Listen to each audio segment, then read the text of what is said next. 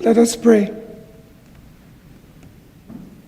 Almighty God, we willingly acknowledge you as the Supreme Being, most gracious and most merciful. Look down, we beseech you, on us who are members of the Senate, and deign to assist us in the duties that we have to perform on behalf of our beloved country of Trinidad and Tobago. Open our eyes to see the truth and help us accept it with all its implications into our lives.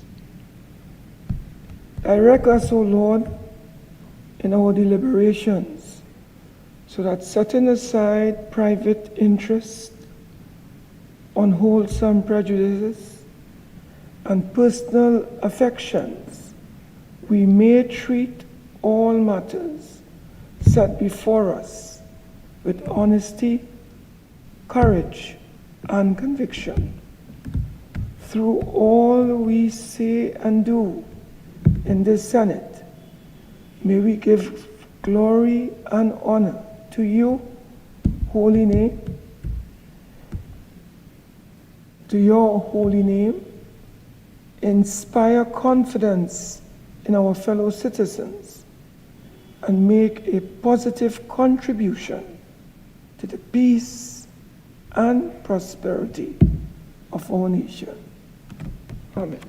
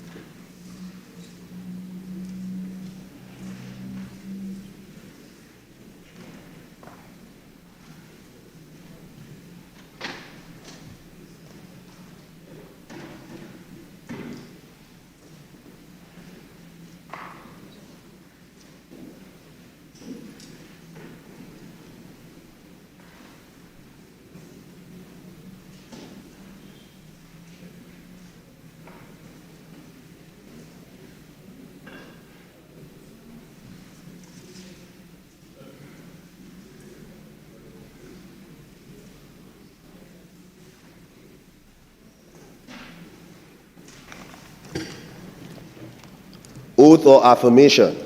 Announcements by the President.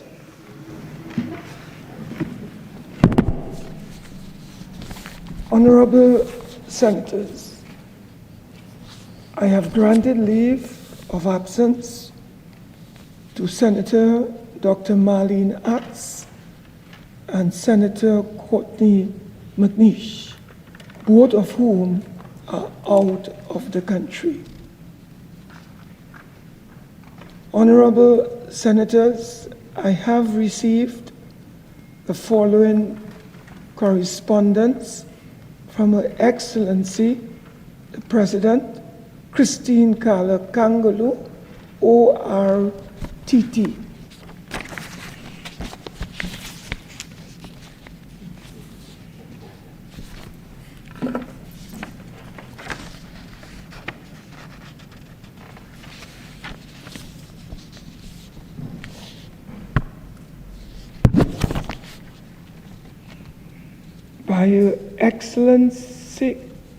By Her Excellency Christine Kala Kangulu, ORTT, President of the Republic of Trinidad and Tobago, and Commander-in-Chief of the Armed Forces.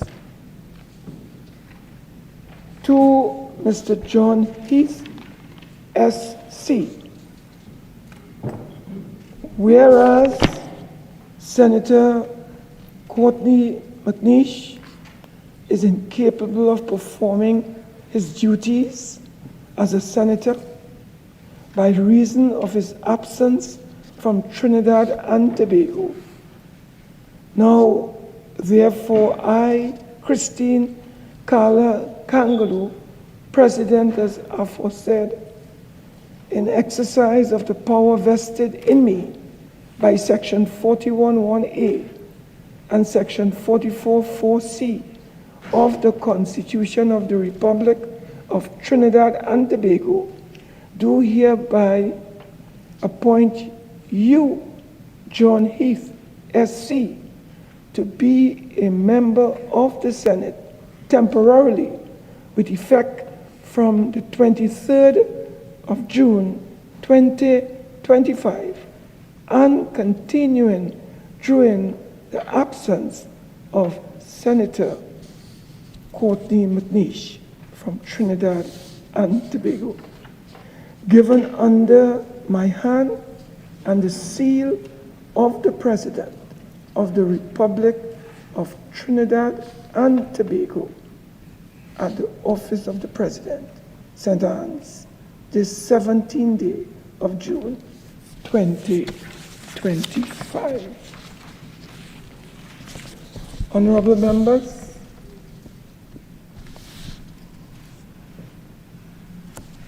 I just want to let us all stand as the Senator is about to take his oath at this time.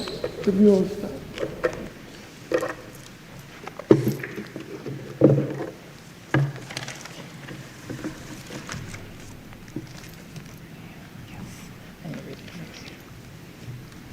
I, John Heath, SC, having been appointed a Member of Parliament, do swear by Almighty God that I will bear true faith and allegiance to Trinidad and Tobago, will uphold the Constitution and the law, and will conscientiously and impartially discharge the responsibilities to the people of Trinidad and Tobago upon which I am about to enter.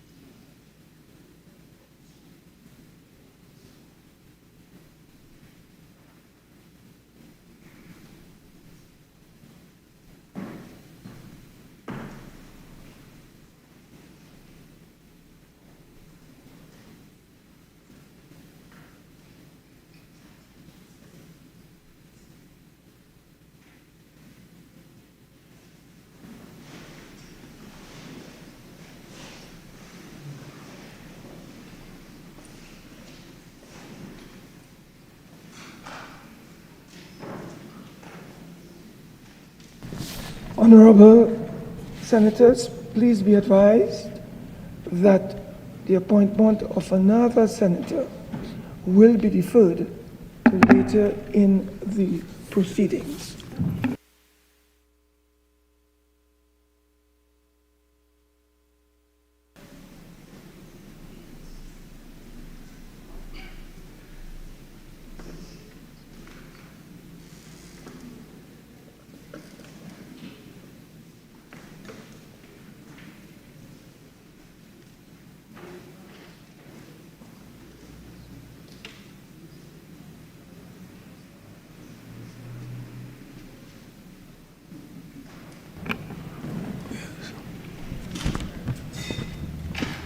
Honorable Senators, we have with us in the public gallery this morning 3 schools. Diego Martin Boys ROC School, Siram Memorial Vedic Primary School and Gloucester Lodge Moravian Primary School. Could we welcome the students?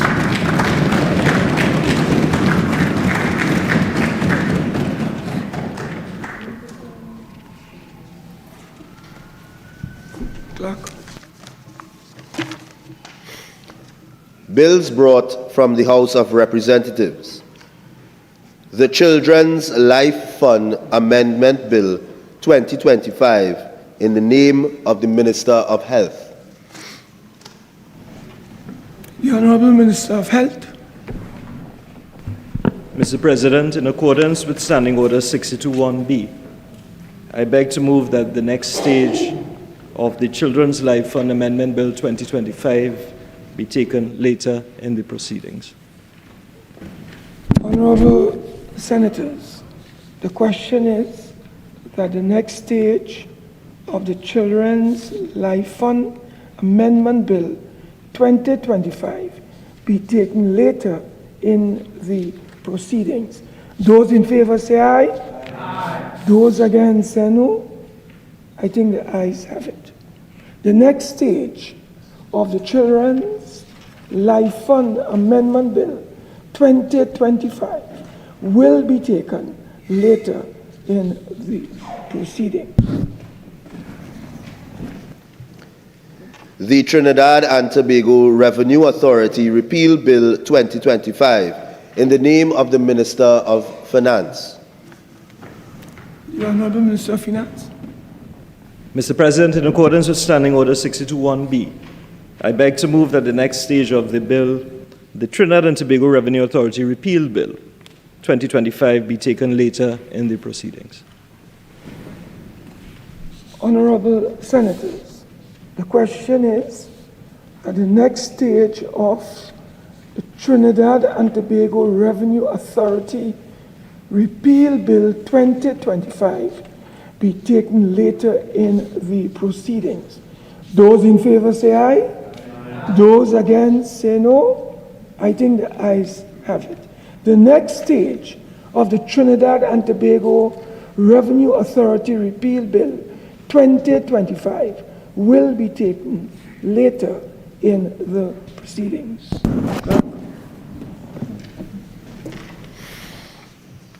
Petitions, papers. The Minister of Trade, Investment and Tourism.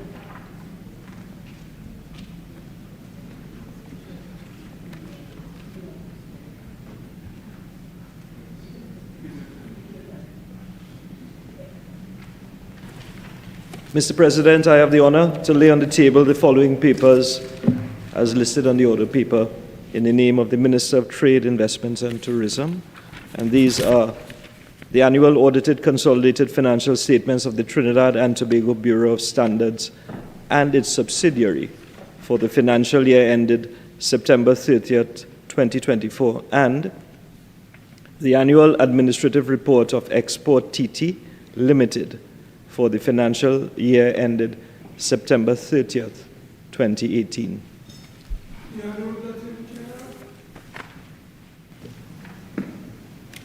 Mr. President, I have the honor to lay on the table the following papers listed on the order paper in my name. The annual report of the Anti-Terrorism Unit for the period 2023 to 2024. The Honourable Vice President.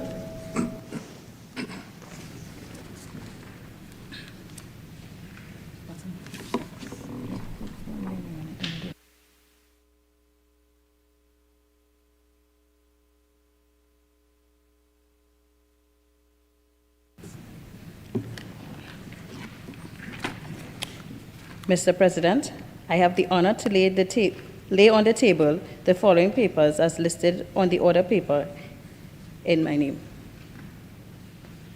The 37th Annual Report of the Integrity Commission of Trinidad and Tobago for the year 2024 and Special Report Number 1 of 2025 of the Ombudsman. Case 2024011126, Administrative Injustice by the Ministry of Social Development and Family Services. Undue delay in addressing pension check fraud.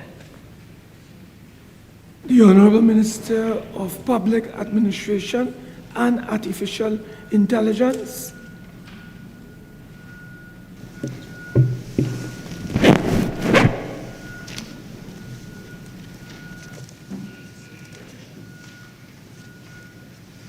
Mr. President, I have the honor to lay on the table the following paper as listed on the order paper in my name: the annual report of the Ministry of Public Administration and Digital Transformation for the financial year 2020 to 2021. Minister of Tertiary Education and Skills Training. Mr. President, I have the honor to lay on the table the following papers as listed on the order paper in my name: the annual administrative report of the University of Trinidad and Tobago for the period October 1, 2017 to September 30, 2018, and October 1, 2022 to September 30, 2023, and the annual administrative reports of the Accreditation Council of Trinidad and Tobago for the period 2020 to 2021 and 2021 to 2022. Leader of Government Business. Mr. President, forgive me, I have to take a sip of water before I start.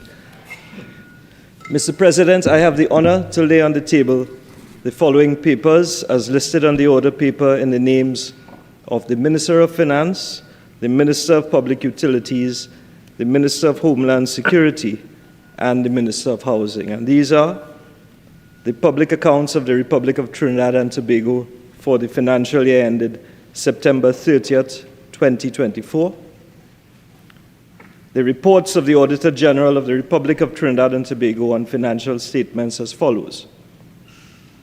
The public accounts of the Republic of Trinidad and Tobago for the financial year 2024.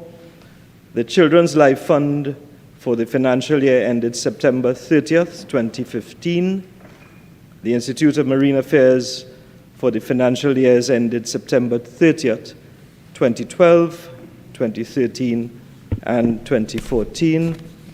The Arima Borough Corporation for the financial year ended September 30th, 2009. The Agricultural Development Bank of Trinidad and Tobago for the financial year ended September 30th, 2020.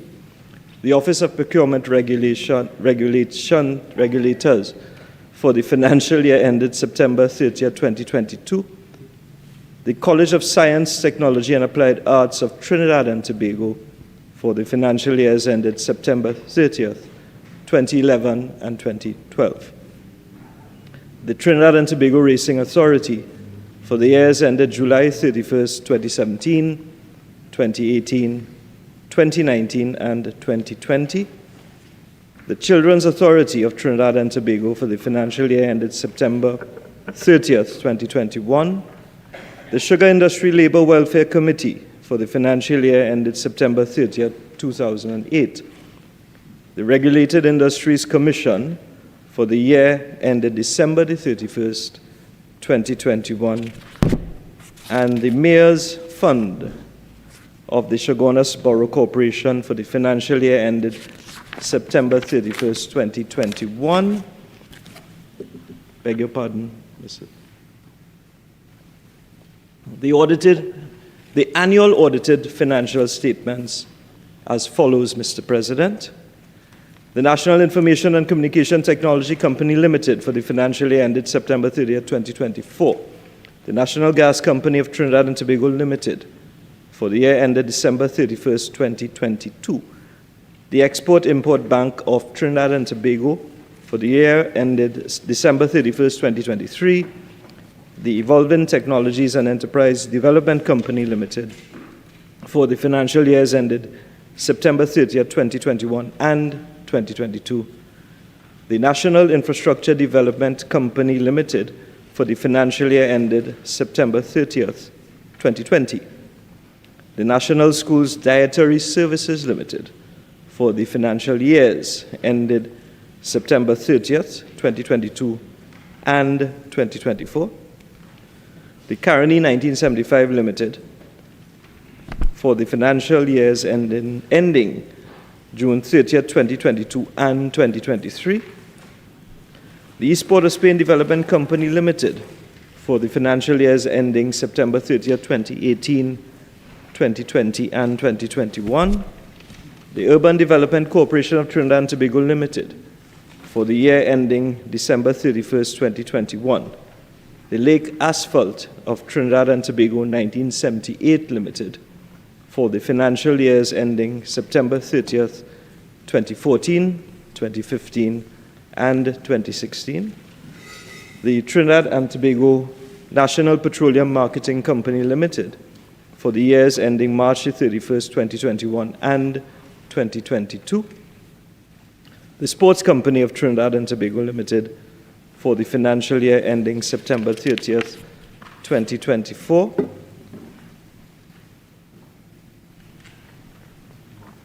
The First Citizens Holdings Limited for the financial year ending September 30th, 2024. The Trinidad Nitrogen Company Limited for the year ending December 31st, 2023. The Water and Sewage Authority for the financial year ended September 30th, 2023. The National Enterprises Limited for the financial year ended September 30th, 2023. Invest TT Limited for the financial year ended September 30th, 2023, and MIC Institute of Technology Limited for the financial year ended September 30th, 2020. Furthermore, Mr. President, the annual reports and annual administrative reports as follows. The Trinidad and Tobago Heritage and Stabilization Fund for the financial year ending September 30th, 2024. The Financial Intelligence Unit of Trinidad and Tobago for the financial year ended September 30th, 2024. The First Citizens Investment Services Limited and its subsidiaries for the financial year ended September 30th, 2024. The Management of the Seas Assets Fund for the financial year ended September 30th, 2024. The 11th Actuarial Review of the National Insurance System as of June 20th, 2020. The Trinidad and Tobago International Financial Center Management Company Limited for the year ended September 30th, 2023. The operations of the Strategic Services Agency for the year 2023. The operations of the Interception of Communications Act, Chapter 1508, for the year 2023. The Criminal Injuries Compensation Board for the period October the 1st, 2022 to September the 30th, 2023. The Trinidad and Tobago Postal Corporation for the fiscal year 2013, beg your pardon, to 2014.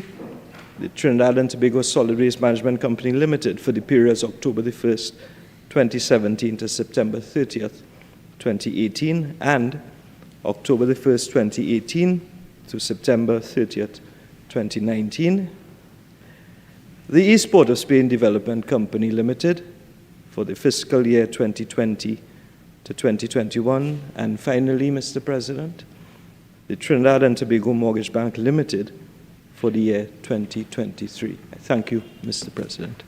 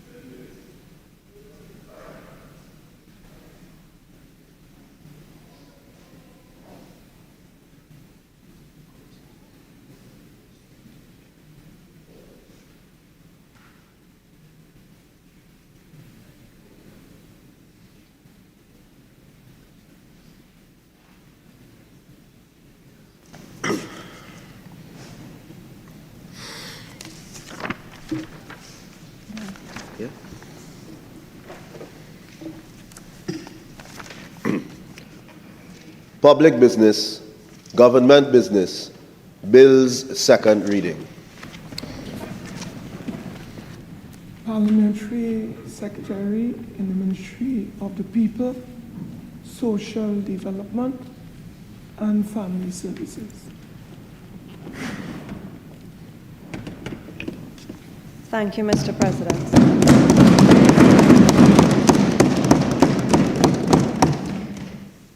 Mr. President, I beg to move that a bill entitled An Act to Amend the Children's Life Fund Act, Chapter 29(1) be now read a second time.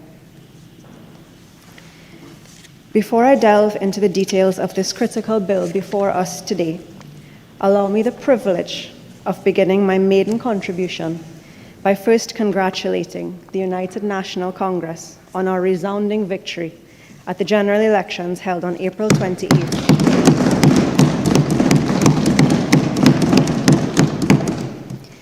Because of the astute and capable leadership of the Honorable Prime Minister Kamla Persad-Bissessar, SC. It is because of this electoral triumph, earned through hard work, a strong vision for a better Trinidad and Tobago, and the trust of our citizens, that I and so many of my colleagues are afforded the opportunity to stand in this chamber today. This victory is not just political, it is purposeful. It is what allows us to return to the people's business with urgency, compassion, and clarity, and to resume the work we began more than a decade ago under visionary leadership. Indeed, the Children's Life Fund Act was the first bill brought to Parliament when we took office in 2010. How fitting is it then that we bring its amendment forward today as our first bill in this new term? Yes. And so, I take this moment to thank the Honorable Prime Minister, Mrs. Kamla Persad-Bissessar, SC, for her enduring leadership and statesmanship, and most of all, for her foresight in having passed the original Children's Life Fund Act in 2010. Yes. That piece of legislation was groundbreaking at the time. It signaled to this country that our country's health was not a partisan matter. It was a national priority. Today, we fulfill a promise outlined clearly in our manifesto to revisit, revise, and expand the reach of the Children's Life Fund to meet the needs of our children in a modern and evolving healthcare landscape, and taking into account the deficiencies that unfortunately may have prevented tragedy and sorrow. We said we would act swiftly upon returning to government, and here we are, wasting no time. Mr. President, this is what responsible governance looks like. Yes, yes. I also wish to extend my deepest personal gratitude to our Honorable Prime Minister for entrusting me with the honor of serving this nation to the best of my abilities and experience. To stand here today on my legs in this esteemed Senate chamber, delivering my maiden speech in support of an issue that resonates so deeply with my professional life, it is truly humbling and a moving experience. To advocate in this august chamber on behalf of measures which may save or improve the lives of our sick children is something that I will cherish forever. I am here because of the faith and vision of a compassionate and dynamic Prime Minister and her government. A vision that sees value in service, in experience, and in representation that touches the lives of people in a positive way. And now, Mr. President, let us turn to the matter at hand. I wish to voice my full and unwavering support for the amendments to the Children's Life Fund Act brought forward in the other place by the Honorable Minister of Health, Dr. Lakram Bodo, a fellow physician, who has brought clarity, compassion, and competence to this critical portfolio. Such exemplary leadership, empathy, and competence at ministerial level at this ministry has been notably absent for a decade under the PNM administration. Mr. President, this legislation, introduced by a UNC government in December 2010, was notable in intention, the brainchild of our brilliant leader, the Honorable Prime Minister, Mrs. Kamala Persad-Bissessar, SC. The Children's Life Fund Act was brought into existence to provide financial assistance to children under the age of 18 who are in urgent need of life-saving medical treatment, particularly when such treatment was not available locally or accessible due to prohibitive cost. For the first time, the then UNC government of Trinidad and Tobago made a public declaration, enshrined in law, that no child should be denied a chance at life simply because their family could not afford life-saving medical treatment. The fund brought hope to hundreds of families, supported over 400 children across the initial years, and signaled a bold new era in healthcare equity. It was a social intervention rooted in compassion and an emblem of what good governance can achieve when it prioritizes the voiceless and the vulnerable. But sadly, Mr. Speaker, improvements to the Act were neglected over the last 9.5 years by those opposite when they were in government. It is shameful, truly, that a fund dedicated to the most vulnerable and most precious among us, our children, was left unimproved despite shortcomings which detracted from the ethos of the Act, which were revealed over the many years of its operation. Not a single amendment, not a dollar more, not even a whisper of policy evolution. This is not just bureaucratic stagnation, Mr. President. It is plainly and simply moral failure. And we have witnessed the tragic consequences of that culture of indifference, apathy, and lack of caring and compassion that has become the hallmark of the People's National Movement. It is their brand, and that is why they are out of office. Yes. Rejected, they were rejected. Mr. President, this is a bill about caring and protecting for our children.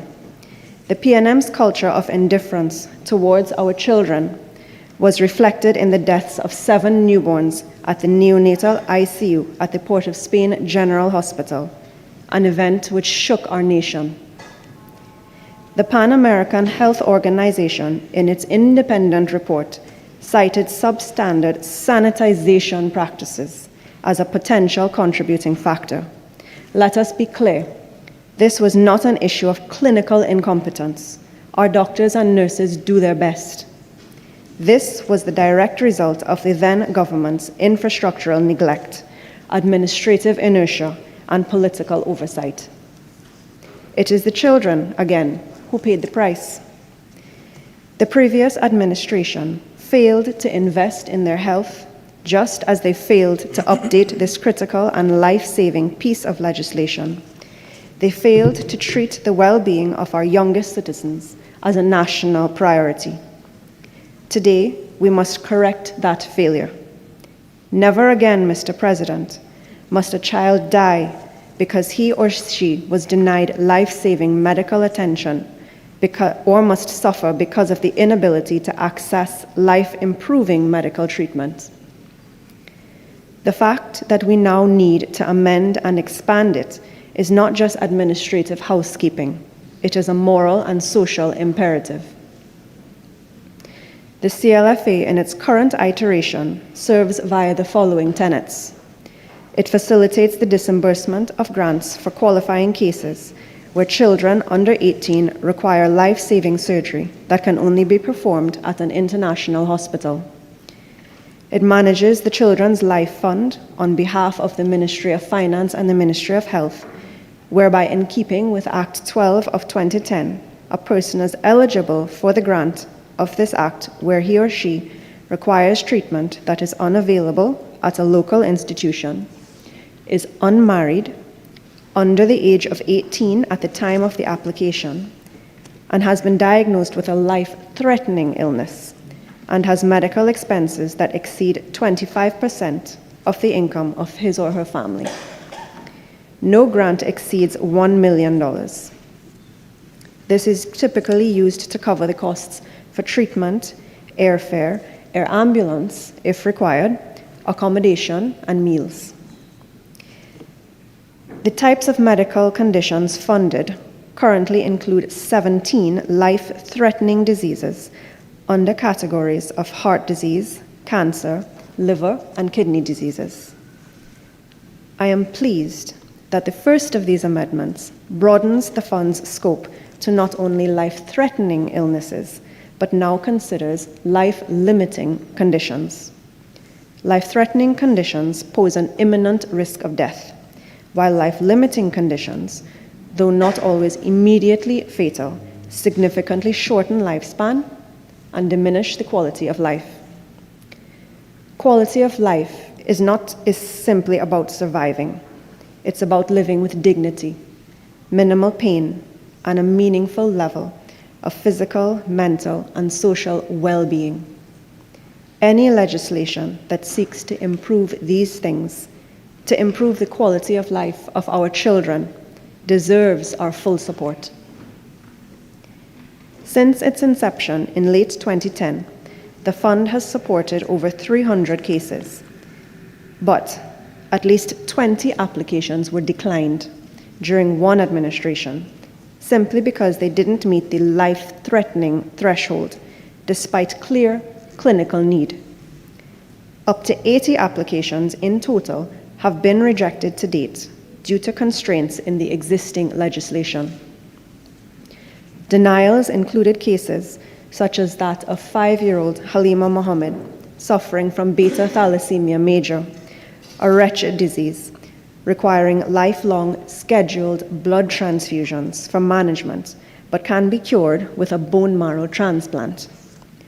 Her case is documented in the Newsday on Thursday, 17th August 2017, highlighting how a rigid interpretation of the criteria withheld life-improving treatment because little Halima's condition was not immediately life-threatening.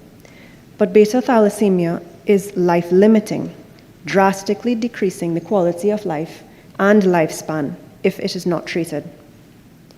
The amendment updating Schedule 3 is in direct compliance with the 2021 Joint Select Committee inquiry into the administration of the Children's Life Fund Authority, and I quote, Mr. President, from that report.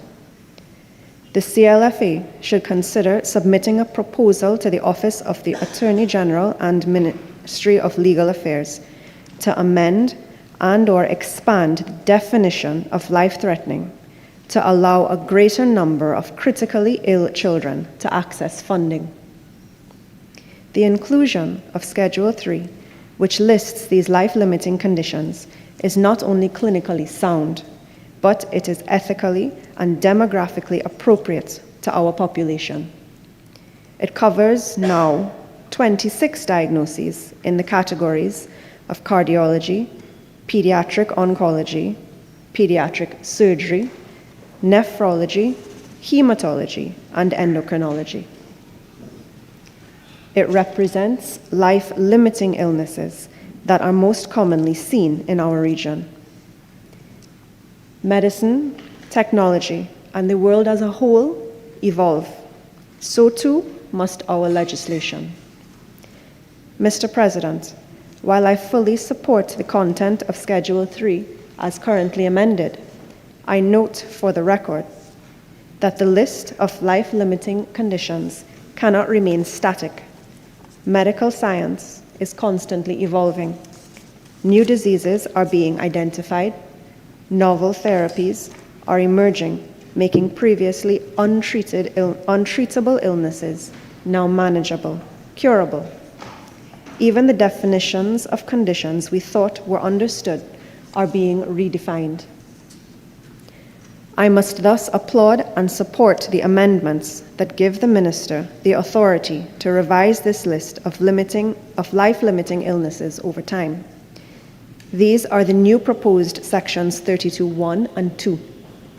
the Minister may, by order, subject to negative resolution of Parliament, amend Schedules 1 and 2 to this Act, and the Minister may, by notification, amend Schedule 3 to this Act. The amendments allow the fund to remain clinically and particularly relevant to our population. Next, again in direct compliance with the Joint Select Committee's recommendation, and I quote, Mr. President, the CLFA should develop a draft proposal also considering including a provision for approving the medical costs that exceed TT 1 million limit on a case-by-case basis. The amendments to Section 21, 4, 5, and 6 are proposed, whereby the Minister, on the recommendation of the Board, may approve a grant not exceeding $1,500,000 in exceptional circumstances. Mr. President, I wholeheartedly support the increase in the financial ceiling of the fund from $1 million to $1.5 million.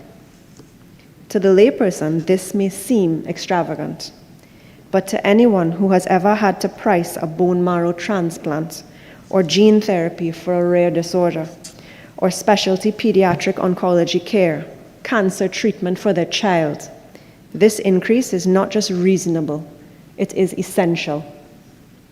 It reflects both inflation and the escalating costs of emerging and advanced medical treatments. The next amendment that particularly excites me as both a doctor and a policymaker is the amendment to Section 18.2, paragraph C, which provides for the provision for foreign specialists to be brought to Trinidad to treat children here, rather than sending pediatric patients and families abroad. Not only is this more cost-effective, less physically traumatic for the sick child, and less emotionally traumatic for families, it also creates knowledge exchange. Our own doctors can train under these visiting specialists, gaining subspecialty skills right here at home. This is how we build capacity. This is how we reverse the brain drain. This is how we end the tragic underemployment of our young, talented doctors. Mr. President, I wish to address an unfounded concern raised by some across the floor, namely the fear that this amendment, which allows for foreign specialists to come to Trinidad and Tobago to treat eligible children, may somehow introduce bias or arbitrary selection of medical institutions, particularly between public and private healthcare facilities. Let me be clear. A child's life is not the place for politics, privilege, or prejudice. The goal of this amendment is, and has always been, to ensure that the child receives the best possible care, in the most appropriate setting, with the most qualified personnel. Nothing more, nothing less.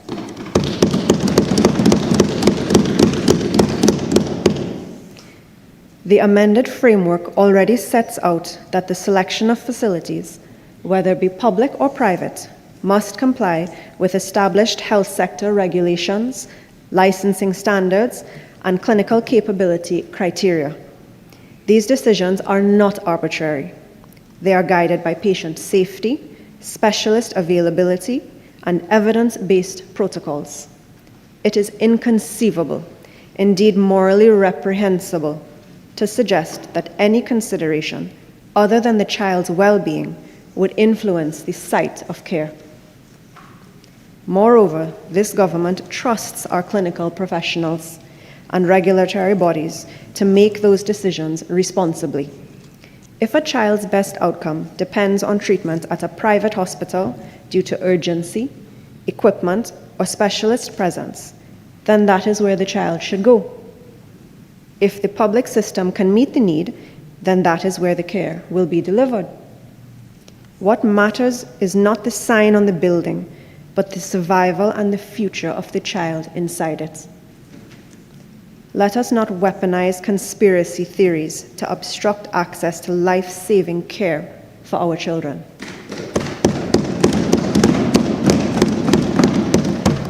Mr. President, countries with some of the most advanced and equitable healthcare systems, Canada, the United Kingdom, and Australia, to name a few, have long embraced blended public and private partnerships, particularly in specialized pediatric care.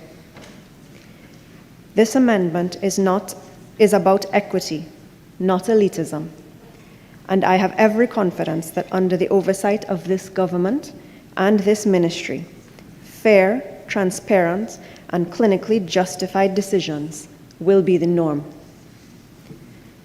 But perhaps the most powerful amendment, emotionally and ethically, are the insertions of sections 21A and B.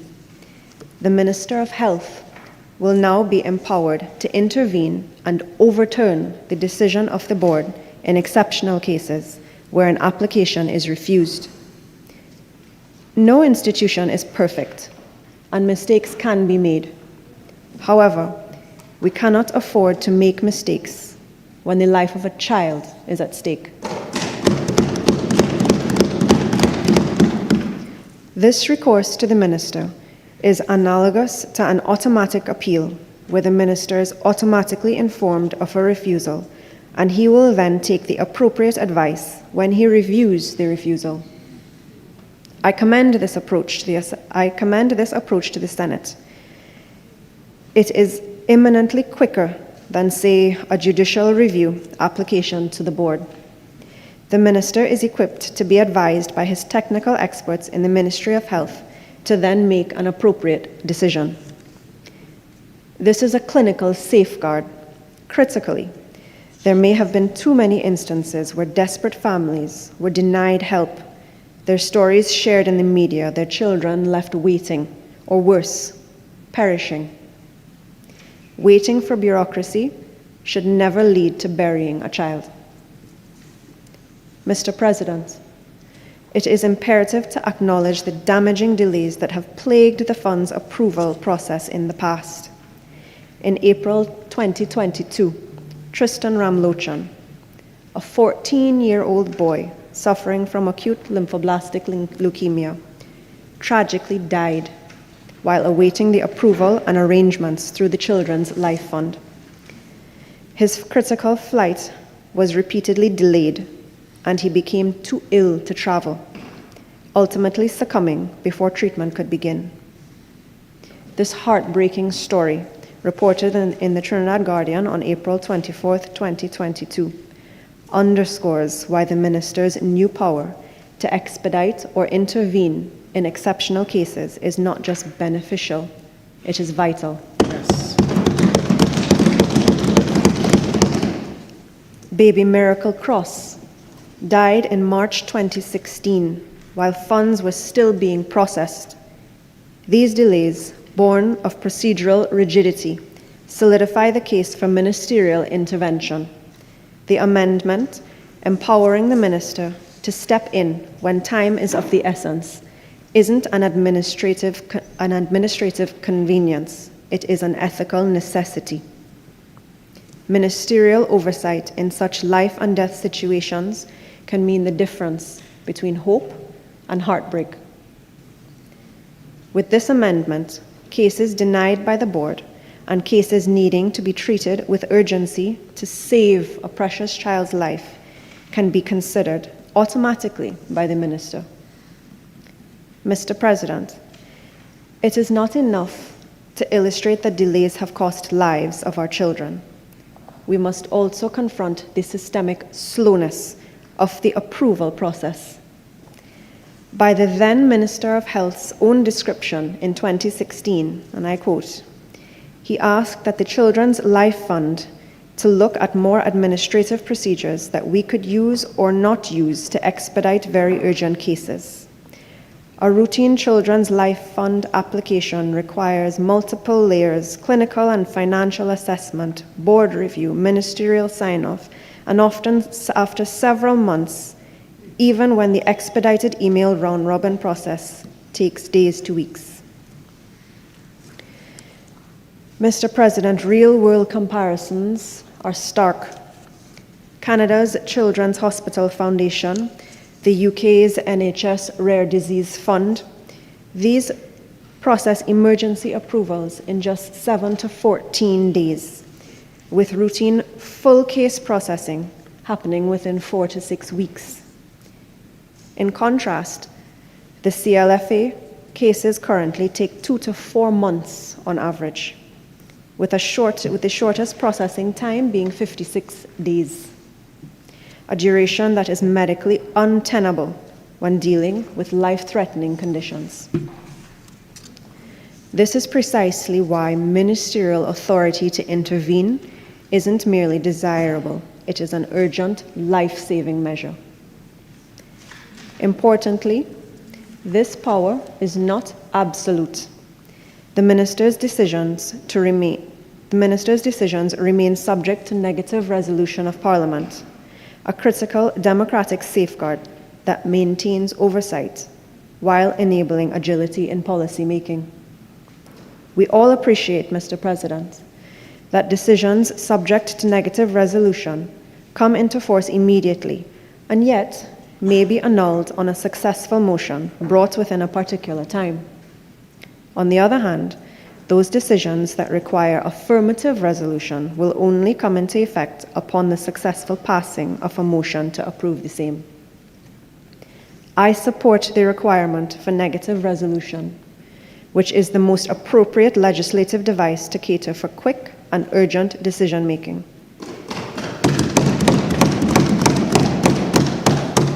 It is an acceptable legislative device that is used in many pieces of law.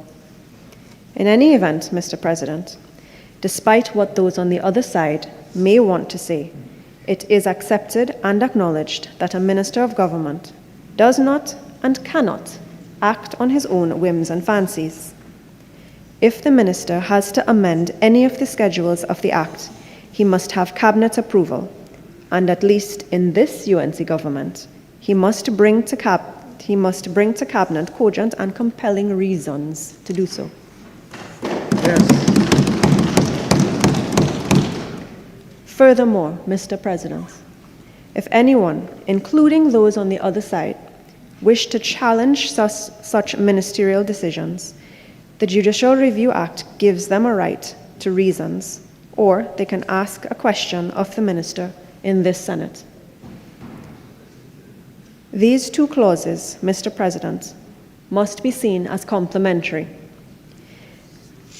If a child's illness is not yet listed in Schedule 3, but clearly qualifies as life-limiting, the minister can now act swiftly in the child's best interest. This is not a loophole. It is not an overreach. It is a humane, corrective, responsive, and balancing administrative process that balances administrative process with compassionate discretion, all subject to the scrutiny of Parliament and the courts. This UNC-led government understands what's at stake. That is why we have placed a doctor, not a career bureaucrat or accountant or a mere druggist, at the helm of the Ministry of Health.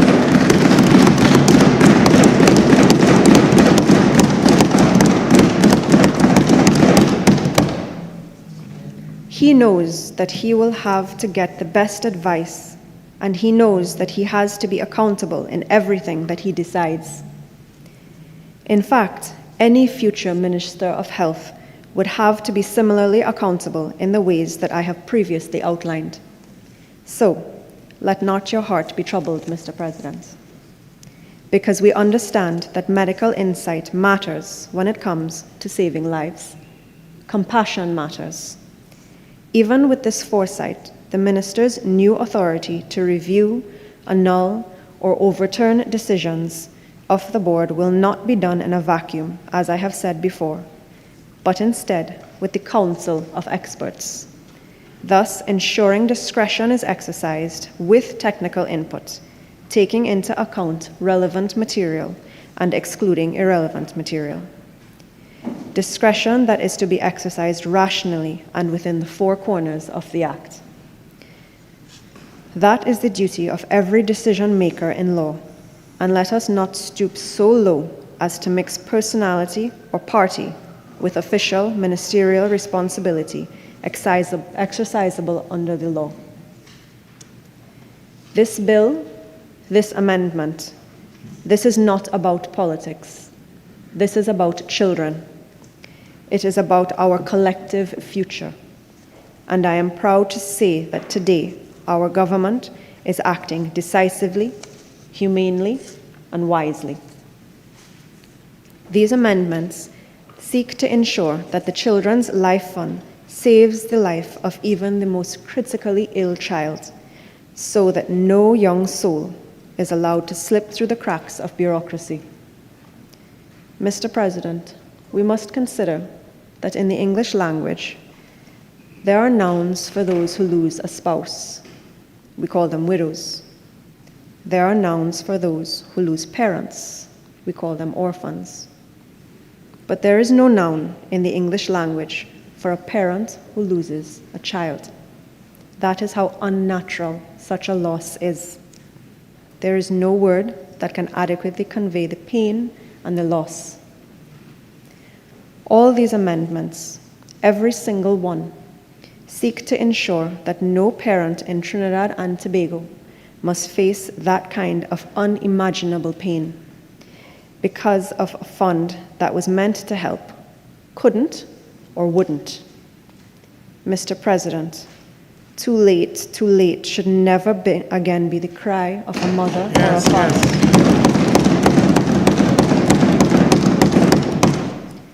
Mr. President, I cannot fathom any reason, moral, medical, political, or otherwise, why anyone would not support these amendments. All right-thinking persons should support the proposals we have brought, because the well-being of our children should be the priority of all of us in this chamber and in the national community. Mr. President, I am very proud to be the mover of this bill in the Senate. I thank the Honorable Minister of Health. I thank our Honorable Prime Minister for her leadership and vision in taking steps to improve the operation of the Children's Life Fund. And I thank you, Mr. President, and my colleagues for your very kind attention. Mr. President, let us do the right thing today. Let us give our sick children a fighting chance at life. Mr. President, thank you. I commend this bill to the Senate, and I beg to move.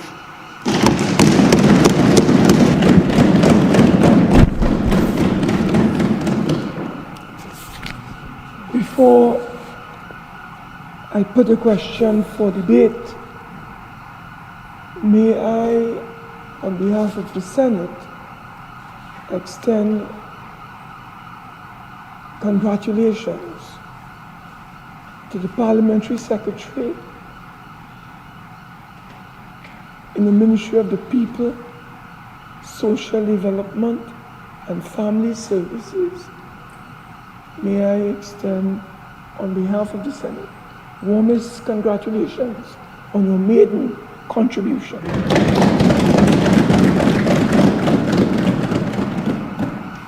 Honorable members, I shall now propose a question for debate. The question is that a bill entitled An Act to Amend the Children's Life Fund Act, Chapter 2901, be now read a second time. Senator Dr. Amery Browne.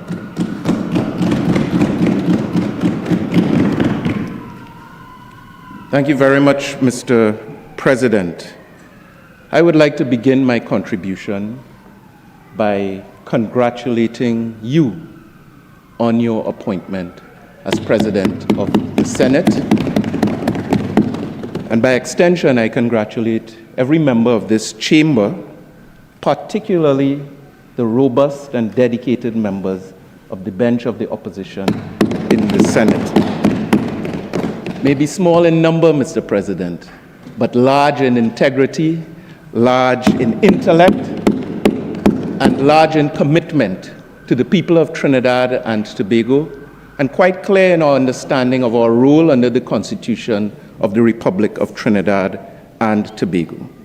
Mr. President, I wish to begin by quoting Trinidad and Tobago's leader of the opposition, as reported in the Trinidad Guardian on the 6th of May, 2025. She said these words, "Let me be clear, opposition is not equivalent to obstruction. True leadership is not necessarily loud, aggressive, or denigrating. It is steady, thoughtful, courageous. Our democracy flourishes not through divisiveness, but through robust debate, shared purpose, and mutual respect." Mr. President, I commend these words to this Senate chamber for this session, and I can find no better descriptive of the ethos of this opposition bench than the words uttered by the leader of the opposition, the Honorable Penelope Beckles-Robinson. We understand our duty under the Constitution, and we will hold this government to account within the rubric that has just been established. Mr. President, I feel very hopeful for this particular debate. I feel hopeful for this debate, and I'm quite pleased that the government has, I was going to say in its wisdom, but let's not quite go there, that the government has determined that this would be the first matter of business for us as a chamber. It is our view that the health and well-being and development of our nation's children really should never be treated as a political football. And certainly we will participate in a manner in accordance with that particular philosophy. Really, there is too much at stake, and some of the words uttered by the piloting member, parliamentary secretary in the Ministry of the People and Social Services, who I understand is a physician herself, so a colleague of some of ours in the chamber, some of those words did resonate. I did not appreciate the reference to a mere druggist in reference, apparently, to former ministers of health.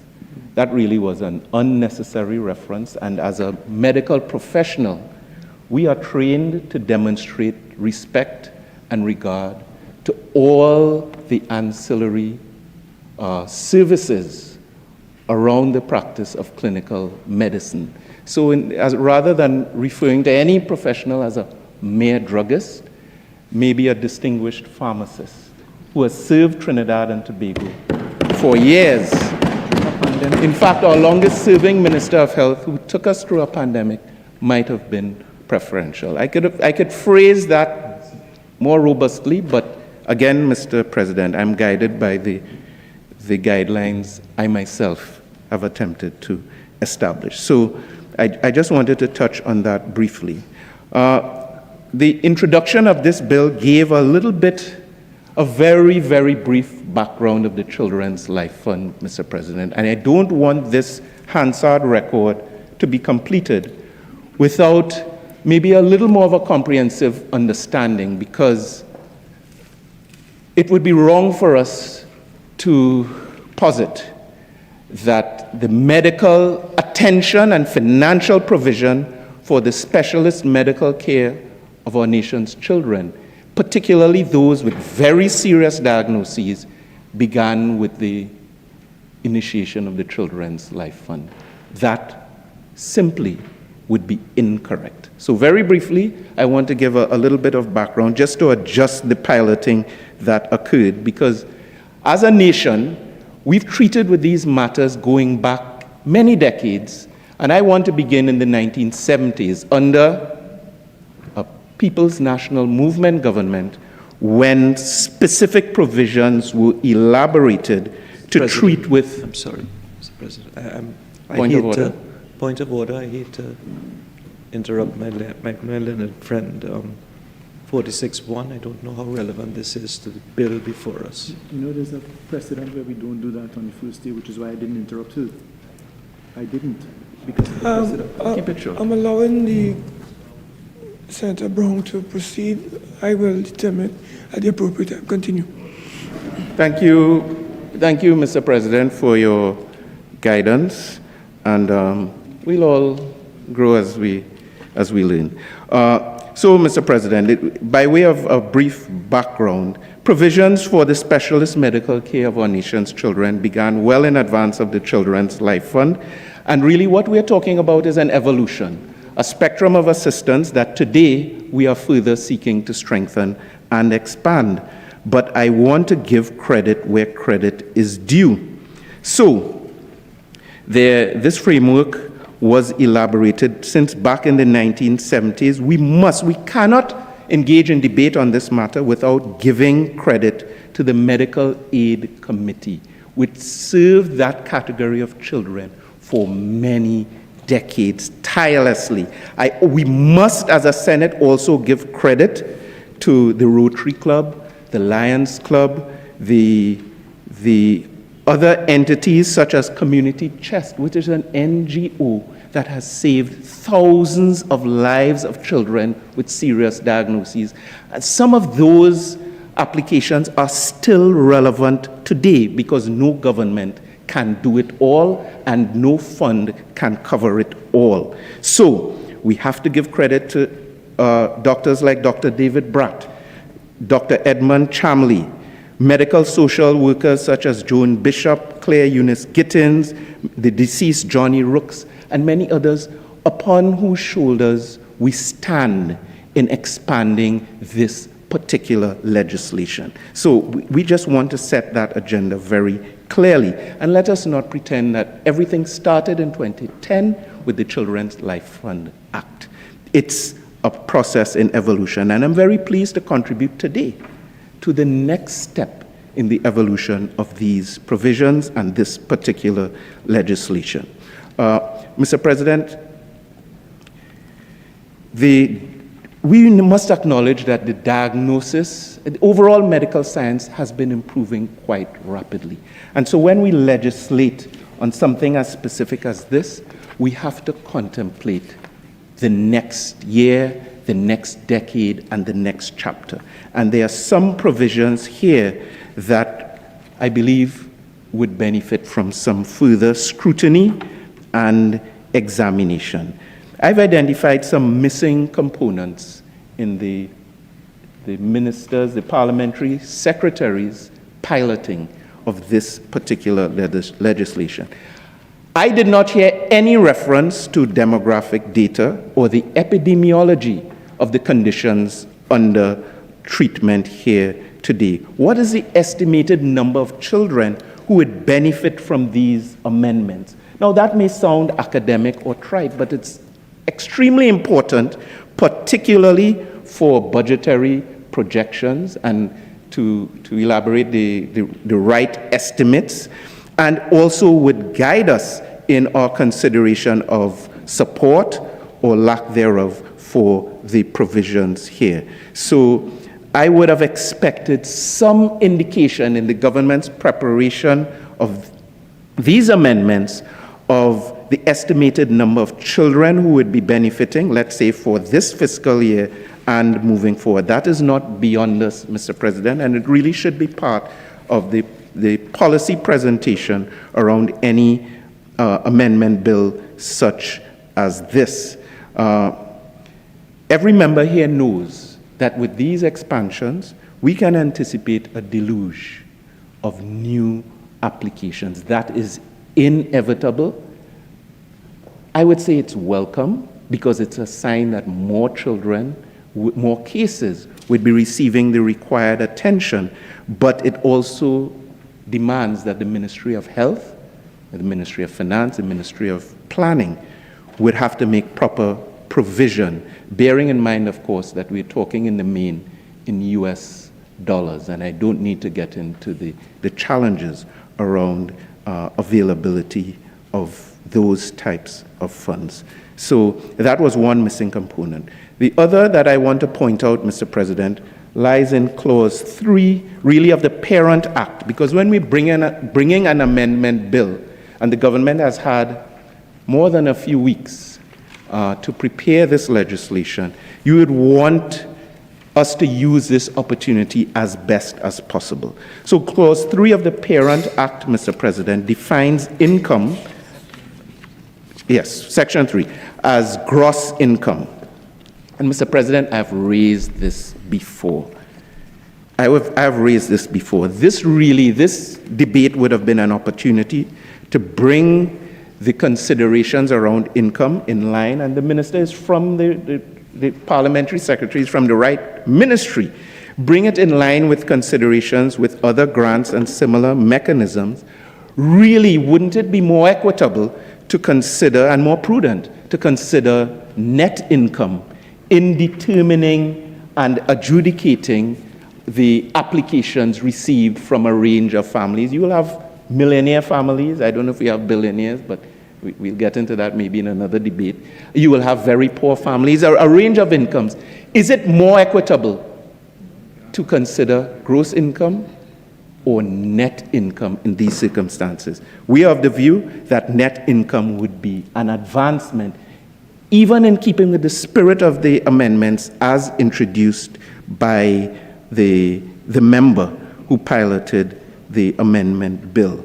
Mr. President, it's even more curious when you look at the schedule, when you look at the application form in Schedule 1 of the Parent Act, which actually demands family statements of income and family statements of expenditure. So I have a child, or any member has a child or a grandchild that has a serious medical condition prescribed in this act.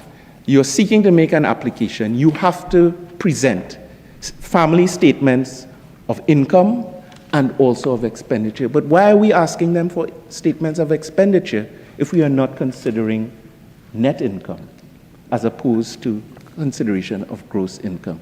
So I put these questions to the government.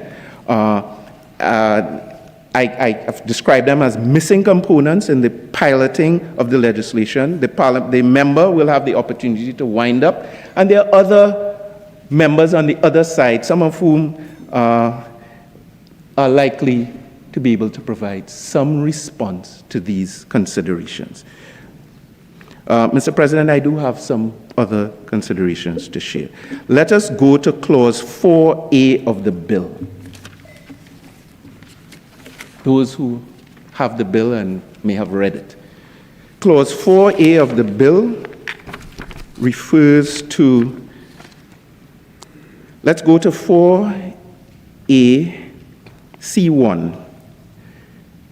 Section 18.2 of the Act is amended by repealing paragraph C and substituting the following paragraph. And if I go to C1, consistent with international best practices, whether that care is provided, 1, at a foreign institution, or 2, by foreign medical specialists from a foreign institution in a local, private, or public hospital where it is feasible and more economically prudent to do so. I have no problem with that phrasing, Mr. President, but it begs the question, because we in Trinidad and Tobago have been advancing in our own local care and the infrastructure required to provide high-level specialist care. And we have some of the finest medical specialists in this country that you can find anywhere in the world. And those ranks, Mr. President, are expanding year after year. I'm not that old, but some of the young physicians who would have trained with me are now back in Trinidad and Tobago and performing literal miracles. And I salute them all. The question that I have based on this amendment bill is, has the government contemplated, or will the government be giving consideration to cases in which payment may be requested or an application might be made for local treatment by local medical specialists? for particular surgeries or care, even for some of these listed diagnoses in the schedule, because the cost may be too high locally. So we've considered foreign care, we've considered local care by foreign specialists who are coming here. What about local care by some of our top-level local specialists which may not be available in the public health system, may be available in the private care system? Has that been contemplated? And these are some of the provisions that I would like to query with the government on this particular legislation. We didn't get many figures here in the piloting, but in the other place, there was some presentation that between 2010 and 2025, a 15-year span, this fund has received 472 applications, the Children's Life Fund. I just want to pause to indicate and to highlight that this was a fund that the People's National Movement government inherited, and we took no steps to shut down or stymie or stifle, because when we meet something that we deem is beneficial to the people of Trinidad and Tobago, our policy is not to shut down. I can give examples of the converse with respect to youth camps and many other facilities that tend to be seen in a very political light and be shut down and stymied. That is not the ethos on this side. So I've made it relevant in that context, Mr. President. So we maintain 46-1. And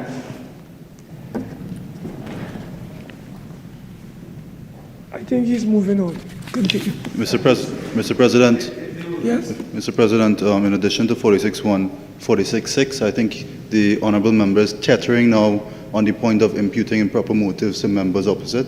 I think you should caution them with respect to that. Respectfully, thank you. What specifically are you referring to in terms of imputing? Mr. President, the member opposite mentioned the way in which their government treats with certain items is different than the way the government treats with it, and in so he's imputing on the borderline improper motives, and he's demonstrating that there's a difference between the way in which we treat things politically. So please, if you can refrain from doing that. All right, I think he's moving on. You continue, member. Thank you, Mr. President. It sounds like you overruled, but very diplomatically. Thank you kindly for your guidance, gently.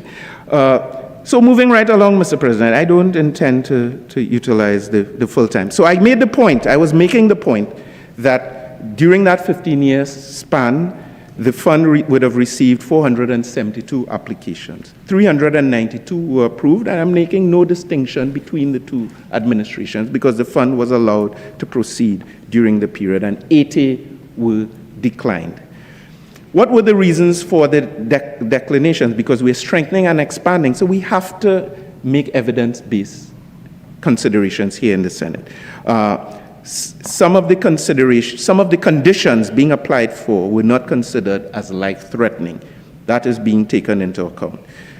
But the other factor, and I want us to think about this a little bit further, was poor prognosis. In the opinion of the board, the authority, the prognosis in those cases was too bleak.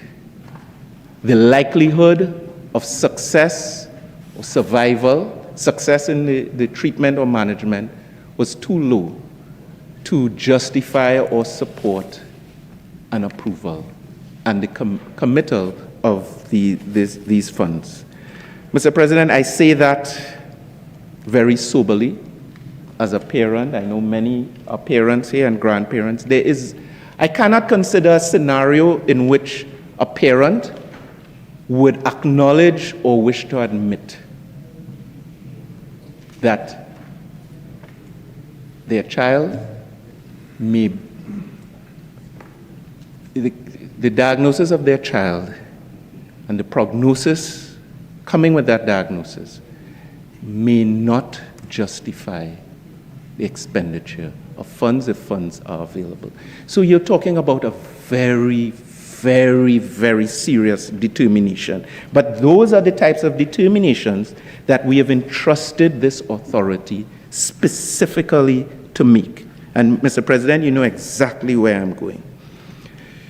All parents believe that their children will survive. They must. That's part of being a parent.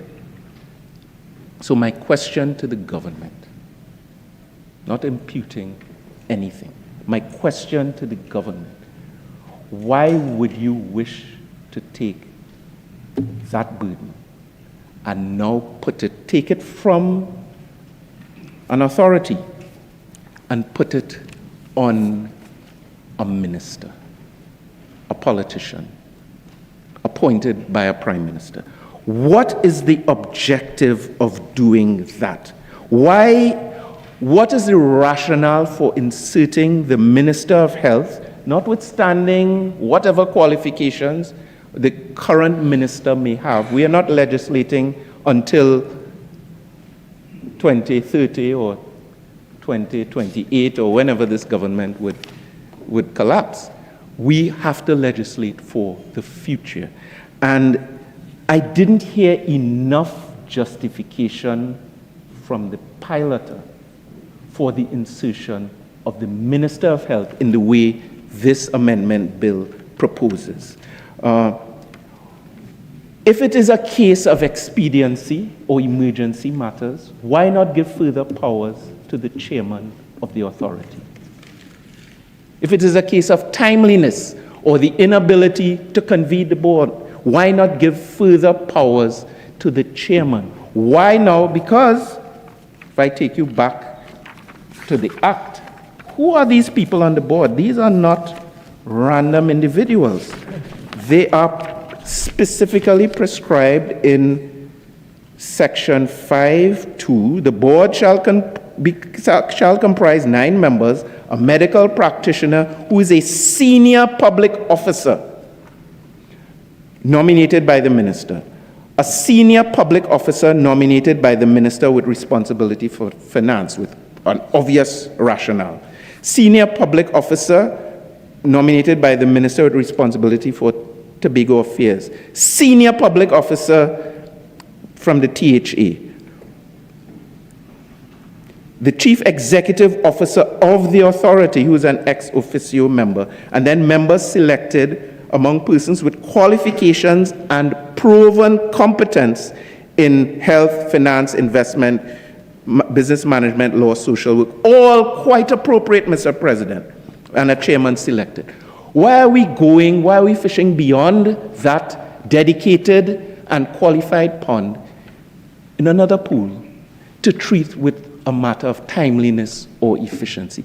I have not heard sufficient justification, and I believe there's sufficient cause, particularly given, and I certainly will not bring any presiding officer into the debate, but particularly given the philosophical positions, time-honored and held, espoused by members who now find themselves in government, that it would really be excessive and abuse of legislative intention to bring a minister in a scenario like this. So the question is that really necessary in curing or treating the malady identified of inefficiency, timeliness, or an emergency case? I hope for a comprehensive answer in the winding up or in the learned presentations that are to come.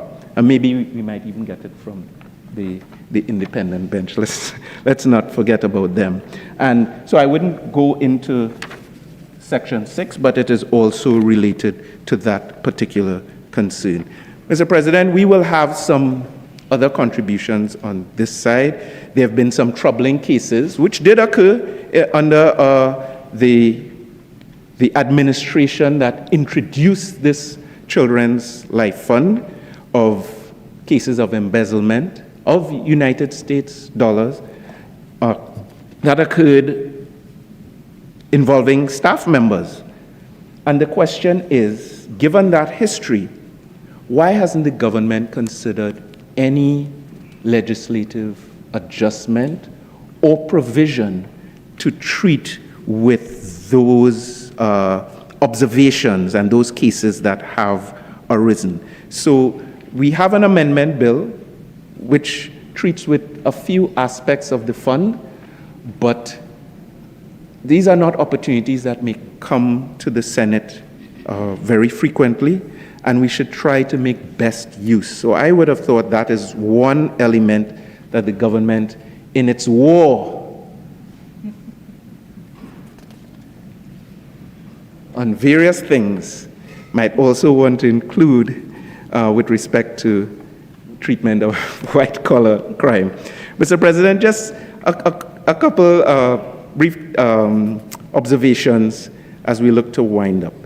Beta thalassemia major has now been included in the schedule. Mixing up the act with the bill.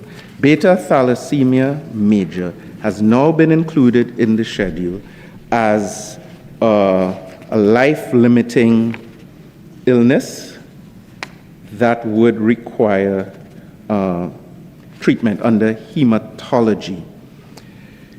And I wouldn't take the Senate too much into the details of that particular disorder. It is an inherited blood disorder which can cause very, very serious complications. But I want to drill right down into my concern or my question. And it is around, you see, on one end, we should be and we are making provisions for the more prudent, efficient, and adequate treatment of cases as they arise or as they are diagnosed. But wouldn't it also be prudent of the government to give consideration to the prospect of reducing the number of cases that could arise or preventing such cases in the first place? And a comprehensive consideration of these matters should at least reference or take into account some of the advances being carried out in other jurisdictions with respect to illnesses like beta thalassemia. So what I'm proposing to the full extent should actually result in less applications under some of these conditions and reduced expenditure. And of course, what we really want is a healthier pediatric population. So in some countries, I can give examples like Cyprus, Iran, and India, there are dedicated screening programs run by the government in collaboration with the NGO sector that does prenatal screening for beta thalassemia and some of these other conditions that have been specified in the schedule of this particular bill. For example, for beta thalassemia major, we know that certain populations, certain ethnicities are predisposed. Asians, Middle Easterners, Indians, persons of Mediterranean origin, and some persons of African origin. I think that almost describes Trinidad and Tobago to some extent. Incompletely, Senator Al-Rawi, but to some extent. So the question is, and I thought we may have gotten some of it in our comprehensive piloting, as part of this advancement, which we are participating in, as we did the first time around when the act was approved, is the Ministry of Health giving consideration to and exploring additional screening, including prenatal screening, for diseases like beta thalassemia. And I give the evidence that in Cyprus, cases went from 1 in every 150 births to just about 0.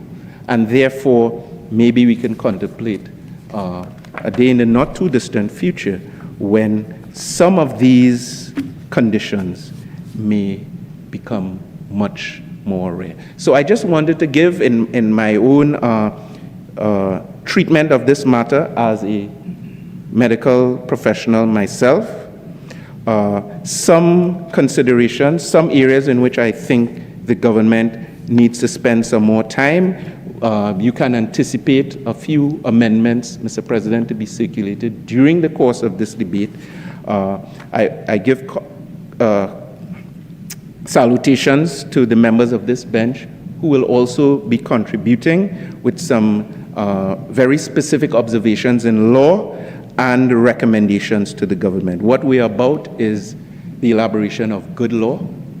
As you can detect, Mr. President, we are here to uphold the good order of this chamber, mutual respect across the aisle, robust participation, to challenge the government where challenge is necessary, and to agree and collaborate where such is in the best interest of the people of Trinidad and Tobago. I actually had anticipated that the Minister of Health may have found the opportunity to pilot this bill, just given the seriousness of the matter, but I anticipate that he is otherwise. No, that's no disrespect to the Parliamentary Secretary, but anyway, you understand what I'm saying. But in that anticipation... That's an imputing proper motive against the good senator who moved this bill, man. Is there a comprehension gap? Yeah, I think the member is winding down, and let him conclude. Mr. President, okay, I will not be distracted by that type of intervention. The point I was making is that had the Minister of Health been present to do the piloting and winding up, I would have had the opportunity to congratulate him as a new Minister of Health and to make the observation that he has a lot of work to do in this sector beyond the Children's Life Fund Amendment Bill. There's a lot of work remaining to be done. None of that work, including the implementation of this legislation, the proper implementation of this legislation, will properly occur. This is not about the Minister of Health. This is about the matter before us and the work that the Minister of Health has before it. I rise on Standing Order 46.1, please. All right. Honorable member, could you just wind up, please? President, it's for the benefit of the member who has been troubled to rise to his legs. The implementation of this legislation, the application of these amendments, the expanded operation of the Children's Life Fund and its authority can only occur in a properly functioning Ministry of Health and under a Minister of Health who's receiving the best possible advice. The system in which we operate necessitates that such advice will come from an experienced and properly seated Chief Medical Officer. It is in that context I express the hope that the Minister of Health would have been present, because I might have had some advice for him with respect to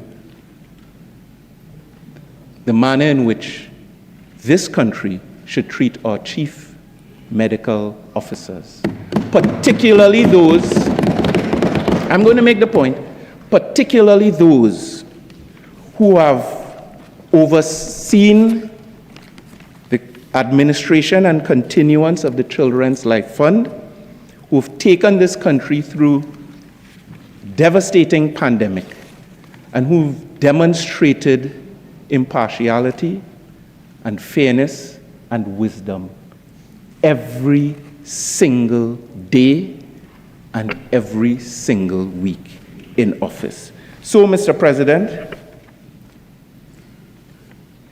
the government supports good legislation. The government supports the government and the opposition supports the Children's Life Fund amendment bill. Yeah, it's been just a few weeks. The Children's Life Fund, it'll take me a little while. The Children's Life Fund, Mr. President, I speak to you, I will not be distracted. Supports the philosophy behind the expansion of the Children's Life Fund and the strengthening and extension of its facility. We will not do so blindly.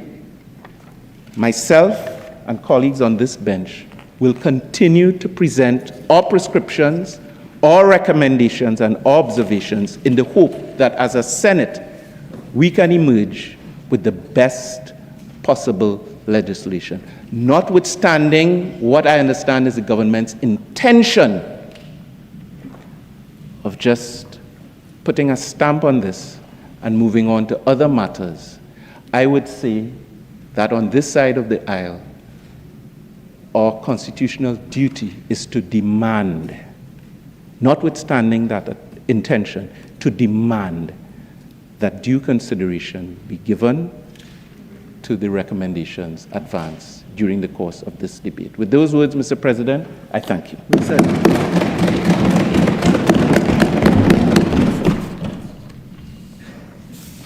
Honorable Senators, I did indicate we would like to revert to an earlier item.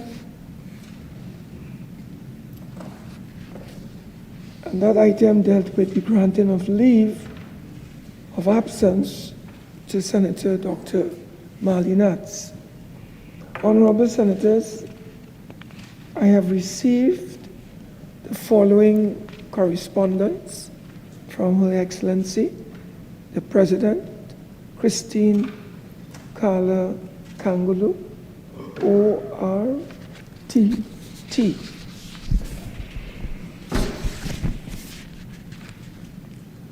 The Constitution of the Republic of Trinidad and Tobago, by Her Excellency Christine Carla Kangulu, ORTT, President of the Republic of Trinidad and Tobago, and Commander-in-Chief of the Armed Forces. To Ms. Zola Phillips.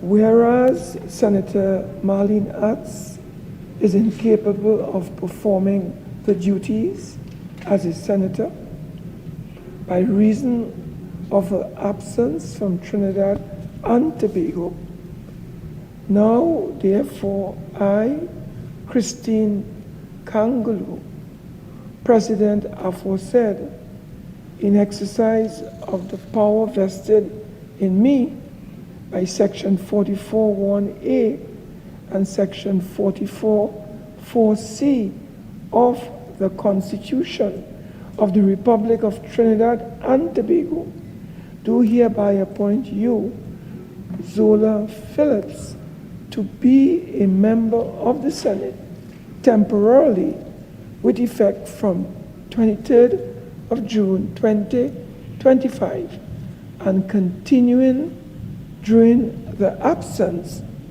of Senator Dr. Marlene Atts from Trinidad and Tobago, given under my hand and seal of the President of the Republic of Trinidad and Tobago at the office of the President, St. Anne's, on this 17th day of June 2025. Honorable Senators, a senator is required to take your oath. Can we all stand?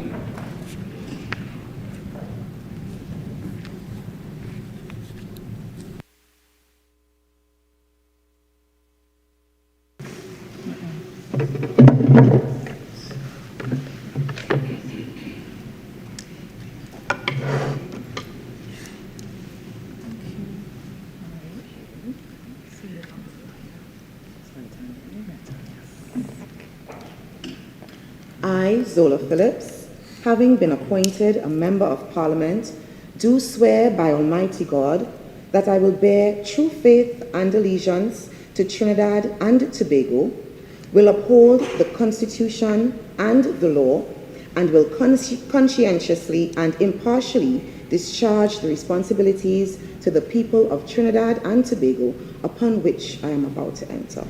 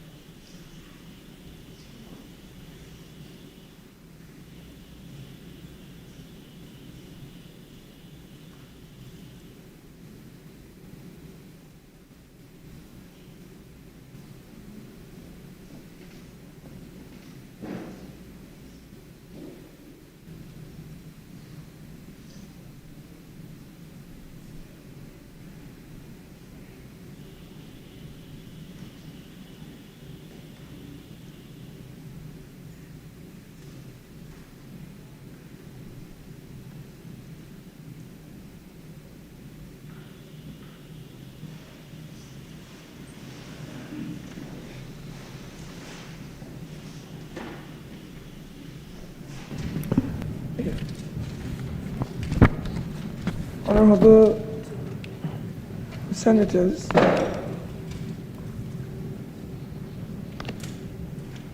I would like to take this opportunity to remind you that the Parliament, in collaboration with the Commonwealth Parliamentary Association, will be hosting a post-election seminar tomorrow, Tuesday, June the 24th, and Wednesday, June 25th, 2025, from 9:30 a.m. to 5 p.m. at the J. Hamilton Maurice Room, ground floor, Cabildo building. Members would have received an email invitation to attend the post-election seminar in an effort to ensure that members are clear on the arrangement for the seminar. Allow me to confirm that Tuesday, June the 24th and Wednesday, June the 25th, 2025 are designated for all members of Parliament, and Thursday, June the 26th, 2025 is designated for presiding officers only. We look forward to your participation. At this time, I would like members, honorable members, to recognize in our midst, in the gallery to my right, the following facilitators and speakers at tomorrow's post-election seminar. Ms. Donna Skelly, Speaker of the Legislative Assembly of Ontario, and Ms. Christine Hogarth. We have also Mr. Clive Barker, Program Manager of the Commonwealth Association, as well as Ms. Faith Ojeni Khan, CPA Secretariat, and Mr. Elish Elliott, Deputy Director, Program Management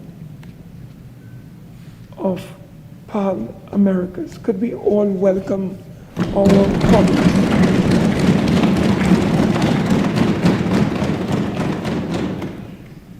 At this time, I'd like to invite Senator Dr. Desirée Marie to make her contribution. Dr. Marie.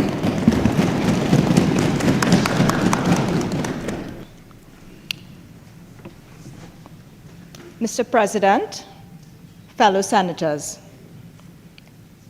it is a great honor and a solemn responsibility to rise in this chamber to make my maiden contribution.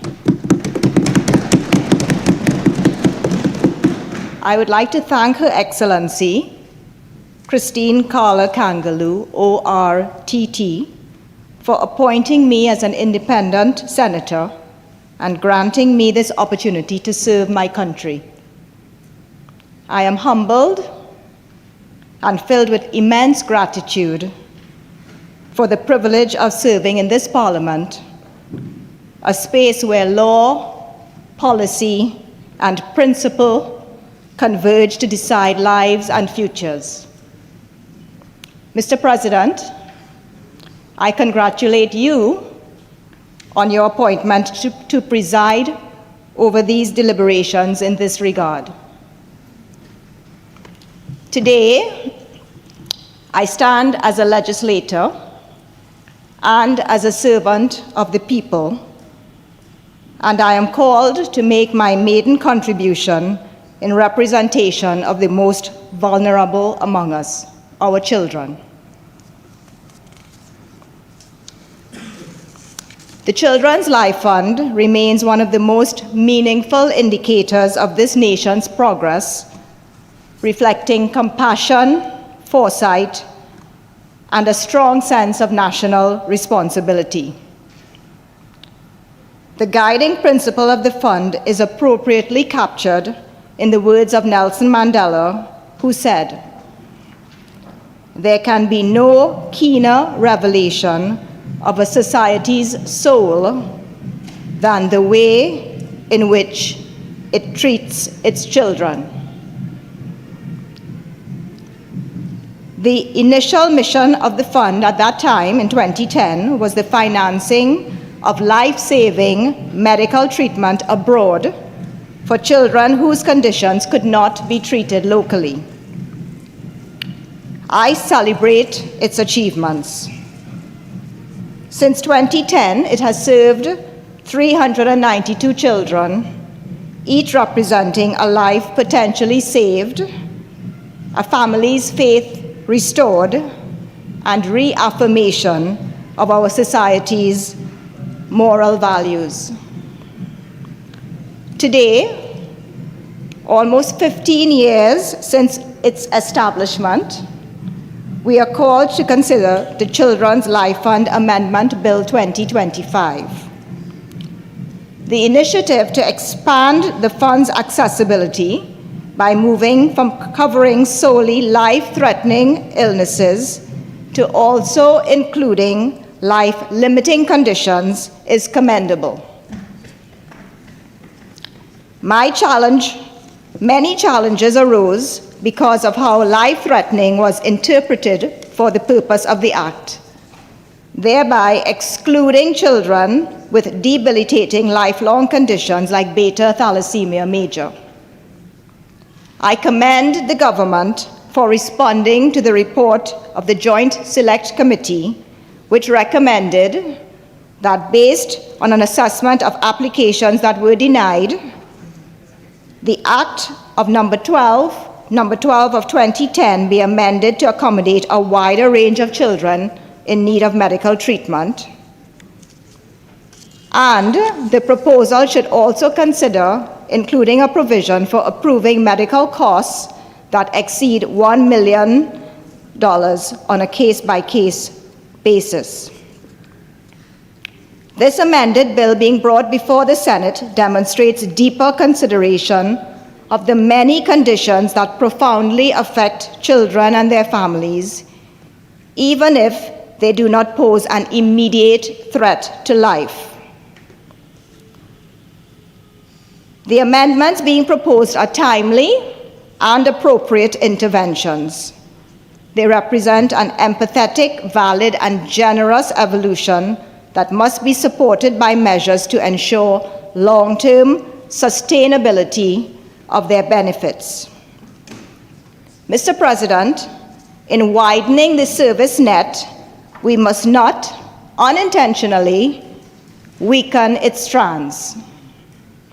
In determining policy, as in medicine, empathy must be separated from emotion, and decision-making, while passionate, must also be evidence-based. If we agree to the amendments before us, we must do so responsibly and after intense interrogation of the potential limitations incurred by these amendments. This will not be easy in the current environment of heightened public expectations, access to information, equality and rights campaigns, and the unrestrainable platform of social media that disseminates information rapidly and widely without the requirement to confirm validity or to correct misinformation. Around the world, programs similar to the Children's Life Fund exist in health systems to ensure that no child is denied due to financial or social barriers. These are principled on the theory of change, which uses evidence to map inputs to outputs, outcomes, and long-term impact.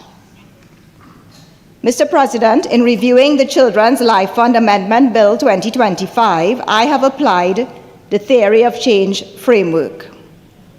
In this case, the input is the amendment bill itself, which seeks broader eligibility criteria, increased funding in exceptional circumstances, additional ministerial discretion, and a redefined process for urgent cases. The intended output is that more children will be treated in a timely fashion. The intended outcome is improved access to high-quality, complex care, regardless of financial or social status. And the impact must be measurable improvement in child survival, recovery, and quality of life. These are noble and sincere goals that align with my own principles, and I do have some comments that I hope will further strengthen the bill as amended. I therefore submit the following considerations in a spirit of respectful scrutiny and constructive contribution. Mr. President, my first consideration is the terminology used in the bill and its implications. Specifically, the use of the term life-limiting illness to replace the term life-threatening illness. I respectfully propose that this be taken further and that the word illness be replaced with condition throughout the bill, and also that the term life-limiting condition, or LLC, be adopted. This is not a pedantic issue. It is a matter of medical and legal precision, which with direct implications for eligibility under the Children's Life Fund. The term illness implies the presence of disease or symptoms, often linked to a person's experience of poor health. It typically reflects a pathological state that impairs function and which is not caused by injury. In contrast, condition is a broader, more inclusive term. It encompasses diseases, disorders, anomalies, and even non-pathological states that nonetheless require medical care, such as pregnancy, labor, and delivery. A condition may or may not present as an illness. For example, pregnancy is a condition that may give rise to an illness. such as preeclampsia or eclampsia.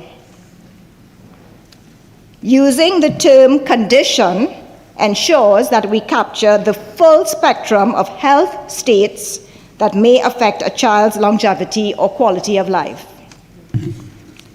This distinction matters, as it may determine who is eligible for life-saving, life-extending, or life-enhancing treatment under the fund.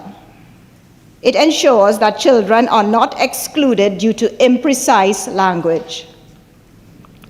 In my field of ophthalmology, for example, the condition of retinitis pigmentosa may not be considered an illness per se, but it is certainly life-limiting.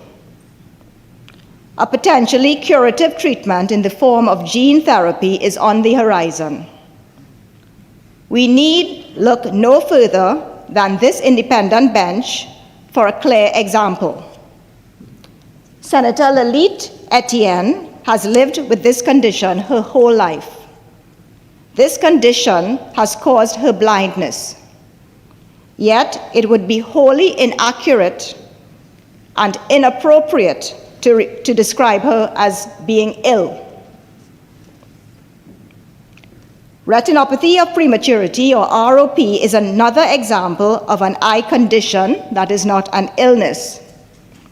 A blind child is not necessarily ill, but may need early, urgent treatment with profound quality of life implications if that treatment is not available.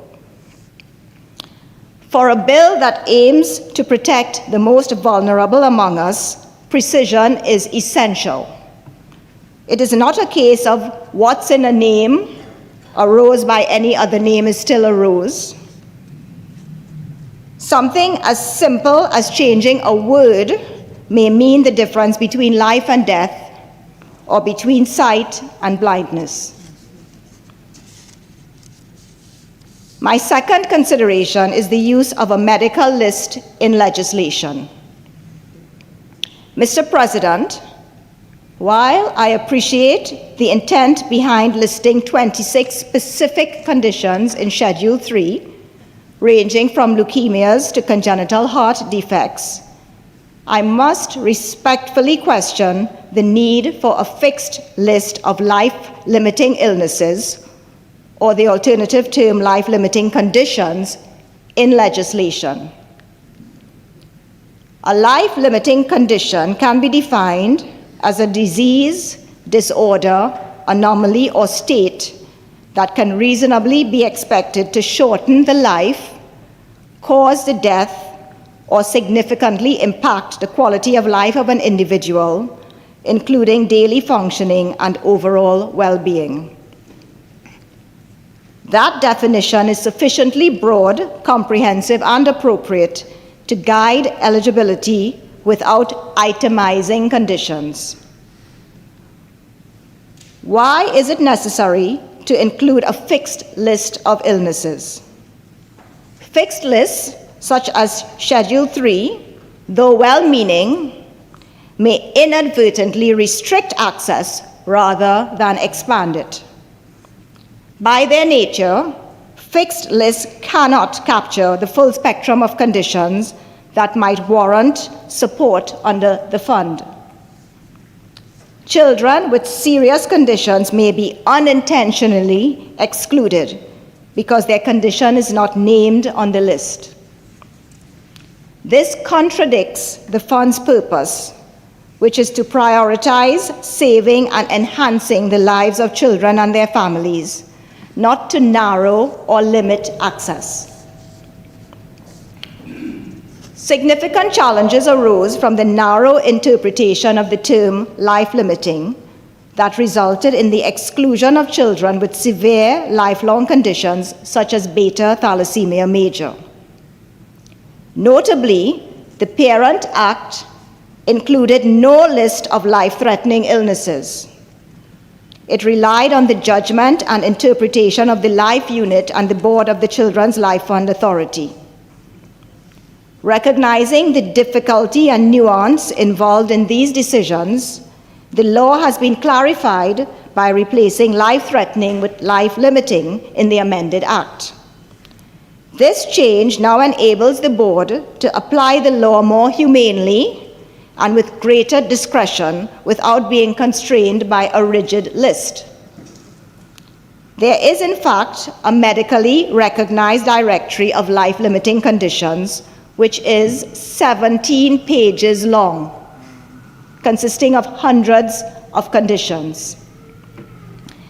It contains a list of ICD-10 codes associated with diseases known to limit the life of children.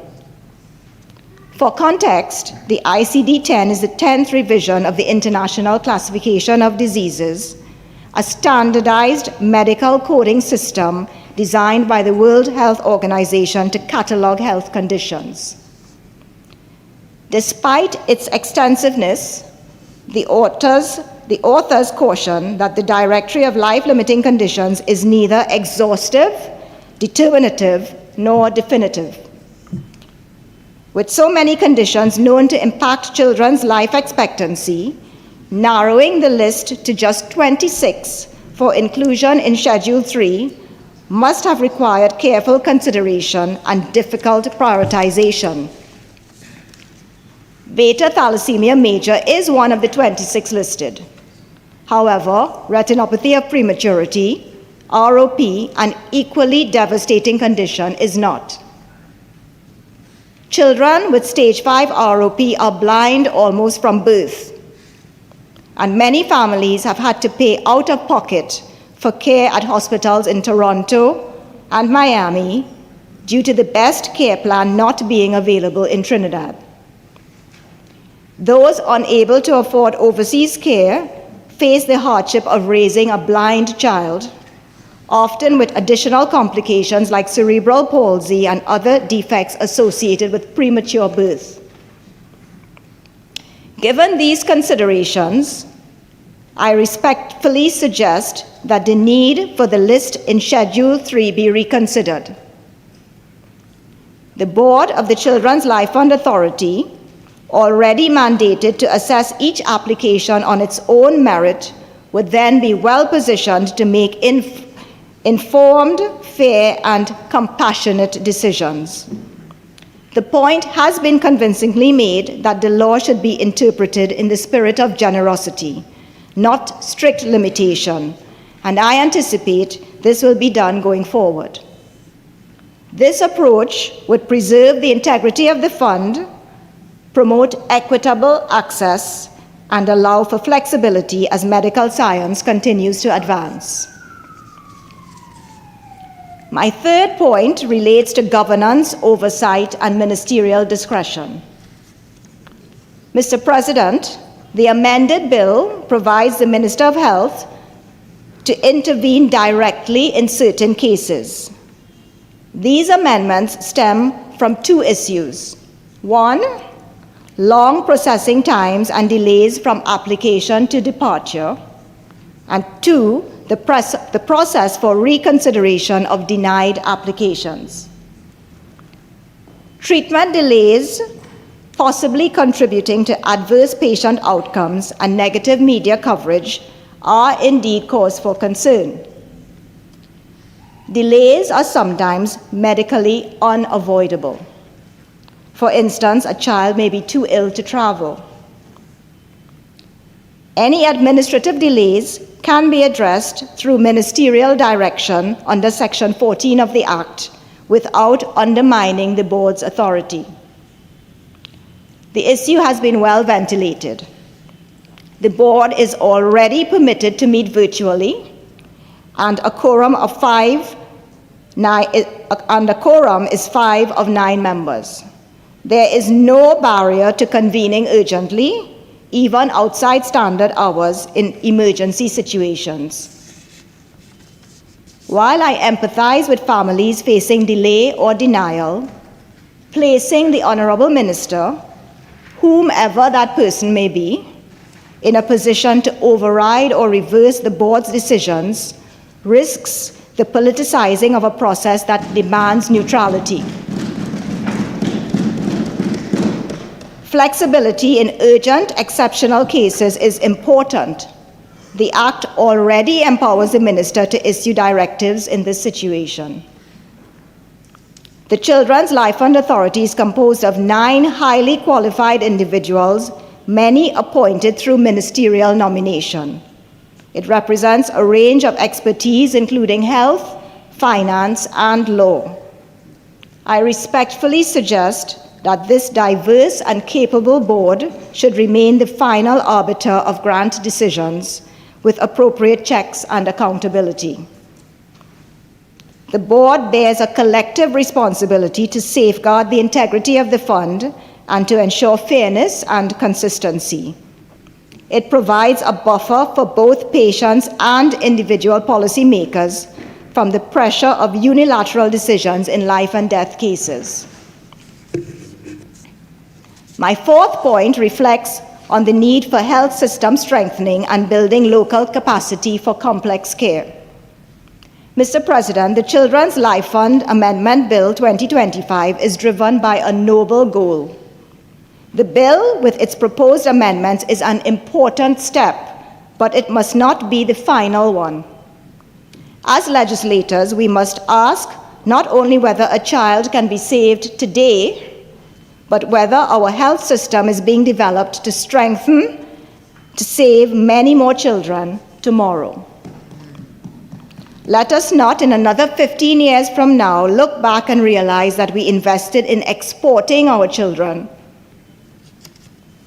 instead of building a health system that can serve them here at home. Let's be honest. Too honest, we equate foreign with better. I commend the Honorable Minister's recommendation to allow foreign specialists to provide services in local hospitals.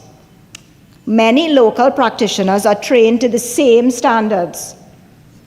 We must ensure that this bill and its amendments are an interim measure while local infrastructure and health administration are put in place to hopefully render the fund unnecessary in the future. Overseas care is not inherently superior. In 2001, almost 25 years ago, I provided care at the Eric Williams Medical Sciences Complex for a baby diagnosed with retinoblastoma, a type of eye cancer that is listed in Schedule 3. In about 2/3 of cases, it affects one eye.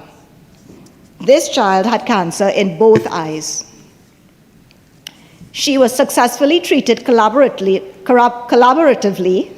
right here in Trinidad with a visiting consultant pediatric ophthalmologist with whom I had trained in the UK, and a local team of dedicated pediatricians. The infant received world-class treatment locally, and today she's a healthy adult and a mother. Her journey reminds us that complex care is possible within our borders. As far as I am aware, the Life Unit has never had to consider a case of retinoblastoma.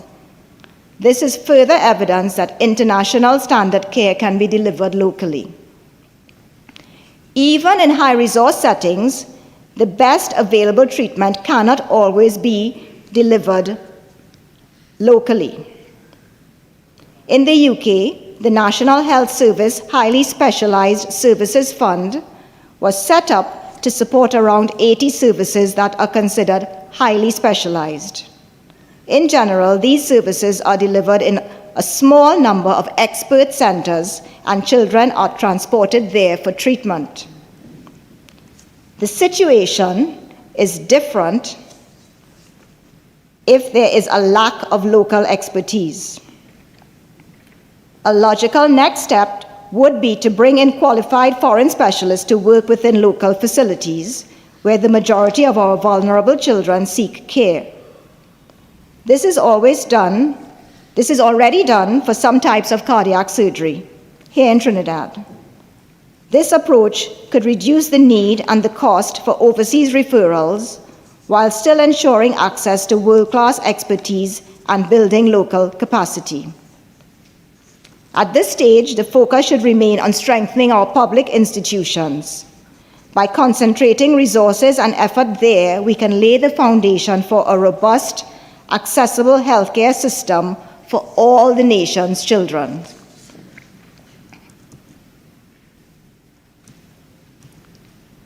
Let us build more than a fund.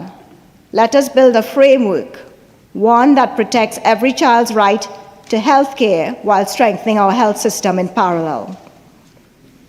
The Children's Life Fund must be driven by principles of equity, evidence, and excellence. It requires precision, sustainability, and foresight to achieve maximum impact. Whenever possible, our children deserve care at home, surrounded by family and familiarity, and the dignity of being treated in their own country. My fifth consideration is economic sustainability.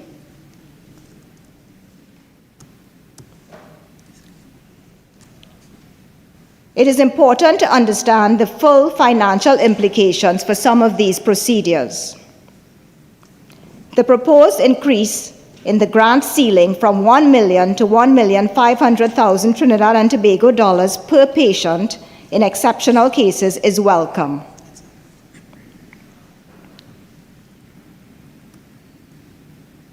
My research has revealed that an autologous stem cell transplant procedure using the patient's own stem cells to treat leukemia, lymphoma, thalassemia, or sickle cell disease can typically cost between $100,000 and $300,000 United States dollars. The average cost of an allogenic stem cell transplant procedure using stem cells from a donor is between $200,000 and $500,000 US dollars. These estimates exclude post-transplant medications, which may add $10,000 to $20,000 US dollars annually. Even when these costs are covered by the Children's Life Fund, given the escalating cost of healthcare and the 2-year restriction on reapplication, many families may still face financial ruin due to ongoing medical costs during the period when post-procedure complications are most likely. A case in point is graft versus host disease after stem cell transplantation for beta thalassemia major or sickle cell diseases. This is a frequent complication in which immune cells from the stem cell donor attack the tissues of the child. Its management requires expertise in stem cell transplantation and drugs that may not be immediately available locally. This emphasizes the importance of cultivating local expertise along with legal and administrative policies to achieve the bill's goals. Mr. President, if we get this right, we will strengthen our entire health system, empower our professionals, and build a model of care that is homegrown and world-class. The sixth and final consideration is the role of data and evaluation. This is not a matter of sentiment, but of evidence. Has the fund's performance since 2010 been assessed with respect to gender, ethnicity, and socioeconomic status? Are there any underserved groups? Growth and expansion should not be confused with equity. Our approach must be intentional and evidence-based. Mr. President, I wish to propose moving forward that we closely monitor the benefits of this intervention. Applications, treatments, deferrals, and clinical outcomes.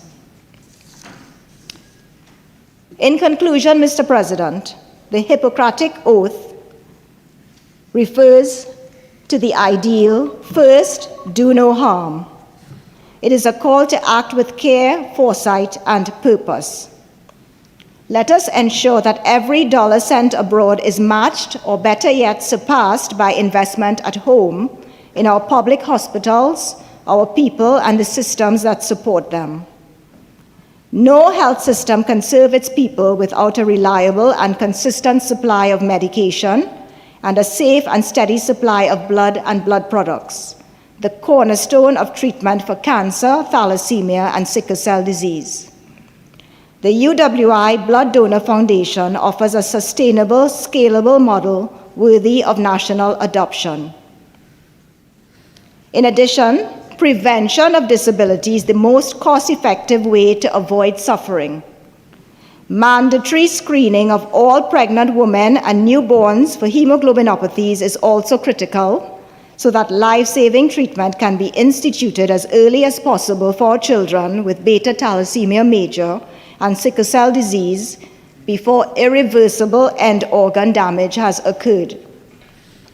We must redefine success, not by how many children we send abroad, but by how equitably resources are distributed, by the quality of life of the children post-treatment, by how many return to a health system capable of sustaining their recovery, and by how many never need to leave at all because our health system has evolved to meet their needs. I will be circulating proposed amendments supporting my contributions today to have each amendment discussed during the committee stage. Thank you, Mr. President.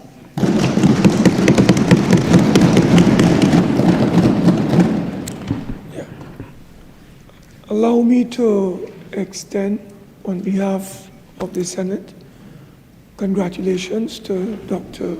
Desirée Marie on a maiden contribution. I now recognize the Honorable Minister of Planning, Economic Affairs and Development. Thank you, Mr. President. Thank you for the opportunity to join this debate. And let me also add my congratulations to you as you sit in that august chair. I want to thank Senator Murray for her very worthwhile contribution and the constructive comments that I think the government has listened and will take some of your comments on board in a positive way. Thank you very much for that, and congratulations to you on your maiden contribution. And I want to thank my colleague as well for her very wonderful piloting of this bill. And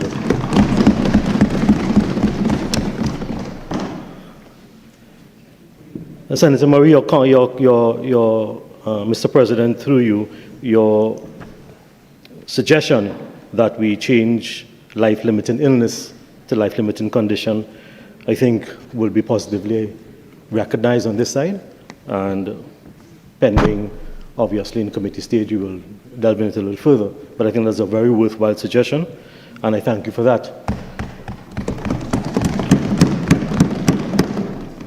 One of the things that I think we need to also recognize, Mr. President, that even though we talk about foreign persons coming to help build that local capacity, and indeed as we also allow them to transfer knowledge to local individuals, as we seek to build the cadre of persons capable of responding to many of these developing illnesses, and even those that exist, but those that are yet to be developed.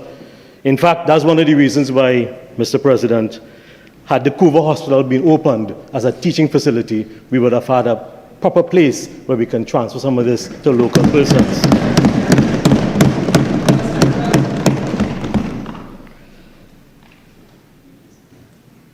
The other thing that Senator Murray talked about is the expanding role, Mr. President, of the minister as opposed to the board.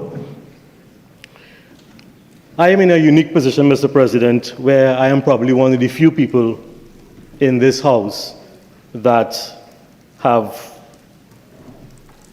in the course of one of my former lives, had to confront, to console, persons who have had to bury their children. And those are situations, Mr. President, where you can't find the words, nor sometimes the ability to hold people's hand as they go through that exercise of placing that coffin in the ground and see their child go for the last time.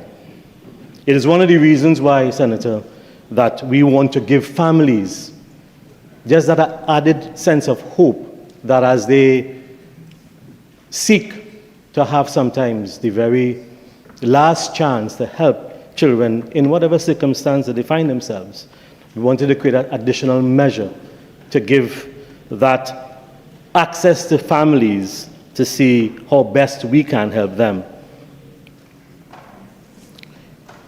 Part of what we have to do, therefore, as we look to expand that framework as opposed to a fund that Senator Murray spoke about, that framework must involve an evolving scenario where parents could have additional access to a format and procedures that they can assist in their moments of need.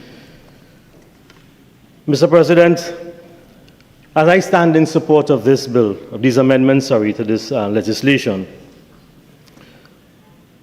I want to also address some of the comments made by my colleague opposite, Dr. Browne, Senator Browne. You know, one of the things that we are loath to do in this country is give recognition where recognition is due.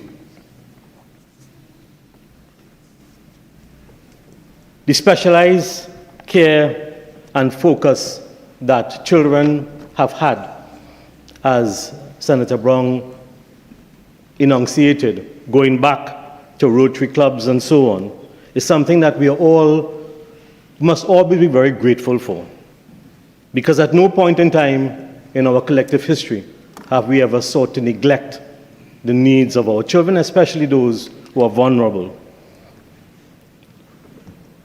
But we also have to recognize the fact that while in years gone by, many of our children were served by various institutions in our country, it took a very special person in 2010, in her first act as Prime Minister, to single out and set up a fund dedicated and specific to looking after the well-being of our children, especially those who are vulnerable and underserved. And we must give special recognition and thanks to the Honorable Prime Minister, who did it in 2010 and have done it again in 2025. You know, it cost us nothing to recognize the good that our leaders do at any time in our history. And so I want to commend this bill to special favor in this House, but also to recognize the role of the Honorable Prime Minister, Kamala Persad-Bissessar.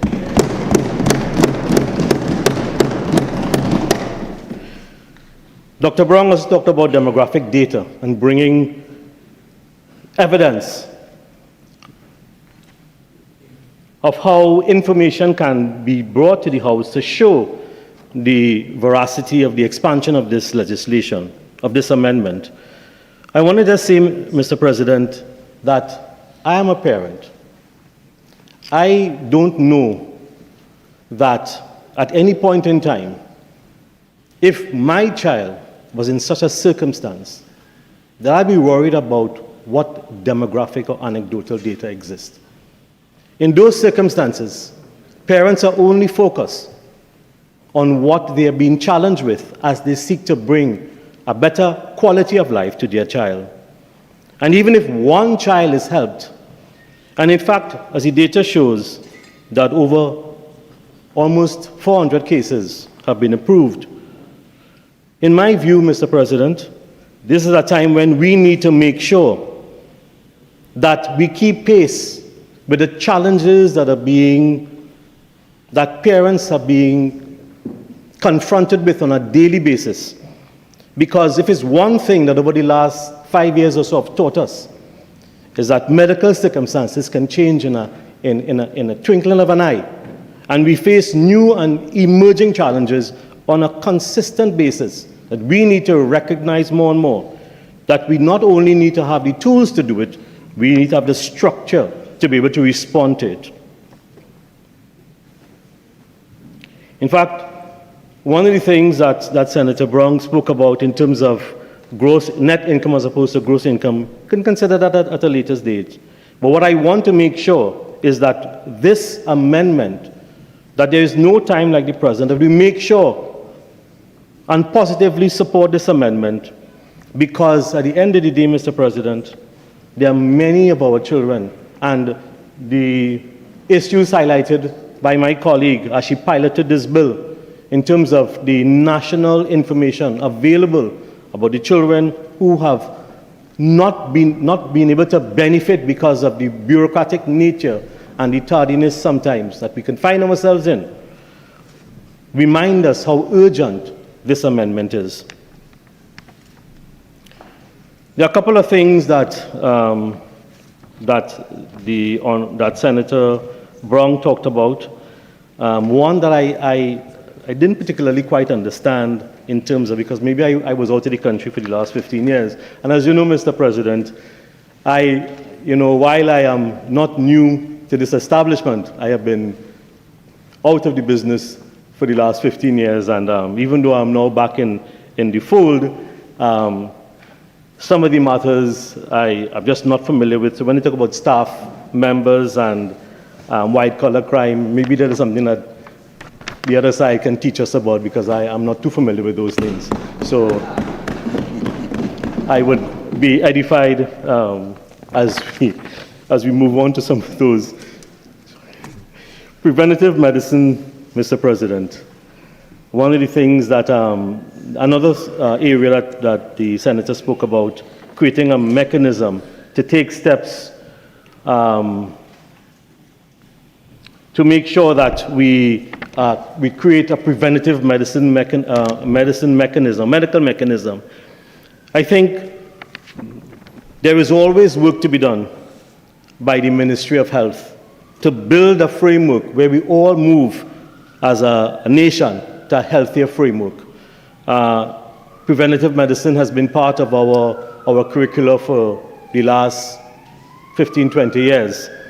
And at the end of the day, Mr. President, I think that we need to find ways in which we not only respond, as you put mechanism in place, respond to debilitating diseases and conditions that children may find themselves in, but also to move our nation into a healthier format. That's part of our sustainable development goals that we all ascribe to. And more often than not, I think many of us have been involved in that two-pronged approach. While we seek to address the concerns that people find themselves in, we also need to fix the system where we can prevent those things from coming up. And I'm sure, given the Minister of Health that we have in this government, that will be adequately addressed. So having shared, having responded to some of the comments made from the other side, Mr. President, there is a tragic format that we sometimes find ourselves in as we work across the public service and in institutions such as the Children Life Fund. And so this amendment, Mr. President, seeks to eliminate some of the things that we have been inundated with, and that came out of some of the issues that the fund found themselves in the past. One, of course, is the delay in making decisions. We have to make sure, Mr. President, that when we are faced with some of the problems and challenges that many families are faced with on an ongoing basis, for most of those, and I put myself in that situation as a parent, most of them want to know that their concerns are not only listened to, but addressed in a timely manner. And that is why these amendments are very, very critical, to make sure that we create a mechanism to respond in a timely manner, to make sure that we create a mechanism to give families hope, to make sure we create a mechanism that is able to adequately respond to people, especially when they're in moments of crisis and they're in need. One of the other things, Mr. President, that this amendment seeks to do is to make sure in that process and in that chronology of hope that, and that's where I think the minister is also very critical, as not the board being the end, but having recourse to the minister, is that in some circumstances, there are things that we oftentimes, and I know Senator Murray spoke about the limited list that we may find ourselves in, But of course, because the minister can, by negative resolution, amend that list in the schedule, that the minister plays a very important role to be able to continue to give life, to take the legislation, because part of the problem, Mr. President, that we find ourselves in today, and again the last 5 years taught us that, things are evolving at a much faster rate. I mean, COVID was a good lesson for that, as Senator Browne alluded to. When we find ourselves in those circumstances, we oftentimes don't have the luxury sometimes of time in order to be able to respond, and of time in order to be able to create a mechanism that will adequately address that particular need at that point in time. And that's why these amendments are focused in giving that additional space of hope, in creating that level of responsiveness that allows the minister, not a burden, but I think it is an important tool of persons who want to sit in the chairs that we sit in to be able to respond adequately to the things that confront us on a daily basis. And that's why when, for example, Senator Browne alluded to the fact that in government, when he was there, his time in the last 10 years, that they did not discontinue but continue this. Doing good or doing this kind of service ought not to be the purview of any one government, but must be the concerted responsibility of all of us who seek to serve in government. And that is why, one ought not to look to see, for example, when you're in this kind of public service, whether it be in any field or profession, to say, therefore, that one will continue in this vein to give life to this fund, it is not something that is conditional, but is something that is absolute. We have to look after those who are most vulnerable in our society, and children are paramount in them. So it is something that all of us, irrespective of who forms the government, and that is why I'm saying, that is the reason why, Mr. President, we have to thank the then Prime Minister and the Prime Minister today for giving life to this fund, for bringing it to a specific focus, because that is the obligation of all of us who want and who form a government of Trinidad and Tobago. Looking after the most vulnerable is our first and most sacred responsibility.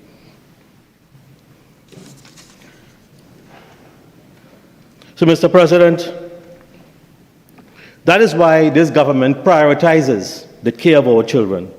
That is why this continues to be the first piece of legislation that this government bring before this honorable House. This honorable Senate. A couple of other things, Mr. President, that I want to talk about. It is important, Mr. President, that when we focus on the needs of our children and the health of our children, that these are not just aspirations of our country. These are global aspirations. These are aspirations that we have committed to as we as we sign agreements with sustainable goals, ensuring that we move towards creating access to healthy lives and promote the well-being of all our people, especially our children.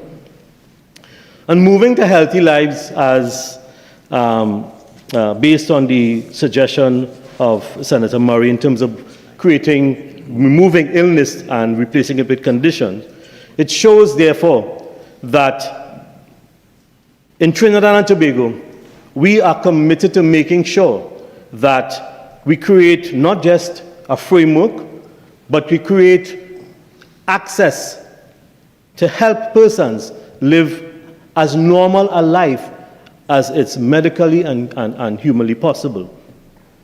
And that is why, Mr. President, I remember when I was in one of my former lives, I was called to Port of Spain Hospital, and there was a child that was there abandoned by her mother, and she was born with a very rare skin disease. And at the time I was serving in Port of Spain, And the nurses there used to take care of that child.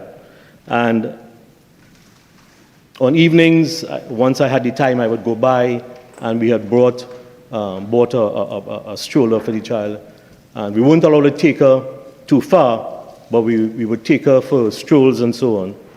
And she was given a life expectancy, I think, of about 2.5 to 3 years.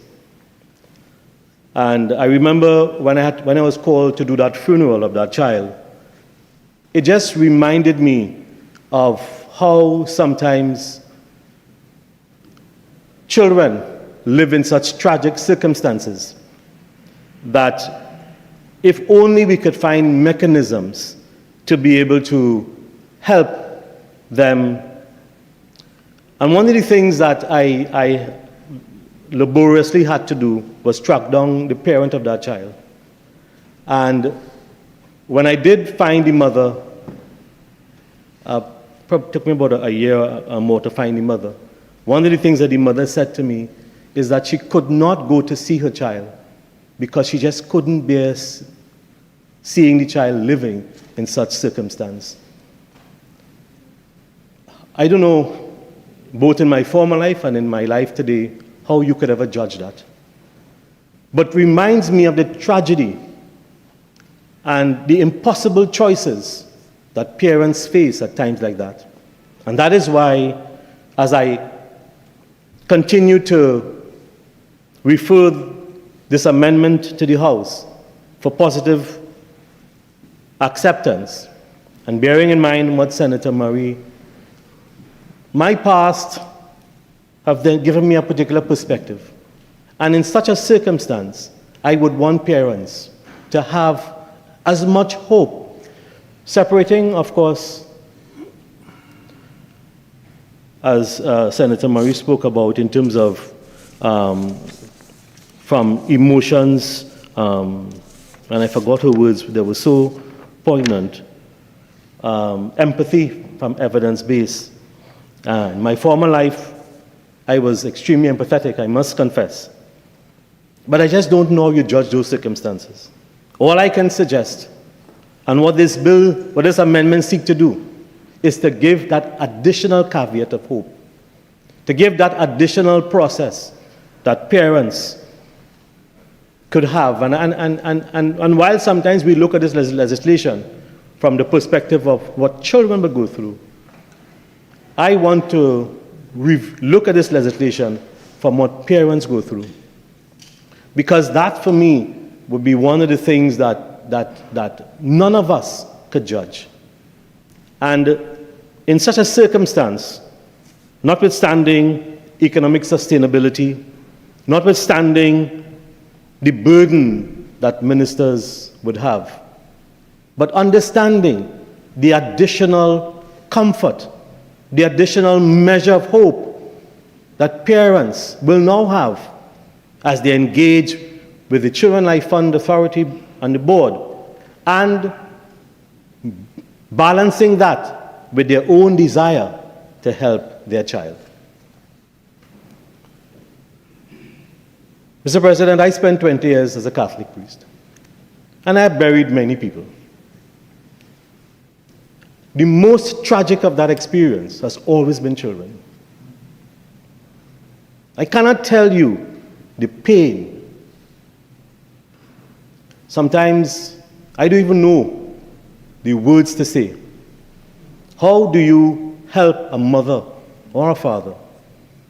How do you explain to them when they ask you why? Now, not all of those circumstances could be helped. But if there's an opportunity to help one of them, Mr. President, then this bill must be supported by all of us. Whatever amendments we have, whatever additions to the list, let us not keep back the support of this amendment. For me, I have always felt, in my former iteration and in this present configuration, that legislations are living things.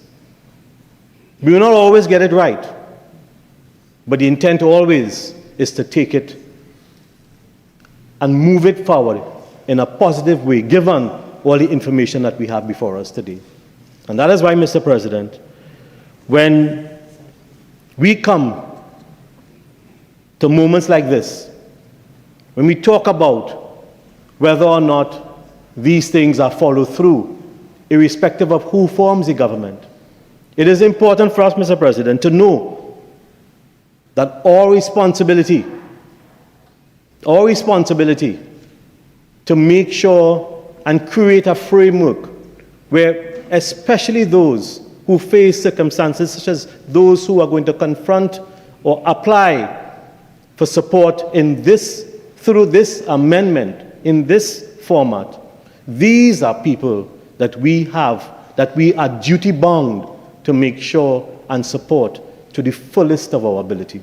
It is why, Mr. President, that I want to, again, support my colleague to commend this government and our Prime Minister in making sure that this legislation, that this amendment to this legislation receives the support of the Honorable Senate.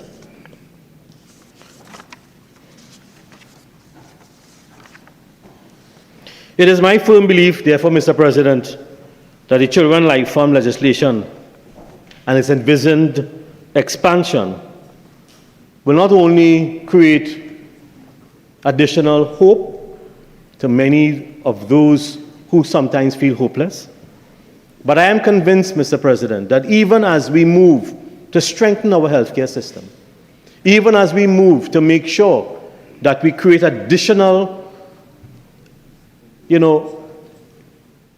me go back to something that Senator Murray said. And I think Senator Browne referred to it as well. Even as we seek to build our local capacity to address some of these issues, we are living in such an even smaller and shrinking global community where not only must we create access to foreign interventions, but I completely agree that foreign interventions, especially if you have to bring them to do it locally, must also include a transfer of knowledge, must include as well building local capacity as we seek to make sure that we develop the cadre of people needed to address. And that is why I think when we confirm the amendment to this legislation, we are creating a framework where our healthcare could also be positively impacted by making sure that we have that kind of engagement. And I think that must be true of health, but it must be true of all sectors of our society. There is a framework where I think, and the intent must be that even as we engage with foreign experts, that we have to make sure that our local practitioners are part of that conversation, are part of that process, and are beneficiaries of such of any foreign intervention that we may have. And therefore, the purpose and objectives of this amendment must be to create a place where all of us transfer that feeling of support to those who are vulnerable. And that is why, Mr. President, that in the manifesto of the UNC as we form the government, the manifesto speak to having equitable access to good health care. And that is why this caring government, as its first promise, creates this amendment so that we can all have and give our children and those who are most vulnerable in society access to good health care. This is not just a promise of a political party, it is the commitment of a caring government. It is not a promise of a political platform, but an intent to make sure that we serve those, first of all, who are vulnerable, and make sure that we give equitable access to everyone in our society. So that's why, Mr. President, when we speak to this amendment, we are speaking to a commitment, first, off the blocks, a commitment to make sure that we not just look and fulfill our responsibility, our mandate. And I'm sure, Mr. President, as you know, that manifesto that came with our mandate to form the government also forms the basis of our government policy. So, Mr. President, as my colleague who piloted the bill alluded to, there have been times in the past when delays led to death. When we did not allow the process did not respond enough to deal with, and some of my other colleagues will deal with some of these things later on. But that is why we must not be debilitated, and that is one of the reasons why we are seeking to lift the threshold from the financial and adjust the financial threshold from 1 to 1.5, where in specialized circumstances. That's one of the reasons why, Mr. President, that we are continuing to find ways in which we can make sure that both the authority and the minister have the wherewithal to address and respond to any circumstance that they may find themselves, notwithstanding that which may not be on the list, but allows the board and the minister to be able to respond to needs that may arise or not specific to the list in the schedule. So, Mr. President, I want to thank the members of this Senate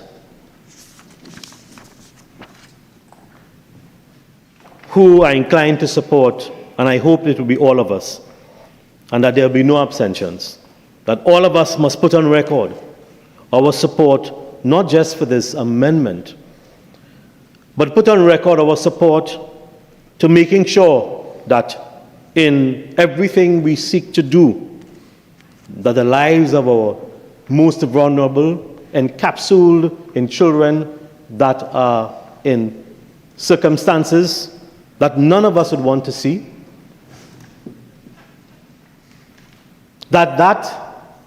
this amendment gets the benefit and the honor of our support.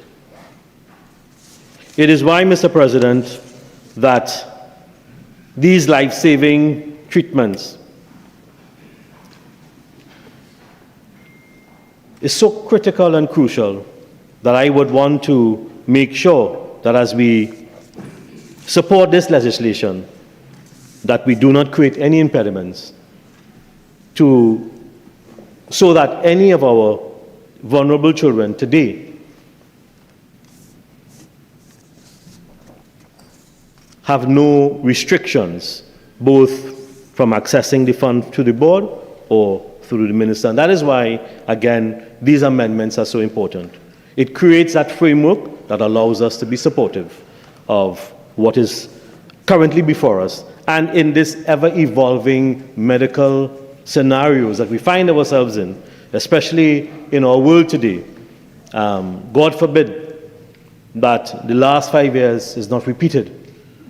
But we are finding ourselves in circumstances that are becoming less and less predictable, and therefore we must have a mechanism to respond to these unpredictable circumstances that both families and ourselves as a community sometimes are confronted with. So, Mr. President, I thank you for the opportunity to participate in this debate, and I commend this bill to the Honourable Senate.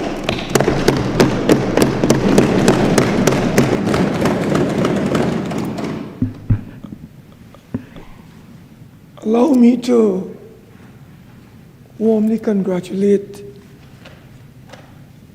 the Honourable Minister of Planning, Economic Affairs and Development on his maiden contribution. I now turn to Senator Anthony Vieira, please.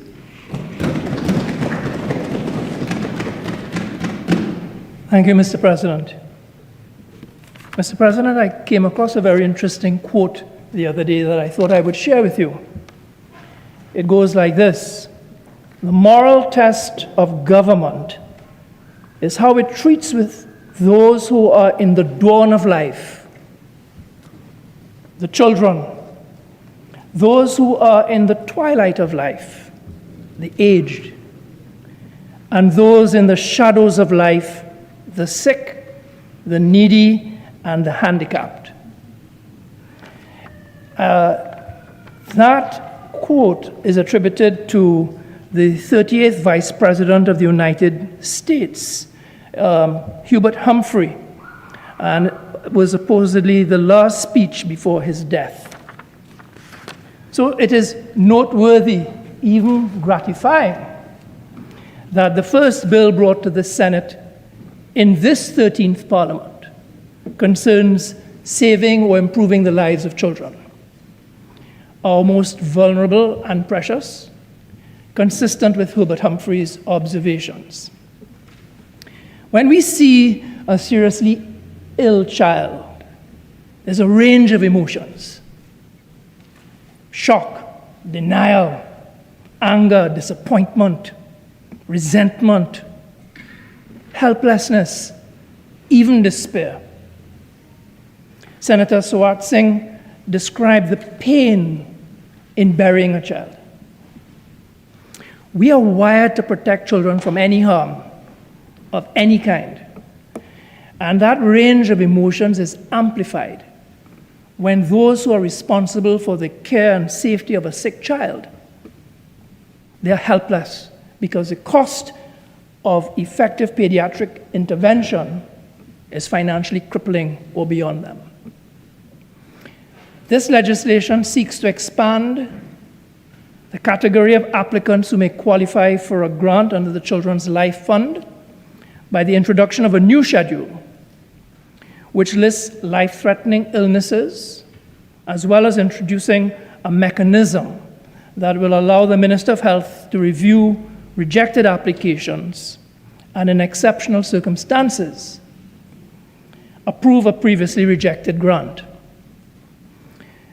As the mover of the bill put it, this legislation takes into account deficiencies in the Parent Act, what responsible government looks like. So I am happy to support this legislation, which is rooted in the desire to help those most in need.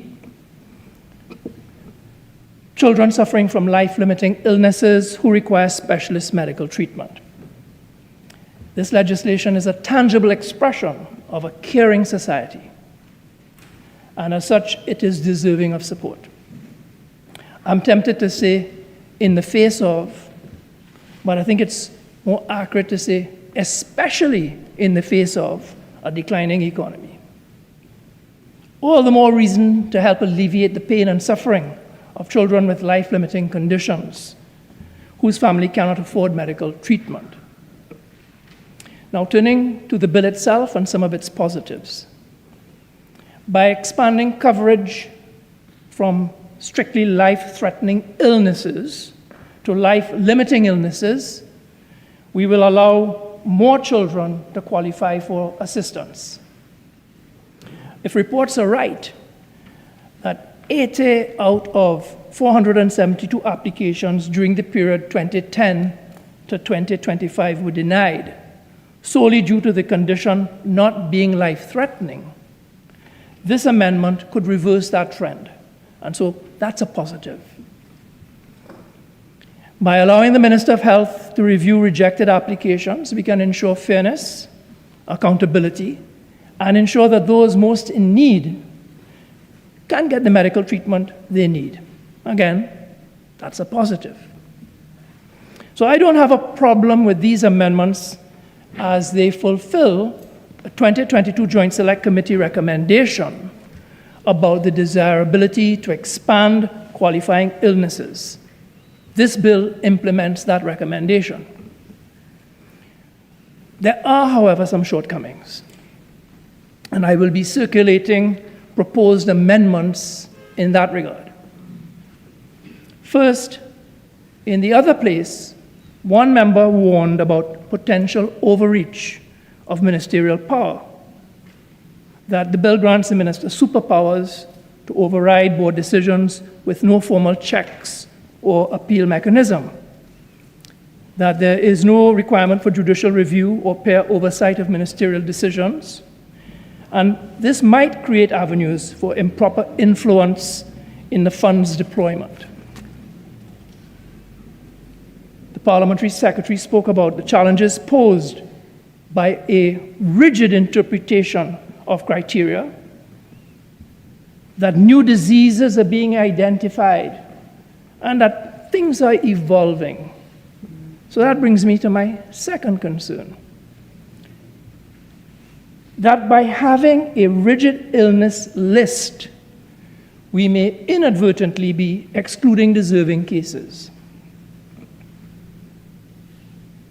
The Usdom Generis rule of statutory interpretation states that when you list specific items, you essentially limit the scope of a wider or broader range of similar items. In other words, by being overly specific in Schedule 3, we are limiting the range of life-limiting illnesses and maybe inadvertently excluding conditions not yet listed. I believe Senator Murray said that there is an index, a codex, 17 pages of life-threatening illnesses. So I'm concerned that the approach we are taking is going to reduce flexibility, contrary to the intent of broadening coverage. Someone had said, children should not be excluded because of imprecise language. I believe Senator Murray said that, and I think I agree with that. I have a third concern, and this is about the use of a notification to amend Schedule 3. Now, that provision, I believe, deserves scrutiny from a legislative, drafting, and from an administrative law standpoint. In legislative practice, a notification is a non-legislative instrument used to announce or to publish an administrative fact or decision. It is not subject to parliamentary scrutiny, and it is usually issued under ministerial discretion.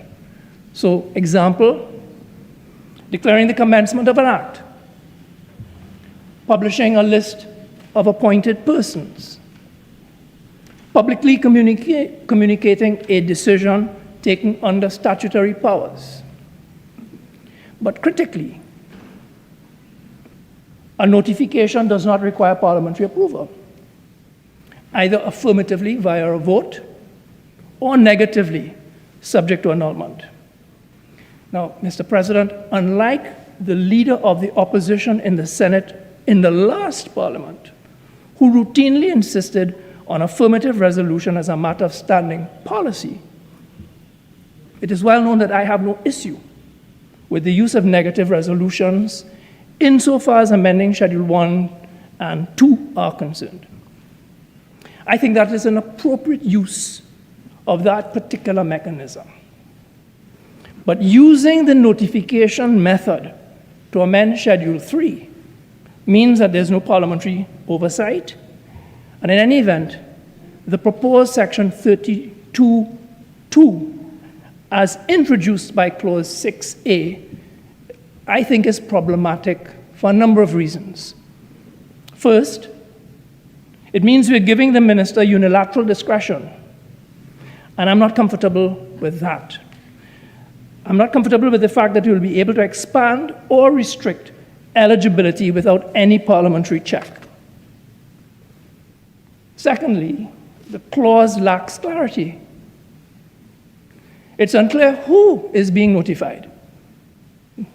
Is it the Parliament? Is it the public? Is it the Children's Life Fund Board? Thirdly, it's a departure from constitutional convention. The amendment of a substantive part of primary legislation, like a schedule setting eligibility criteria, should not be done by a mere notification. because doing so undermines the doctrine of legality and the need for democratic accountability.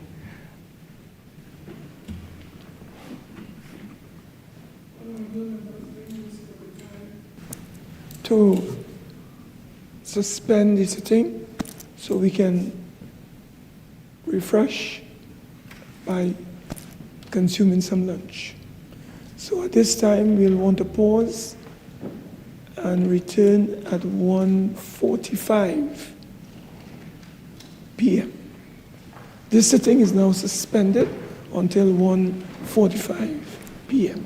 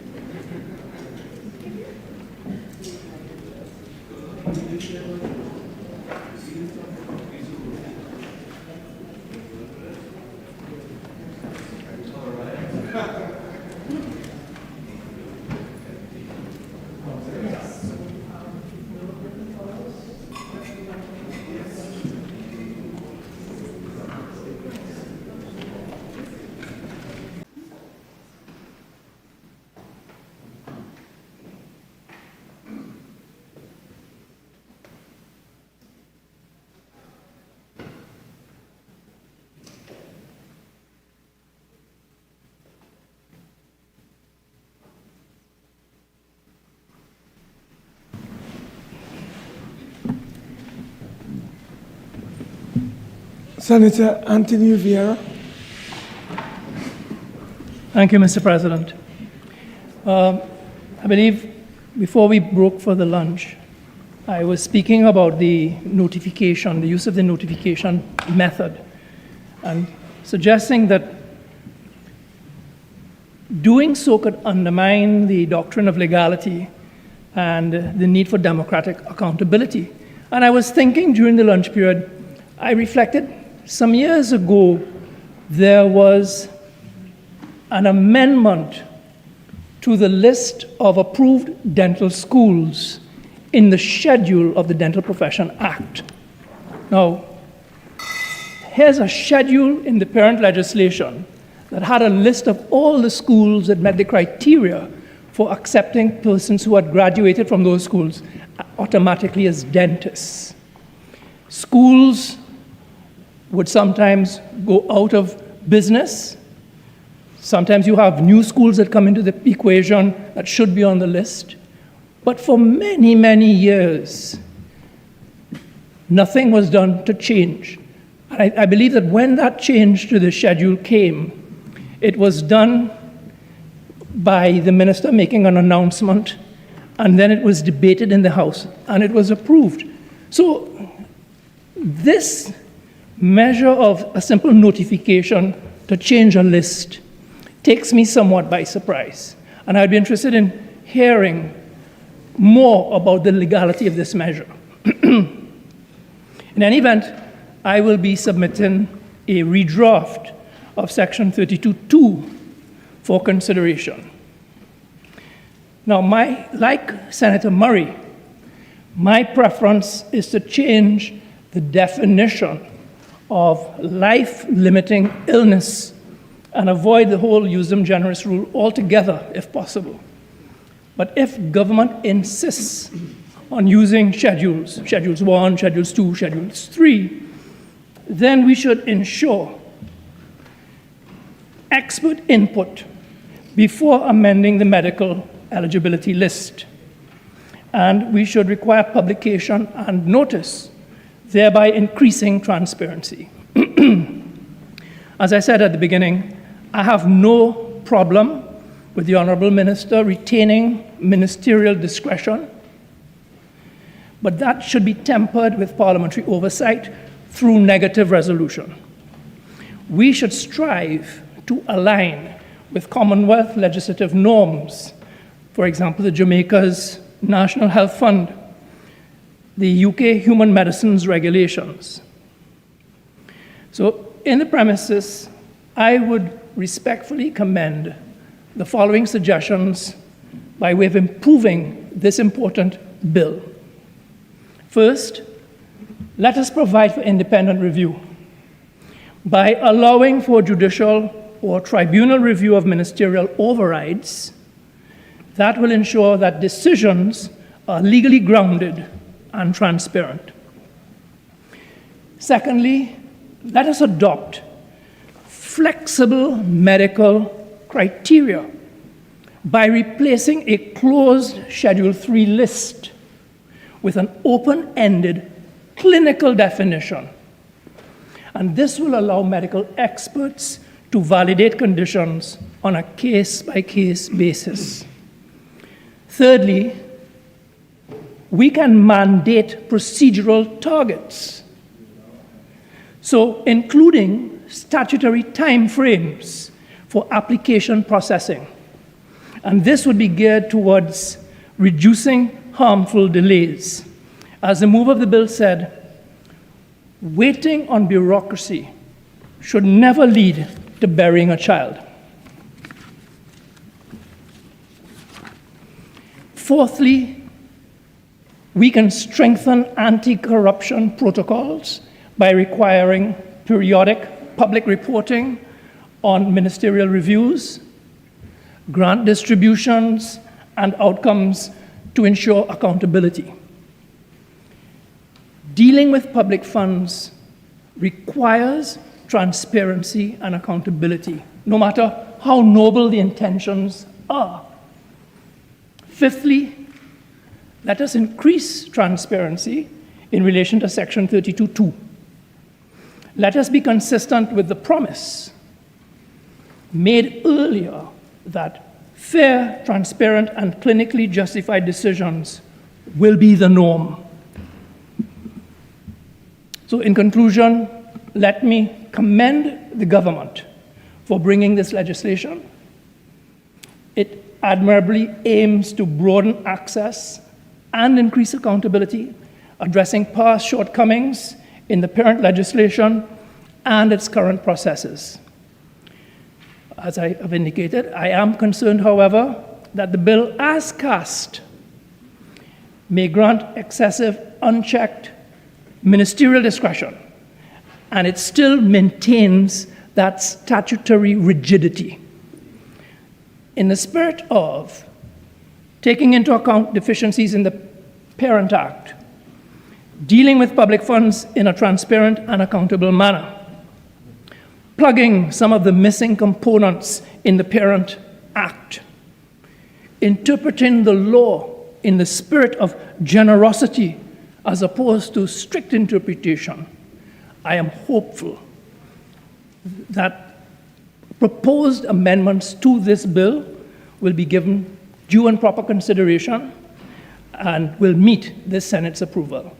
I thank you. Thank you. I recognize Senator Janelle John Bates.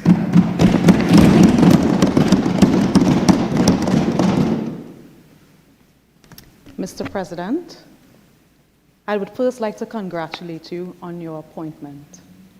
And I would first like to also say thank you for this opportunity to make my maiden contribution in this august House.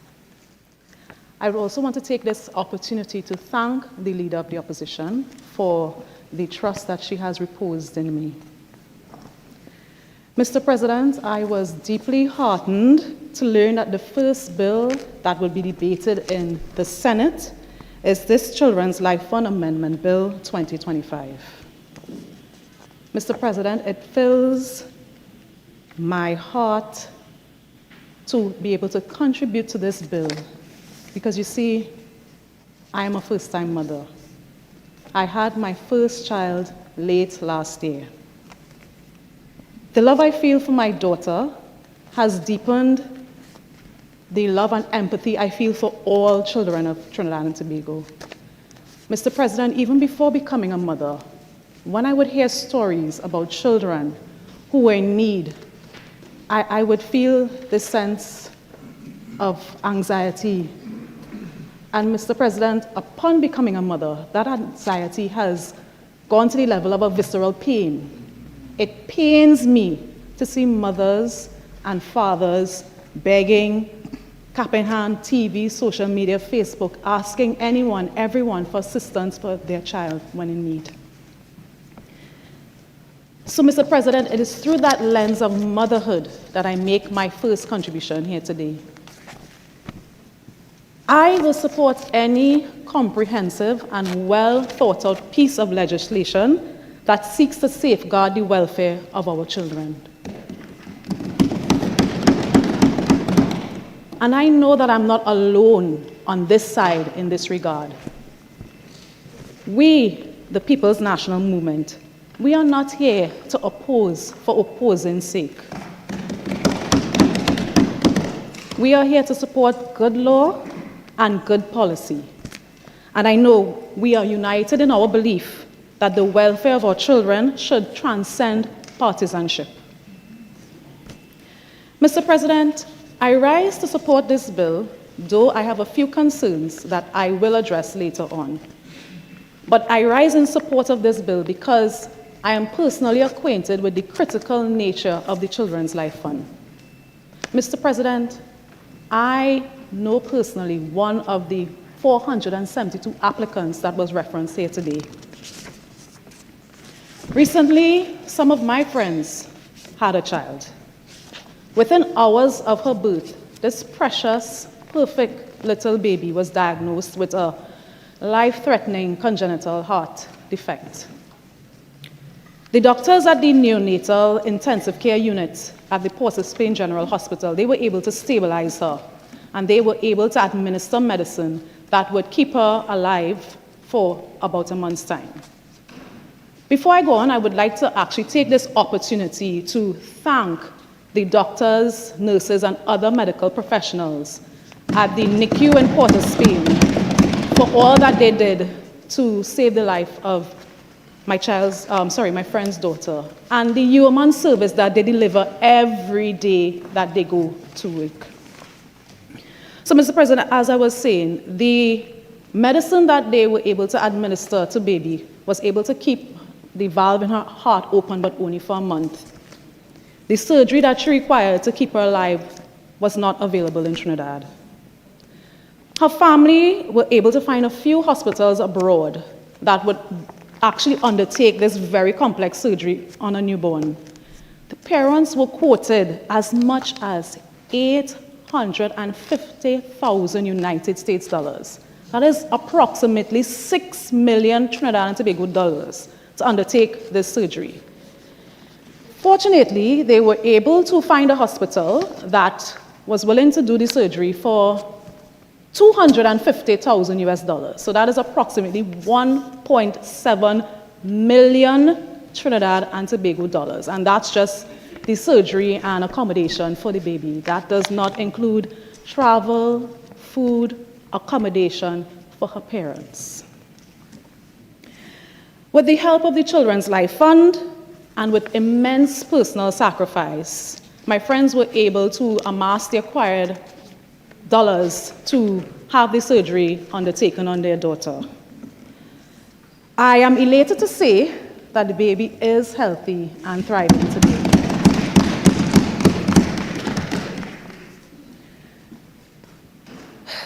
So it was within 25 days from her birth to her surgery, 25 days.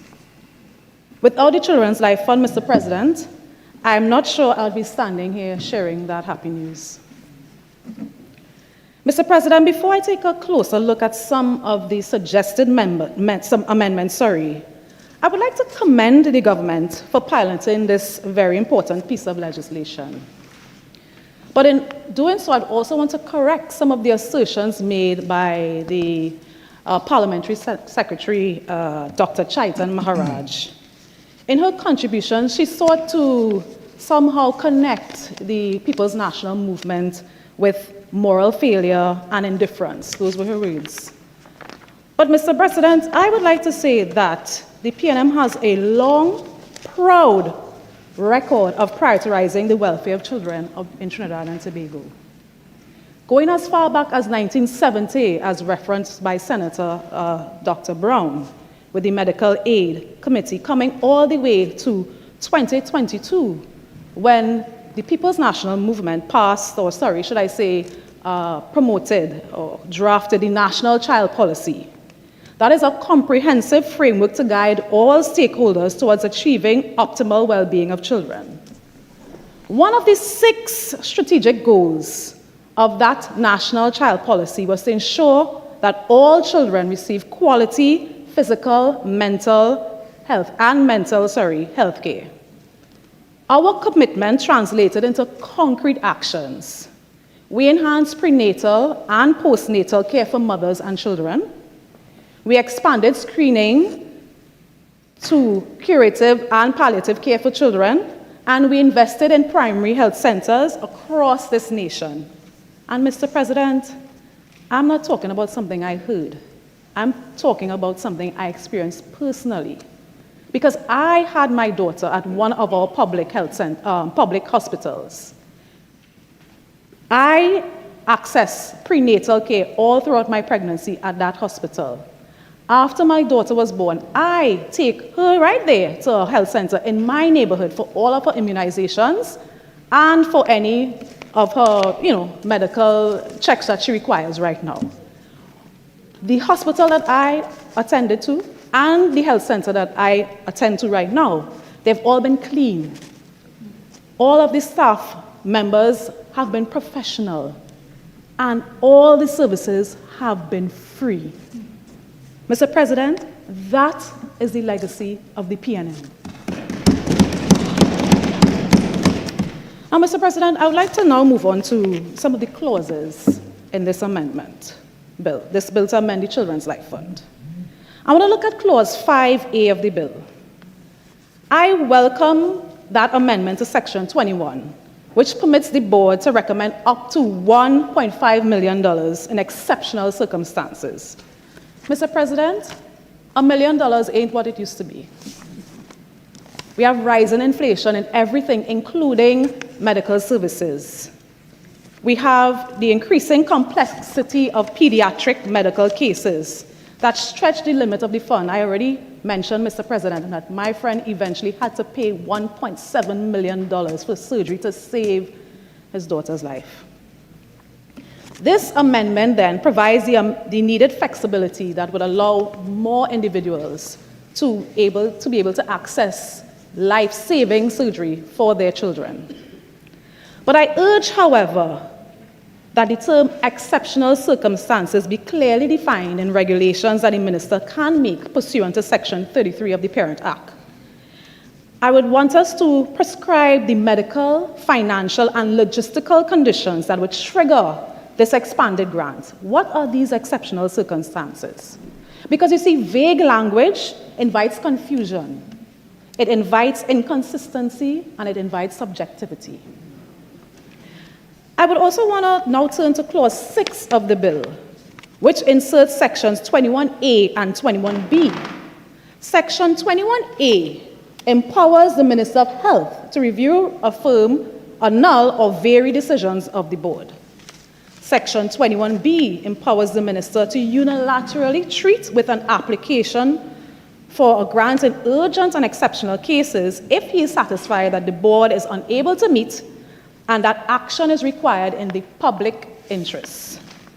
While the intention of those sections are noble, perhaps it adds flexibility, or it was stated to add the flexibility and, yes, to add flexibility. That was what was said by my friends.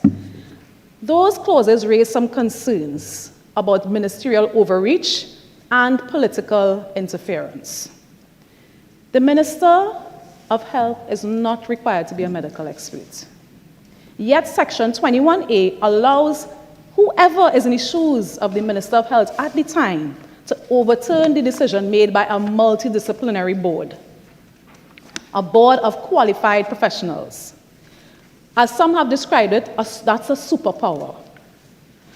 When we look at 21B, it uses terms like urgent and public interest, yet these terms are left undefined. Mr. President, if the objective of Section 21A is to provide a sort of expeditious second layer of review of the board, then we should do so responsibly.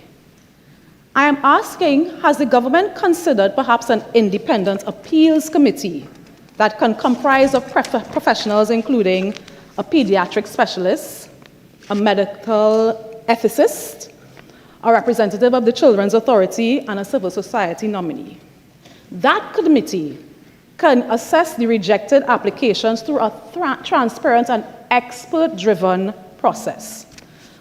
You can legislate for a strict timeline and a truncated timeline that takes into consideration the medical urgencies of these situations.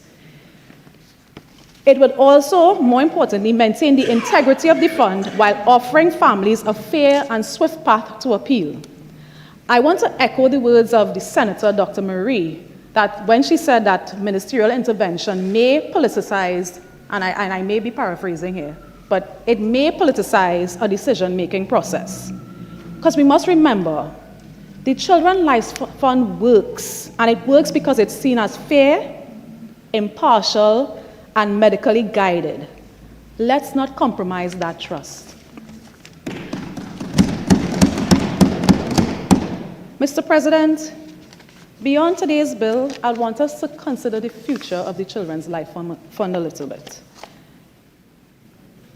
I'd want us to consider exploring formal partnerships with foreign or overseas hospitals so that we can secure better rates for citizens here.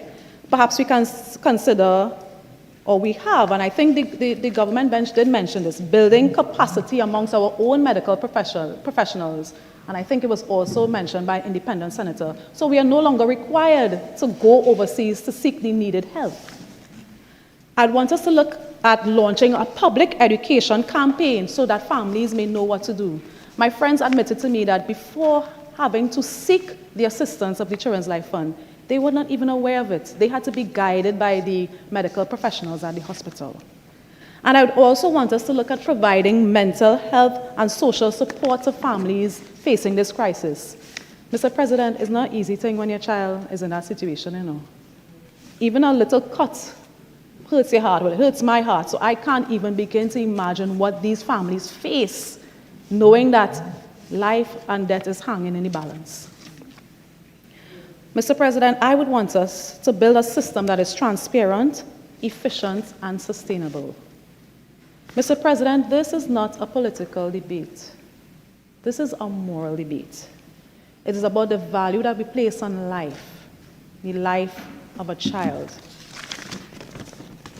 Mr. President, the lives that we save today, we don't know where they'll be tomorrow. One of the children that we save through the Children's Life Fund can be sitting in this very same chambers one day. And with that, I thank you.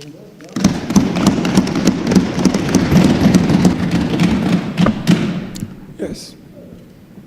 Honorable members, I would like to extend congratulations to Senator Janelle John Bates on her maiden contribution.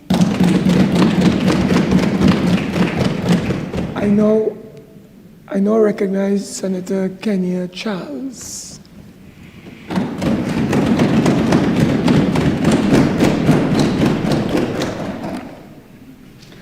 Honorable President, I would first like to take this opportunity to thank the Honorable Prime Minister, Mrs. Kamala Persad-Bissessar, for allowing me this opportunity to serve my country. I would also like to congratulate you on your appointment as the President of the Senate. We are here today to discuss the amendments of the Children's Life Fund Act. The Children's Life Fund Act, conceptualized and brought to Parliament in 2010 by our Honorable Prime Minister, Mrs. Kamala Persad-Bissessar, SC, is a statement of her unwavering love for the children. The Children's Life Fund and proposed amendments to this establishing act are designed to save the lives of our nation's children who have very serious illnesses, which either impact on the quality of life or on the duration of their lives. Mr. President, I may not have children of my own as yet, but I have 7 godchildren, the last of which I christened this weekend, and many younger cousins whom I have deep care and love for. I understand the anxiety and trauma parents experience during the most routine medical conditions, such as a common cold or even a fever, giving them sleepless nights and having to rush to emergency rooms at the hospital. I know this because my godson is an asthma patient, and every month or every 2 months, we are in the hospital with him. I know this experience firsthand, Mr. President. So imagine, Mr. President, those who must endure the suffering of a child with a life-limiting illness. Your precious baby boy or girl suffering every day, and you are powerless and unable to do anything about the reality.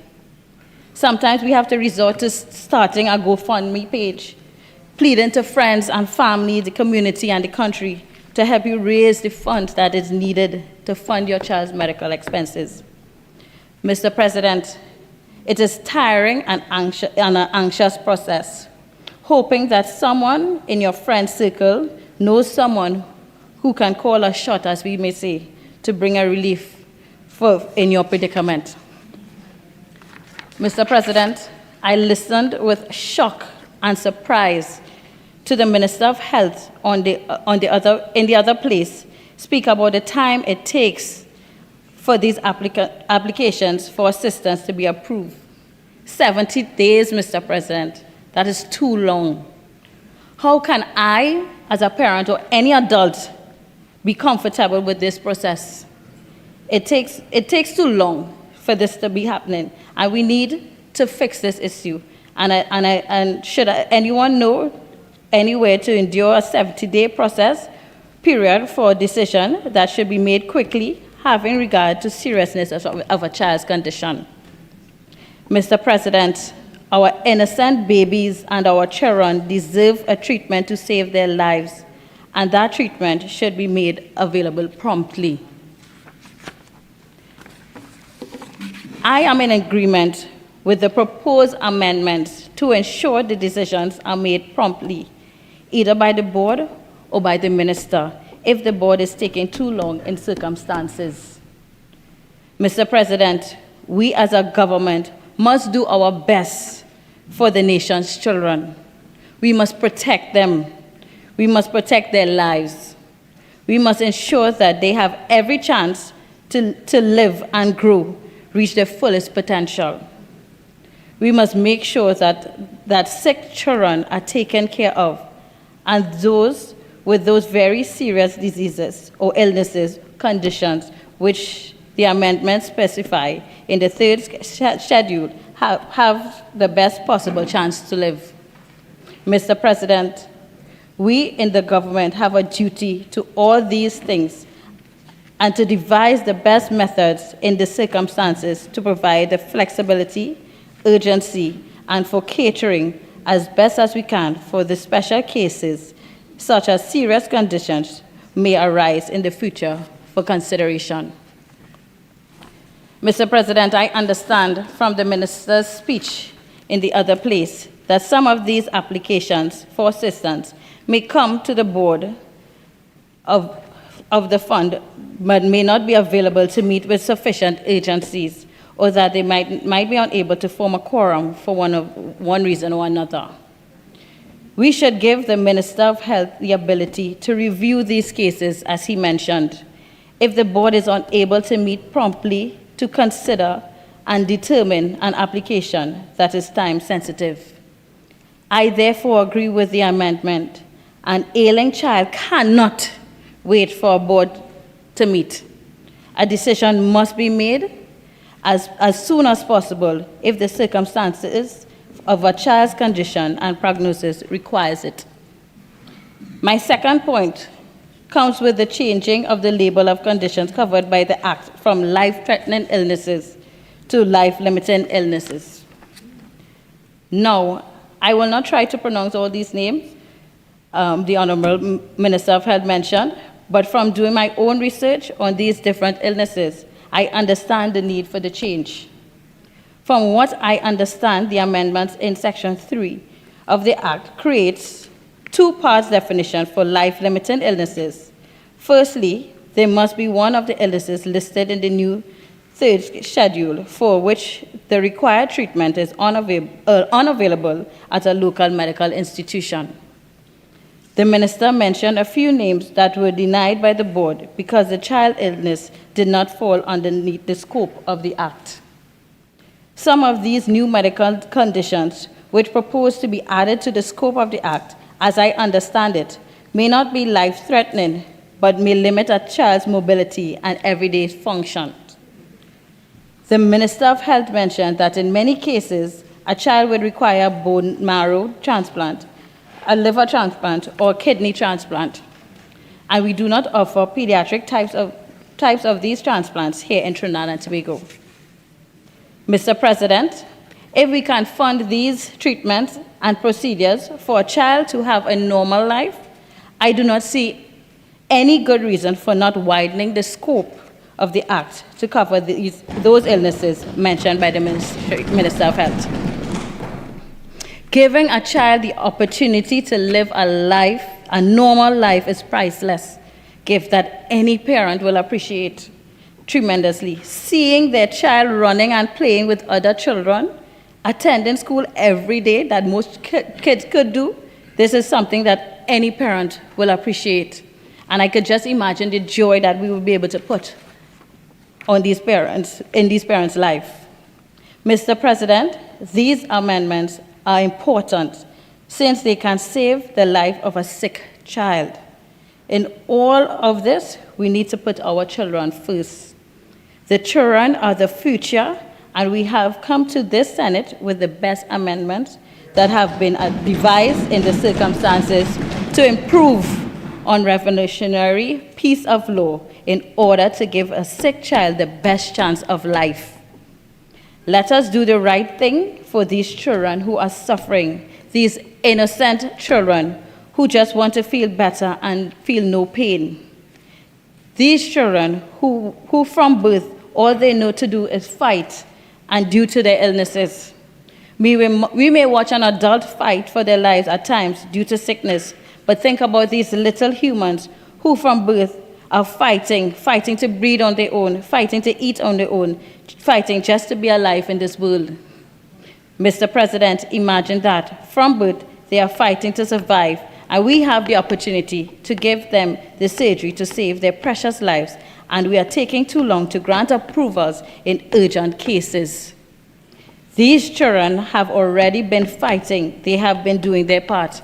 Let us do our part, Mr. President, and ensure that the process can be completed quickly so that no child has to die because of the delays of applications.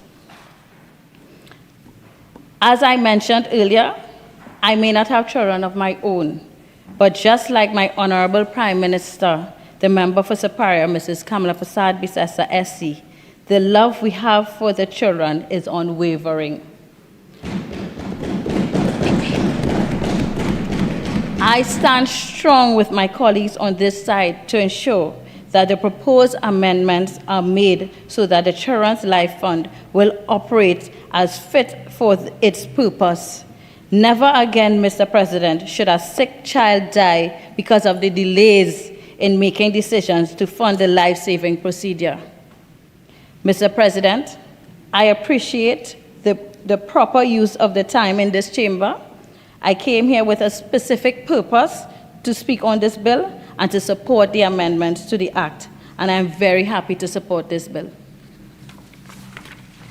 Once again, I salute the visionary leadership of the Honorable Prime Minister, Mrs. Kamala Prasad Bisessa, in establishing this Children's Life Fund in the first place, and her wisdom in now moving to improve the Act in the interest of the children of this nation. I thank you, Mr. President.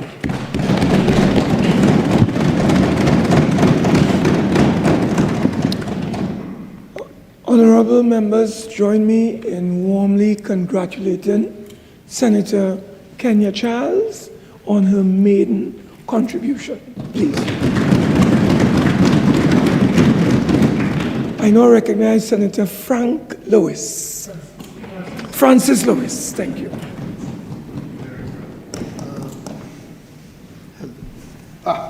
Thank you very much. Thank you, Mr. President. Until all have crossed, none have crossed, and some we have to carry. I dare say some of us fall into that category as well. That conviction was articulated by a great Trinidadian, Pat Bishop. The thinking behind this act, I applaud it. It gives hope and practical help to children and families. The bill must be encouraged, and it is a good bill deserving of support. In considering the amendments and the act itself, I think there are two considerations that I had to use in making my evaluation. Let me just step back a moment, Mr. President. When I saw it on the order paper, I felt for a while confusion, not over the moral worth, which has been so very well expressed, of the bill and of its social good. The confusion I felt had to do with how do I separate, as a legislator, my sentiment, my emotions, and goodness gracious, this bill is emotional, deservedly so, from my preferences and the potential for bias, which I think is inherent in all of us. At core, it becomes how do we navigate the tension between competing needs, because this is the first piece of social legislation that I have had to face. I have no doubt that others will at some point be brought before us, and we'd have to decide. So the question is, how do you deal with the tensions of competing needs of equally morally good, ethically good initiatives, but you have limited resources, and you have the responsibility to serve the public good fairly. This forced me to go back to first principles, simply because if I had to consider this bill by itself, never again to consider social legislation, I probably would not have bothered much. But since this has to fit within a milieu of there will be other considerations, what principles will I use in making decisions of this sort? And I came up with 5, and I don't mean to bore, but very, very quickly. I think one is the principle of distributive justice. Why this bill? Why does this, for all of its good and its worth, merit priority over school feeding, over equally good causes? And those are issues we're going to have to face in a place where resources are limited. The second is the principle of beneficence, where we're weighing one good over another. And that's a calculus that's hard at the very best of times. The principle of non-malfeasance. A sick child can have extraordinarily high visibility.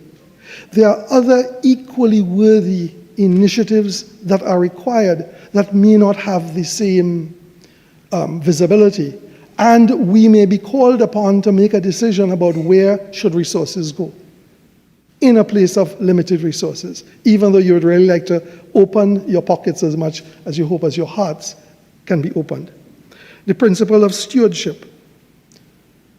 A number of you, my colleagues, have chatted about the urgency, and rightly so, a life is at stake. However, the urgent need is a pressure that can sometimes get in the way of good long-term thinking. So that I'm required to stand back and be somewhat cool and calculated if I am to be effective, not just in this instance of this morally good bill, but others that will come. And then the last one, I suppose, is the principle and the respect for human dignity and rights, which very Kantian, but it stretches limited resources. In this consideration, I rejected the principle of utilitarianism, which argues for the greatest good for the greatest number. So it would argue very harshly, and I think wrongly, morally wrongly, that if it's 1,000 children, but there are 10,000 others, put resources behind the 10,000 others. I think that that's not an appropriate decision rule. Those were the issues that I struggled with initially. How to ultimately allocate scarce public resources, integrating and dealing with morally weighty issues, where we need to make a decision that is morally grounded. And it's not about choosing a perfect solution. I accept what colleagues have said. We will be faced with laws, none of them are perfect. We do the best we can in the time frame that we have, and simply say, well, we hope for the best, and when we need to make changes, we make it.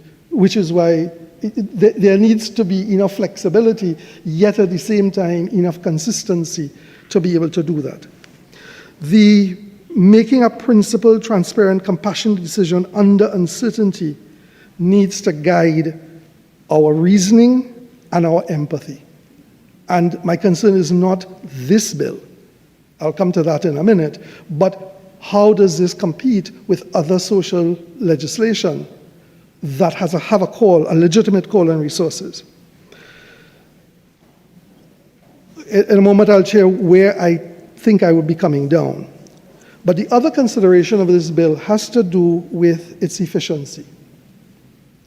I went online, and I have to admit I was feeling more than a little negative, because the latest financials, here is a fund of about $45 to $50 million. These are taxpayers' dollars. And I can't find audited financials.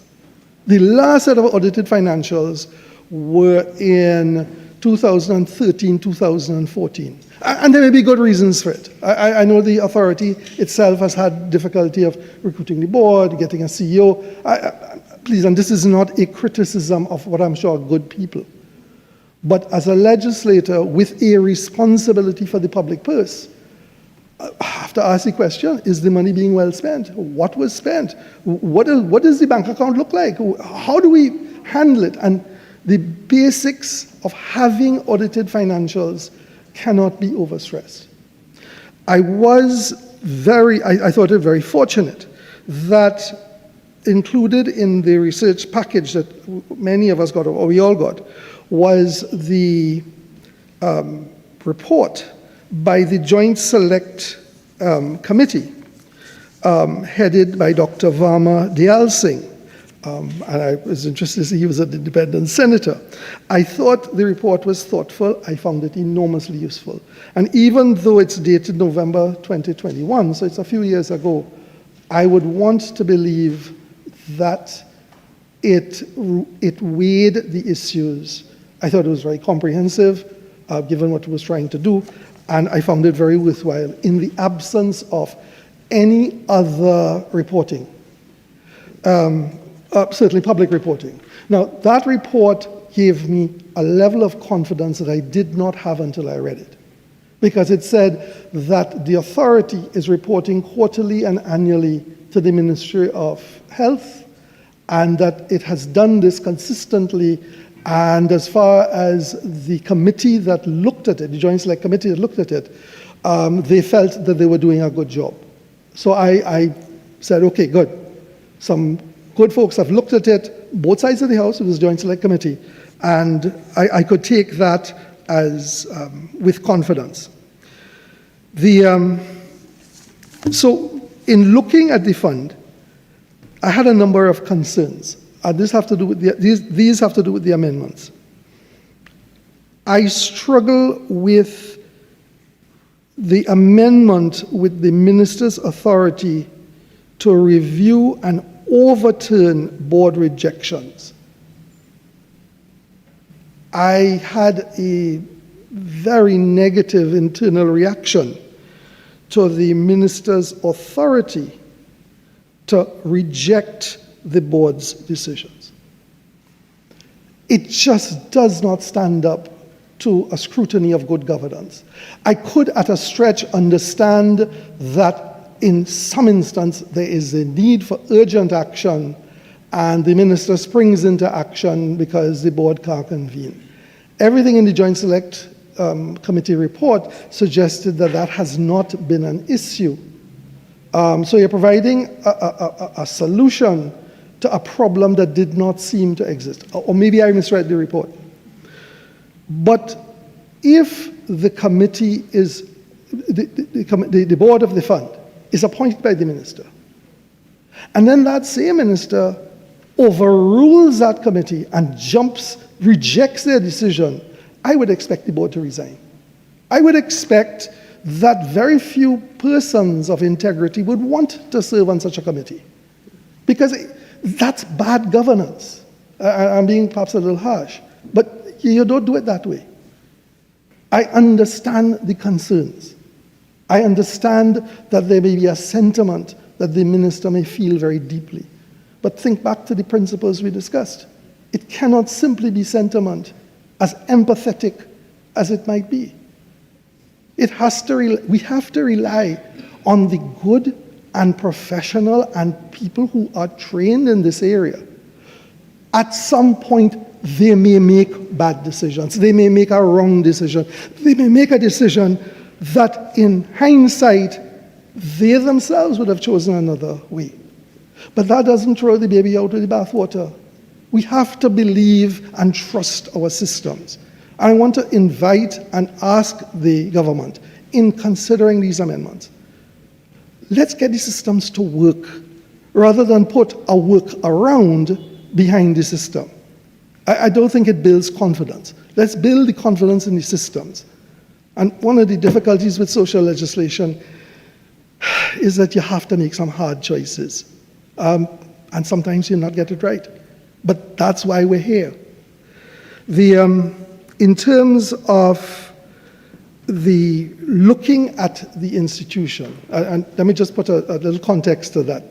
In my professional life, I work as a consultant, and most of the work I do has to do with how do we move the top line of organizations.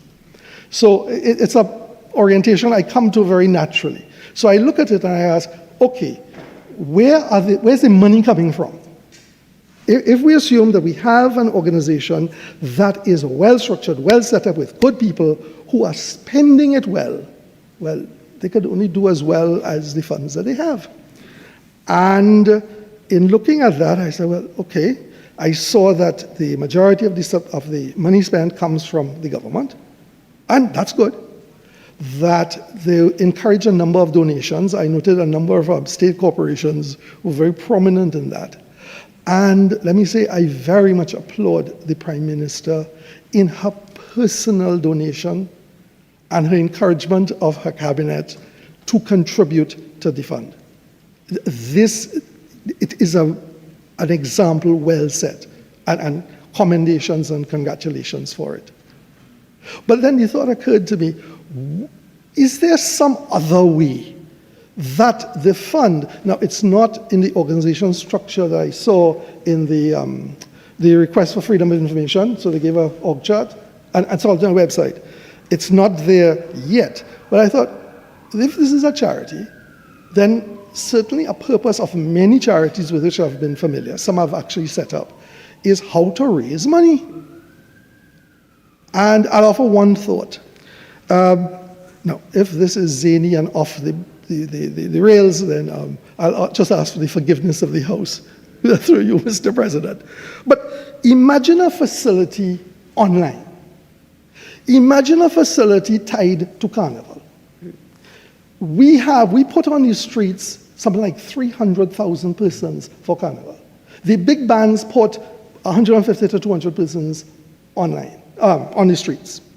People are spending, based on some research I did last year, about $8,000 per costume. I wonder what an appeal to spend 1%, $80. That is just over 10 US. Where it was easy for someone, as they are buying their costume and intending to have a good time, the appeal is made that pulls at the heartstrings and that they put it in. The math is very simple. If you get a third of them to do it, that is 100,000 people.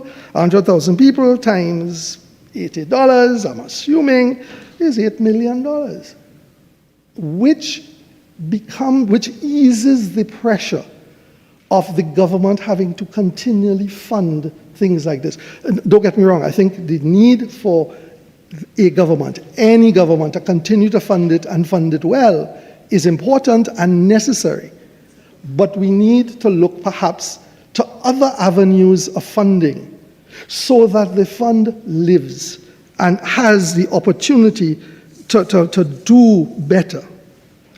So, to wrap up, I would say this is a good bill deserving of support.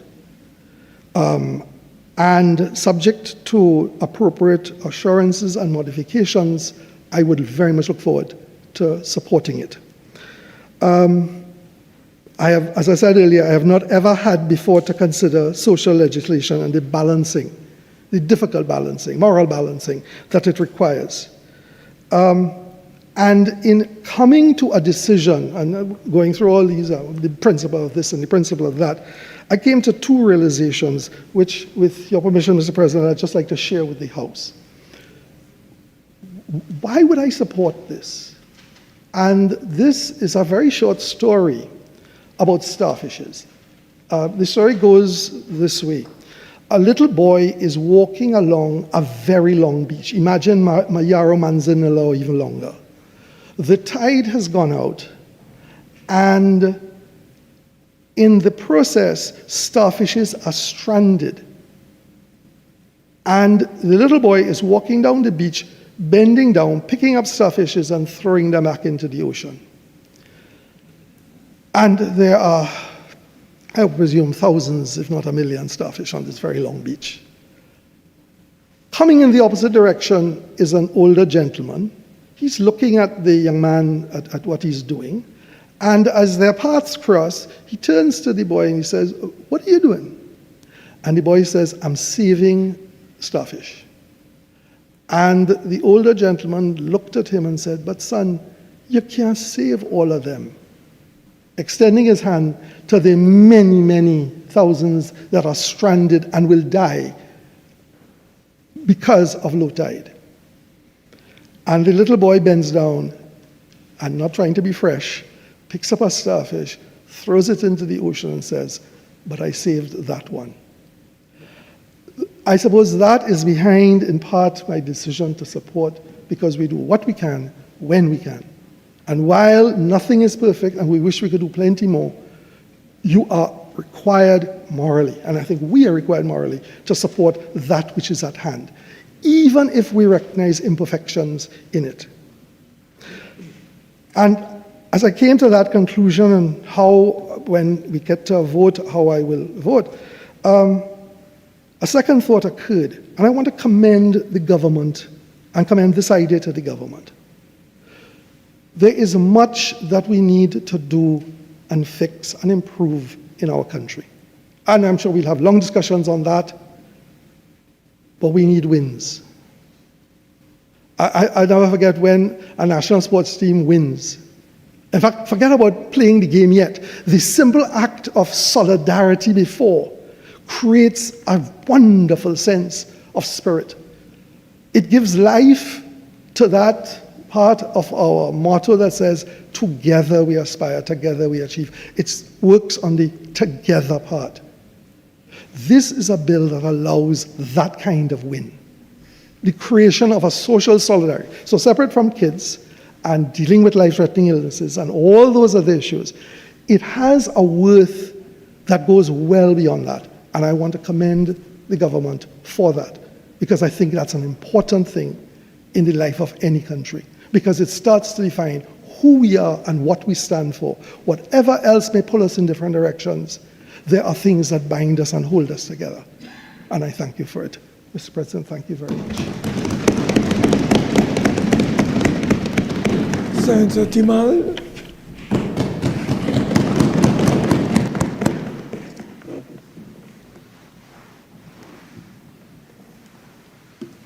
Mr. President, I thank you for the opportunity to contribute. to the matter before this Senate.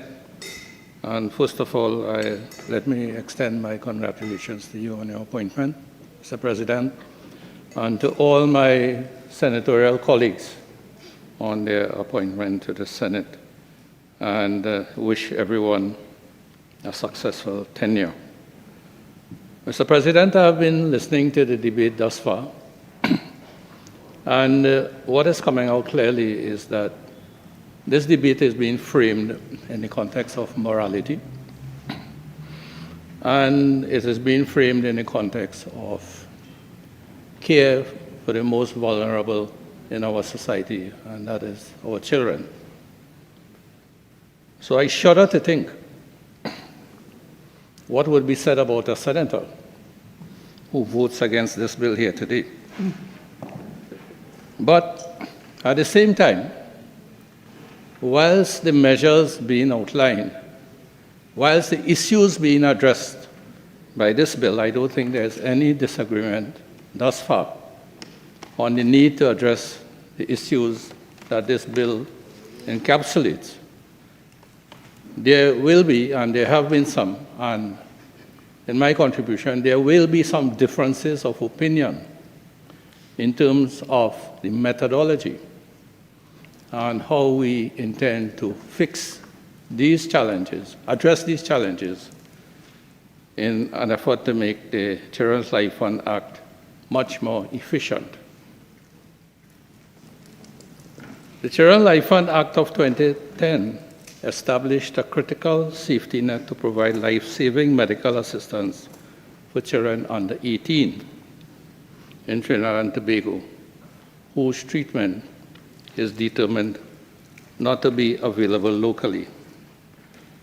No doubt, while the fund has saved lives, challenges in implementation, ranging from administrative inefficiencies to equity concerns, have limited its full potential. From the proposed amendments before us in this bill, it seems as though the major inefficiency that this bill seeks to address is the issue of operational flexibility with regards to rejected cases, one, and the fast-tracking of emergencies or exceptional cases, the term used in the bill. Of course, lengthy approval times causes delays in processing applications and can be critical in time-sensitive medical cases, reducing the fund's effectiveness in emergency or progressive illnesses. Now, Clause 21A1 grants the minister the power to affirm, annul, or vary the decision of the board if it rejects an application. And in this regard, I want to add my concern to the views expressed by some senators in terms of granting the minister this unilateral discretionary power as encapsulated in this clause, and whether or not it achieves the objective of addressing the issue that needs to be addressed. The question needs to be asked whether there are alternative and potentially more balanced mechanisms for these situations envisaged in these clauses that do not concentrate discretionary power solely in the hands of the Minister of Health. Granting unilateral review authority to the minister can have one or two consequences. It politicizes individual medical cases. It may undermine the independence and credibility of the Children's Life Fund Act Board, and it opens the door to lobbying and favoritism, real or perceived. And in my opinion, it can always, because of this flexibility and power of the minister, it can restrict future possible donations on the basis of trust and credibility. Now, in piloting the bill, the Honorable Parliamentary Secretary, Ministry of Social Development and People Affairs, Senator Chaitan-Maharaj, spoke about the need to address procedural rigidity. And if we are to consider addressing procedural rigidity, if this is the only way we can deal with the procedural rigidity, I have not heard in detail what are the procedural challenges that is contained in the Parent Act, and whether or not this is the sole avenue available to us by granting the minister such powers to circumvent or to overcome procedural rigidity, or should we be looking at procedural reform, introduction of other amendments that would grant the life unit and would grant the board the flexibility necessary to deal with the situation. I'm proposing that one possible alternative can be to establish a small, independent Children's Life Fund Appeals Tribunal through legislation or regulation. Composition of this tribunal can be a retired judge or senior attorney as chair, a pediatric healthcare professional not affiliated with the Children's Life Fund Authority, and a social welfare or child advocacy representative. This tribunal can hear appeals from applicants, review decisions based on medical, financial, and procedural criteria, and issue binding or advisory rulings depending on legal framework. This would promote impartiality and objectivity, maintain the integrity of the fund's government structure, and reduce the risk of political interference or perception thereof. An appeals tribunal could be supplemented by the creation of an external medical review committee to assess urgent, complex, or rejected cases. This committee can consist of a panel of maybe 3 to 5 independent pediatric specialists, local and regional or international if needed, and may include specialists from public and private sectors. Its functions can be the review of clinical decisions of differing medical opinions and to recommend whether the case meets the threshold for life-saving intervention. Now, a hybrid model that is maybe most effective, that is initial review by the external medical panel, followed by a procedural review, if needed, by the appeals tribunal. This approach will preserve the authority of the Children's Life Fund Authority, whilst ensuring that rejected cases are met with transparency, medical soundness, and procedural justice. Because although, as we have heard, we're dealing with a moral issue, a highly emotive issue from the contributions we have heard, remember that the Children's Life Fund is public funds, and transparency, accountability, and equity has to be the hallmarks of the administration of this fund. Clause 21B1 provides, it says, notwithstanding any other provision of this Act, the Minister may in urgent or exceptional circumstances consider and treat with an application for a grant if the Minister is satisfied and certain reasons are stated here, that the board is unable to meet for any reason. Action is required in the public interest. Now, there are no proposed amendments to the interpretation in the Parent Act to include for terms like public interest and exceptional circumstances. And I feel this is so broad, it is so subjective, and we are putting the minister in a situation where the range, where decision-making has to be made in a widely subjective environment. And I think legislation along the lines of such wide-ranging, broad powers needs to be carefully looked at and should have been addressed in the interpretation of the Parent Act, or hopefully that the minister would be addressing this in the regulations that is allowed for in the Parent Act. Now, another possible option to this powers of the minister is the establishment, I'm suggesting, of a statutory emergency medical review panel. This panel can be composed of 3 to 5 independent pediatric or emergency medical specialists appointed by the President, medical board, or cabinet-approved nominations. The panel would be activated when a case meets defined urgent or exceptional criteria. Its role will be to assess the medical urgency and recommend immediate approval to the Children's Life Fund Act Board. Panel decisions could be logged and reported monthly to the full board for transparency. Now, this panel can be convened within 24 to 48 hours.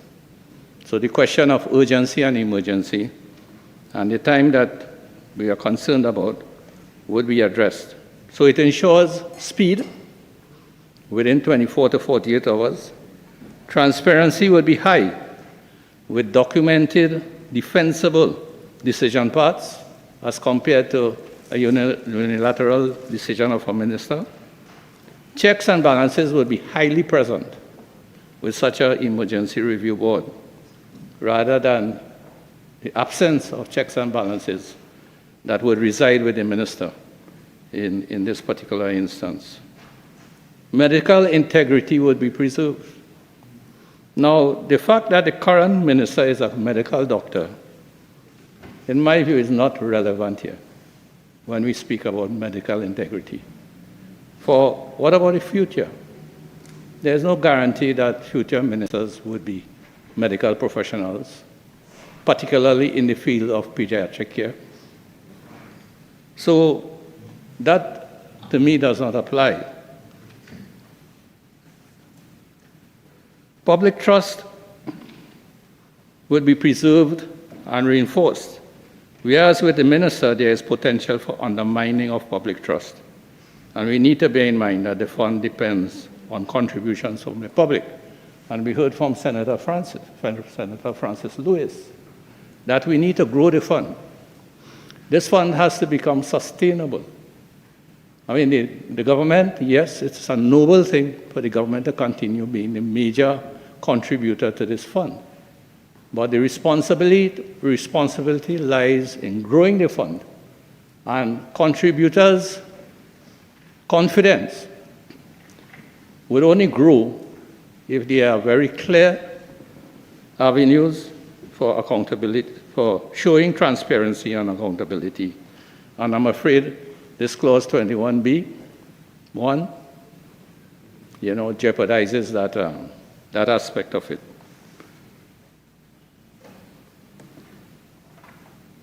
Now, there are other factors, I think, impacting on this fund that are not covered by the amendments. And, Mr. President, it has been mentioned to some extent by other speakers. But just to endorse and to elaborate, I think Senator Dr. Amery would have mentioned in her contribution a lot of it. But I think we all understand that the application process could prove to be difficult for some parents or guardians because it requires a lot of navigating the paperwork and the requirements, including obtaining certified medical reports, cost estimates from overseas institutions, and other official documentation. Now, this discourages timely submission, because if somebody is really, ill, child is really ill, the length of time it takes to come up with this, with this information, particularly for low-income families, could be fairly discouraging. and the long processing times jeopardize health outcomes in urgent cases. The bill is trying to address this, but I haven't heard any mention of what improvements could be made procedurally to improve the flexibility of the application process. I have not heard this thus far, whether we are looking to streamline or digitize the application process with strong support systems. Now, there's also a need to establish a triage protocol for urgent and emergency applications if there is none in place. This is normal practice. In emergency conditions, triage protocol is there to deal with emergencies in which you're competing for the same resources and decisions have to be made in what is more critical and where those resources should go. I think Senator Lewis did elaborate a bit on that. But we should be considering introducing, through the regulations or through the improvements we are looking at, for a triage protocol for urgent and emergency applications. It reduces the burden on the minister to start with, and it would reduce also, even if you have the special review committee that I'm suggesting, it reduces the burden on that committee and the workload. Now, the other thing, and Senator Dr. Murray spoke about is many cases are referred overseas due to limited pediatric specialist services in Trinidad and Tobago. And this reflects a broader systemic issue in healthcare investment and development. Now, one of the key things in national development is sustainability. In fact, that is a pillar of development moving forward. Sustainability. And if we are not using, yes, the fund is a disbursement of monies to those in need who cannot afford it. But if we are to capitalize on that investment in a sustainable manner, funding treatment abroad should be analyzed. Cases should be diligently investigated. And the lessons that we learn coming out of that exercise, we should bring those lessons into our local healthcare system. And those lessons should help to shape our national development regarding health, and in particular addressing the health concerns of our children. And the need to send children abroad reflects systemic deficiencies in local pediatric healthcare. So whilst we are expending money for treatment abroad, at the same time, we have to make sure that the lessons that are being learned from the cases, that we could imbibe those lessons in our local system to upgrade and to put our health system on a more sustainable basis, rather than, disbursing monies for overseas treatment. Now, the reason I say that is because I do not think there is any structured mechanism to use overseas cases as learning opportunities for local health professionals and to channel data from fund cases into long-term planning for pediatric specialty services. Fellowship programs can be developed for local doctors to gain specialized training, and the fund should be linked to national health development goals, mandating a report on lessons learned from overseas cases. Mr. President, I have circulated amendments, proposed amendments that would like to be considered in terms of the alternative options that I have outlined in my contribution, and I look forward to the committee stage of this bill. And I thank you.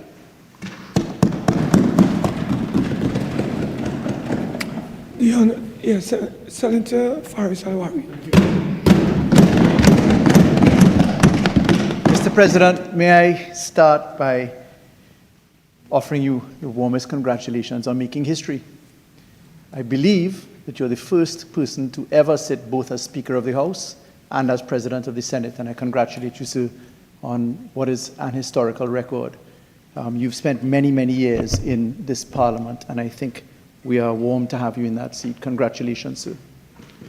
May I congratulate the Honourable Parliamentary Secretary, the Honourable Senator, for her maiden contribution and for a very measured delivery of what is very much an important and heartfelt piece of legislation.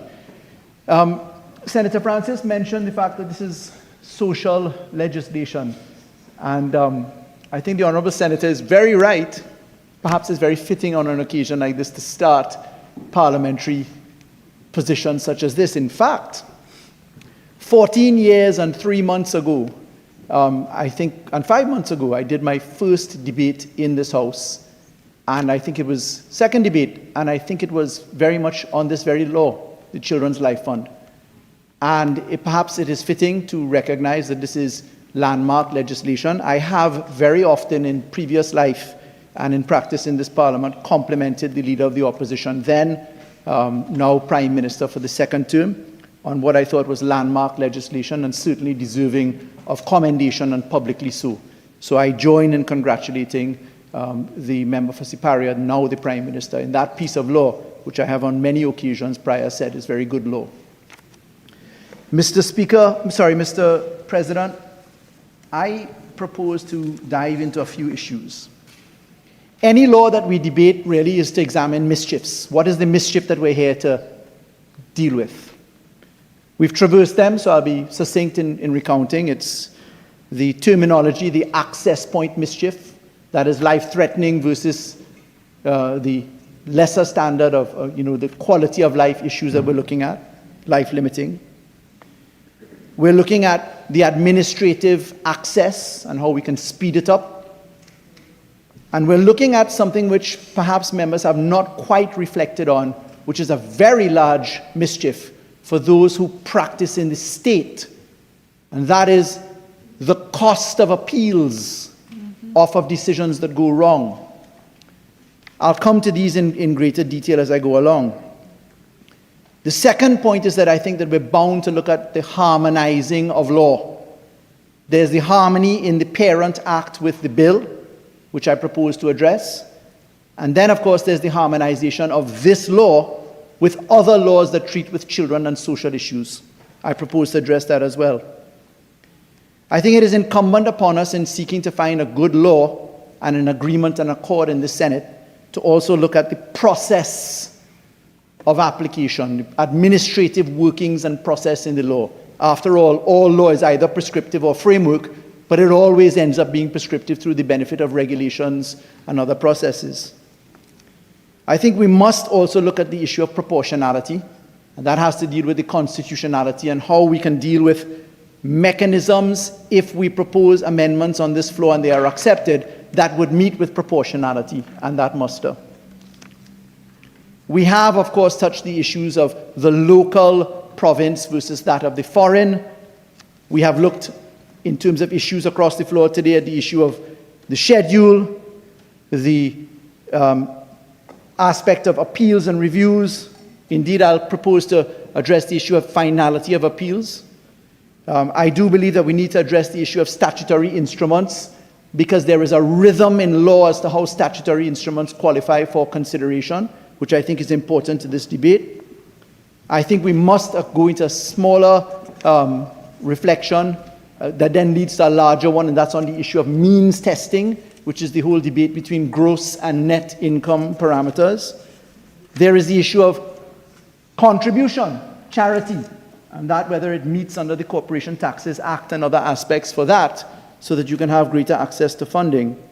And then, of course, there's the issue of the mechanism by which we review things. So permit me to get straight into the debate on the bill and to the parent law in particular. Mr. President, the first clause proposes, the first clause of attention is clause 2 and 2A. And in it, we're looking at section 3 of the Parent Act. That's the definition section. The first point, which touches on harmony, if you look to the definitions clause in Section 3 of the Parent Act, I think it important to note that in reviewing this law, which I think is commendable, I think it's something that we should do, and perhaps I should stick up in here. In the 9 years plus that I spent in this Parliament, I did not have cause, certainly when I was Attorney General and Minister of Legal Affairs, to review this law, because there was no occasion on which it came forward by way of recommendation, other than reflections in the Joint Select Committee that considered the Children's Life Fund, which came smack before COVID hit us in a large way. Perhaps there should have been an exhortation from the Ministry of Health for a review on this particular point, but suffice it to say, the law has worked well for the last 15 years. It is in need of position reform. I'd be very interested if, in wind-up, the Honourable Parliamentary Secretary could provide us with the data as to what exactly is the access difficulties in life-threatening and how that portrayed. I'm aware of one matter in litigation where that portrayed. I won't go into that because I don't believe it appropriate to refer to families that have been through tragedy and the tragedy of litigation as examples, particularly when names are called. Get to Section 3 of the Act, look at Clause 2 and Clause 2A. The harmonization point jumps at me. Beneficiary in the Parent Act means an unmarried person under the age of 18 who is eligible to receive a grant to access medical treatment under this Act. I would remind, and perhaps the drafters are going to catch this, that we have to harmonize our laws in line with the Children's Act, and the Children's Act specifically defines a child as someone who's under 18. If this definition is to stand, and we're looking at eligibility, because eligibility attaches to someone who at the time of the application is a child, meaning you're under 18 years old. So I do think that we no longer need the definition of unmarried persons, because that does not apply. We abolished the law of child marriage back in 2016, 2017. I think that we need to harmonize that law. But it takes me to a very important point in this bill, and that is when we're looking at the beneficiaries. It is important to remember there is a mischief to be looked at in who accesses the process of application. Right now in the law, it's described as the parent or legal guardian or social worker. And the children's legislation recognizes somebody as a person with responsibility for the child.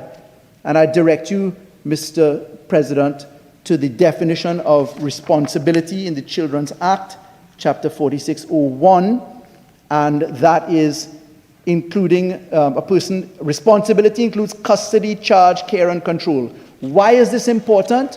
One of the access points is to avoid a legal guardian being a requirement for access when in our society, persons with responsibility for the child, as encapsulated in our Children's Act 2012, Chapter 4601, we rarely deal with people who have responsibility for the child. So I'd encourage the drafting team to do as we did with all of the children's legislation, capture the definition of child, capture the definition of person with responsibility for child by including the definition of responsibility into Section 3 of the Act by virtue of a proposed amendment to Clause 2 and Clause 2A of the bill. Mr. President, when we get to the definition in the bill of life-limiting illness, I don't want to be guilty of any repetition, but I must mark the point that I too share concern with the listing in Schedule 3. The rule is that the law ought to continuously speak. Now it's axiomatic, it's trite that we use schedules because we are balancing interests. So in the social dynamic of balancing, I mean, $1.5 million is 10 to 100 houses at the Housing Village Improvement Program, depending upon how you do repairs or positions. It's 500 people in $3,000 a grant in social grants.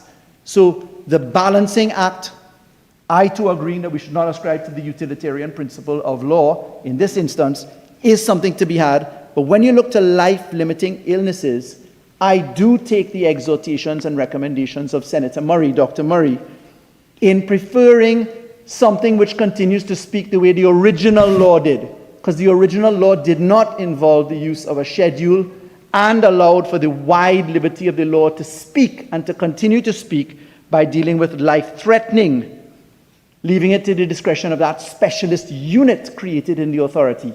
So I certainly do recommend, I had come up with my own version of what the definition should be, but I must defer to those with by far more experience than I am in what the medical terminology looks like. And I was very attracted to the terminology offered by Senator Dr. Murray. Mr. President, in this definition as proposed in the bill, we see the requirement, if you look at it, Part B, the required treatment for which is unavailable at a local medical institution. There is an elephant in the room. Because later on, and in the piloting by the Honorable Parliamentary Secretary, the reference was to the use of this life fund for foreign access. Even though in the bill there's a reference to a foreigner coming to do it locally, that is provide medical treatment, there is a question which must be asked and answered. Can the Children's Life Fund, in light of how it has been piloted, in light of the amendments here, be used to pay a private institution locally to carry out the work, to carry out the treatment for that condition? That being a term which I also agree with, thanks to Senator Dr. Murray, that a condition is by far a better term to use than illness, particularly when you go to statutory interpretation in the event that you get to court. So the whole issue of the Children's Life Fund being used to pay for private medical treatment locally is a very real question. Not just bringing doctors in from abroad to work here, but using local practitioners at private medical healthcare institutions here. Why? Because by sending them abroad, there is this interpretation offered that somehow the foreign doctor is better than the local doctor, and we're paying for private medical treatment abroad. Therefore, in an equality of treatment locally, in light of these amendments, I must ask, are we excluding local private institutions that are offering for fee? Because that's what this is. The Children's Life Fund is for the benefit for fee. We must turn our attention to Life Unit in Section 3 of the Act, and therefore in Clause 2 and Clause 2A. Because the Life Unit is really one of the mischiefs. We are told in the piloting of this law that there is a problem, there is an access problem. We are invited in the bill to have a look in Clause 6 by the introduction of Clause 21B. This is a new Section 21B in Clause 6. And listen to what it says. Notwithstanding any other provision of this Act, the Minister may, in urgent and exceptional circumstances, consider and treat with an application for a grant. This is not an appeal. This is a fresh application. But the law, with this introduction, does not prescribe the method by which you get to the Minister. Because there is no process in the law, prescriptive or even framework, where we say, if you want to make an application to the Minister, how do you do it? And therefore the rationality of process and therefore the proportionality becomes relevant in the debate. Particularly when the method by which you complain has been said to be, in this debate, coming by members in the government, that you're afforded the opportunity of judicial review. Judicial review is an extremely expensive and time-consuming prospect. Do you review the Minister for not taking you on? Do you review the Children's the Children's Life Fund? How do you review? Must be set up from a process point of view. So the Minister's involvement ex proprio motu has to be defined. How do you get there? How do you trace the process? Was there a rationality or an irrationality? Was there negligence in the consideration of the application? All of that is germane. Now let me say up front, in jumping to some of the issues, I am a fan, and I propose that we consider a review tribunal. We've done it before. If you look to the law in 2016 in the Public Procurement Act, you look to Act number 5 of 2016 in sections 51A through 51M, as in Mike, you will see that the establishment of a review tribunal is the appropriate thing. In other jurisdictions, there is peer review. So the law as it's currently drafted allows for a life unit. A life unit works in the authority. The authority is established. The life unit is comprised of persons who volunteer. Those volunteers conduct financial and medical assessment.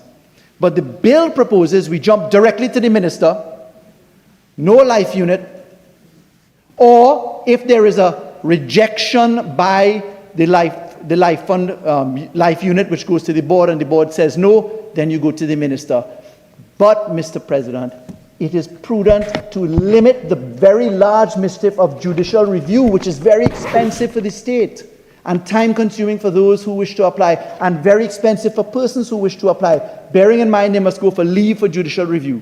Then they get judicial review in the High Court. Then they go to the Court of Appeal. Then they go to the Privy Council. This law, if we're looking to amend it, and I commend the principle, the thought, the intent behind it, really ought to be one of those laws where we exceptionally say that the review is final in Trinidad and Tobago. We have umpteen examples of that. You look to the Representation of the People's Act, you look to the Planning Act, you look to the Central Statistics Act. There are a number of pieces of law where we have the opportunity to say that the review in terms of legislative steps taking us to the court shall be ended at a particular point, and why not in Trinidad and Tobago?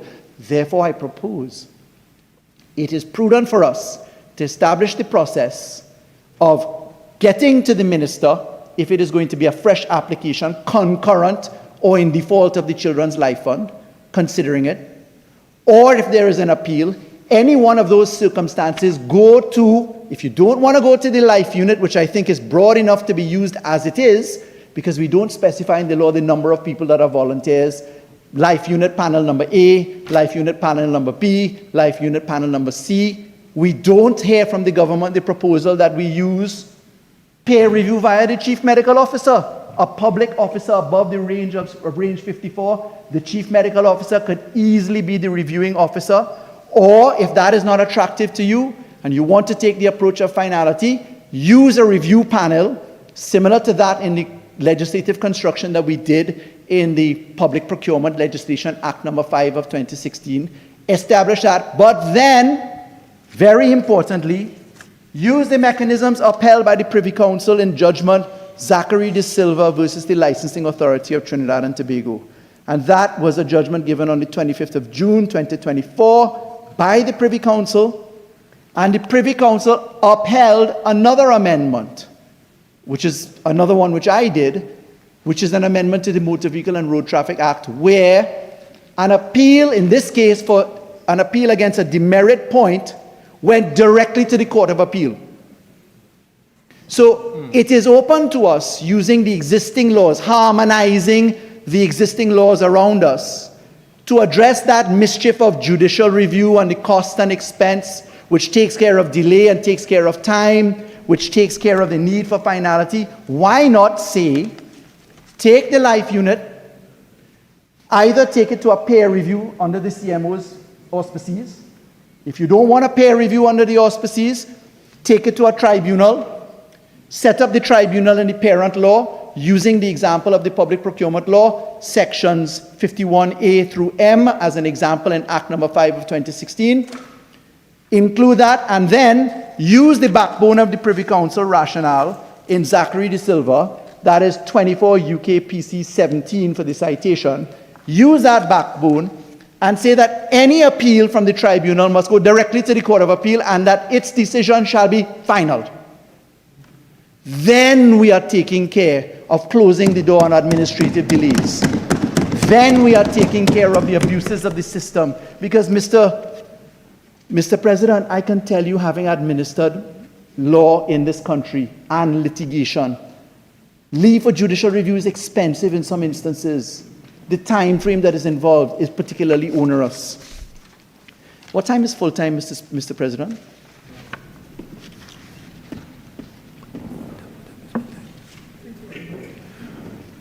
Thank you very much. I've only just started. Lord help me with time. Mr. President, if we get to clause 3, and we go to the considerations around section 4 of the Act, we refer to a charity. It's something that Senator Lewis raised a little while ago.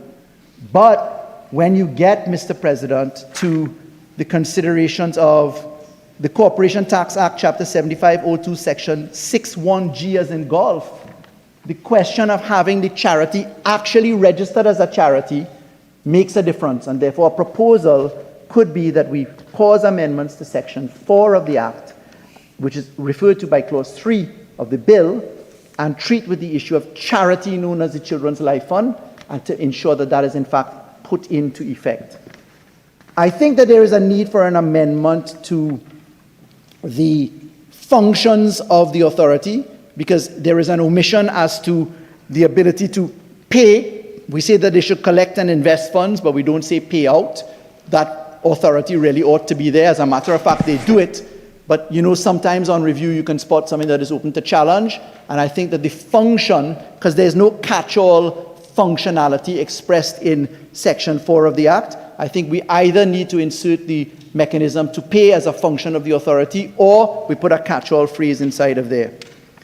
I note in Section 5 of the Parent Act, we no longer have a senior public officer nominated by the minister with responsibility for Tobago affairs, because we don't have a Tobago affairs minister. And therefore it may be appropriate to speak to that in more general terms, so that the interest of Tobago in the public service, this was obviously to capture the TRHA in Tobago to treat with their positions. I think that it probably is time as well, in keeping with harmonization again, harmony, that we look to amend subsection 4 of Section 4 of the Act. I don't think that there's necessarily a need for a continuing denial of 4 years in aggregate for service as the chairman. We did several amendments in the last Parliament removing those consecutive sitting positions, and I'd recommend it in consideration in review as the honourable members opposite consider. Mr. Speaker, Mr. President, Section 9, which is treated with by Clause 4. Section 9 of the Act proposes that we insert that the board shall, in subsection F, review where appropriate, approve or reject applications. This cannot be what the government intends, because they're proposing that the minister has a right of review, but the minister can't pay himself or herself. The minister would have to refer it to the board, would have to refer it to the Children's Life Fund, would have to refer it to the authority, and therefore if there is a variation in keeping with the amendments proposed, the word reject cannot stand without the introduction of the word vary to keep it in harmony with the proposals submitted by the government. When we look to the positions of Section 11 and Section 12 and Section 13, Section 11 and 12, which tie into the ministerial input that comes in Clause 6, which is the introduction of a new Section 21, A and B. You're going to have to look at Sections 11 and 12 of the Act, because the board shall appoint an employee, which is its secretary, and we have defined principles of making preparations to attend board meetings, prepare minutes, carry out such other secretarial duties, but it does not include now the obligation to inform the minister of urgencies. So it does not assist the minister in the power created where we give the minister the right ex proprio motu to come up with a grant of himself or herself. So therefore you'd have to put the springboard procedural flow from the secretary, which is contained in Section 12 of the Act. If you get to Section 13, again back to harmony, I think it more appropriate to look at the modern language that we use for conflicts of interest, and that is that you make a declaration as soon as you become aware of it, because it may be something that you hadn't become aware of at a particular point in time. If you get to Section 14 of the Act, the minister may give the board in writing specific directions. Well, it is at Section 14.2 that the drafters have to be looking at Section 26, Section 21 as we put it in. Section 21B, the ex proprio motu, a clause, that is the minister acting of his own volition without an application coming from the Children's Life Fund, which is either coming to him from the Life Fund by way of an appeal or otherwise, that has to tie back into Section 14 of the Act if we're going to make sense of the amendments when reading the law as a whole. If we get to Section 15, and you look here at the CEO's absence in emergencies and the fact that you can appoint an alternative, well, is it perhaps that all that we need to do if we want to catch the legitimate aim that the government comes with today, which we support, do we just need to specify alternatives? Because if one of the mischiefs is that the minister needs to act in expediency because the board is not available, the life unit is not available, all that we need to do in a process map is to say, let the life unit sit in panels A, B, C, D, and let that panel consider with the medical expertise, because it reduces the government's liability for negligence and reduces the chances of absurdity being the finding or irrationality on judicial review. Mind you, my recommendation is get rid of judicial review completely. Take one bite of the cherry, which is a review panel or a peer review, take it to the Court of Appeal and end the story. That way you would have finality and exigency and expediency happening in law. Mr. President, if you look to Section 18, Section 17, you'll see again the whole position of volunteers and alternatives coming up. This is the life unit. That is where the prescription can happen. If you look to Section 16, the Chief Executive Officer shall be responsible for, look at subsection C, giving effect to the decisions of the board. The drafters have forgotten to include the decisions of the minister. So you must amend Section 16 of the Act if you want to even keep with the legislative aim of the bill. You have to go to Section 16 and include the direction of the minister, because the minister is not paying out of any fund himself or herself. Indeed, no minister would want to do that. You would want to have the board do it. It's the Children's Life Fund. It's from that fund.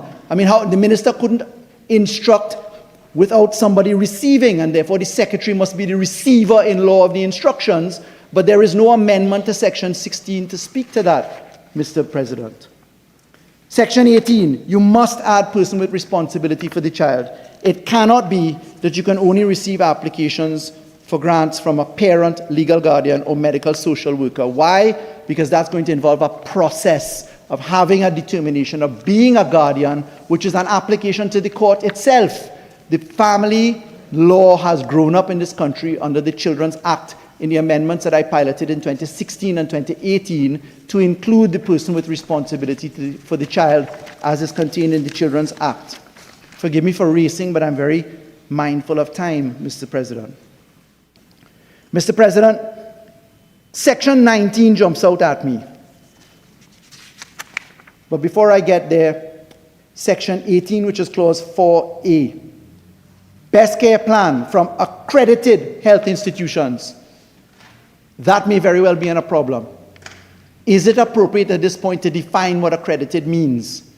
Senator Vieira mentioned a little while ago the considerations under the dental profession legislation, where accredited becomes a problem because the law is archaic and needs to be amended. In fact, I had received some amendments in another capacity, but the Dental Council was still in consideration there. So the issue of accredited flags now, is it another stumbling block that we need to pay attention to? It appears again in subsection C.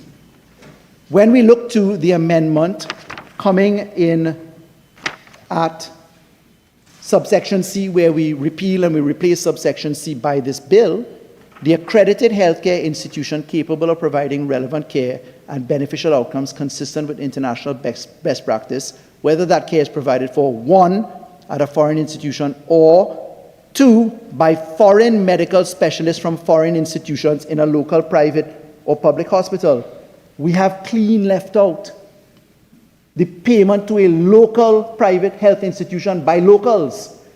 So we are legislating the exclusion of local doctors in the private healthcare. And we're saying, go and pay somebody abroad just because they're there. Foreign is better.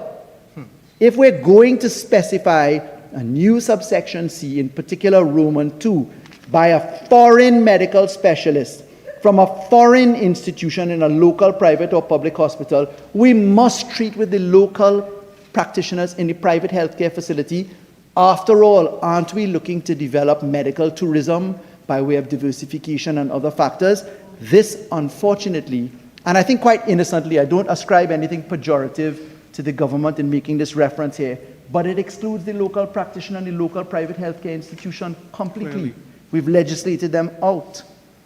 If you look to section 19, again, I'm looking at the is unmarried and under the age of 18 years at the time of the application.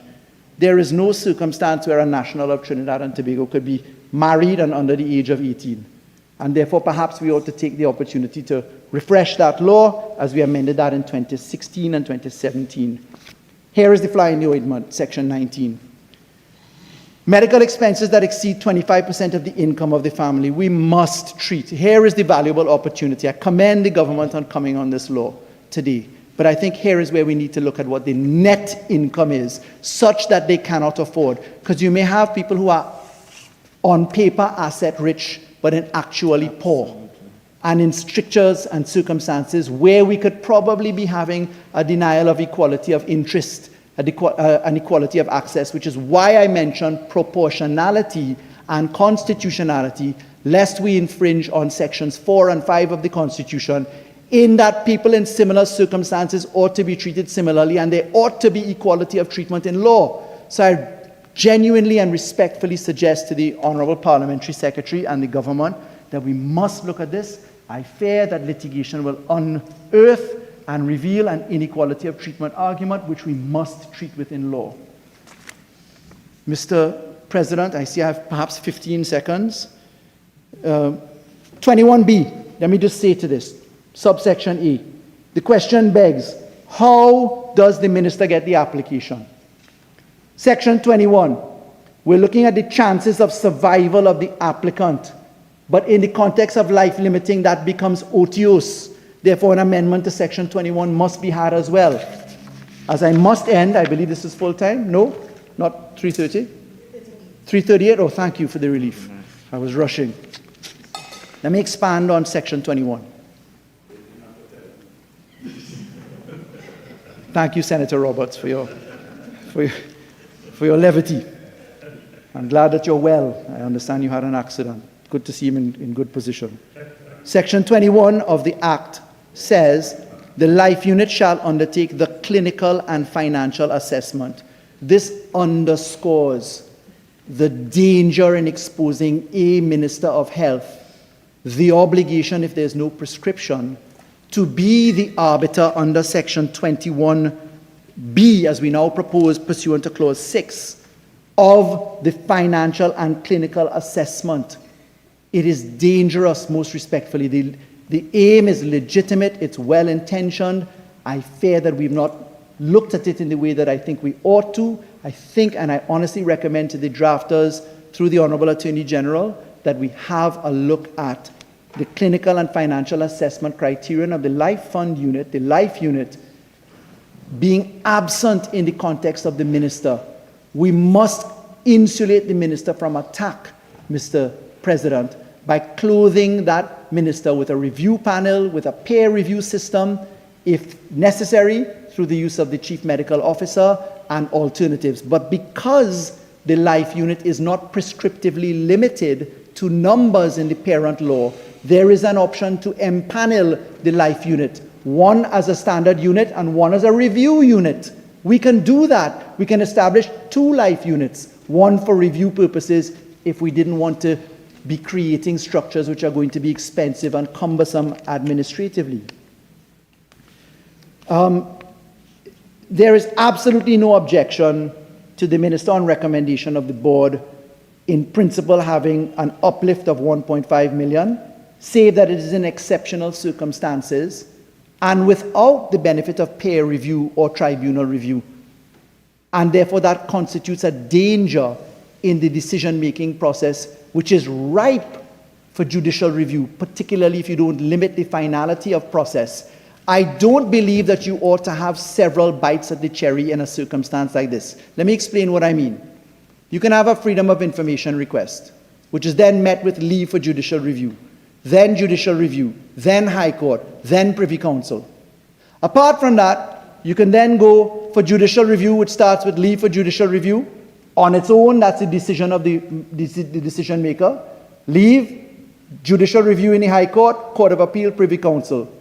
You can sidestep all of those things if you go to a review mechanism, legislatively built out, prescriptively so, even framework. There's an opportunity to be precise, as we did in the public procurement law. Say that any appeal from that goes straight to the Court of Appeal and end the story, finality of appeal. I refer you to the precedent and judgment of Zachary De Silva in the Privy Council case, as it stands as excellent authority for that purpose. It's what we did in the Motor Vehicle and Road Traffic Act, where demerit points went straight to the Court of Appeal. Mr. President, the danger of action is required in the public interest. In light of the processes of the light unit, just don't make sense. It's dangerous. It's dangerous for the officers involved in the process, and I genuinely invite better attention to that so that we can limit the risks of review that are expensive. Mr. President, let's go to, while we're at it, Section 26 of the Act. The assets of the Children's Life Fund shall not be invested except in assets specified in Schedule 2. Actually, what is set out in Schedule 2 does not constitute assets within the meaning of law. They really are investments. Perhaps, if you wanted to make a better purpose of this, it would say, shall not invest it unless it is approved by the central bank or approved by the Ministry of Finance in investment structures, because an asset is limited in meaning in law. So a bond is not necessarily an asset. A bond may create yields. The equity market is different from the asset of real property. I think that the use of the word asset is limiting if you want to take Senator Lewis's point and to come up with a structure that allows you to invest money, taking a look at the charitable purpose as well. Notwithstanding any law to the contrary, Section 27, the authority and the Children's Life Fund are not subject to any tax. I think we had, if we want to build out the establishment of the charity, but we have not had reference to the Corporation Taxes Act, I think it would be useful in Section 27 to consider, and all donations made shall be considered for charitable purpose, so that you can have the benefit of tax benefits provided. Mr. President, if we look to Section 33, which is the regulations, and Section 32, which is the order, I certainly came prepared to discuss the point of notification. Senator Vieira has raised it. Senator Teemal has raised it. I don't believe that notification is appropriate because it is not a statutory instrument reflected upon in Chapter 301, which is the Interpretation Act, to allow for the benefits of interpretation as you would have from the Interpretation Act. And therefore it falls short of the mark. Perhaps one could look at an order by negative resolution, etc., to at least have the 42 days and review mechanisms done, particularly because it is such an important aspect. I want to remind in Section 33 of the Act that we amended Section 63 of the Interpretation Act, which treats with what the penalties are on breaches of regulations, and I think we should have some regard to that. If you look to Schedule 1, you will see that the schedule itself needs to be amended, where references to legal guardian, medical, social worker, and parent do not include person with responsibility for the child. So an applicant who was not a parent, who didn't have the benefit of a court order as a legal guardian, who doesn't have a medical social worker, but who has a person who is responsible for him or her as a child, would have to go to court and become a legal guardian. You'd have to have perhaps guardian ad litem or for other purposes, or committee of a patient or some other mechanism, which is expensive in law and in court. Again, I refer to Schedule 2, which springs from Section 26, the approved investments of the Children's Life Fund. You notice these are not assets as described in the parent law. And lastly, I come to Schedule 3. Schedule 3, I genuinely think ought to be removed. I think we ought to go instead with a definition of life-threatening, which is of a condition, forgive me, away from life-threatening, which would allow the law to continue to speak and which would perhaps meet with the legislative aim. In conclusion, I say I wholeheartedly congratulate the government on bringing this piece of law. I do think that there's a very good legislative aim on the table. I'm happy to lend support to it. I think most respectfully that we have quite a lot of work to do to tidy this up. And I know for sure, having worked with the drafters for 9 years, that they know exactly what I mean. Thank you, Mr. President. Minister of Housing.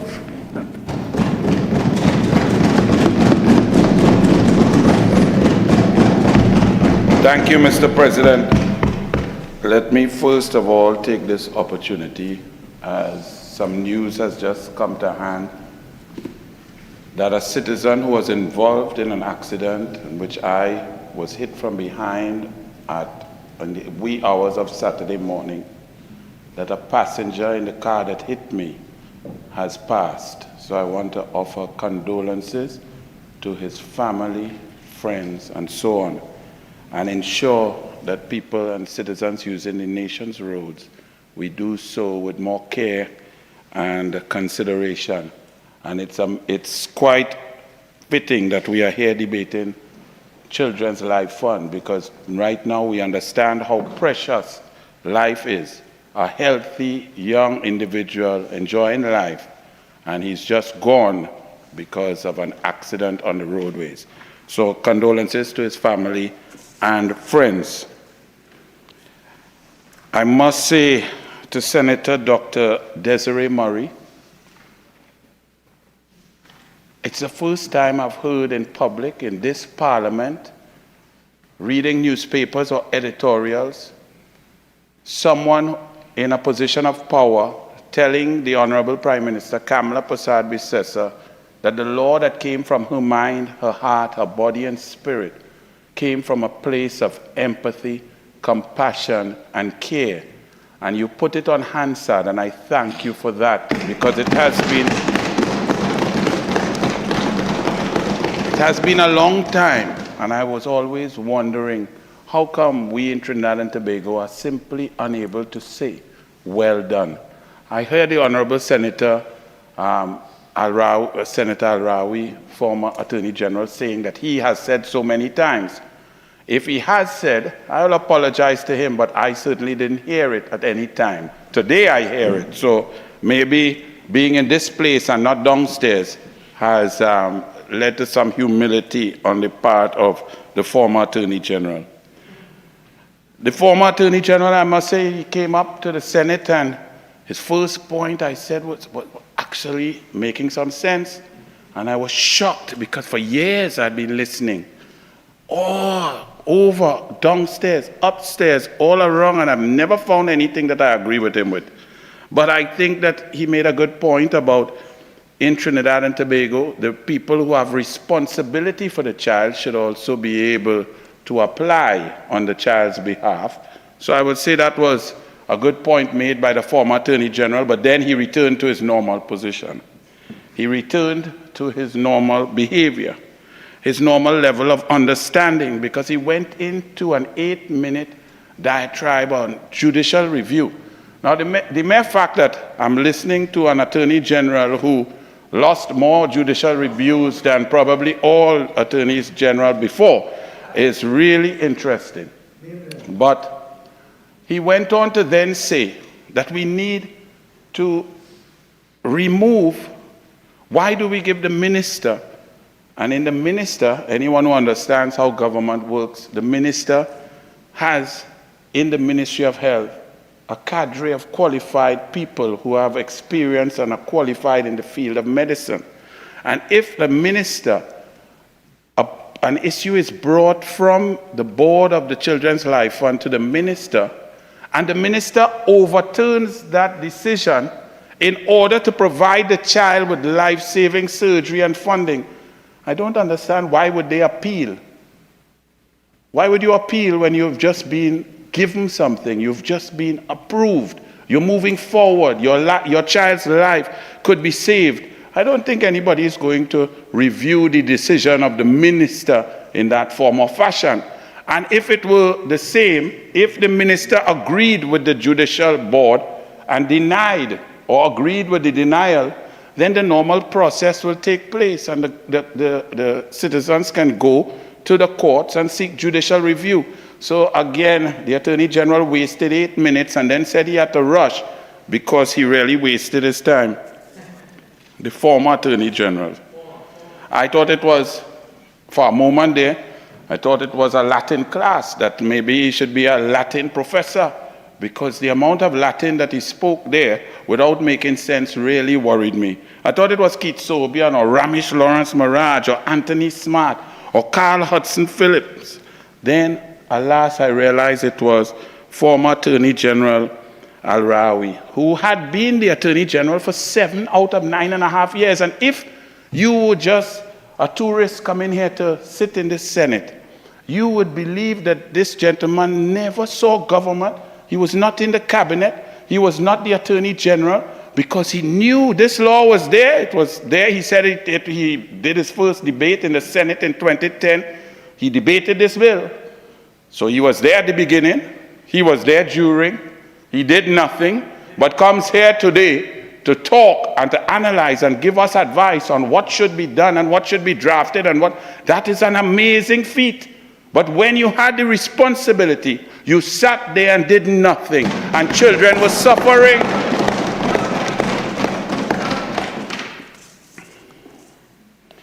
To listen to the former Attorney General talk about process, when this is the Attorney General who signed an indemnity with a witness in a criminal matter, usurping the authority of the DPP.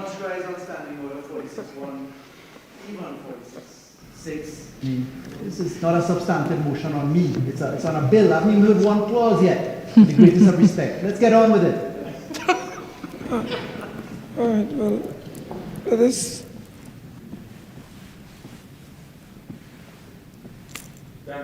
Just continue, but we do not want to get into any kind of situation where I'll have to pull the blue book or the green book. Thank you, Mr. President. Okay. So I'll move on as upper, sir, but I am debating the honorable member. He came here and he spoke, he gave us a lecture on process. This is not a debate about the honorable member, as he just said. As he well knows, it's a debate on a bill before us. Can we at least have a clause? 46.1. All right, let us not get carried away at this time. And please, when we are rising, just rise on your point of order, refer to your point of order, take your seat. I don't want no explanation. I don't want no narration. I think I'm in this thing long enough. So let us not get into too much crosstalk and personal imputations, personal reflections. Let us not get into that. Please. Honorable Minister. Thank you, Mr. President. I sat quietly and listened. But we're also moving right along. Some honorable senators over there, including the last speaker, spoke about the time that it would take and other mechanisms other than allowing the minister to do an appeal. Now, if we get into the tribunal, like Senator Deoroop Teemal said, and we get into the president appointing a tribunal and stating that it would be appointed and it will work within 24 to 48 hours. We live in Trinidad and Tobago. What do we know of that gets working in 24 to 48 hours? Absolutely nothing. So this is children's lives. We've thought about all these issues. And the quickest thing to do is to have the minister and the qualified ministry officials go through the decision, read the reports, call an expert, get a second opinion, and make a decision. Because we've seen where a child has lost his life when the process was going through its snail pace. So we cannot afford that. Furthermore, we're talking about cost. I heard an argument about, we have to weigh the costs of change, of saving a child's life and other social responsibilities that a government may have, food cards and laptops and education. That's an interesting position. But when it comes to a child's life, speed is necessary, and it is nearly impossible to quantify in that manner. Furthermore, if you increase the cost by creating a tribunal of experts, do you have to pay these experts a stipend? Do you pay them for the number of hours that they work? Where are they going to work? Do they need a secretariat? Is there an office? Do we have to rent another building? These are things that we have to factor in. We want to simply get to the decision to get the child some help. So we hear the issues, but we've considered it, and we believe that this is the most expedient thing. Furthermore, when you're in government, you're not only making decisions about social to social. You see, especially in Trinidad and Tobago, all of us have learned over the 9.5 years. We might be making a decision between $1 million to save a child's life or a useless car park where nobody parks their car for $131 million by $262 million. Or we might be making a decision to save a life, or changing Skinner Park from a football field into a fet match thing that you cannot even play football for $131 million. These are the decisions that will have to be made, not necessarily a decision about changing or saving a life and taking away food from someone or taking away textbooks, because the Prime Minister that we have now, the member for Siparia, Kamla Prasad-Bissessar, believes that the money of the people should be spent on the people and it should be spent on the social needs. She does not believe in the philosophy of the last 9.5 years of the new society as stated by the former Prime Minister. Well, the former Prime Minister, excluding the one who was there for a day. The former Prime Minister that stated in this new society, the population must wean themselves off the state. He said, and I quote, every road, every hospital, every health center must be built by the government. Well, the government cannot take that burden. So you, the people, better wean yourself off the government. That's one philosophy. That philosophy was rejected on April 28. So there is no issue about that. The new Prime Minister says, taxpayers' dollars, people's money is to be spent on people. So the waste, the corruption, the poor choices, the Atlantic LNG, $233 million after everybody says do not invest, that money will not be spent, which will free up money to save more children's lives, to improve the quality of life of a child, because you have a Prime Minister now who cares.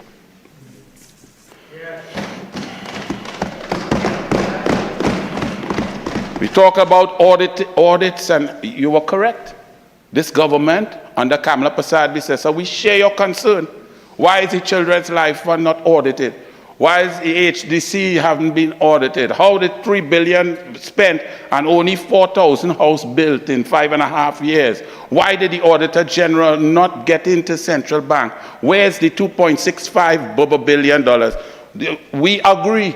And the Honorable Kamla Prasad-Bissessar said this practice that has taken place for 9.5 years will not continue. That audit state, any entity spending taxpayers' money will be audited, will comply with the law, unlike what took place for the last 9.5 years.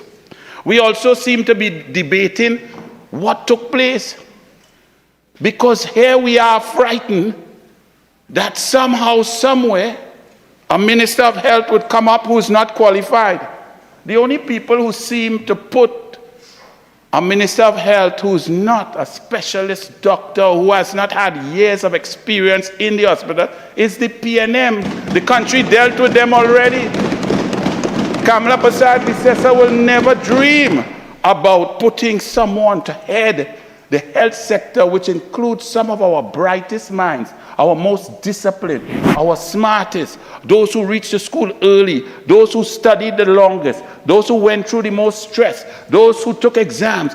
We would not think about putting a man who is paint stage in Queen's Hall to oversee critical specialists and tell them what to do. So that would not exist. Only the PNM would put a Minister of Health who could not muster, and then put someone in charge of the Eastern Regional Health Authority who had no understanding of medicine, medication, and could not spell med school. So this will not happen because Kamla Prasad Bisesa and the UNC, we believe in merit, so that people who spend their life protecting and taking care of people will be put in charge.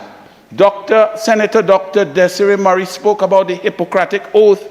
That's a serious oath that doctors take.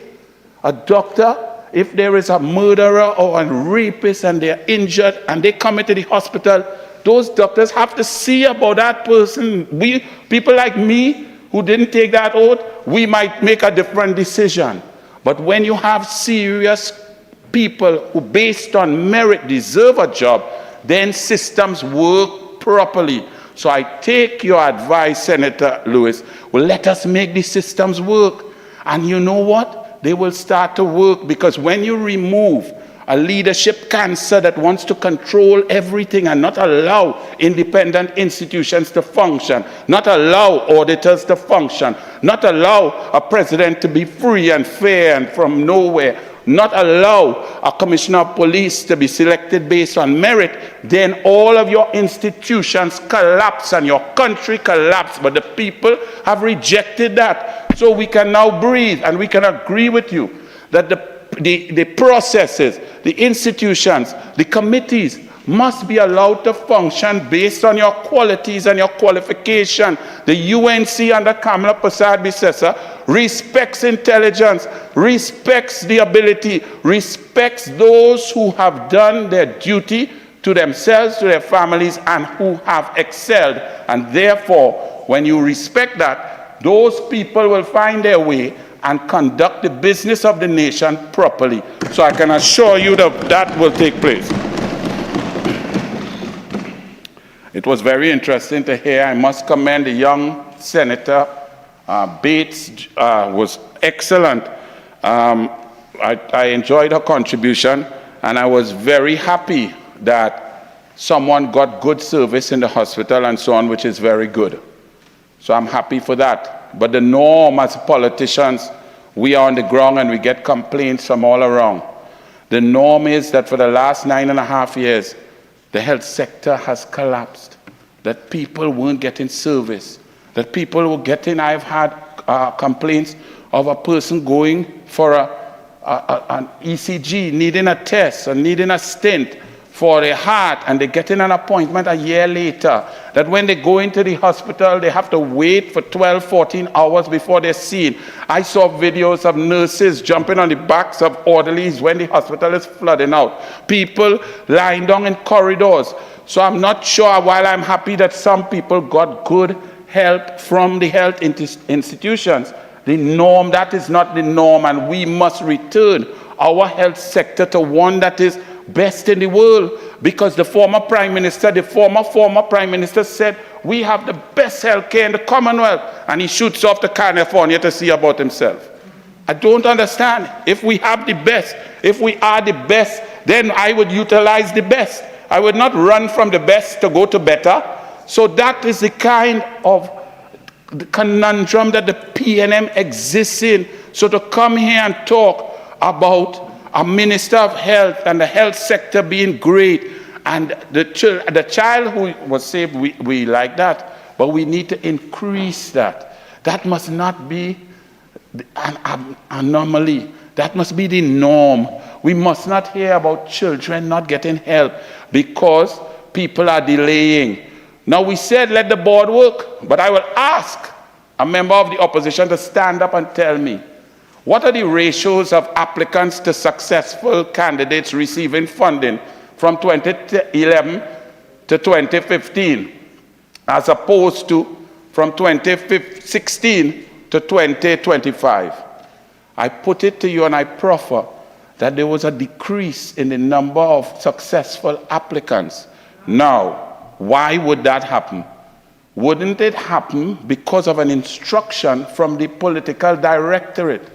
So, if that occurred, for the PNM to come here today and say that a minister who is a doctor, a specialist, a gynecologist of 40 years, or any other minister who is qualified and who has taken the Hippocratic oath, that they will somehow try to prevent individuals from getting life-saving surgery in order to save $1. I could not believe what I heard from my colleague, Honorable Senator Dr. Amery Browne, when he spoke about, and let me get it correctly, he spoke about that there should be a distinction, that you had to make somehow possible success always seems lower. That's what the point I just made, that we not justify expenditure of funds, that there was a critical element that they would say or decide whether money could be better spent on something else rather than saving a child's life. That at some point that becomes a decision.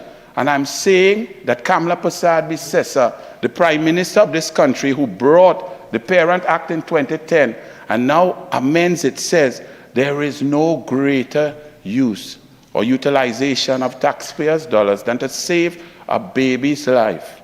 And I give you that example as I show what this is real. This is a real debate. So I'm happy that everybody agrees that the concept that came from the mind and the heart of Kamla Prasad Bisesa is brilliant.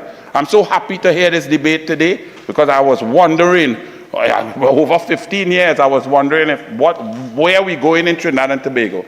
But let me just remind you and the population of how serious this is. And when we deny someone an opportunity because we may need to wean the population off the resources so that ministers can recuse themselves or rent their buildings or financial contracts could go to others, then we would not understand why we are here. We are here because, and I just read from an article, April 23rd, 2011, family pleads for public assistance. 4-year-old Garrel Simmons has a fervent wish to go to school. Speaking at the family's Never Dirty Mova home yesterday, Simmons, a truck driver, said the family has applied to the state's Children's Life Fund and is waiting for confirmation. Garrel was diagnosed with a hole in the heart when he was 5 days old. So in April 2011, he was 4 years old. So he was born in 2007, April 23rd. Spencer recalled the family's most frightening moment when Garrel's heart stopped. It was 2 years ago, in 2009.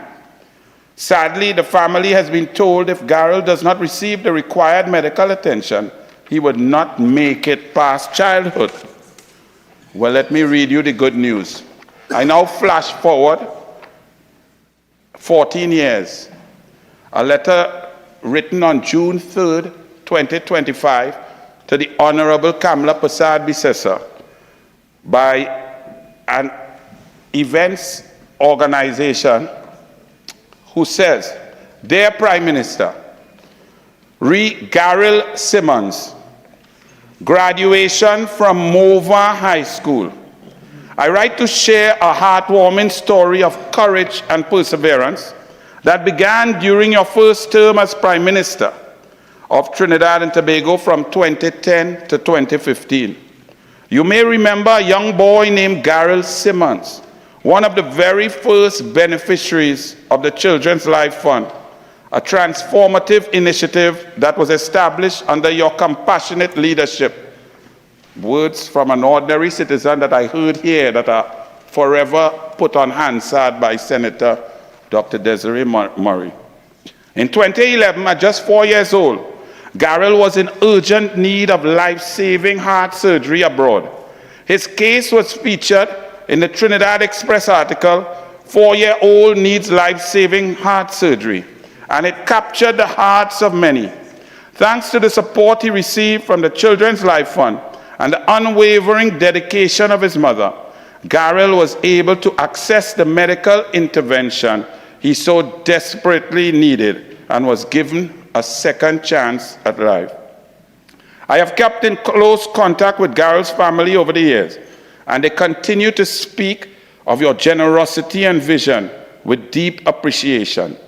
Your decision to establish the Children's Life Fund has left an indelible mark on Garrel's life, but not only Garrel's life, but on the lives of many other children and families throughout Trinidad and Tobago.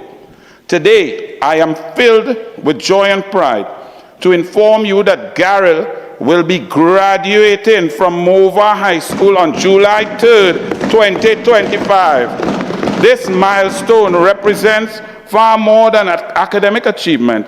It is a testament to his resilience, his family's strength, and the impact of a policy born from empathy and leadership.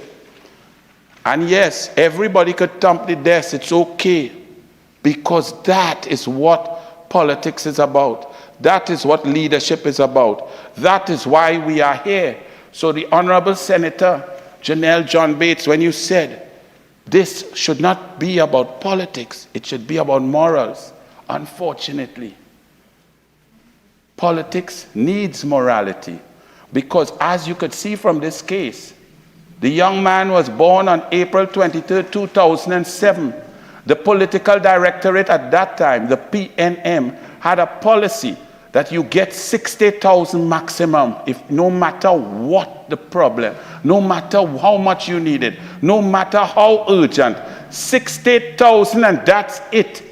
Just enough to buy a good casket for your child. That was the PNM policy before Kamla Prasad Bisesa came. So politics is a real thing. And morality and politics go hand in hand.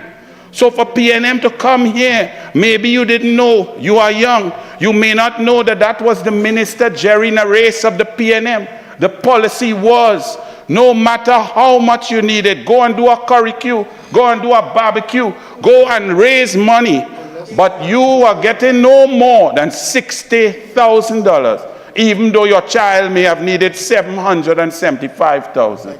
That is the politics of morality. That is the politics of love, empathy, and sympathy. And the reason that the PNM is on that side is that enough people now understand. Had someone like you been a minister in that cabinet, you all may not be on that side right now. But there were too many of the other type who didn't care about people, who cared about themselves, who recused themselves 100 times and then come to tell us about process and propriety and how not to go to judicial review when they've been to judicial review and lost more times than anybody else. When we hear that the PNM says they care about children and that they could not believe.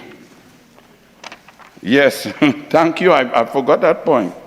The Honorable Senator Amery Browne also said that, you know, you have a Minister of Health who's a doctor now, but that may not always be so, because by 2028, you all will collapse and we might have another government. Let me assure you, Senator Browne, that there will be no collapse. There will be no dream of yours for you to return, because the people have become aware of the heartlessness of the PNM government, the lack of accountability, and the lack of care. The mere fact that the very first bill that we are debating here, that has been debated in the Parliament under Kamla Prasad Bisesa, is one that brings children to the forefront, that brings families who are tortured to the forefront with care, love, and empathy, shows and will ensure that the PNM shall never rise again, just like your 6,000 votes in a whole election. Out of 150,000 members, 6,000 only voted. It shows even your membership has lost faith in you all.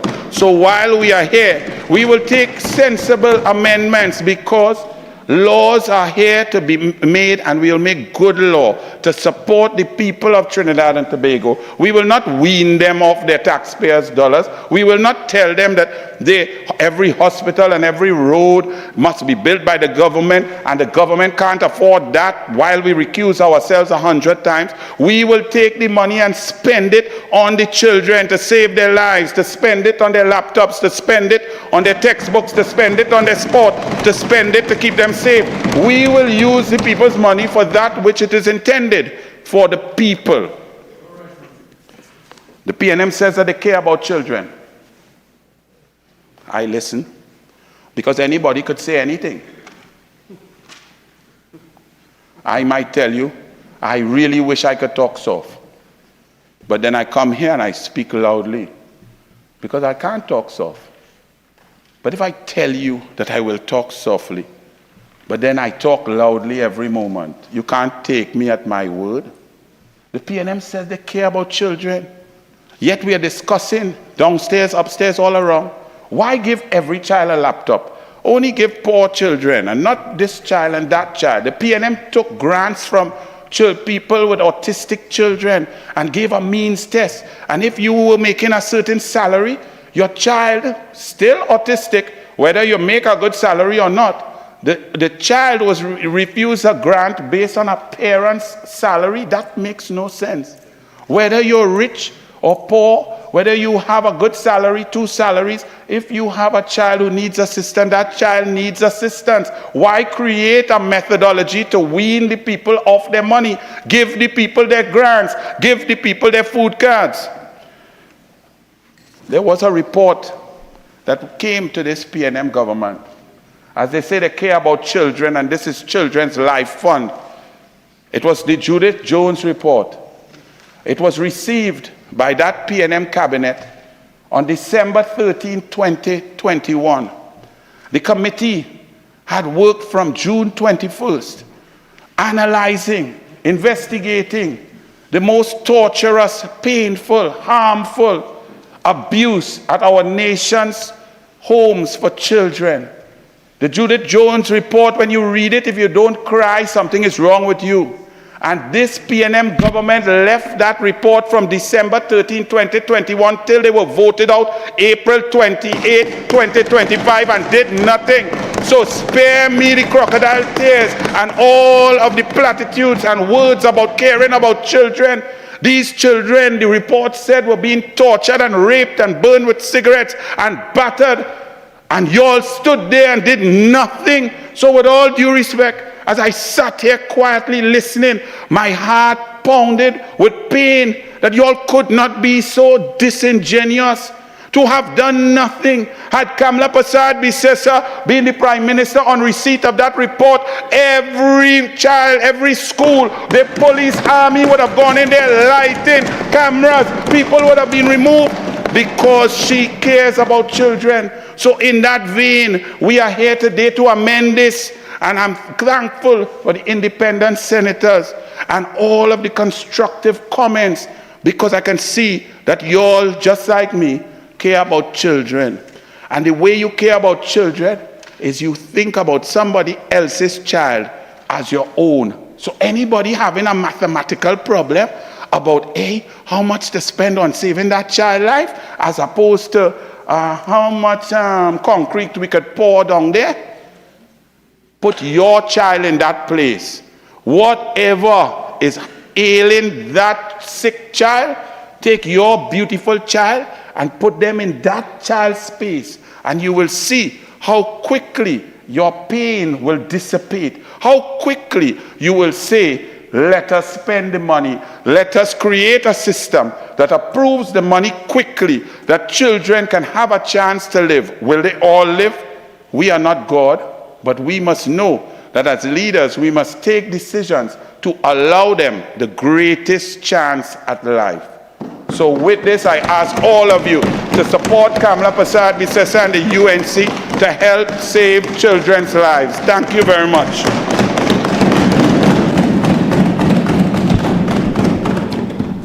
Senator Heath, SC. Thank you, Mr. President, for the opportunity to contribute to this bill entitled An Act to Amend the Children's Life Fund Act. Please let me start by saying congratulations to you on your appointment as President of the Senate. Well-deserved appointment.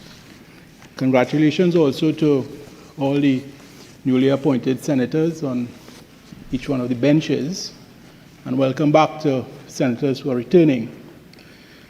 Particular congratulations and a well done to the senators making their maiden speech. All were very informative and well reasoned. Let me start by saying, Mr. President, the Parent Act, which is the Children's Life Fund Act of 2010, was a worthy and commendable piece of legislation adding to our legislative landscape, and to the extent that the bill seeks to expand on the person's children that may benefit, makes that even more worthy and commendable. That the Senate session should start off with a bill like this is also commendable, because you're going to get a certain degree of cooperation, a certain degree of esprit de corps, where everyone is going to come together in support of such a bill. Having said that, there are just a few clauses for which I would like to make some comments upon. As with all bills that come before the Senate, I always start from a position that the bills come with good intentions and all the clauses equally come with good intentions. I also come from a place where persons receiving the information, receive it with an open-mindedness, but I'm also reminded of my own fallibility in that though I may not see things as the one side or the other, it doesn't necessarily mean I am right or I am wrong for that matter, it not being an exact science. We may have differing views, but we all come from a place with good intention so that good legislation can be passed.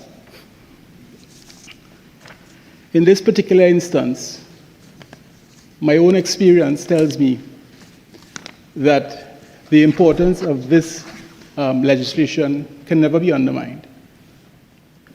So, for instance, on a weekly basis, I am faced with requests for donations for persons, most of whom are children, who have debilitating illnesses, some life-threatening, and the amount of money they need to raise is so exorbitant that one wonders if they will ever get there by a barbecue or curricue. So this act and this amendment, in a real sense, saves lives. And to that extent, we have to support legislation such as this.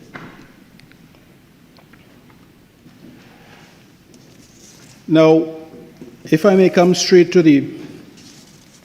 and I'm not going to, Mr. President, repeat some of those recommendations and suggestions which I cannot improve upon. To the extent that I have a different take, I will deal with those clauses. And if I may get to them immediately. Clause 5 of the proposed bill reads as follows. 5A, Section 21 of the Act is amended by inserting after subsection 4 the following subsections. 5, notwithstanding subsection 4, the Minister, on recommendation of the Board, may approve a grant not exceeding $1,500,000 in exceptional circumstances. I would just pause to consider what in the circumstances will these exceptional circumstances be qualified as. And the reason I ask that is because in the absence of any qualifying circumstances which may be deemed to be exceptional, whatever the minister does in terms of approving a grant of 1.5 then becomes the precedent going forward as constituting exceptional circumstance. Whether or not persons may agree with it or not, once it's done, then that is the benchmark for exceptional circumstance. And it's just to consider whether or not, just as where exceptional circumstances is also mentioned in 21B, whether or not there ought to be some sort of qualifying criterion. Just by way of example, using clause 6, which proposes to create a new 21B.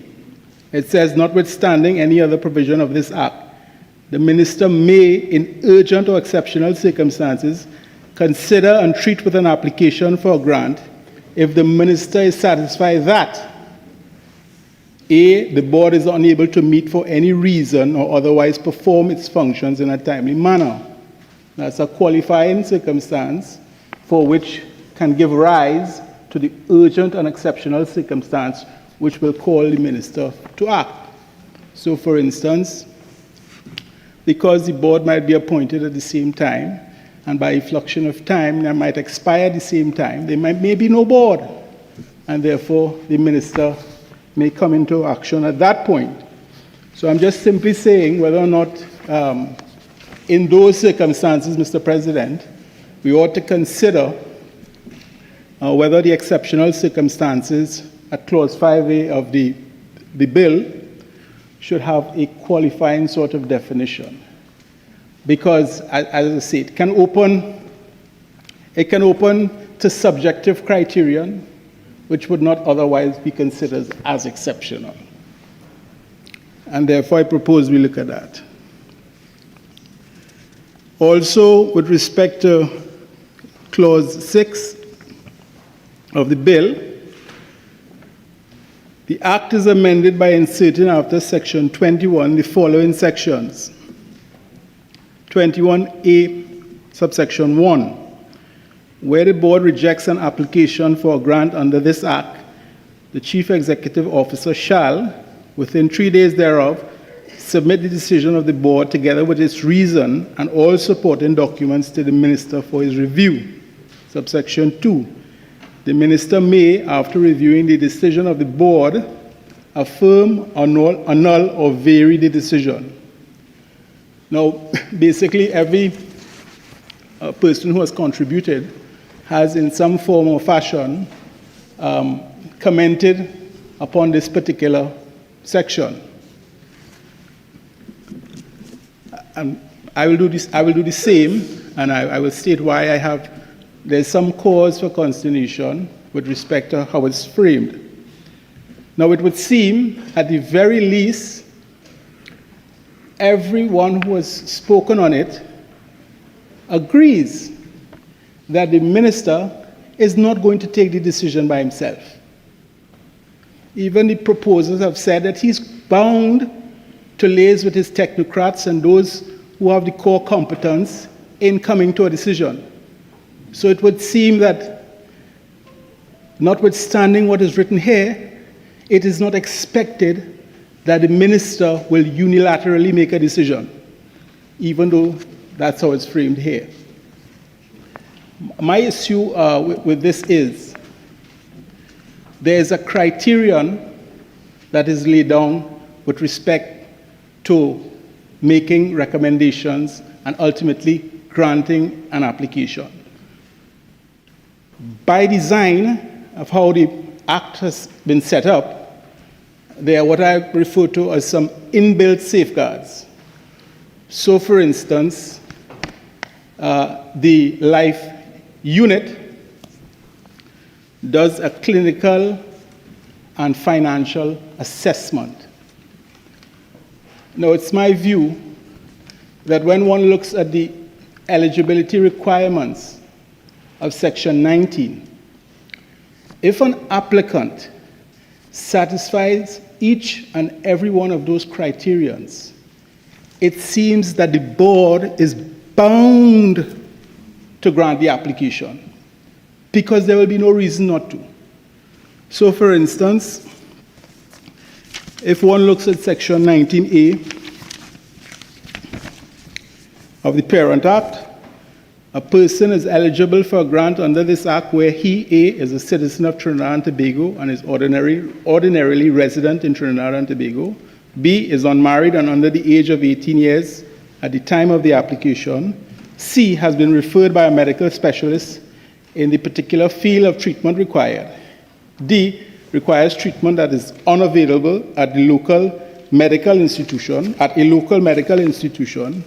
E, has been diagnosed with a life-threatening illness, now life-limiting illness, proposed. F, has medical expenses that exceed 25% of the income of his family. So once that assessment is done, and there's a, for instance, in the proposed bill, there is a clinical assessment, meaning that he now falls within the proposed Schedule 3. So the particular life-limiting illness is there. He qualifies with respect to the 25% gross income of his medical expenses and all the other. It will be hard-pressed to see how a board would be able to refuse such an applicant. However, if the person does not satisfy the eligibility requirements, as is in the Parent Act, it would seem that the minister nonetheless would be able to still allow the grant. And therefore, in those circumstances, the act is somewhat undermined. Because by design, the criterion is really objective. It's either you're a citizen or you're not. It's either you're a child or you're not. It's either your financials say that your medical expenses are 25%, so you're gross or not. One would be hard to see how it is a board refusing an applicant on the basis of eligibility can be, for want of a better word, overturned unilaterally by the minister. Now, it just so happens I could see where a good conscience would probably allow for some latitude. Let me explain. So, A of the eligibility requirements is a citizen of Trinidad and Tobago.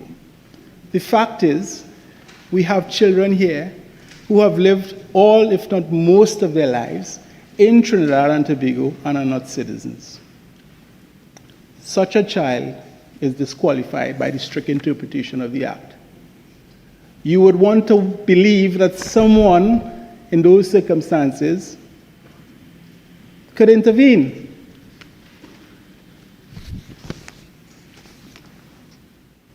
Someone's gross salary, I've seen it has been proposed by many here, may not fall outside of the requirement. But when their net income is looked at, they would have otherwise qualified comfortably.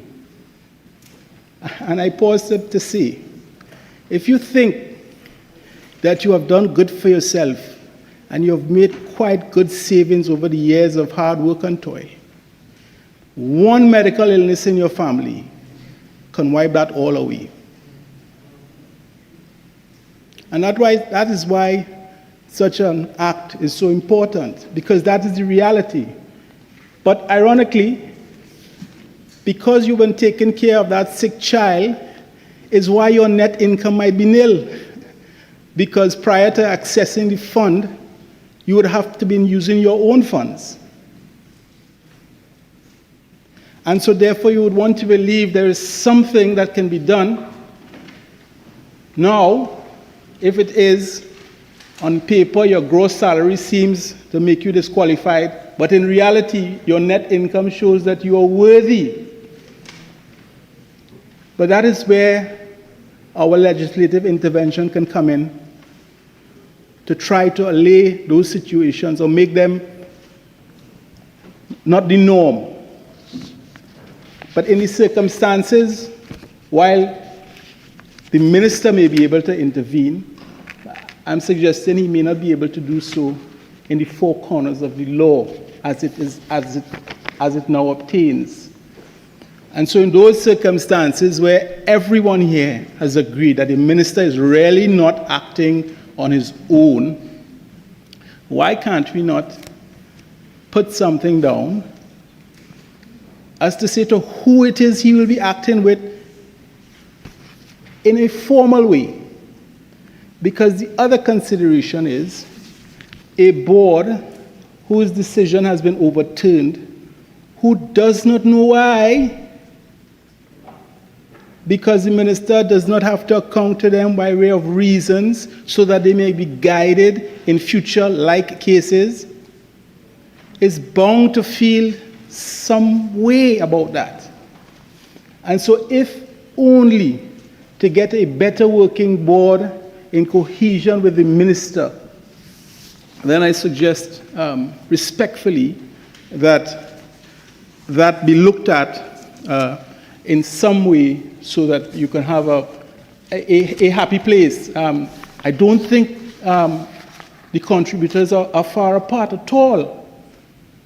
We're very close. As a matter of fact, everyone is suggesting, yes, the minister and others. So therefore, it's just to put it in the frame of the legislation.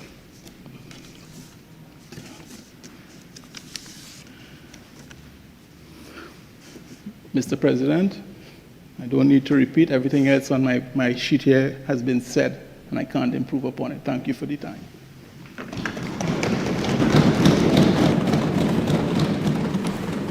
Senator Foster Cummings. Thank you very much, Mr. President, for the opportunity to contribute to this bill. And let me start by, of course, congratulating you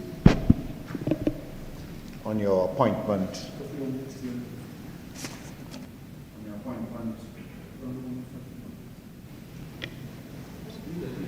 On your appointment as President of the Senate after your years of service in this august chamber. I wish as well to thank the Leader of the Opposition, the Honorable Penelope Beckles-Robinson, for the opportunity to serve once again in this House,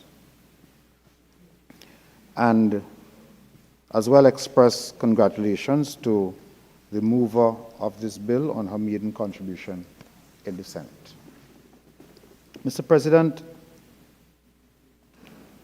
it is not very often that we have the opportunity to look past partisan lines and to look at policy that will positively affect the citizens of this country without the usual banter in the debate.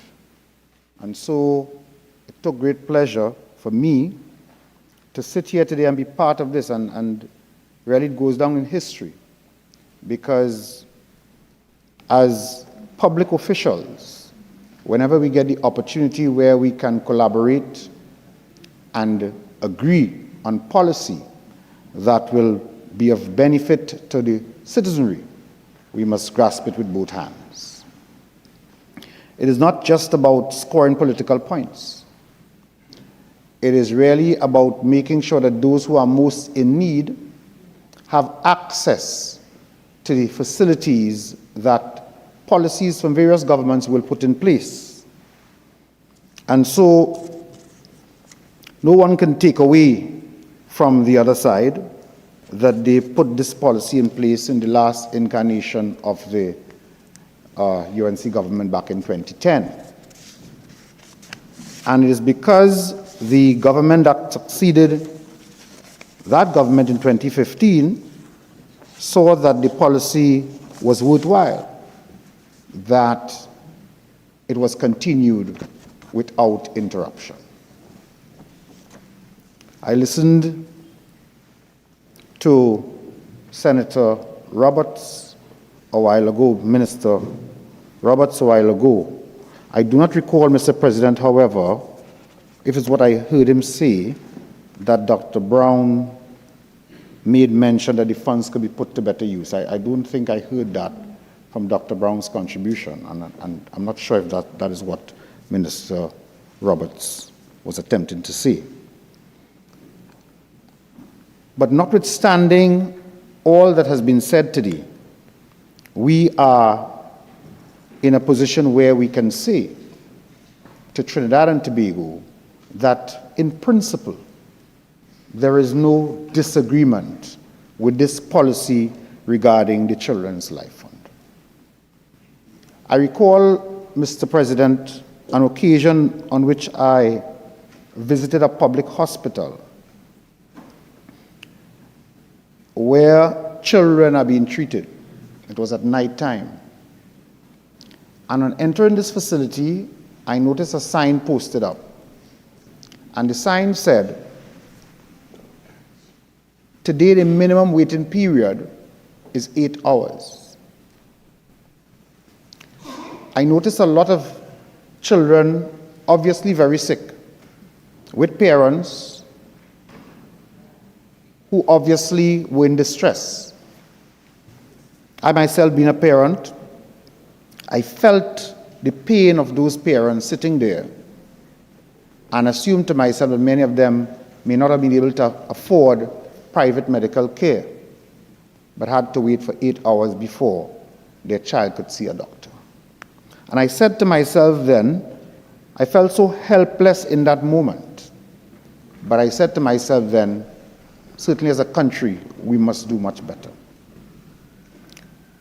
If you take that situation, because those children may not have been suffering from life-threatening situations, and what we are treating with here is in large measure persons who may have life-threatening situations. We are now looking to expand that to treat with other considerations.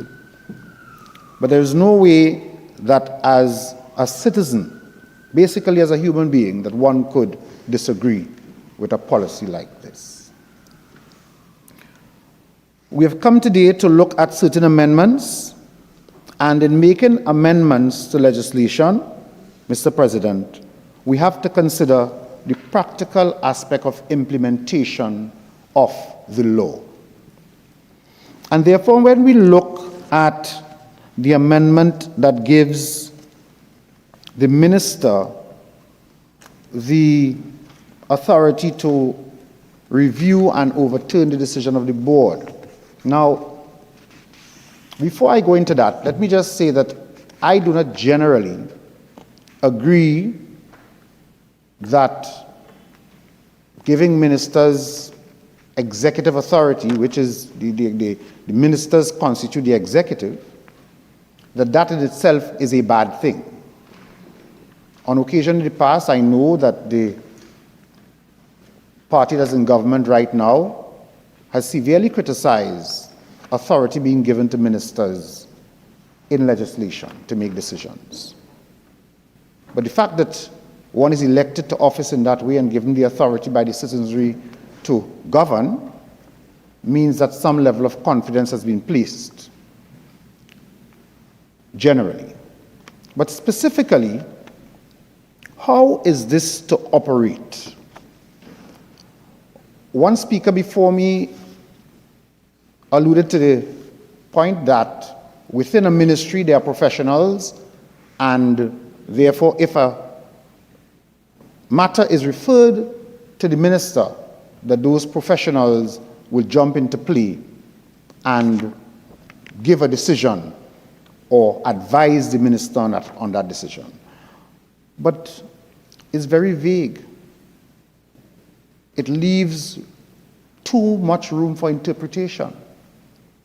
On what basis does the minister, and I think someone spoke to this before, but it's worth repeating, on what basis does the minister, who may not be a medical professional, review these decisions and make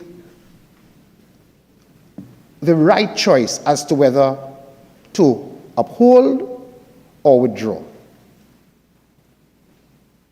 And we had a lot of conversations about qualifications of ministers of health, whether they should be medical doctors or not. And one speaker before me did indicate that the current government will not appoint someone who is not a medical doctor to head the Ministry of Health. Mr. President, the original bill that was moved in October of 2010 was moved by the then Minister of Health in the UNC government, one Therese Baptiste Cornelis. And I have checked on the resume of that particular minister. She's neither a medical doctor, not even a pharmacist. And we all know the history of that appointment. We know the history of that appointment and how it ended. It's a very colorful story, Mr. President. And therefore to say that one who is not a medical doctor will not be appointed as Minister of Health, you know, it's something that we need to review that comment.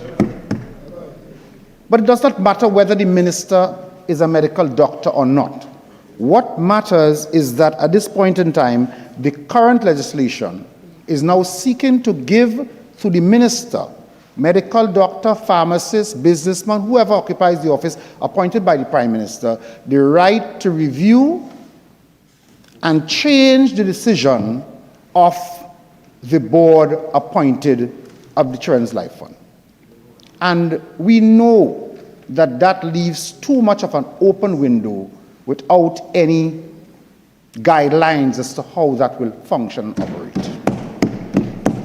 And it goes further. If I am uncomfortable with that, but I'm even more uncomfortable, Mr. President, with Section 6 of the bill, which seeks to adjust, which is to introduce Clause 6, 21B1, which says, notwithstanding any other provision of this Act, the minister may, in exceptional circumstances, consider and treat with an application for a grant if the minister is satisfied that the board is unable to meet for any reason or otherwise perform its function in a timely manner.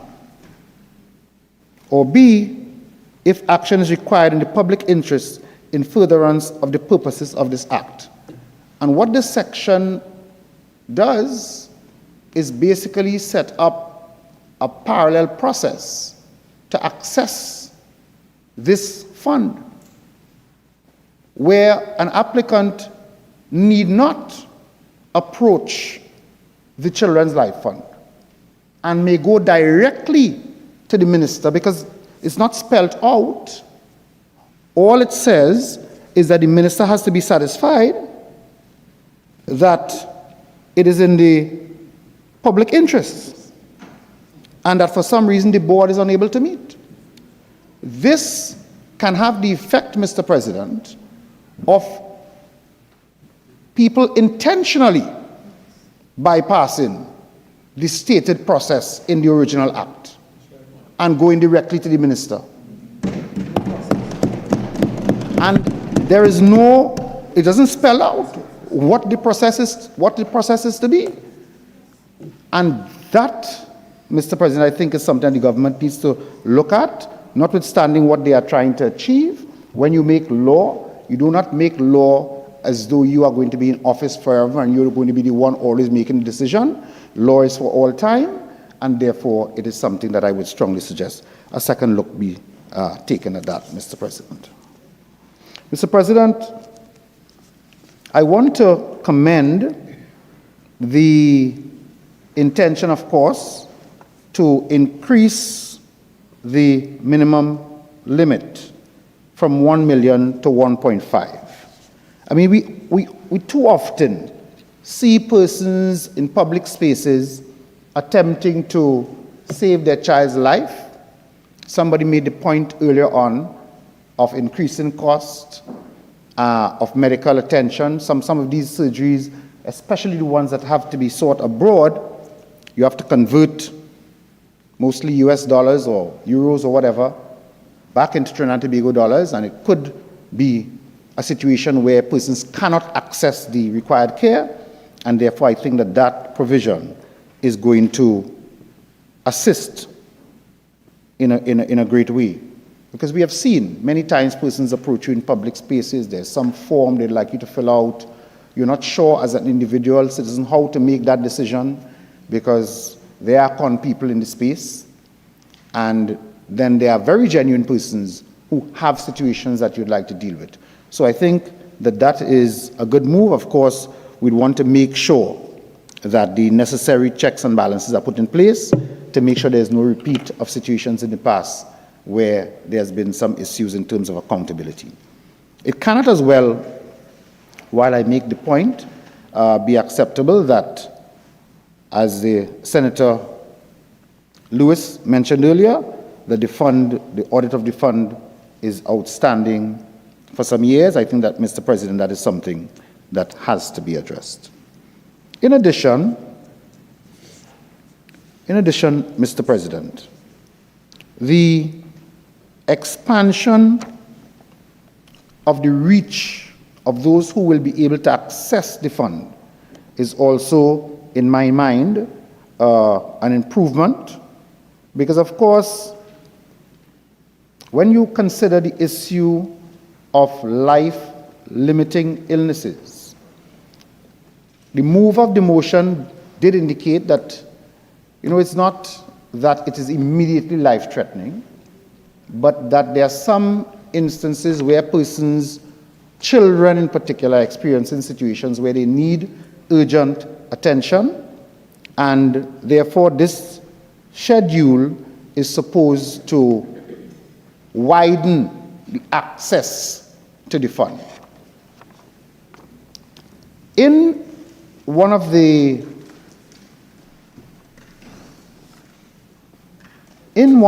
provisions, particularly in terms of the schedule, where the minister,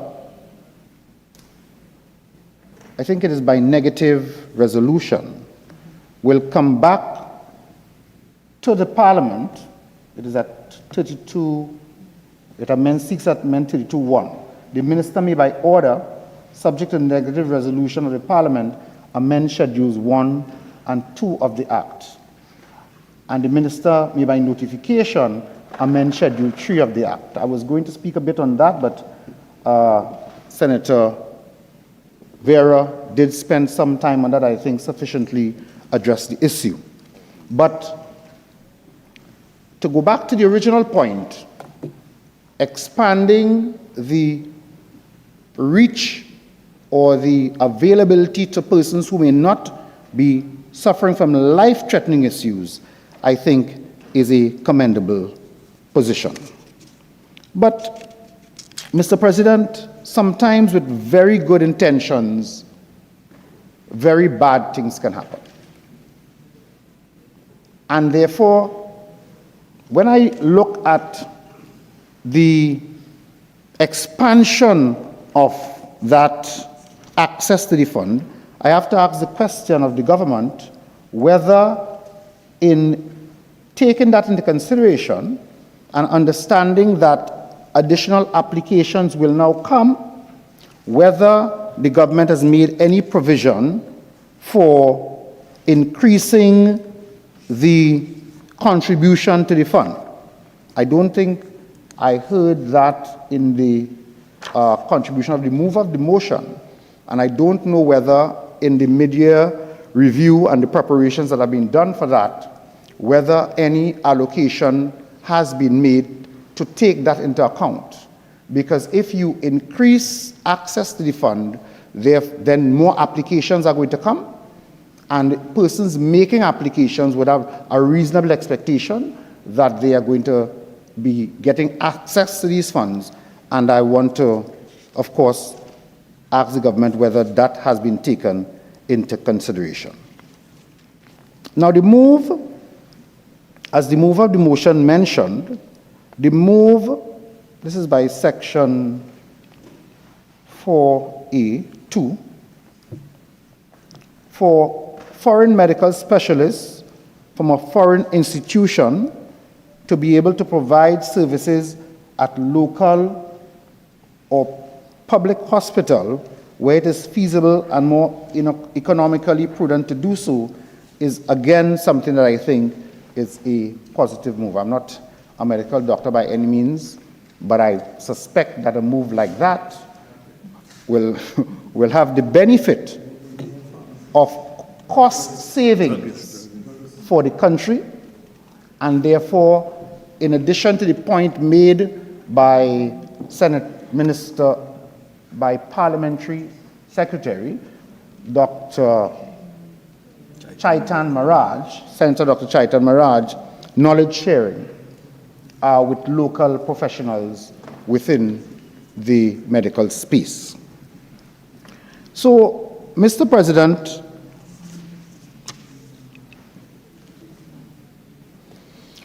it is always important that as a government we practice responsible action, but it's equally important that as an opposition we practice responsible behavior as well. And as a responsible opposition, we intend not to obstruct for obstruction's sake. The leader of the bench on this side did in his opening indicate that we intend as far as possible to hold this government to account. But also, where it is possible, we will collaborate with good legislation. And whilst we have made all our points very clear, Senator Al-Rawi, former Attorney General, I said it will take a while, former Attorney General did make some points that outside of the political banter, I think that the draftspersons and the policy writers on the government side can take a look at to make sure, in particular one of the points, that the legislation lines up with other pieces of legislation where, for instance, definitions may have changed, etc. It's worthy to take a look at it outside of the normal political banter. All of that sounds good, and is good for those who wish to be entertained, but we're far past entertainment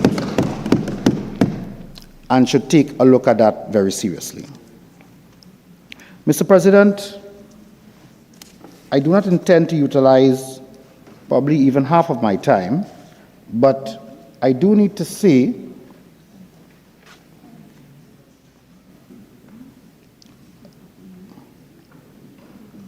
yes, that going back to where I started, that of course policy evolves. And prior to this legislation in 2010, there would have been situations where persons would not have been able to get the type of support from the state that exists now. But it is not to say that the government, we should not so flippantly say that the government that was in office prior to 2010 with Minister Jerry Nerys as Minister of Health set about not to assist citizens. I was not part of the government, but I do see on the government side right now 2 members who were part of that government. And I do not think at all that either of those ministers who were in that government that Jerry Nerys served in as Minister of Health were part of trying to prevent the assistance being given to persons in need of it, but rather that policy evolves over time.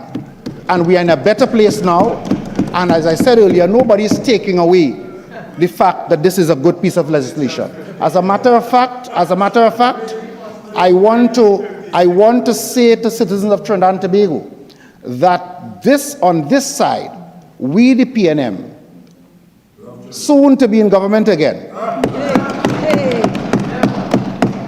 Soon to be in government again, notwithstanding whatever ideas. We have the history. Don't get excited over that. Don't get excited over that.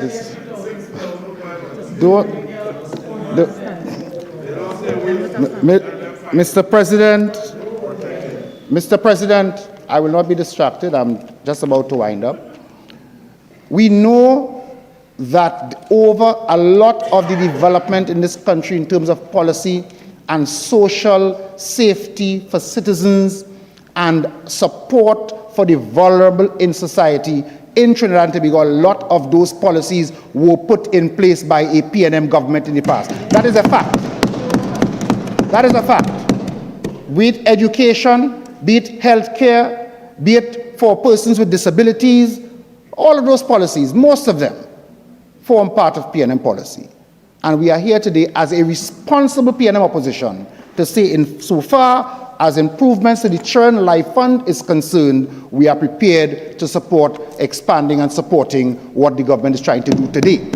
But I must say, in addition to that you may proceed notwithstanding the comments made by the opposition or the independent senators, who many of them have made very good comments that the government, and there's amendments circulated, but the government has the majority. They may proceed notwithstanding the comments coming from the opposition or the independent benches. Sometimes, you can decide to do that, although I advise against it. But the fact remains is, notwithstanding, we will conduct ourselves as a responsible opposition, and on this occasion, we give our support to this legislation, but we have made certain comments that we expect and we hope the government would take into consideration. I will say further that we have made particular comments in regards to the power being given to the minister in terms of two situations. One, treating with the question of review of decisions of the board, which we think is something that should be more specific. Honorable President, I rise on Standing Order 53-1B. The member is repeating himself over and over again. Today's repetition. I understand, Mr. President, that, it takes some time to get accustomed to the standing orders and the business of the House, and I'm winding up. But notwithstanding the support for the legislation, I will conclude the point I was making. Notwithstanding the fact that we have made the point in respect of the minister's authority, in respect of both the appeals and the new system of going directly to the minister, the government may proceed. But as a responsible opposition, we will take note, we will observe, we will monitor, and we will hold this government to account in the event that any excesses evolve from the legislation being passed here today. I thank you, Mr. President. Parliamentary Secretary in the Ministry of the People, Social Development and Family Services.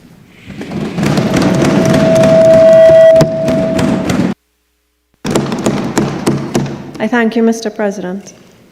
I too will not take up the full extent of my time for closing remarks, as I think everything has been said and I am trained to be succinct. I would like to thank all members on my side of the floor and the next for their support for the amendments to this bill, as we recognize to start our 13th Parliament with a bill that addresses our children can require support unreservedly.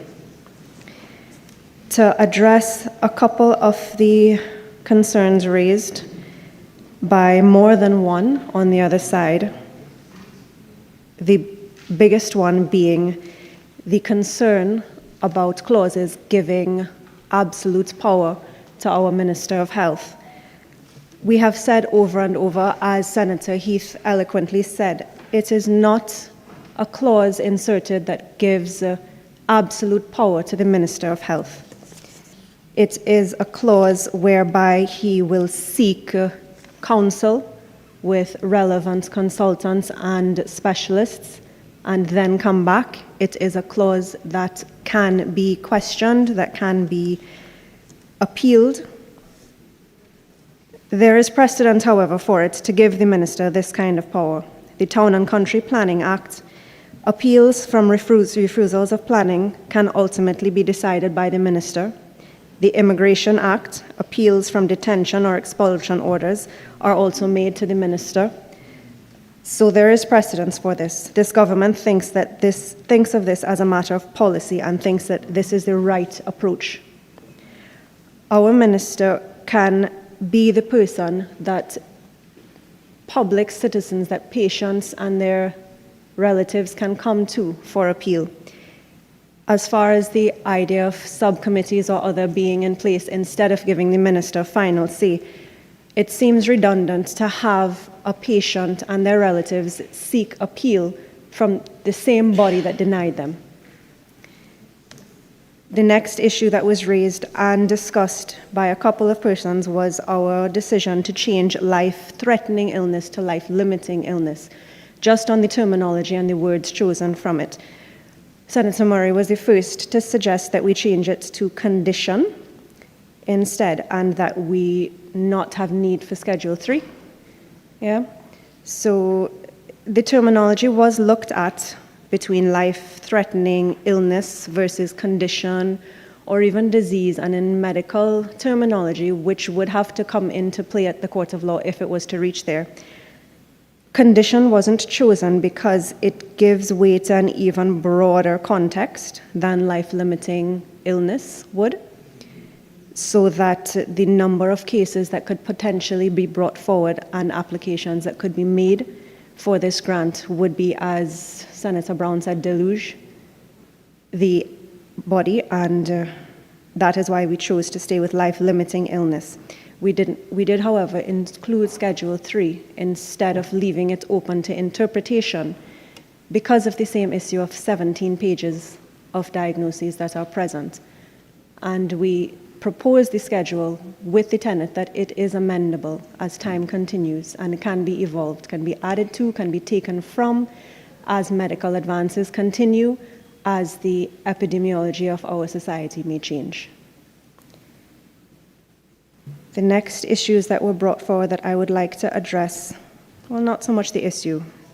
I would like then to especially commend Senator John Bates on her very personal contribution.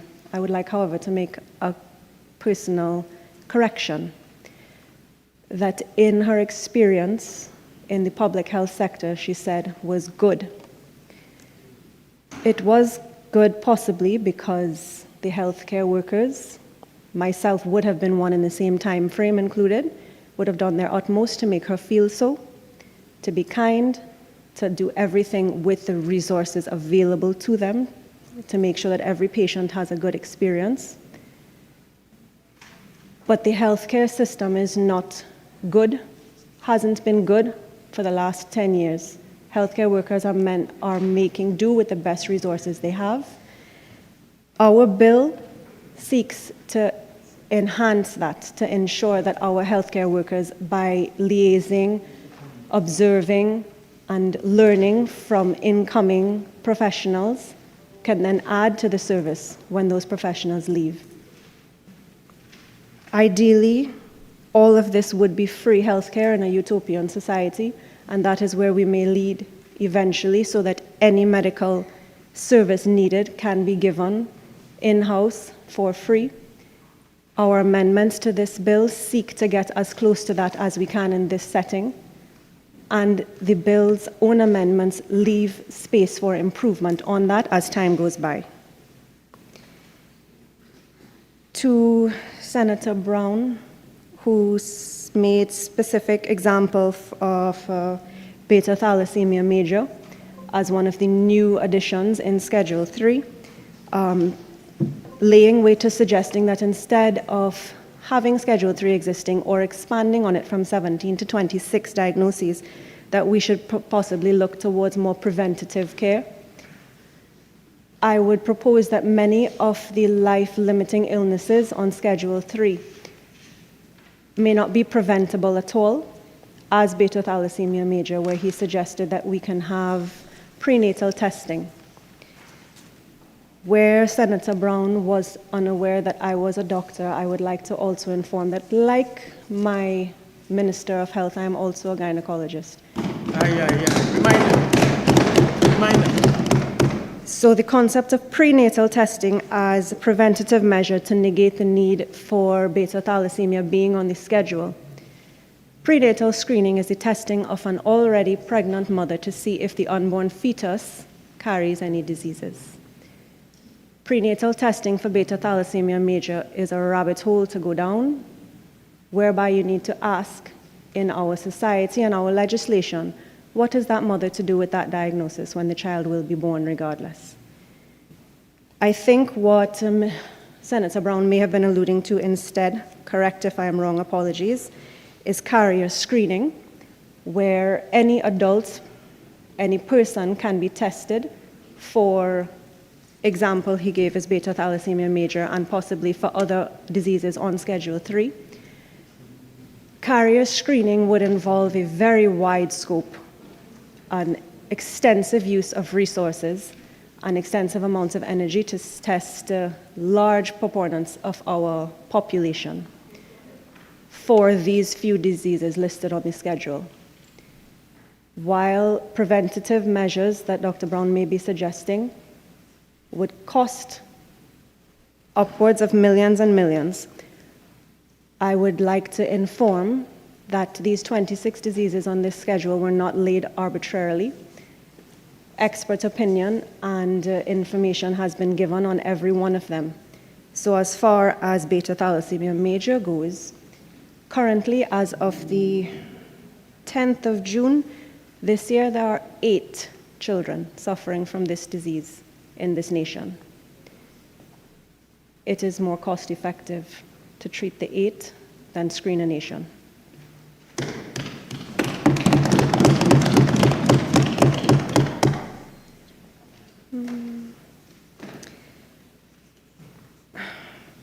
My contribution as far as Senator Al-Rawi's contribution will be short. I thank him for his expansive, detailed list of suggestions, clause by clause, given towards our amendment of this bill. It is a shame these weren't given in the last 10 years. Shame. To Senator Cummings, who was concerned that, again, the minister's powers would be a parallel avenue towards the application of the grant. That's a projection of moral standards whereby one's thought process goes straight to ways to abuse the system. This is not the thought process of this government. So, with the many additions, and I have received and will review, we will, as a government, review the suggested amendments from all of the senators. I would like to close by thanking everyone for the support of a bill that helps our children plainly and with clairvoyance. I would like to then beg to move.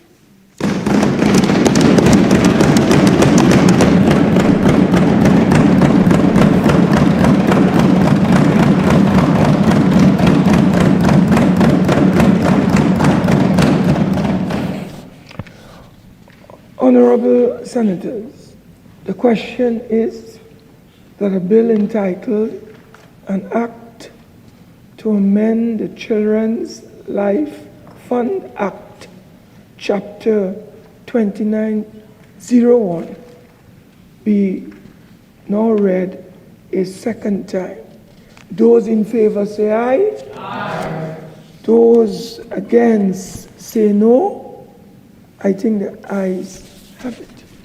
A bill entitled An Act to Amend the Children's Life Fund Act, Chapter 2901. Honorable Senators, I would like to propose that we take a break for 45 minutes and we can return, if not at 45 minutes, we can come back here at 5:45 p.m. This sitting is now suspended until 5:45 p.m.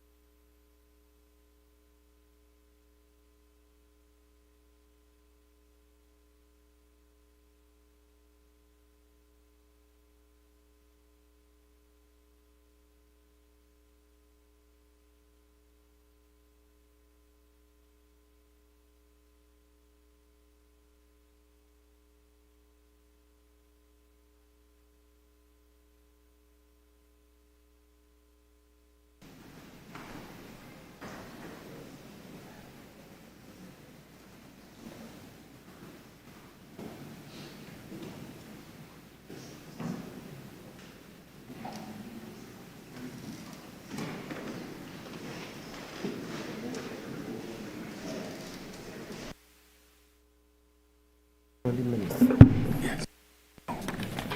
Right. I can proceed.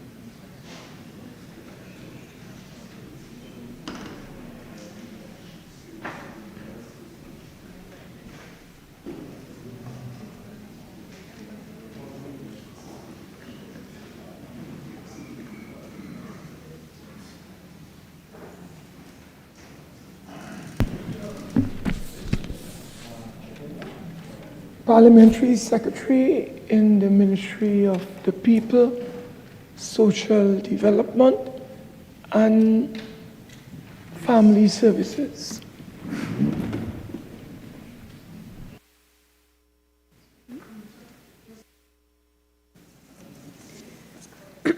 Mr. President, in accordance with Standing Order 66-1, I beg to move that the Children's Life Fund Amendment Bill 2025 be committed to a committee of the whole Senate forthwith to be considered clause by clause.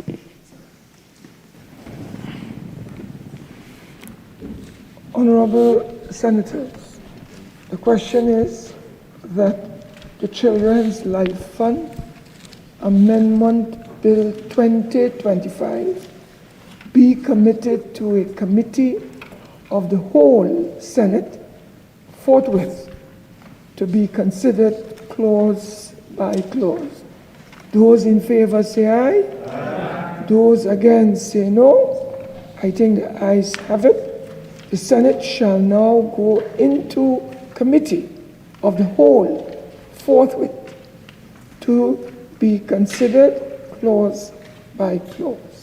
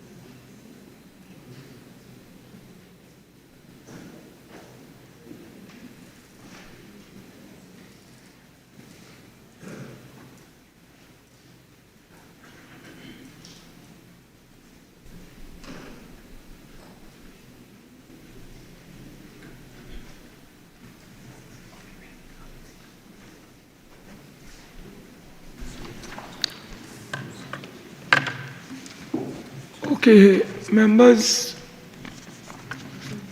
we have 4 sets of amendments which you have in your possession through electronic means.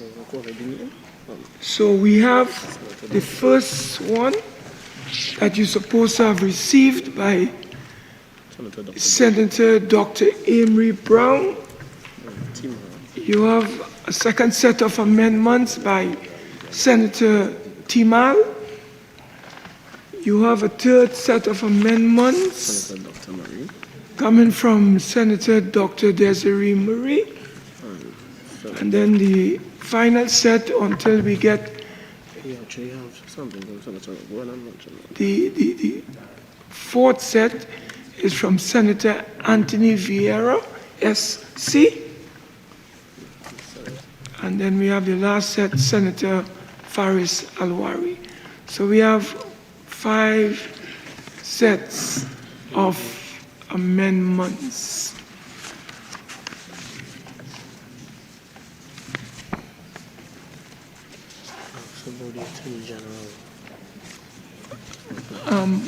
Are we awaiting the Attorney General? Mr. Chairman, Yes. sorry, I have not received a copy electronically of the amendments that I had prepared.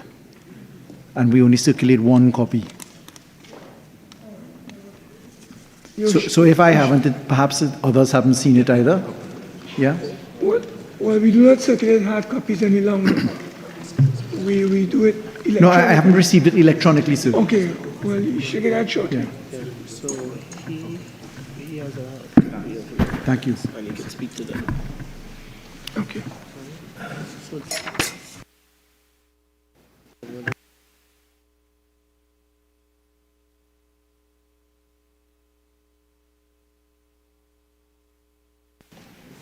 could you? Mr. Chairman, thank you. I believe the AG is on his way, and in the interest of time, if we can deal with the non-contentious clauses 1 to 4.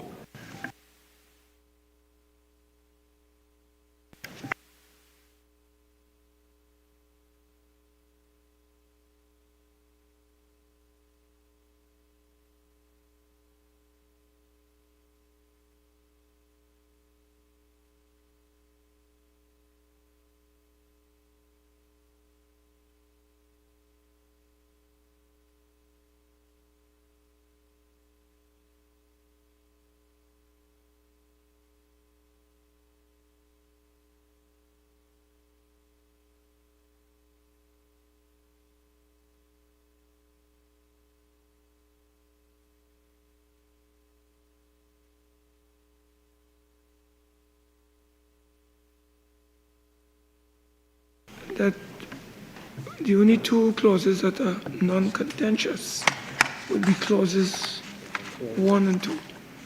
And no, we don't want to skip.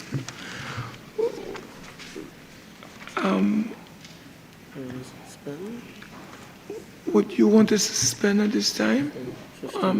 For 15 minutes, pending the arrival?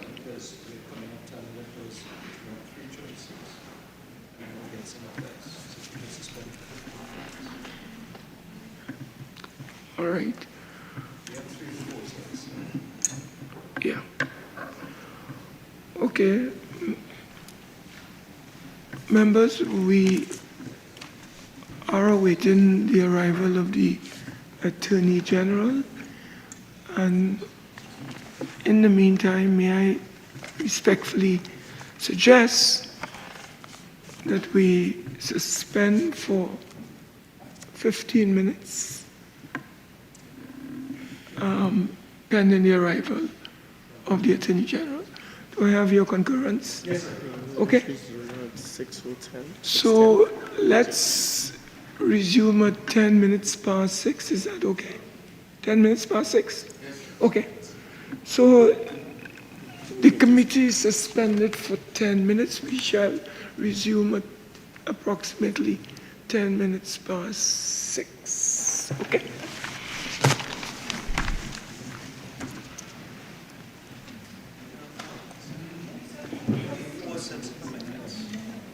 have three proposals for 2A. Each of them is split into 1 million.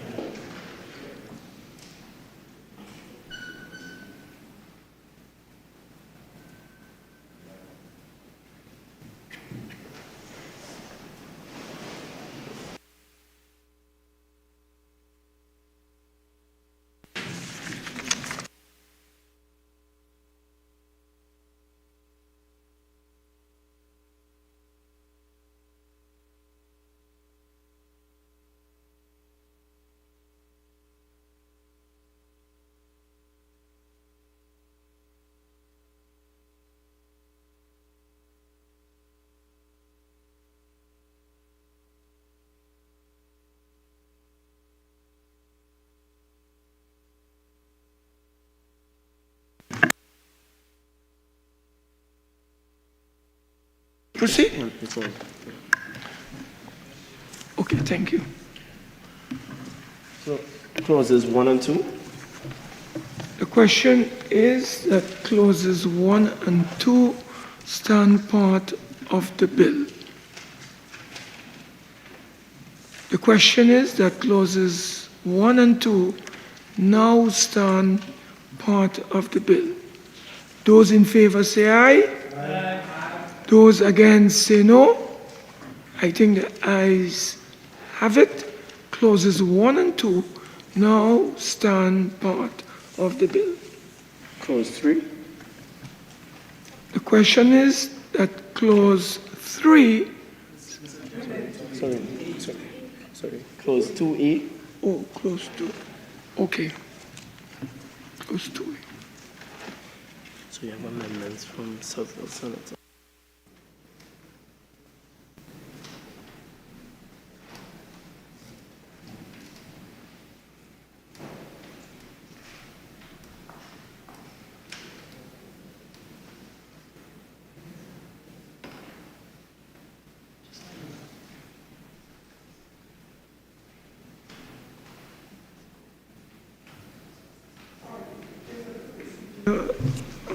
Dr. Browne, that we have to follow.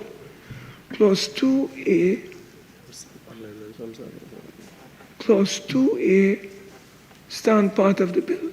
But before we proceed, we have amendments from the following senators. We have amendments from Dr.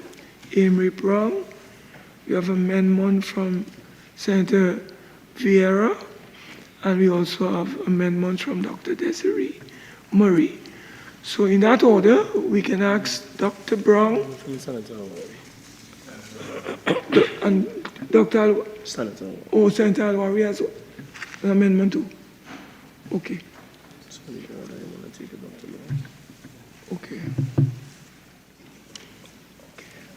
All right, so let's go with Dr. Browne first, and then we will go with Dr. Murray after, Senator Vieira after, and then Senator Al-Rawi. Okay? So Dr. Browne, Senator Browne. Thank you very much, Mr. President. Mr. Chair, thank you. So there are a number of amendments proposed to 2A. The amendment that has been circulated in my name focuses on the B component of that clause, and so my contribution would also be taking into account the amendments that would have been circulated for 2A. But to focus on 2B, I don't think we need to be reminded we are here to make good law.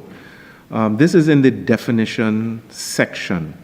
And what the government is seeking to do is to insert a new definition for a new term of life-limiting illness. The 2AB component, the required treatment for which is unavailable at a local medical institution, is already provided for in 19D of the Parent Act. In this exact formulation, requires treatment that is unavailable at a local medical institution. So this appears to be and oversight. That's what it appears to be. This phrasing, the required treatment for which is unavailable at a local medical institution, really does not form part of any definition of life-limiting illness. That speaks to eligibility and the eligibility of beneficiaries. So it's properly referenced in the Parent Act, but for some reason in the amendment bill, this has been imported as part of a definition, and it forms no place in a proper definition of life-limiting illness. So this initial amendment is simply to remove this anomaly and to allow us to proceed with good law.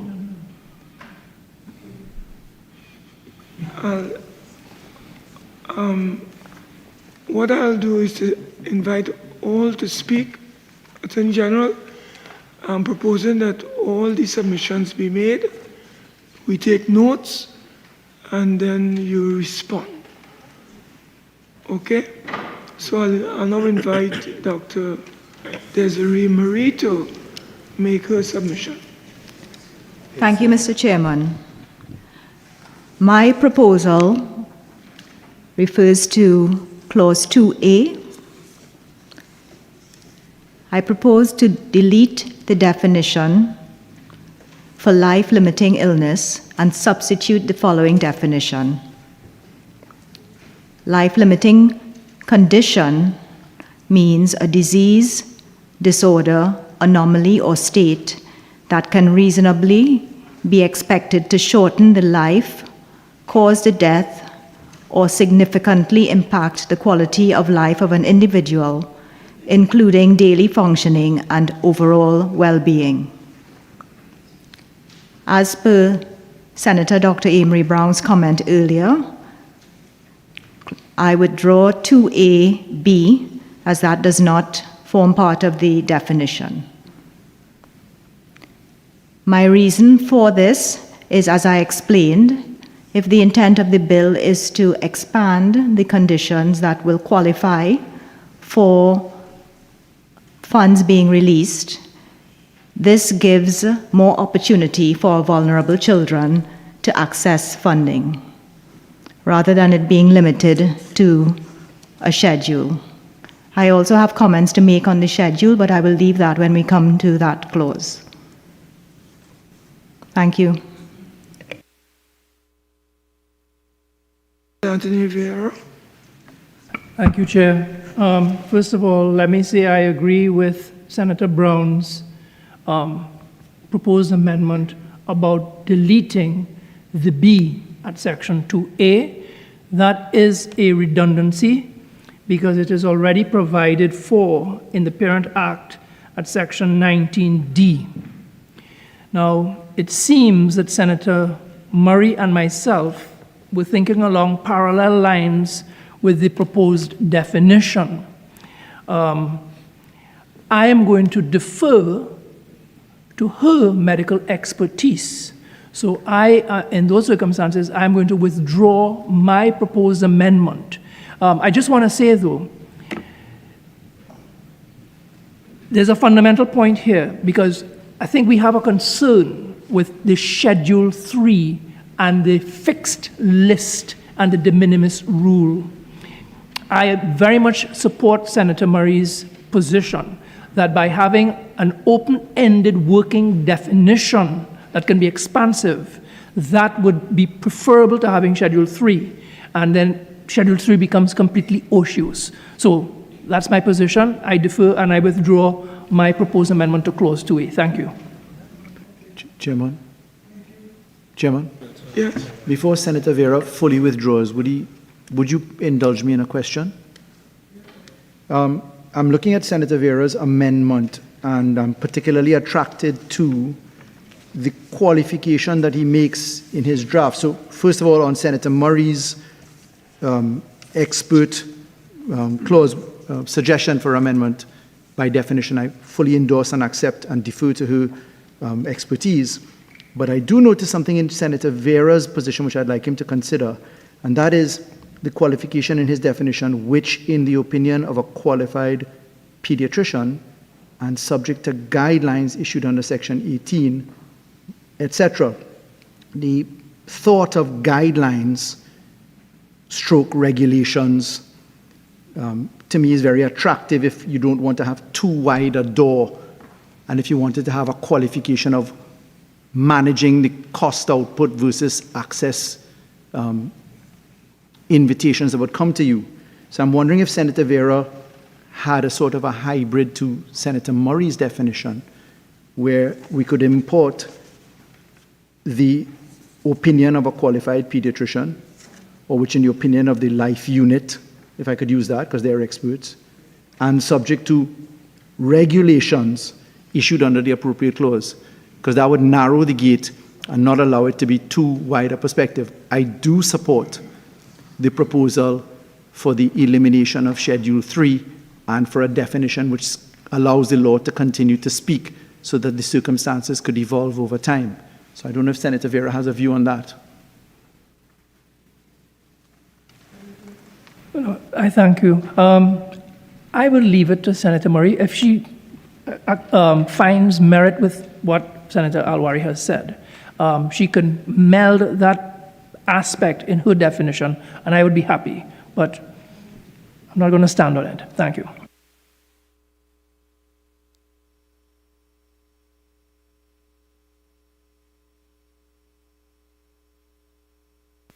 Dr. Murray, do you have any thoughts on what has been proposed? Can I come back to you on that, Mr. Chair?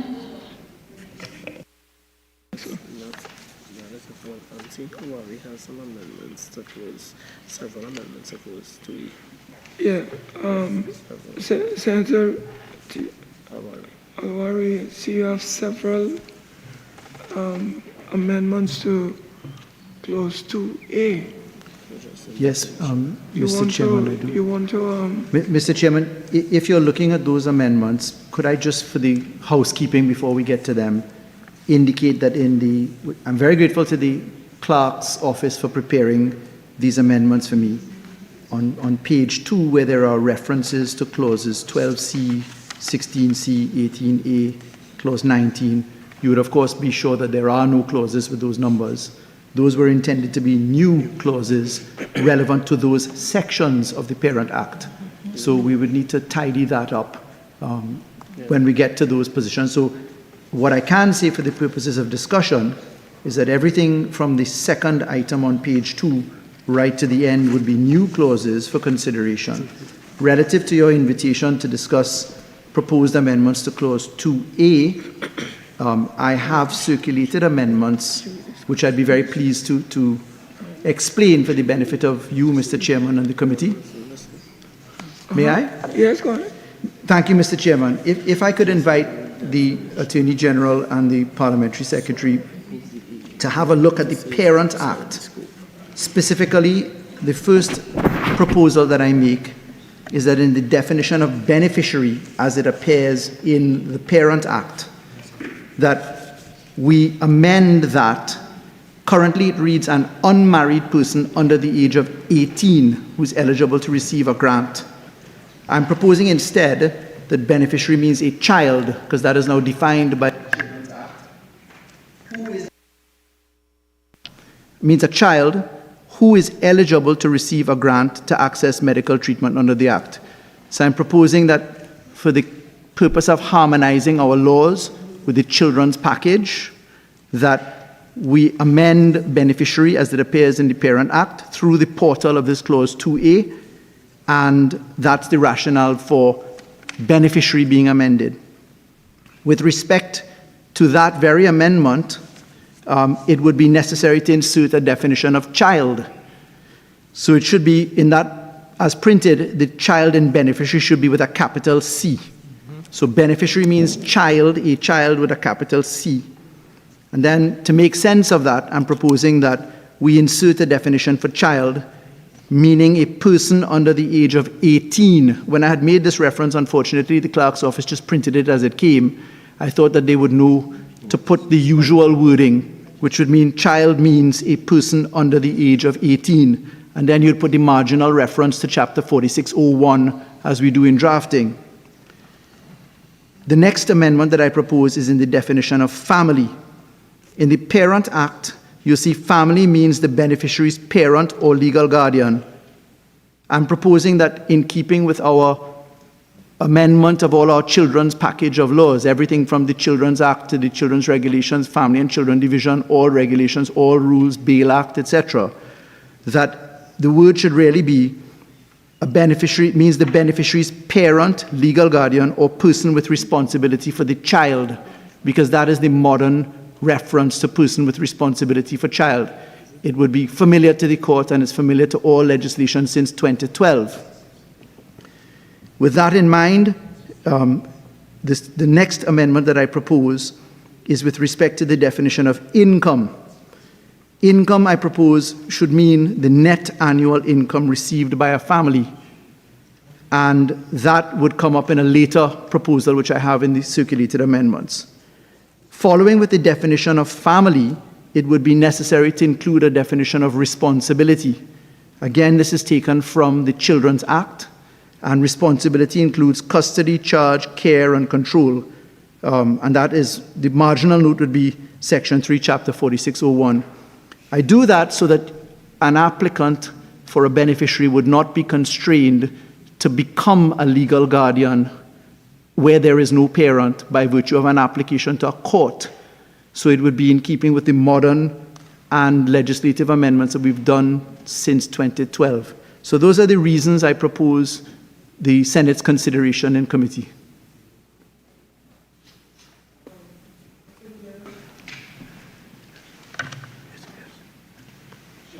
Yes. I don't think that we are minded to go beyond the scope of those things that we debated today. And with the greatest respect, all of Senator Al-Rawi's proposed amendments go beyond the measure that was debated today. Now, insofar as the amendment moved by Senator Browne, that is 2E, large E, small b, we minded to agree to delete it in the bill because it is, as Senator Browne pointed out, in Section 19D of the Parent Act. So we don't think anything turns on that, and we can delete it without doing damage to the bill that has been debated today. I just want to say that we appreciate the amendments moved by Senator Al-Rawi. It's just that we think that our debate today and our bill today is not the place for those amendments. Thanks. Mr. Chairman, if I could inquire through you, the legitimate aim of the debate that we just traversed was to deal with accessibility and issues of accessibility is one of the stated legitimate aims coming from the Parliamentary Secretary. The failure, the difficulty that one would have to clothe oneself as a legal guardian is apparent to anybody that has had to make those applications. All of our laws have kept with the harmony.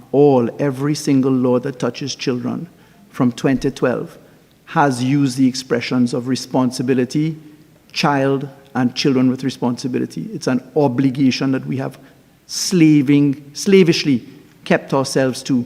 So I respectfully would ask the Honorable Attorney General and the government to reconsider that position, because I think it's very germane to the debate that we've just made, and it's properly within the legitimate aim of this bill.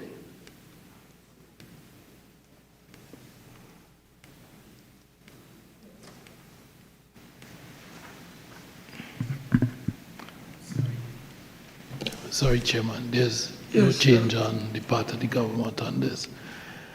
So we respect the opinions of the senator, and we don't accept that is within the purpose of what we've debated today.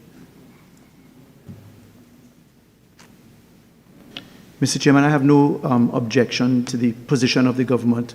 The government is fully well entitled to take the positions that it does. Regrettably, it would put us to a position of having to vote at the committee stage on the proposed amendments, which I regret I would probably be asking you to do, Mr. Chairman.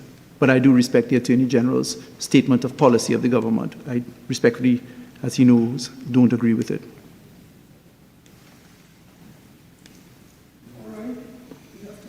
Sure. We have several questions, Mr. Chairman. No, we did with your two-way. Yeah. Your two-way.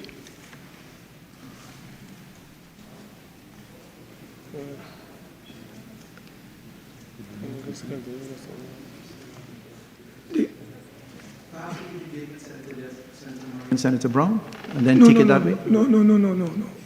The Attorney General said the proposals under your submission in two-way,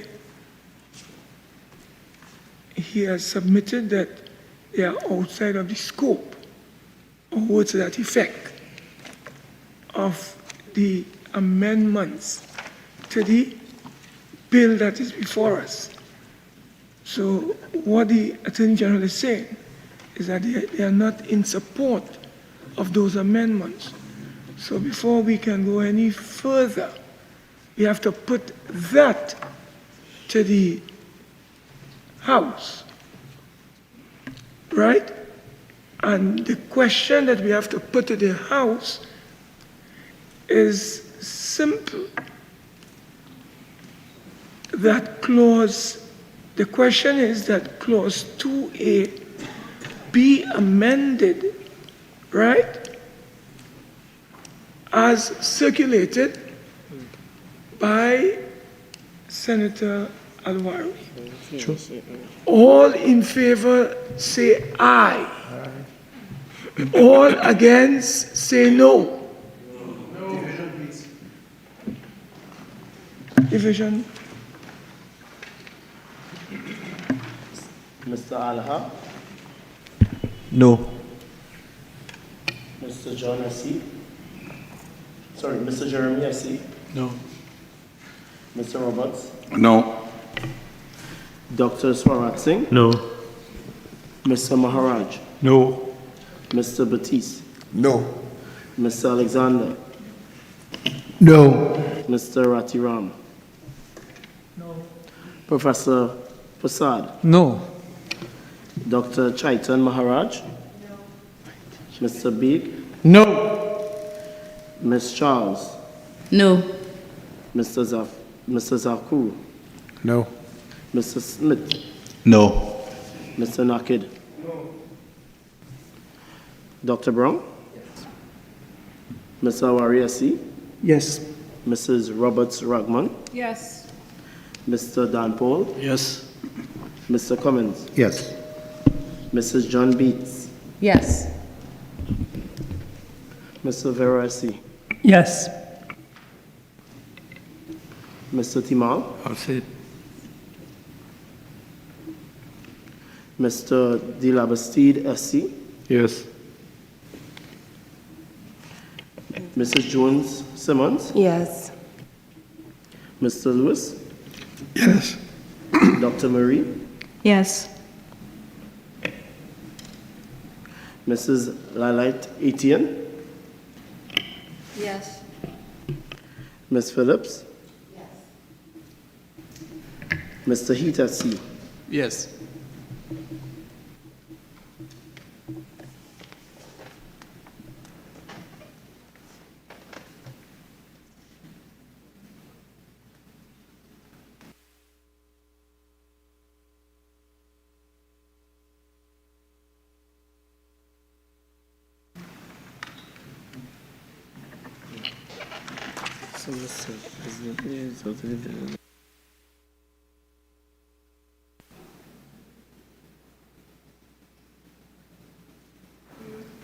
The results of the division is that 14 members voted for, 15 members voted against, 1 abstention. Accordingly, that clause is not carried.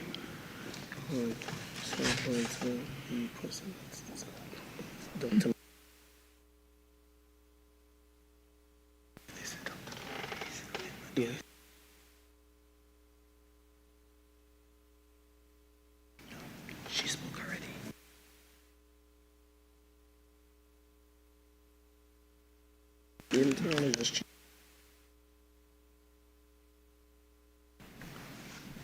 The question is that clause 2A be amended as circulated by Senator Dr. Desirée Marie. All those in favor say aye. Mr. Chair? Yes. I did ask if I could come back to the question about changing my definition to incorporate Senator Vieira's contribution rather. And you did grant me that I could come back to it.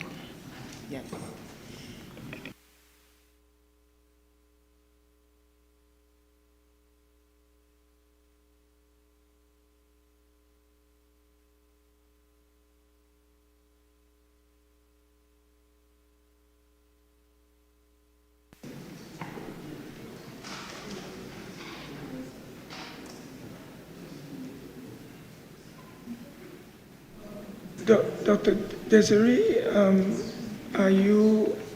what is your position on your clause?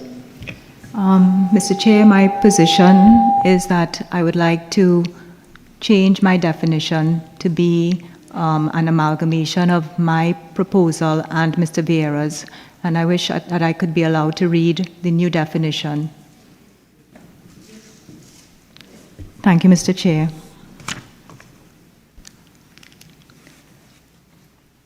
I'd like to propose the following amendment to clause 2A.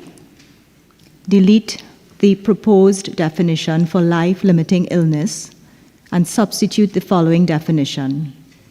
Life-limiting condition means a disease, disorder, anomaly, or state which, in the opinion of a registered specialist in... Sorry? So that it could be written down. Could you start again, ma'am? Senator Marie? Slower? Okay, I apologize. Yes. Yeah, the CPC has to write it down. See?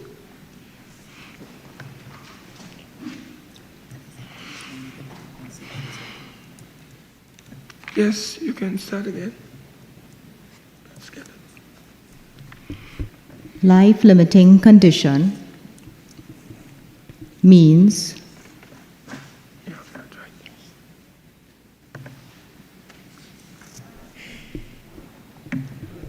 a disease, disorder, anomaly, or state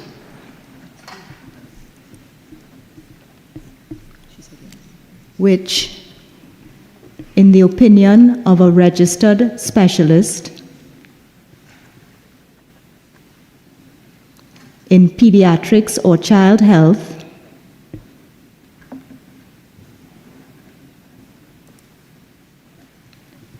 and subject to guidelines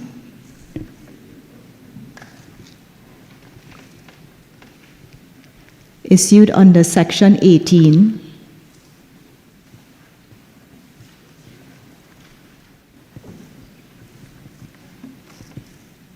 that can reasonably be expected, or that can be reasonably expected rather,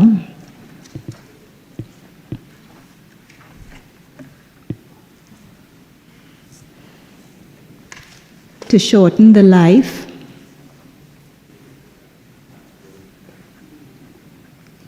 cause the death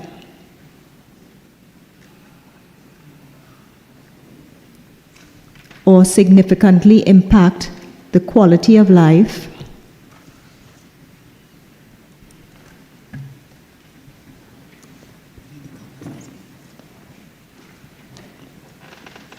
of an individual,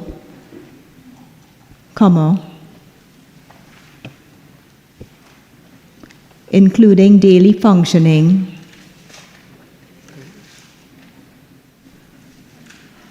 and overall well-being.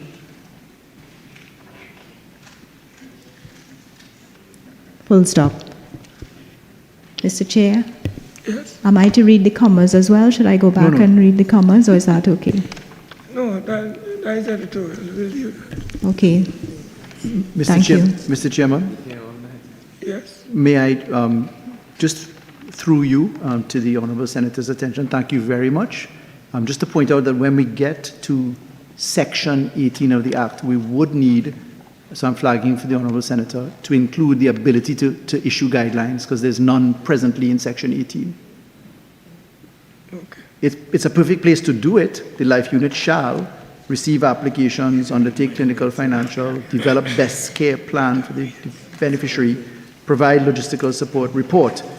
But we would need to include, develop guidelines for the definition. So we need to contemplate that. Perhaps the drafters can start looking at that if they're willing to us to be guided.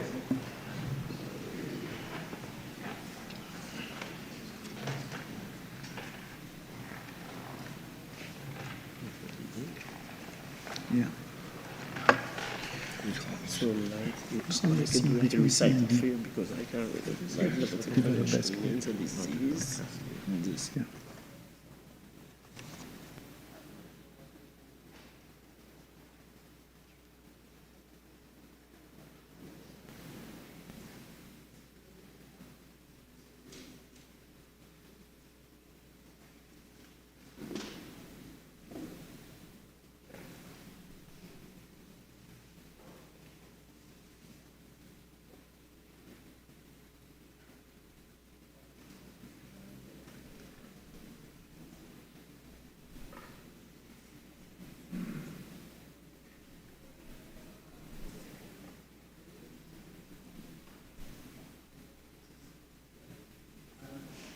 If I may as well, Mr. Chairman, that would also mean that there would have to be a concurrent proposal that wherever life illness appears, that we would have to delete with the word and replace with the word condition. So there's a corollary amendment to be made in the acceptance of this, which I support.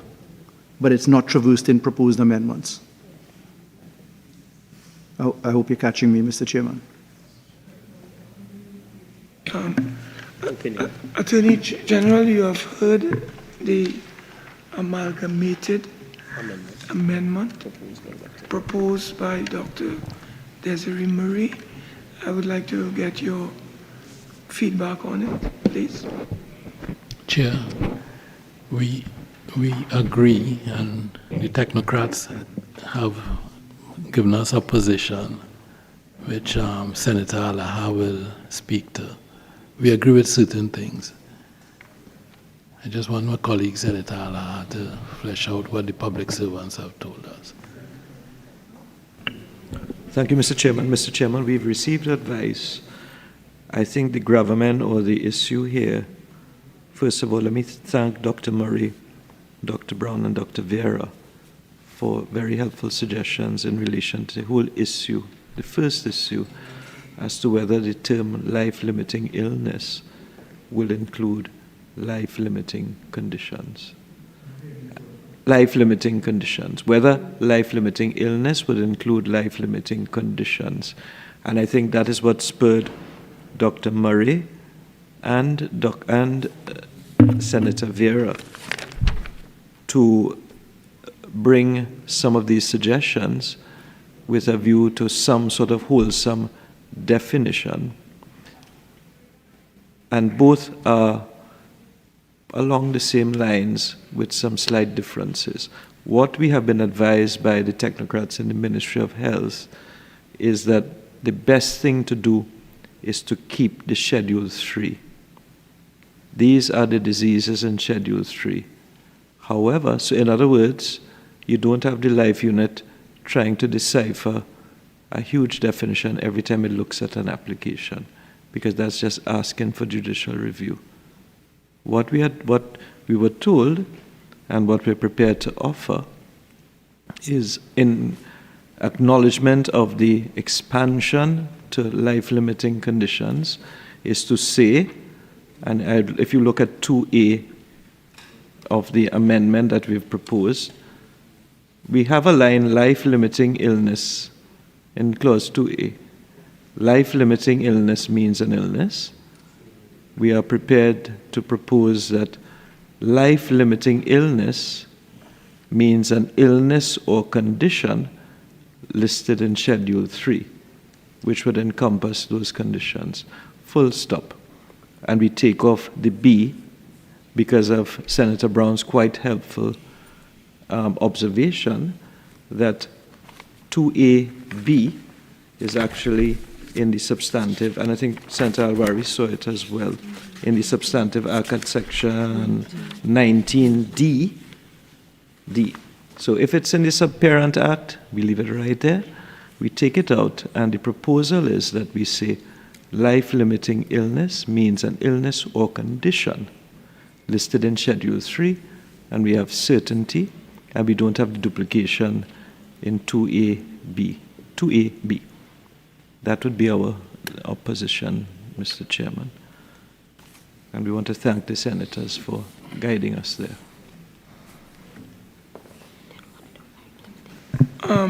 Dr. Murray, in light of the submission made by the leader of government business, are you prepared to withdraw your proposal? Mr. Chair, I still feel very strongly that the intent of the bill is to expand access to the fund.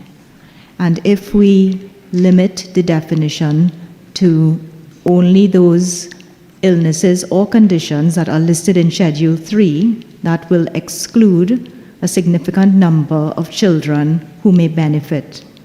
So with all due respect, I would prefer if we gave a working definition of life-limiting conditions,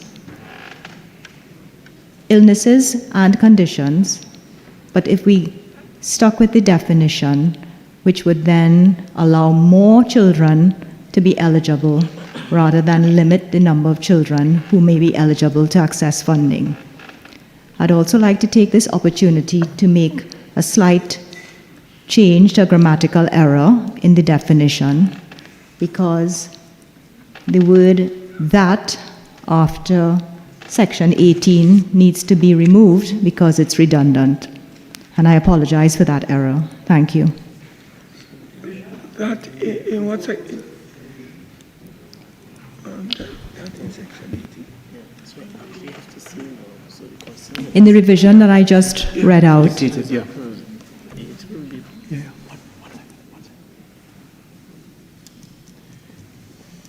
So, Mr. Chairman?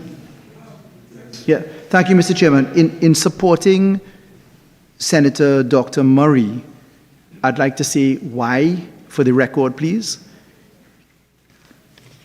Our view, my view in supporting Senator Murray, Dr. Murray, is that the definition as amended by the Honourable Senator, which makes reference to guidelines and certifications, so certification by pediatrics and persons with expertise, and subject to guidelines, as Section 18 can be amended to include guidelines, it allows the guidelines to achieve the same scheduling that the government proposes in the parent law without having the unfortunate effect of having it cast in primary legislation, which must be amended in the ways that we can amend the legislation. So the definition as proposed by Senator Murray allows for the law to continue to speak. It provides a gate which can be used to curtail any over-broadening of the definition by allowing for guidelines. And there is legislative precedence for this in the Public Procurement and Disposal of Public Property Act, where we have used guidelines to do exactly that in law, and which has worked in law as well. So for those reasons, and for the precedent in law, in particular the Disposal of Public Property, Public Procurement and Disposal of Public Property Act, where we use guidelines to do exactly this, I strongly endorse the amendment proposed by Senator Murray. G and the leader of government business, they do not find favor with Dr. Murray's position or amendment. So I will now have to put a question. The question is that clause 2A be amended as proposed by Senator Dr. Desirée Murray. Those in favor say aye. Aye. Those against say no. All right. Mr. Alaha? No. Mr. Jeremy S.C.? No. Mr. Roberts? No. Dr. Swaratsingh? No. Mr. Maharaj? No. Mr. Batiste? No. Mr. Alexander? No. Mr. Ratiram? No.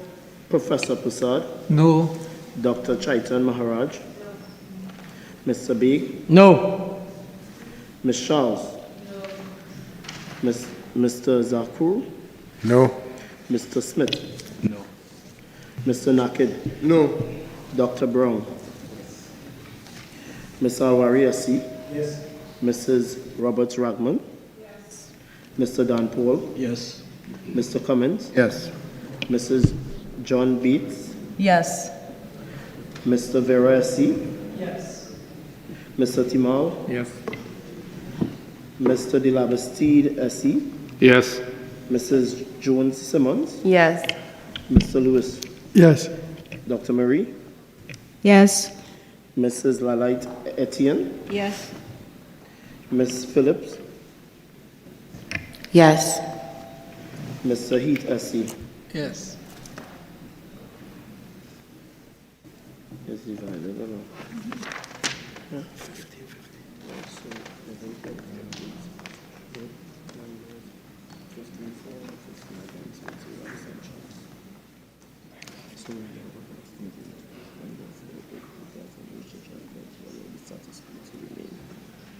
Okay, members, the result of the division is 15 for, 15 against, no abstention. Because of the equality of votes, 15-15, I have a casting vote. I secure and favor the status quo. Okay? So I vote in favor of the status quo. Sorry, Mr. Chair, would you please just for our edification No, explain we don't. this? No, it's important on the privileges of this bill, Mr. What? Could you please elucidate for us? No, I'm saying the status Yes, quo. I understand, but the status quo on the amendment proposed by the Honourable Senator is exactly what I'm speaking about. Would you mind please just In other words, the particular clause 2A as proposed by Senator Desirée Murray has not been carried. No, I do understand that. My point is on what is the status quo. So the original provision of the bill remains. Which has not been put to the floor yet, sir. Well, I am saying that in this instance. You see, it hasn't been put to the floor, so I'm trying to understand that. Listen. I'm in charge here. I'm not disputing you're in charge. Wait. I will put the question at the appropriate time. We just took a vote, and I put the vote. It turned out 15-15. I have a casting vote, and I cast my vote in favor of the retention of the status quo. So that means the amendment as proposed by Dr. Murray has not carried. So I will now put the original clause. Mr. Chair, I don't disagree with you. I'm asking for clarification, and I thank you for providing that. I do believe you have the position of a casting vote on the original clause. I'm not disputing that at all. I'm saying that we had not got there yet, Mr. Chairman. That's what I'm saying. I think I heard you, and we'll move on. Okay, let's go. So is there further, after there's any further amendments on the clause. Is there any further amendments to the clause? 2E. 2A? So the question is that clause 2A shall approval and be amended by deleting subparagraph B, because they deleted subparagraph B. So the amendment question is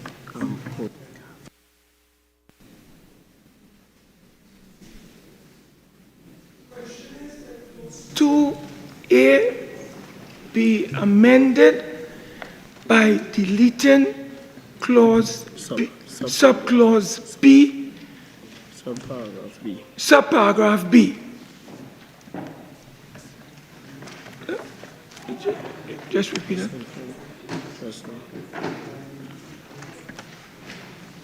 Right? I see the still talk just now. I'm still confused.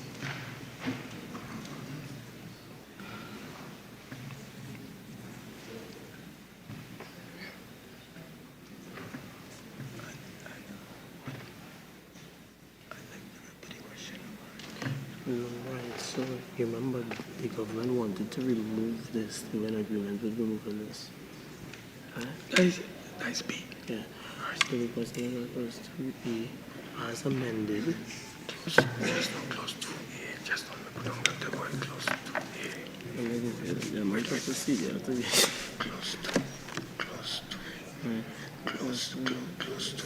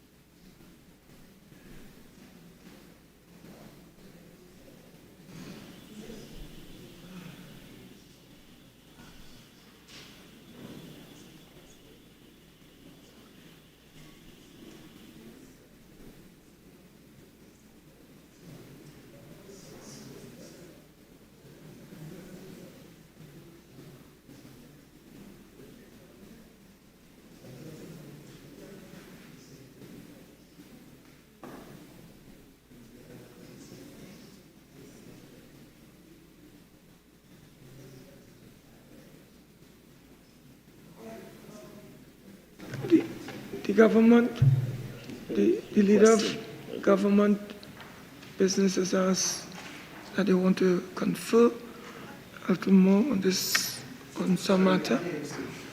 I'm saying that at this stage, the government is seeking a suspension for at least about 10 minutes. So we should be back by about 7:10.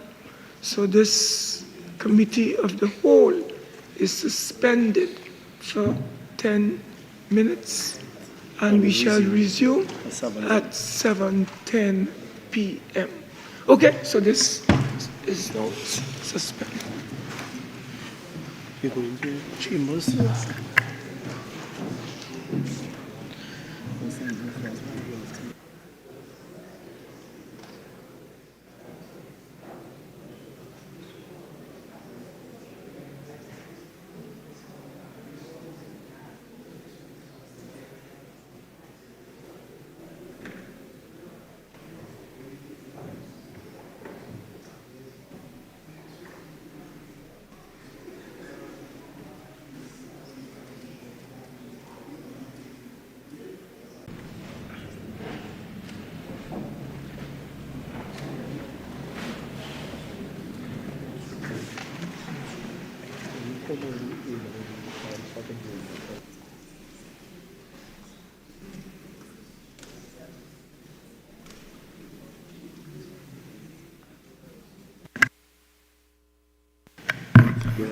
Okay, the committee of the whole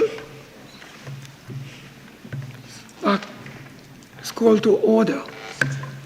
Leader of government business, please. Mr. Chairman, thank you very much for the opportunity. I've had some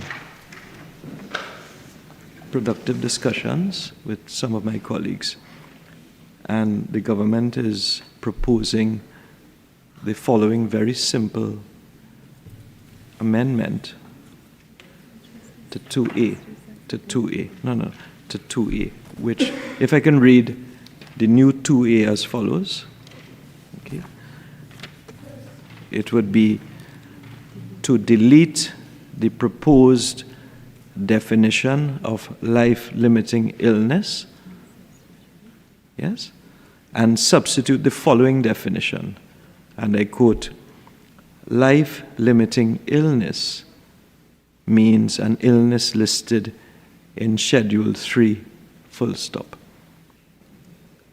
In other words, we are deleting the B part of the thing, yes? And a consequential amendment, maybe it is too early, but I could signal it, a consequential amendment when we go down to clause 7. So the schedule, the title of the schedule would say now, life-limiting illnesses or conditions. Yeah, that's it. Mr. Chairman. In the schedule. That's when we go to the schedule, we'll get some. Mr. Chairman. Yes, that's it. Yeah. You left out condition. Sorry? In the definition. Oh, we're still on the definition 2A? Sorry, yes. Yes, so there's no condition in the definition itself? Yes. Just in the schedule? No. Let me read it again. Thank you. The new definition would be as follows. Life-limiting illness means an illness or condition listed in Schedule 3. Thank you. You didn't say that the first time. You had forgotten the words or condition. Illness or condition. Oh, that's because somebody erased it. Sorry. The person on my left erased it. Sorry. And that is the operative part, an illness or condition. And I think we could be very happy with that. So I think we have it clear? Yes? Mr. Chair, is this the time to ask a question on what was just proposed? I thought you all would have discussed this. No, he had no discussion No, with us. they didn't discuss it with us, Mr. Chair. Leader of Government Business, I just want to understand how that proposal takes into account the justification as presented by Senator Dr. Murray. Because just changing the title of the schedule does not broaden the scope of what is being provided for in any way. So how have we advanced the consideration? I'm not clear unless perhaps really I'm missing something. If I may, perhaps Dr. Browne, Senator Browne, you may ask Dr. Murray. We just had discussions. We had discussions, and this is a proposal we felt comfortable putting on the table. Mr. Chairman. Listen, we have a very long evening ahead of us. And if we continue how we are going, we are going to be here until 2 o'clock in the morning. So I am going to allow one further intervention, and after that I'm going to put the question. Senator Al-Rawi. Thank you, Mr. Chairman. We've had one intervention on the proposed amendment, so I can't see that we've exhausted the time to speak with that with the greatest of respect.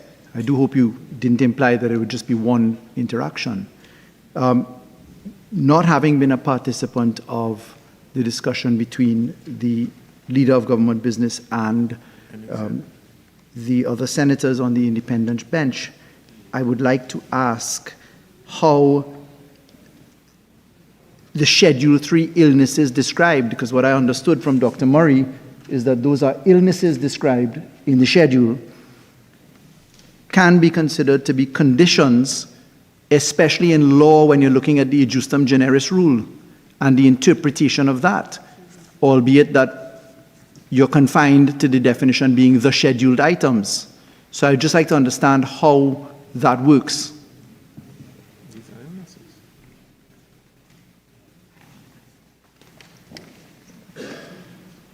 It makes no sense.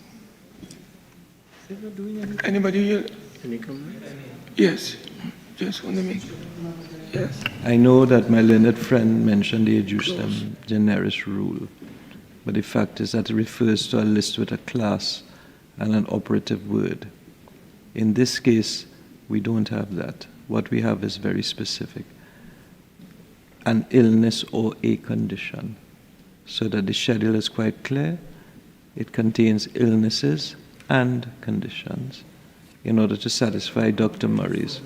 It contains, the schedule proposed contains illnesses or conditions, so that there would be both classes, because we can't have our cake and eat it too. We can't come here and say, let's widen the definition to say we want life-limiting conditions and life-limiting illnesses.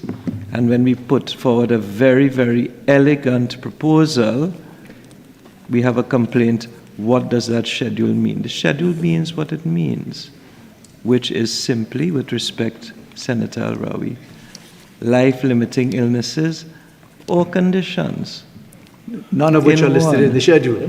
That is because, well, I don't know. Are you a medical That's expert? What I just asked, Honourable Are Senator. you a medical expert? We have a list that we're starting off with, and the pejorative the minister will have the facility to add. Senator The minister has the facility to add, and that's one of the proposals of the amendments, the scheme that we've brought. Perhaps you missed it, but my question was to Senator Dr. Murray, in that I specifically said, if you'd allow me. Well, are you asking me what Dr. Murray said? I'm responding to what you just said. Sure. Right, in your demonstration of elegance. Is this a three-way call? If I may, my question was to Dr. Murray, in that I understood, I just asked her a question, whether the schedule has any conditions, because I understood from the Honourable Senator's submission to her, I'm asking her, whether there are in fact conditions listed in the schedule. So, I am Dr. told, Murray? and Senator Al-Rawi, since you asked me the question, you should be looking at me and not her. No, I said I asked her. Okay, you asked her, and you're asking me, and I have been informed, and maybe I can ask Dr. Chaitan-Maharaj to answer it. Let me get my answer from Dr. Murray. So do you want me to put you on to her, and she will answer it based on her expert opinion? Sure, not yet. I'm speaking to the Listen. By Dr. Murray. I want to take, let me regulate the proceedings. No, I think you have expended your time. Okay? Sorry? No, I didn't hear you, Mr. President. No, Mr. Chairman. I'm saying that you have already interjected. Sorry, you said I've expended my time? Could you just guide me on that? I said you have already interjected. Oh, I heard you say that I'd expended my time. All right. I didn't know I had a time. No, listen. Yeah, in committee we do have a time limit. We cannot speak forever. Chairman? Yes. May I see? I wish to seek clarification on the proposal by the government. Yeah, but he just he just clarified it. You want further clarification? Because it's not clear. So I'm seeking clarification. I understand the... After that clarification, I'm putting the question. Okay? Right. Not contingent on the response? No, I said after your intervention, I shall put the question. Okay? Go ahead and put your question.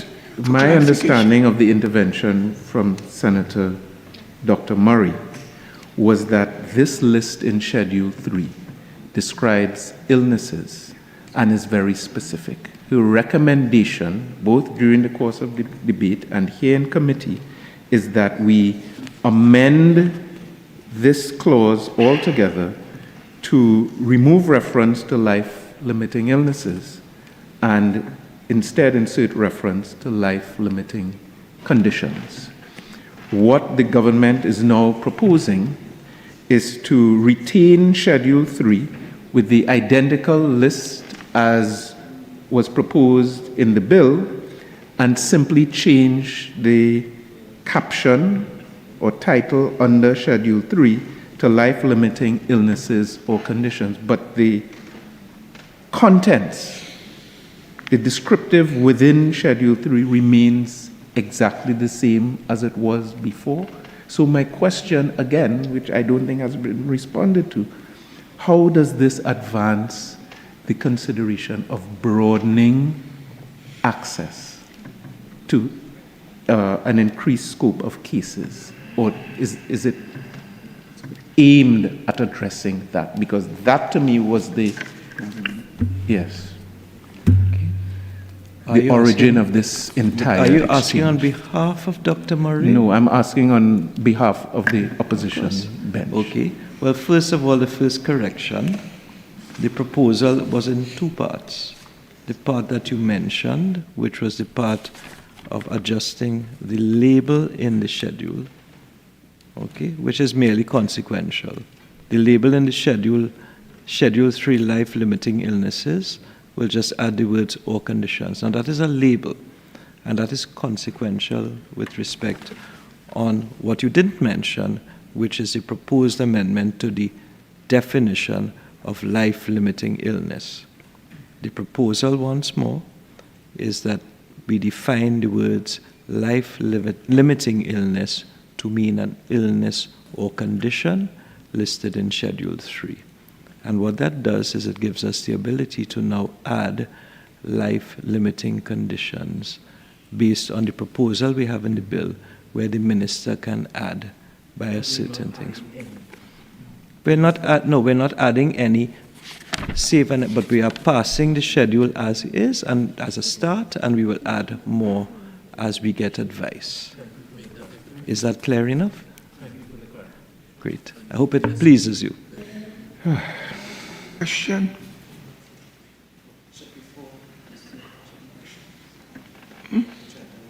Dr. Chaitan, you want to make a point? To make the clarification, even though Schedule 3, as stands, is labeled limiting illnesses, there are conditions in this schedule already. So beta thalassemia is a condition. It's not highlighted here whether it be minor or major. Sickle cell disease is a condition. Liver and kidney transplant patients under the definition of life-limiting conditions would qualify as well.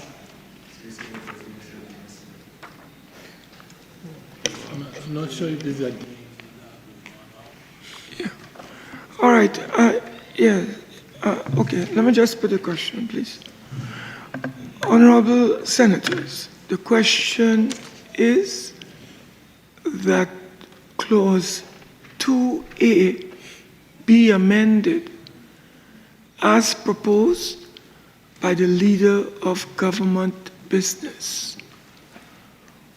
All in favor say aye. Aye. All against say no. The ayes have it. Clause 2A.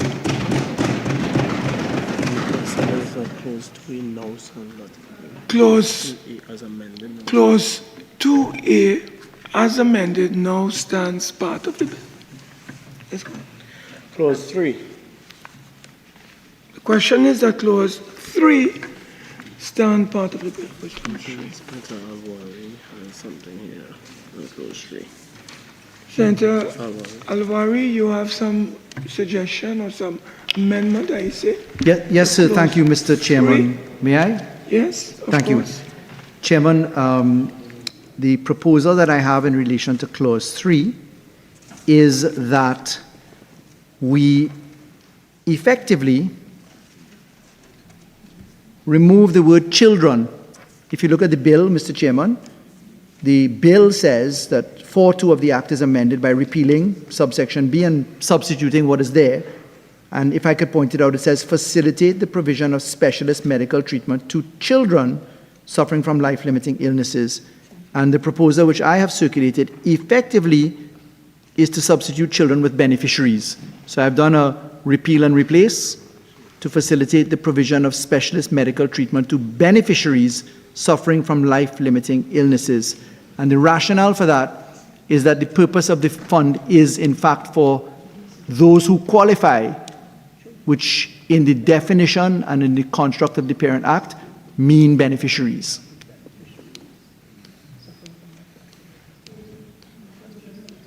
Government business, either one.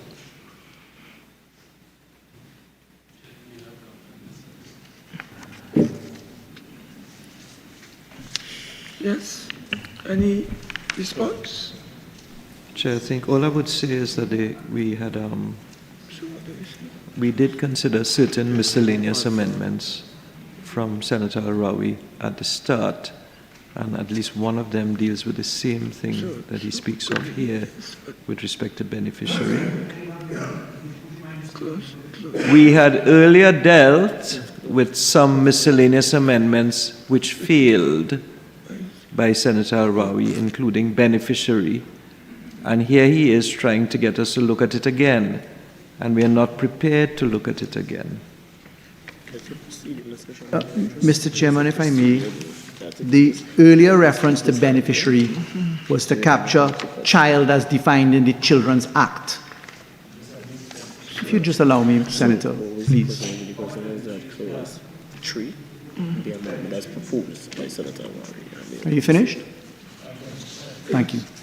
So the earlier recommendation for beneficiary is not the same as this. And specifically, beneficiary is a defined term. So even if you refuse to accept the law which has transpired for the last 14 years, that is the definition of a child. Even if you want to do that, this has nothing to do with the earlier definition of beneficiary. If you don't want to accept the definition of child as it's cast since 2012, so be it. On this position here, the recommendation is for the categorization of a beneficiary, because a beneficiary is someone who's approved. It's not for all children. And therefore, I would think it pellucidly clear that there's a material distinction between the two. And that is the reason why I have proposed beneficiary. You want me to say clear, clear? Clear, clear. That you happy?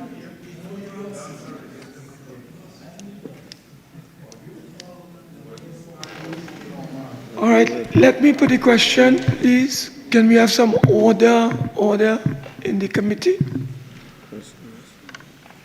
The question is that clause 3 be amended as circulated by Senator Al-Rawi. Those in favor say aye. Aye. Those against say no. No.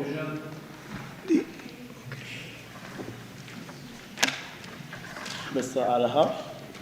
No. Mr. Jeremy S.C.? No. Mr. Roberts? No. No. No. No. No. No. No. Pellucidly no. No. No. No. No. Yes. Yes. Yes. Yes. Yes. John Bates, yes. Yes. Yes. Yes. Yes.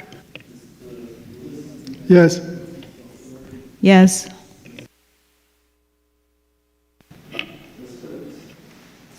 Yes.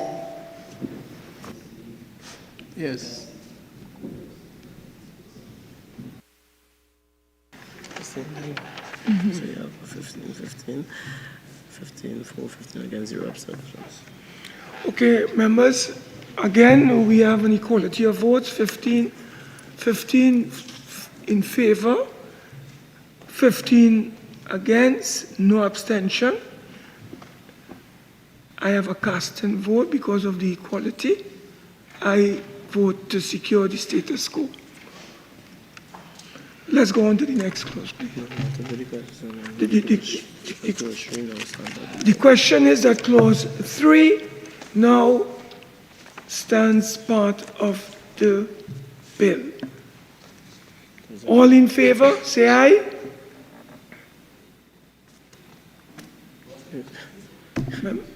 I am now putting the question on clause 3, which is the clause of the government. Okay? So all of you who are sleeping Please awake. Okay? On both sides, on all sides. Okay? Can I repeat? Okay. The question is that clause 3 of the bill, clause 3, now stand part of the bill. All in favor say aye. Aye. All those against say no. I think the ayes have it. Clause 4. The question is that clause 4 stand part of the bill. We have any other? Let me see if Al-Rawi, sorry, not possible people. Yes, it's not Al-Rawi. Let's see. No, there's nothing. So put it aside, there's no amendment. All right, there are no amendments, so... Mr. Chair, may I ask a question on clause 4, please? Well, you do... Yeah, okay, go ahead. The question is being on the floor. May I? Yes, of course. Thank you, Mr. Chairman. Clause 4 proposes an amendment to section 9F, which in the parent law says that the board shall review and where appropriate approve, and now we insert or reject applications. Is there any reason why there is no ability for the board to vary applications processed by the life unit? Mr. Chairman, if I may. Yes. That's a very good question, Senator. First of all, it's the reason the words or reject were put in is because the new proposed scheme of the Act is such that we have an automatic review. So whenever the board rejects, the minister can review. And that's why we say reject. And also because we do not wish to give the board the ability to defer. Because if the board defers an application, well, then that could be caught in the loop forever, and you know what could happen, unfortunately. So the board will either approve or reject. If it rejects, then we go down the path of the minister can review. And that's the reason we have it. Now, there's another part of your question I forgot, which was... No, you've answered the question. Thank you. Did I satisfy you? Or? Well, thank you so much, Leader of Government Business. You're quite welcome. The question that I have that comes from your response is... Yes, it is a supplemental. The question that I have from your response is, wouldn't it be less likely an encumbrance and delay if a variation of a decision met with approval? Normally, entities that have the ability to make a decision in any piece of law that I've seen have the ability to vary. Vary and amend. So they approve, they vary, and they reject, so that at least you avoid having to go through the cost and time of an appeal, which may be unnecessary. If I could respectfully point out that with the amendments already made to the bill, this bill is destined to go back to the House. And therefore, I asked a soft question behind the Speaker's chair, the President's chair a little while ago, whether amendments from the opposition would be entertained at all. So just for your guidance, I don't see that you would be occupying too much time by including the power to vary, because you're going back to the House anyway.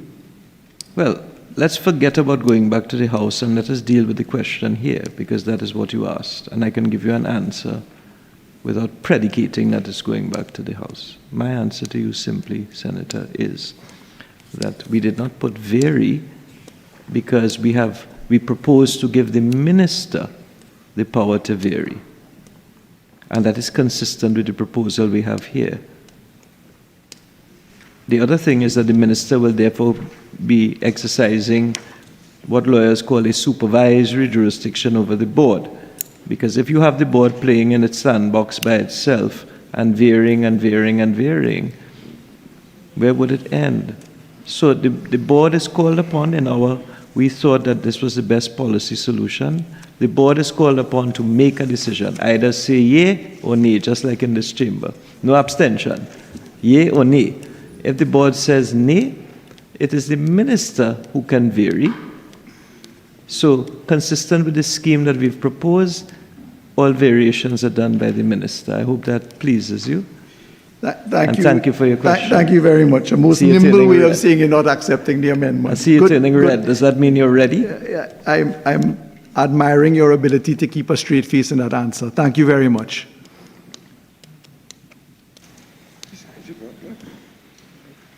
All right. Members,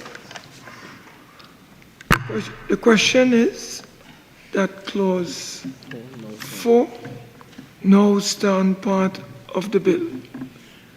Those in favor say aye. Those against say no. I think the ayes have it. Clause 4 now stands part of the bill. Clause 4A. The question is that clause 4A stand part of the bill. Senator Al-Rawi, please. Thank you, Mr. Chairman, sincerely.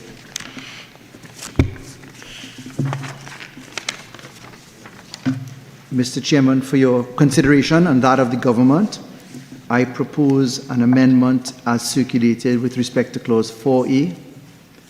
4A is an amendment to section 18.2 of the Act, and it reads, Section 18.2 of the Act is amended by repealing paragraph C and substituting the following. It reads, the accredited healthcare institution capable of providing the relevant care and beneficial outcomes consistent with international best practice, whether that care is provided at a foreign institution or by foreign medical specialists from a foreign institution in a local private. So the amendment that I have circulated, I did warn, there were some amendments. If you could focus, it's for 18C2 in particular. And in that, I'm proposing that 18C2, the word foreign in the first line and the word foreign in the second line be removed so that the accredited healthcare institution, whether that care is provided by medical specialists from an institution in a local, private, or public hospital. So leaving Roman 1, it means all foreigners would be allowed, but Roman 2 allows for medical specialists in a local institution to also participate because you have that local, private, or public hospital. This captures the submissions made in the debate that the bill ought not to legislate out the participation in the Children's Life Fund of local medical specialists at local institutions. My submission is that if you were to put the words foreign as they appear in Roman 2, you would be legislating out all local medical specialists at local institutions. The removal would allow both foreign and local to coexist. So that's the rationale, Mr. Chairman. Thank you for the opportunity to explain it. Leader of Government Business for the AG. Yeah, but not documented.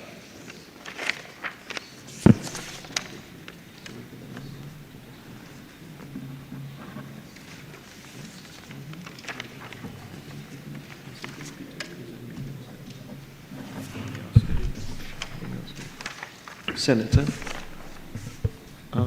just to get a tighter grip on it. Just to get a tighter grip on it. Hold on. Right.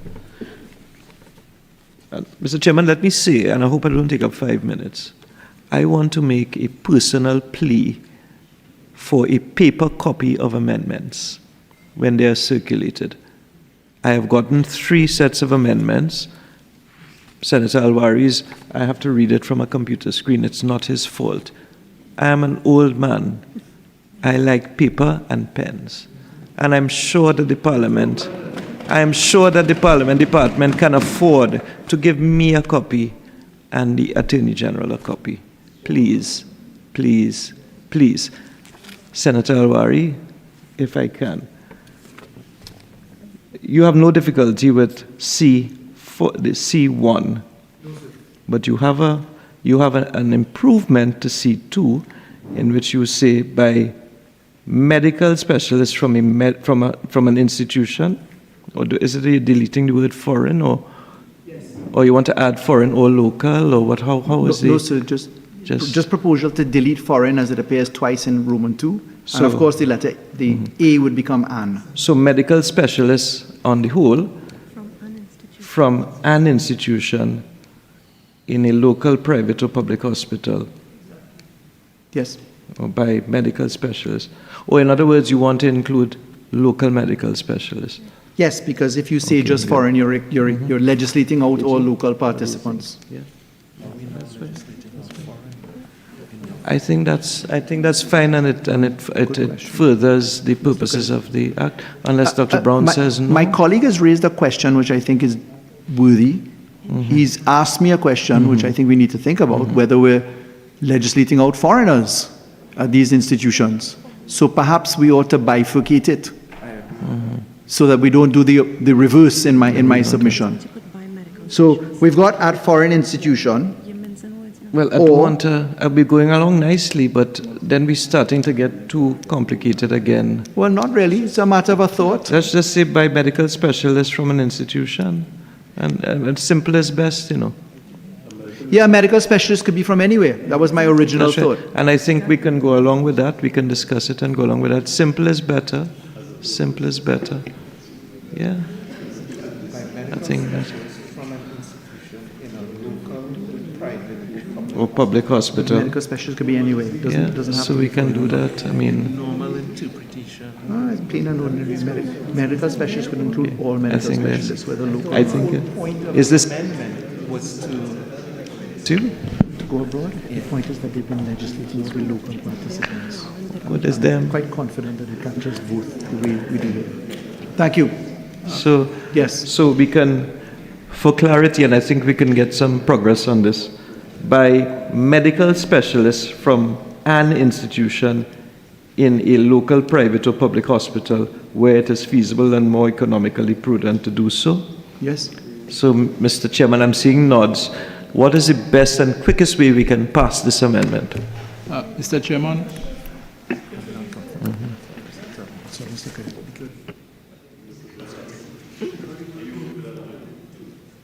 Chairman, I think Senator Heath had something to say.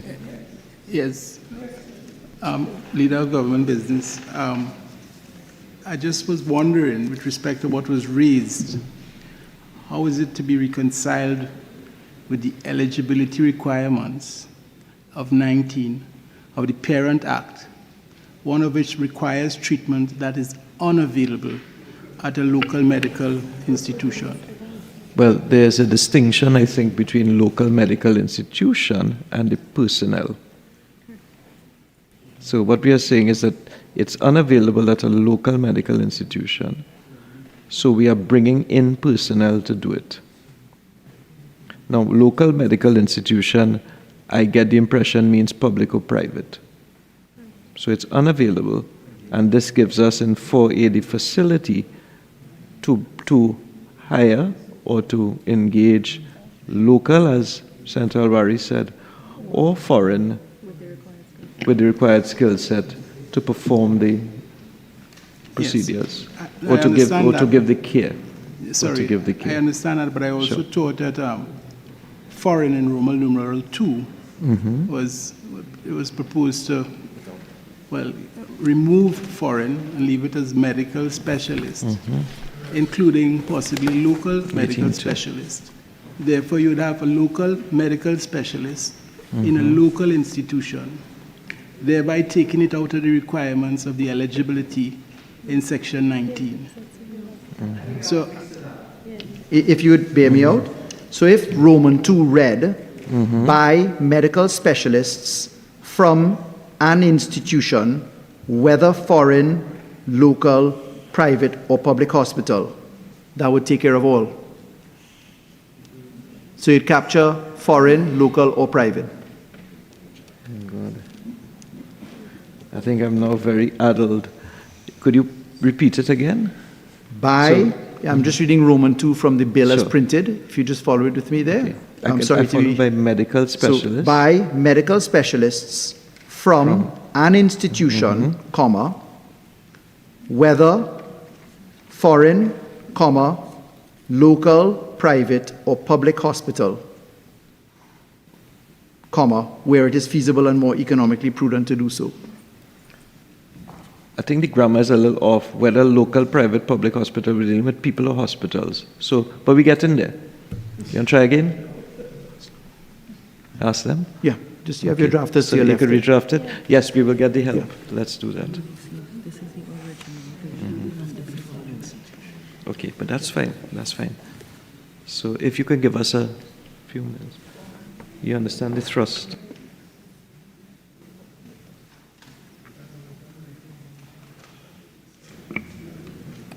Perhaps I can make a suggestion.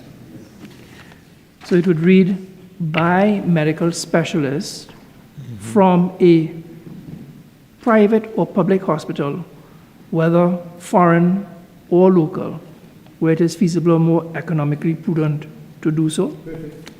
Well, the thing about it is that it's not from, it is in. So we're identifying persons and where they will do the treatment. So that's why we have the word in. So it's two parts. So we have to be wide enough for the two parts, and I think that's what the draftsman will do for us. Is that so, Senator Amery? And Senator Heath, we're going along in the right direction? If I may, Chair.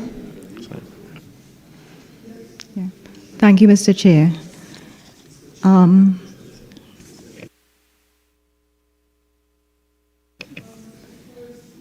Sorry, thank you, Mr. Chair.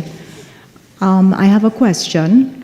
And I just need some clarification in my own mind, because my understanding is that if you have a local medical specialist providing the care in a local private or public hospital, that means the care is available locally, which makes the condition or the illness no longer eligible for funding.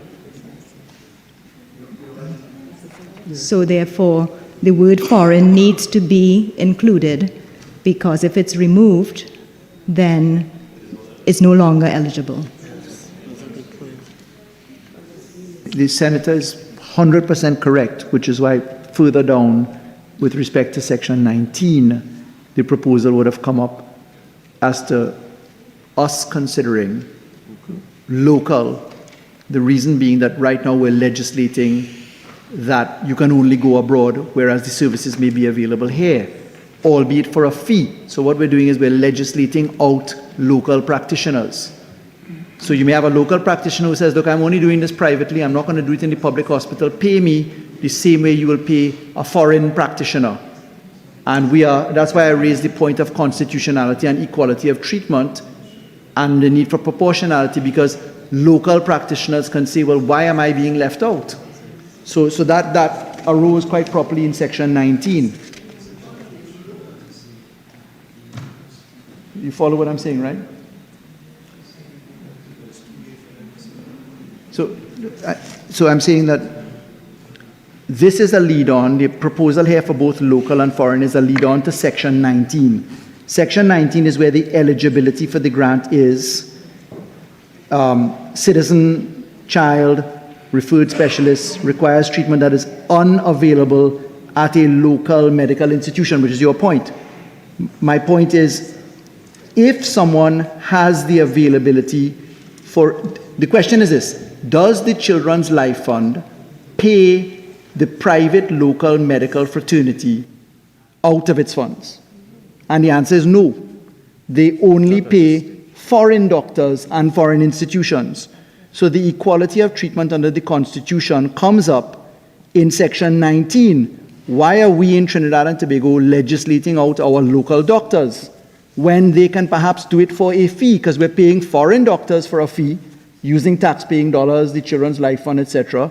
But why are we saying in Section 19 that this can only be foreigners that get paid? So you've hit the nail on the head, which is why the amendment to Section 19 will come later.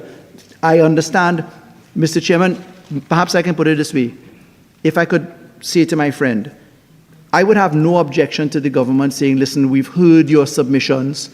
We're not prepared today for time to treat with them, but we give an undertaking to treat with them. I, as Attorney General, did that many times, came back to the Parliament and amended everything that people asked for when it met with the positions of the government's timetable. But I've not heard that from my friend just yet. So I'm raising those things because there are other aspects that are perhaps worthy of consideration. I understand the government has a policy that it wishes to pursue today. I won't stand in the way of that, but I'm talking about things which take us to a better place. Child, beneficiary, local doctors, etc., where we have collectively spotted these issues, and I'm sure it's falling on fertile ground. Thank you, Chair. I think the problem arises, I'm trying to dovetail, so let me start by saying, wherever you can have local specialists treat a child, that is preferable.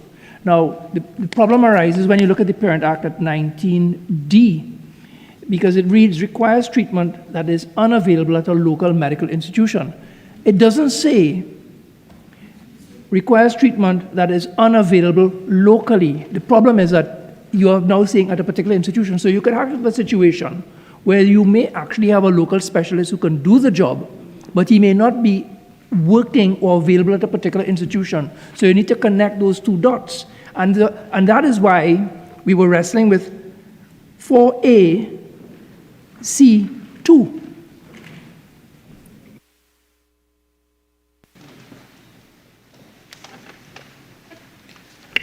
I think we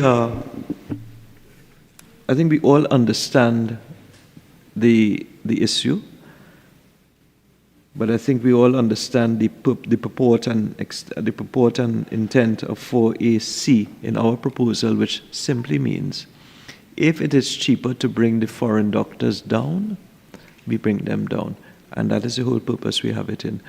I think we have considered and heard Senator Al-Rawi and his suggestion with respect to the local doctors. We respectfully don't agree with, I would say, the nicest way, the bogeyman of the Constitution and equality of treatment. I don't think that is alive here at all, and I don't want to raise it unnecessarily to scare anybody. Whereas we can raise it in every argument. But let's not go down. This is not a constitutional motion with respect. What we are saying is that we are prepared to consider.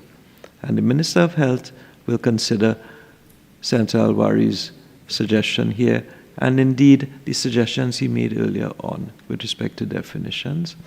And we are prepared to go with this clause as is. Just for clarity, thank you, Honourable Leader of Government Business. Procedural motion. Sure. To address this time, so let's just suspend for a few seconds.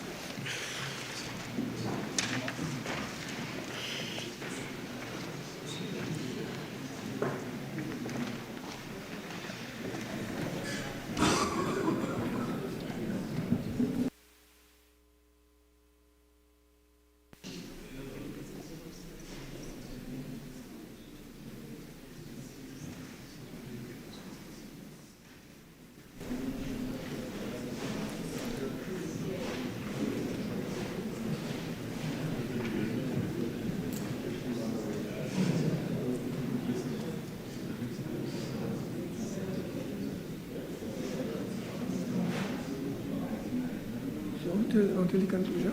Yes.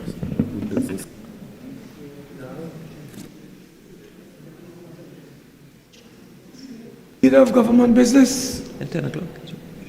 Mr. President. You want to continue?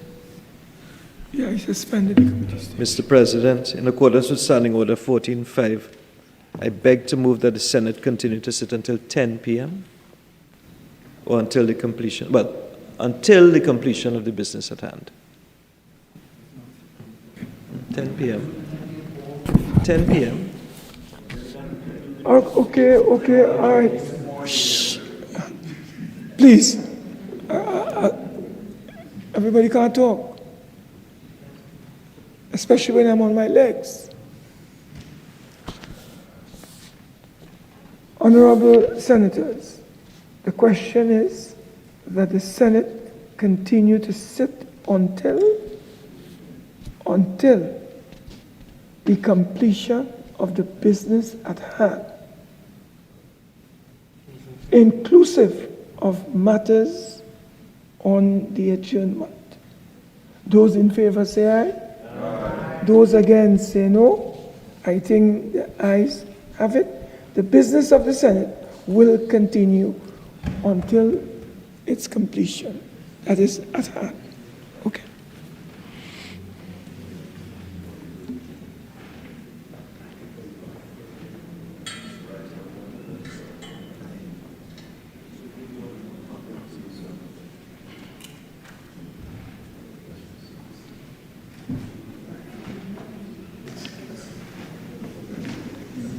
Mr. Chair, before you broke... All right, the committee has resumed. Okay. So, Mr. Yes, Chairman? Senator Al-Rawi. Thank you so much, Mr. Chairman. Just to the Leader of Government Business, please. Yes. In relation to the last statement, am I to understand that the proposal of the government is to not entertain the issue of the deletion of foreign at this time? Just understand that? Well, let me put it another way. We are prepared at this point to go ahead with the amendment as we have cast. And again, the Minister of Health would consider your suggestions and the other suggestions you've made, which is another way of saying, let's move along with what we have here and take the vote on it. And perhaps this may assist you for the rest of the committee stage. Is it therefore is that position similar to, in respect of every other clause? Or we're just taking it at this one? Let's go clause by clause because we have another bench as well. And we have the independent senators. So let's go clause by clause. Thank you. Then, Mr. Chairman, if I may just simply for the record, as I must, I of course do think that every law has constitutional reflection, and I do not agree with the submissions of the Honourable Leader of Government Business. And that's just for the record, not for debate. Thank you. Right. Let's go. No, you need to put it because then there's a clause for some part of the bill. Okay, clause 4. The question is that clause 4A now stand part of the bill. Those in favor say aye. Those against say no. The ayes have it. Clause 4A now stands part of the bill. Clause 5. The question is that clause 5 stand part of the bill. Yes. Question, Mr. Chairman?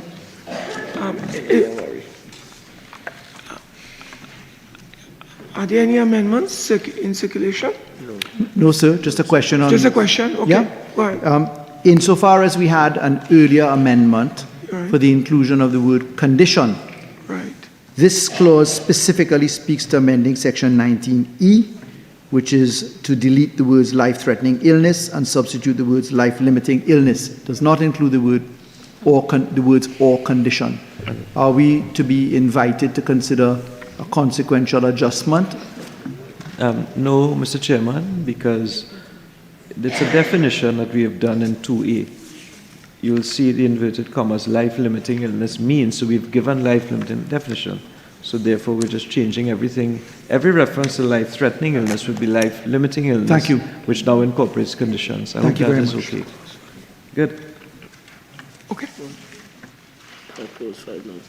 The question is that clause 5 now stand part of the bill. Those in favor say aye. Those against say no. I think the ayes have it. Clause 5 now stands part of the bill.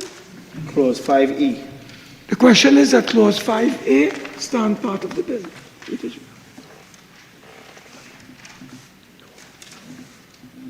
The question is that clause 5A now stand part of the bill. Those in favor say aye. Those against say no. I think the ayes have it. Clause 5A now stands part of the bill. May I seek your guidance, Mr. Chairman? Yes. Insofar as I alerted you to the circulated amendments as produced by the Secretariat, had errors. In page 2, I did ask you to take note that the references to clause 12C, etc., were really to sections. Are we to take all new clauses towards the end? Because chronologically, the new clauses that I'm proposing fit in between these. Do we take them at the end? As you know, the standing orders is very clear. All new clauses are taken at the end. All new clauses. Okay, let's continue. Clause 6. The question is that clause 6 now stand part of the bill. We have several amendments to clause 6. Senator Teemal. Senator Teemal, you have some amendments to clause 6. Yes, may you, the floor is yours. Okay, Chairman, my proposed amendment is to delete section 21A and replace with the following: the establishment of appeals mechanism. This is being proposed as an option, as an alternative to what is proposed in 21A.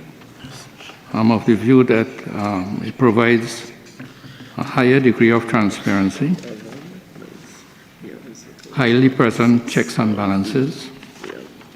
It preserves the medical integrity intended by the fund, and it reinforces public trust. Those are the main reasons for the proposal of this amendment.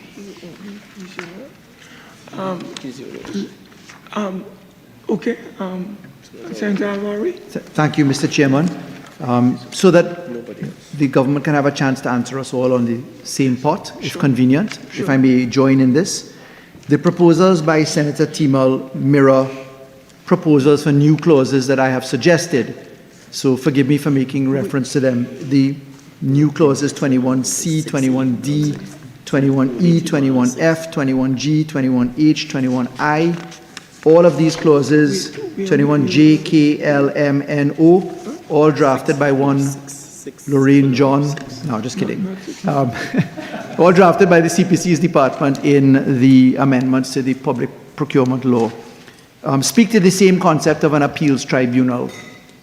Specifically on Senator Teemal's position, therefore, so I'm flagging that the new clauses that I have proposed come in that vein. I fully support the process of including, or the recommendation to include, a tribunal, simply because it is there that we would have the ability to have disputes settled, and that the minister would not be acting without a prescribed formula for treating with appeals. I'd just like to flag that in Senator Teemal's amendments, I also believe that the right to appeal directly to the Court of Appeal should be included, and that the Court of Appeal be the final arbiter, so that we can legislatively say that. There are precedents for both of those submissions. In particular, the Privy Council acknowledged them in the Silver case that I mentioned earlier. And secondly, the finality of appeal is also traversed in the De Silva, and it exists in a number of pieces of law that we have. I believe that that would deal with the mischiefs in this bill, which is that there's a second bite at the cherry, and that the administrative route is treated by a tribunal. The minister has that assistance, it's expert assistance, and that there can be finality. It would also obviate the need for very expensive judicial review, which has been, to my experience, having supervised litigation in the AG's office on this law, it is a very costly and time-consuming aspect. So for those reasons, I support the theory proposed by Senator Teemal in his amendments to clause 6, but I flag that the new clauses that I propose are generated from an actual precedent of legislation that we have passed in the 12th Republican Parliament, and which are set out in the amendments I've circulated. Thank you, Mr. Chairman. Okay, Leader of Government Business. Thank you. Can I? Sorry. Oh, sorry. Is there a response? Wait, just hold a second. Yes.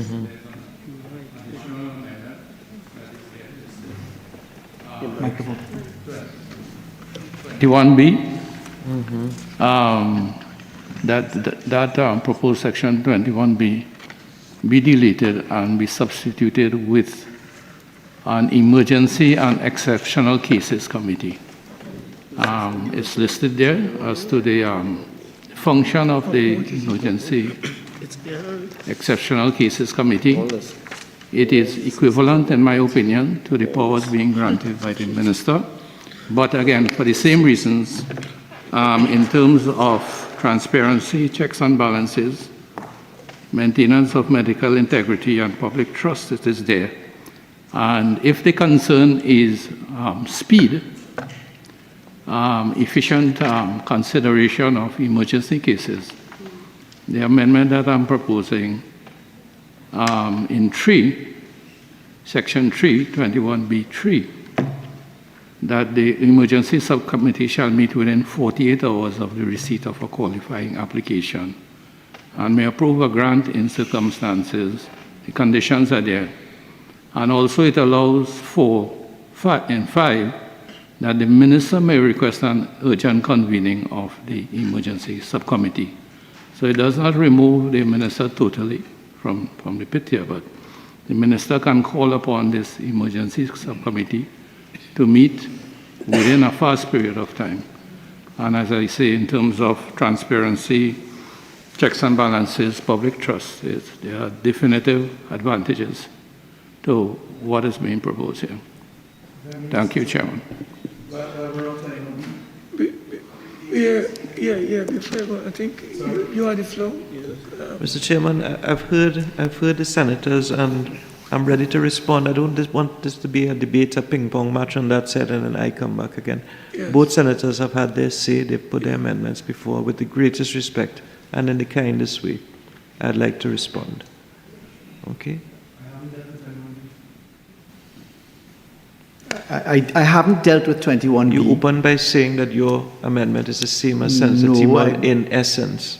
Are we going to have another debate on, or are we dealing with yours, or are we doing Senator Teemal's? Mr. Chairman, I'm speaking on Senator Teemal's amendment. Well, then let's deal with Senator Teemal's. This is not a ping-pong. Allow me to finish.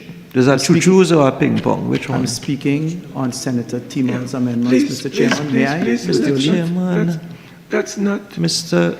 Senator Al-Rawi seems to be getting the lion's share of this debate. No, it's not a question about the When lion's share. can I be expected to respond to Senator Teemal's suggestion? All right.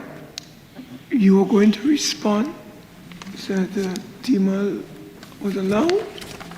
I'm going to ask you to respond to Senator Teemal. Thank you. Right.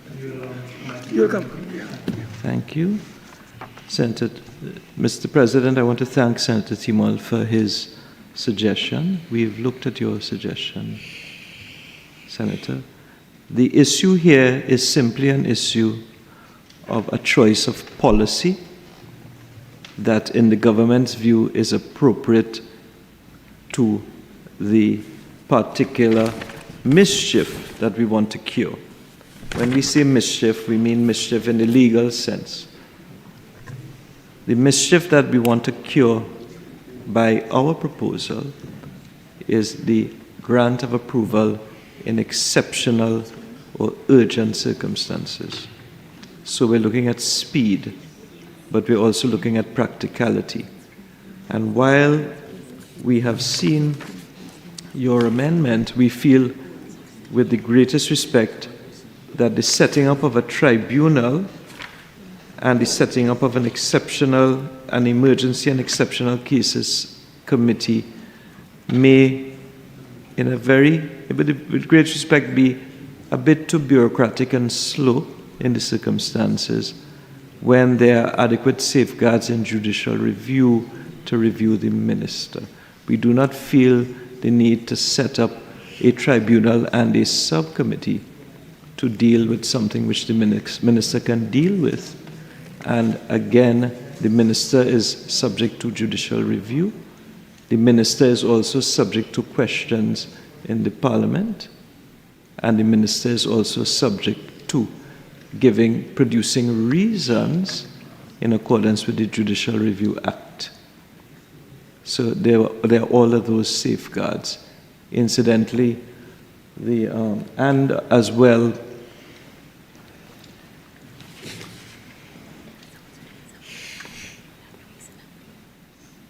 well, of course, I am advised that at all times, public officers, ministers, those exercising public functions, there is a presumption that in law that the minister or any public official exercising public functions will act reasonably, will act within the four corners of the legislation that gives him the power, will take into account relevant considerations, will not take into account irrelevant considerations, will act rationally, will act fairly, and will act without bias.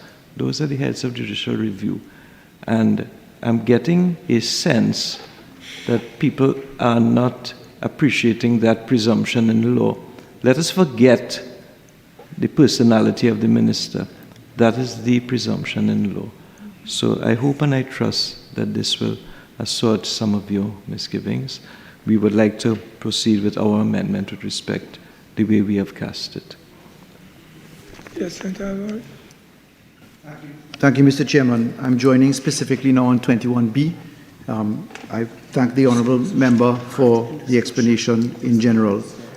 On 21B,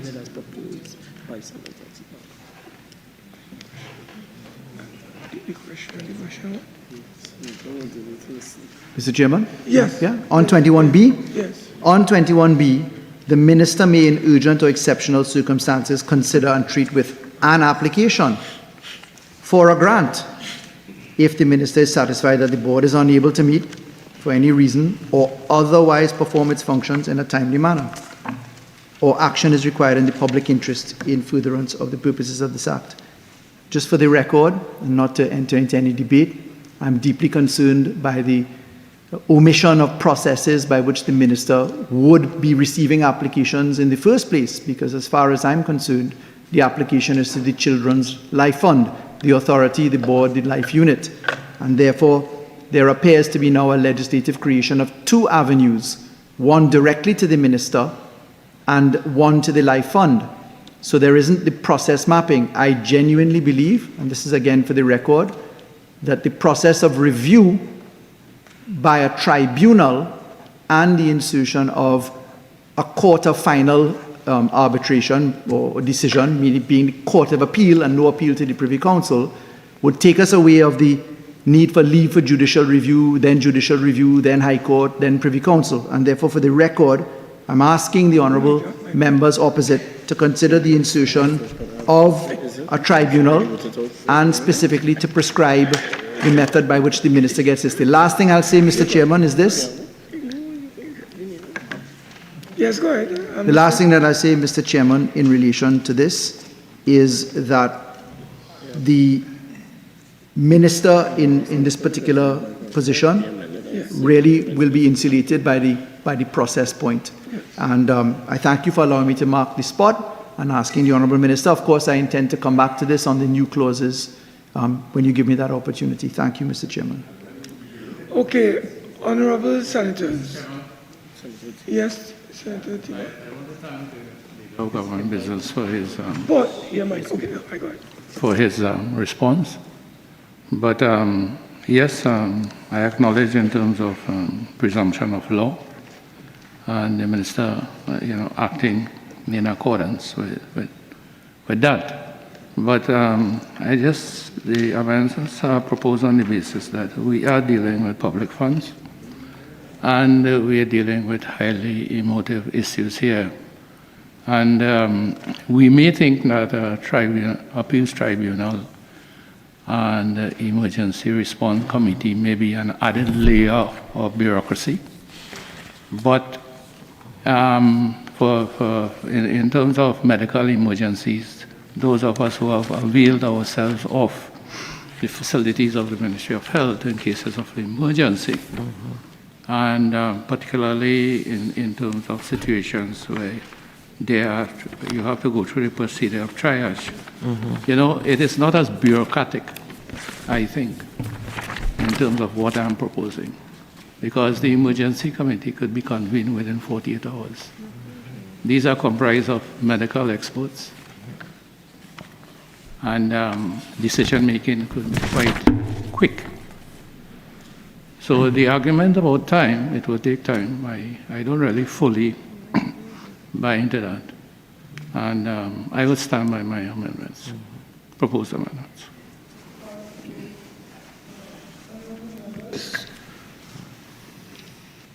The question is that Clause 6 be amended as circulated by Senator Teemal. Those in favor say aye. Aye. Those against say no. No. Division. Mr. Adha? No. Mr. Jeremy S.C.? Mr. Roberts? No. Dr. Swaratsingh? No. Mr. Maharaj? No. Mr. Batiste? No. Mr. Alexander? No. Mr. Ratiram? No. Professor Prasad? No. Dr. Chaitan-Maharaj? Mr. B? No. Ms. Charles? No. Mr. Zakur? Mr. Smith? No. Mr. Naked? No. Dr. Browne? Yes. Mr. Al-Rawi S.C.? Yes. Mrs. Roberts Ragman? Yes. Mr. Dan Paul? Yes. Mr. Cummings? Yes. Mrs. John Beats? Yes. Mr. Vieira? Yes. Mr. Teemal? Yes. Mr. De La Bastide S.C.? Yes. Mrs. Jones Simmons? Yes. Mr. Lewis? Yes. Dr. Marie? Yes. Mrs. Lalite Etienne? Yes. Ms. Phillips? Yes. And Mr. Heath S.C.? Yes. So it's the same thing, 15, 4. 15-4-0. Yes.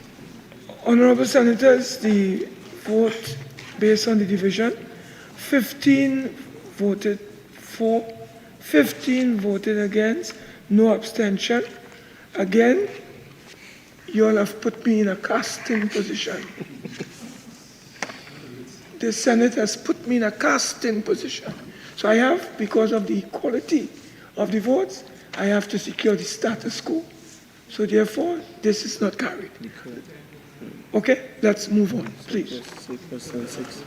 Questions. The question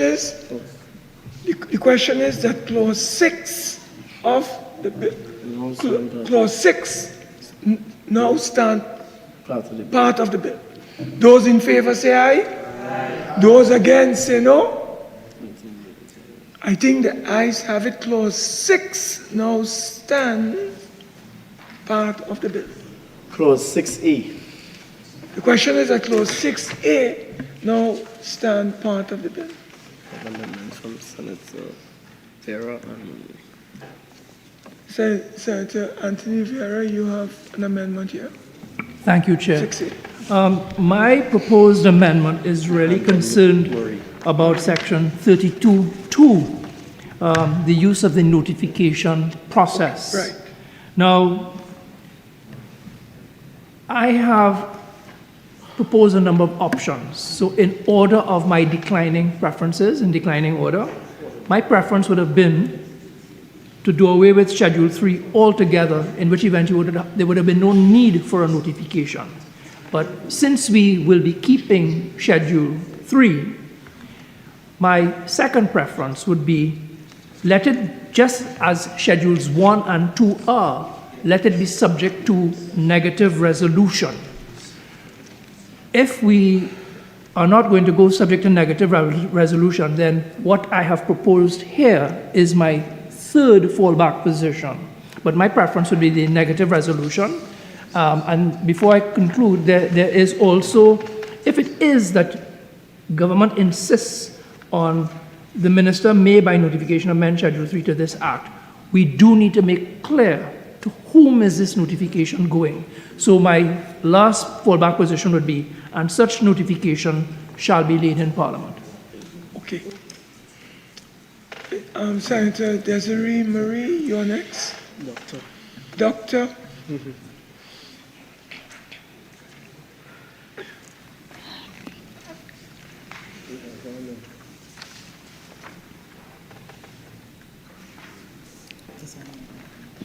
Thank you, Mr. Chair.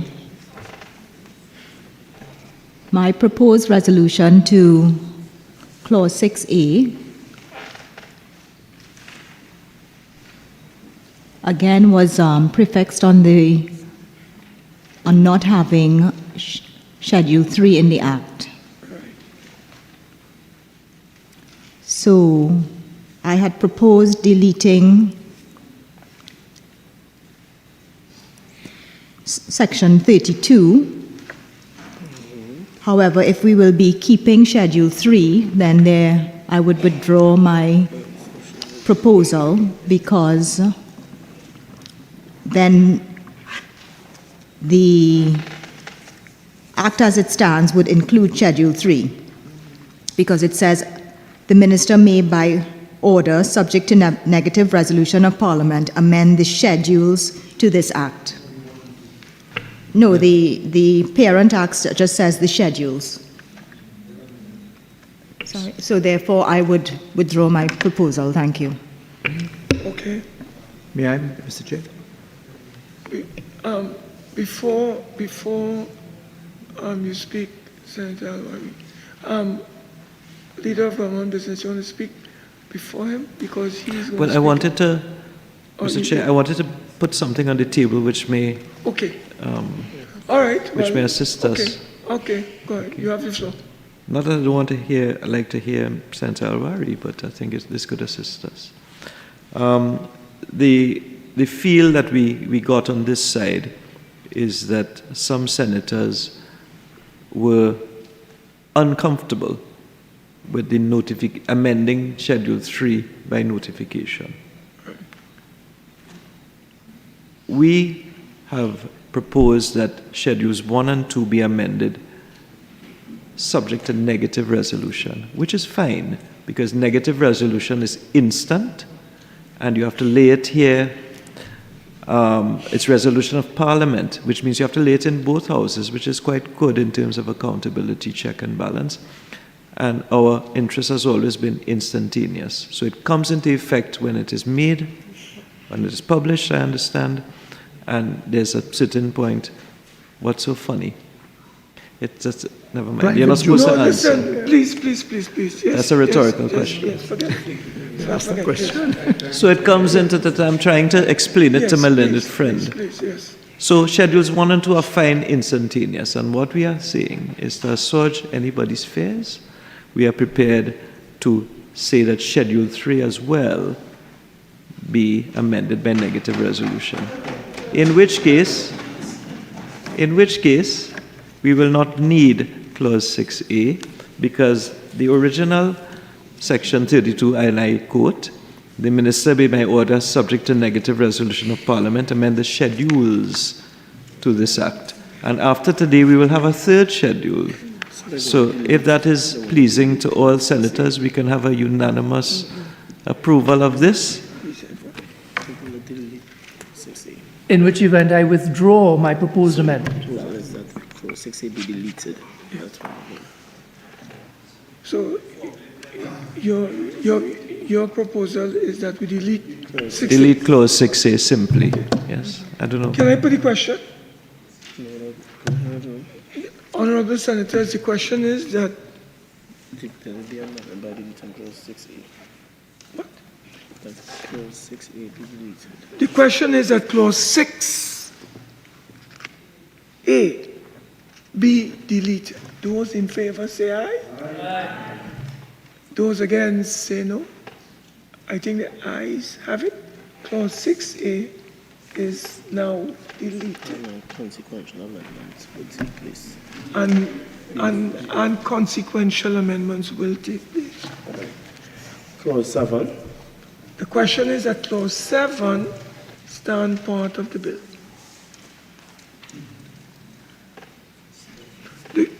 Mr. Chairman, Is there yes? pursuant to the amendment that was passed, was agreed on earlier, where we have the title of the schedule, Schedule 3 in block letters, I am told, life-limiting illnesses or conditions. We add the words or conditions.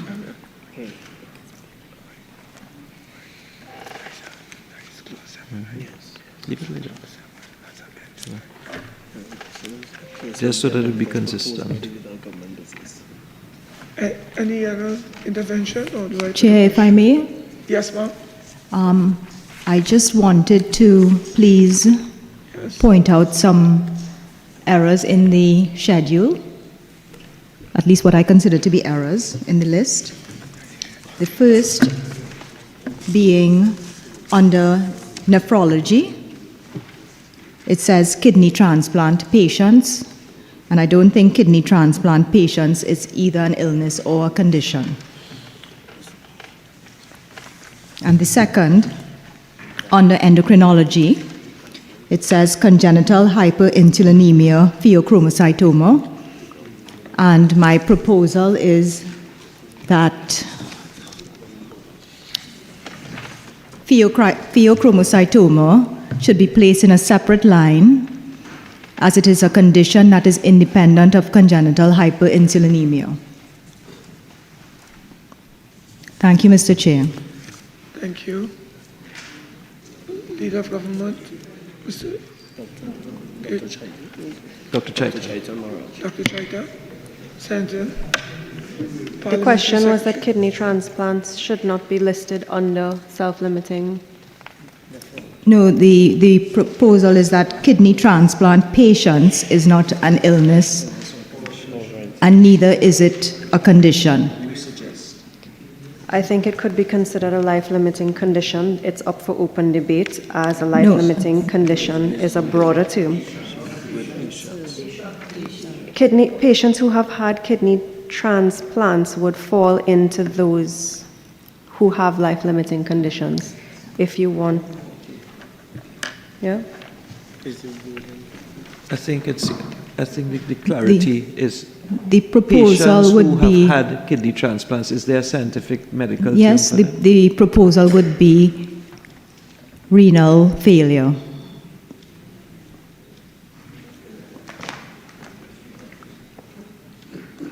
Or end-stage kidney disease would be the other medical term, as far as I'm aware, because a patient cannot be an illness or a condition. The patient can have an illness or condition, but they can't be an illness or condition.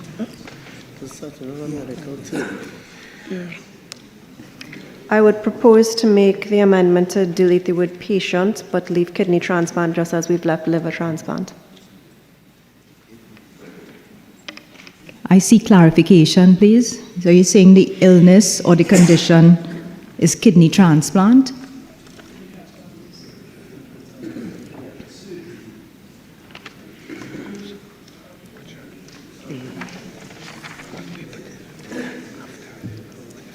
Because clause 7 be amended as proposed by the leader of government business. And after that, that's it. Oh, we have new clauses after that.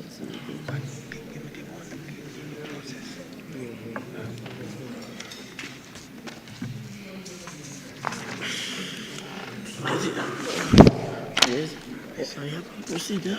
As I said, this procedure was right. So here it goes. Let me highlight it for you. Right, so the new process is here. Right, new process, right?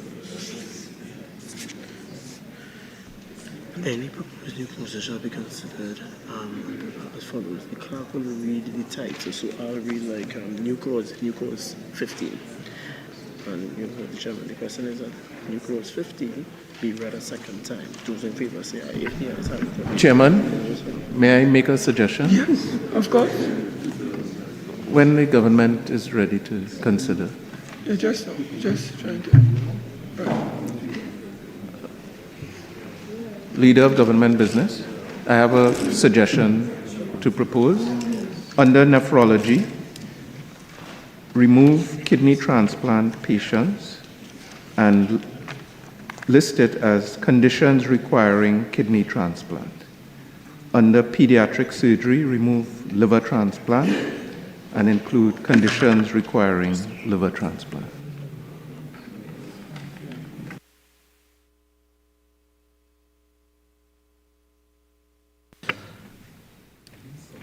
Let's just get it done, if that's the way, because we could always amend the schedule later on, if it is. But are we going to? So kidney, what is it? What is it you're saying? Patients, conditions requiring kidney transplants. Is that okay?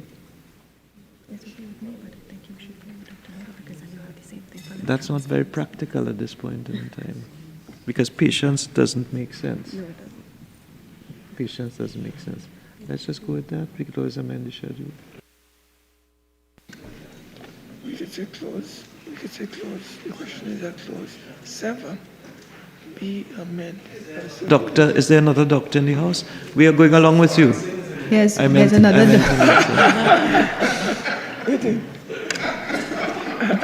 Mr. Chair, if I may.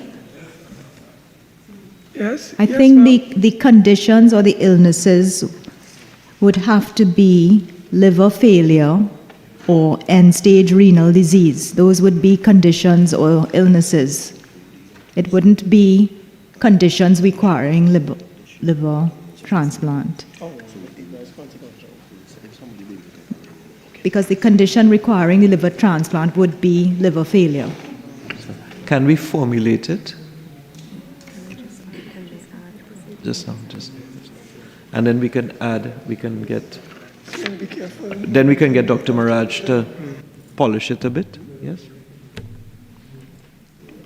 So I would move for end-stage renal disease, yes, but a little further for pediatric patients in urgent need to include advanced chronic kidney disease requiring dialysis or transplant, because these are pediatric patients who would require swift movement. It's just a further addition that allows a faster window. The words, what, requiring dialysis? No, instead of just end-stage renal disease, include also advanced chronic kidney disease. Dr. Browne's was the best. She's accepting what you said. Yes, that sounds reasonable. Thank you.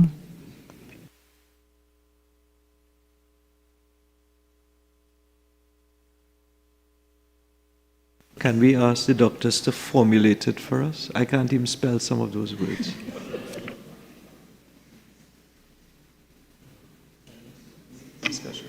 Right, so therefore we would have agreement that under nephrology we would delete kidney transplant patients and instead insert conditions resulting in end-stage renal disease or advanced chronic kidney disease.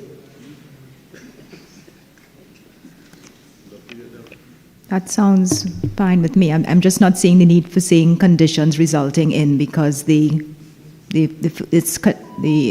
schedule is illnesses or conditions. So that's the only. But other than that, the rest of it seems. So end-stage renal disease or advanced chronic kidney disease. Correct. Yeah. Thank you.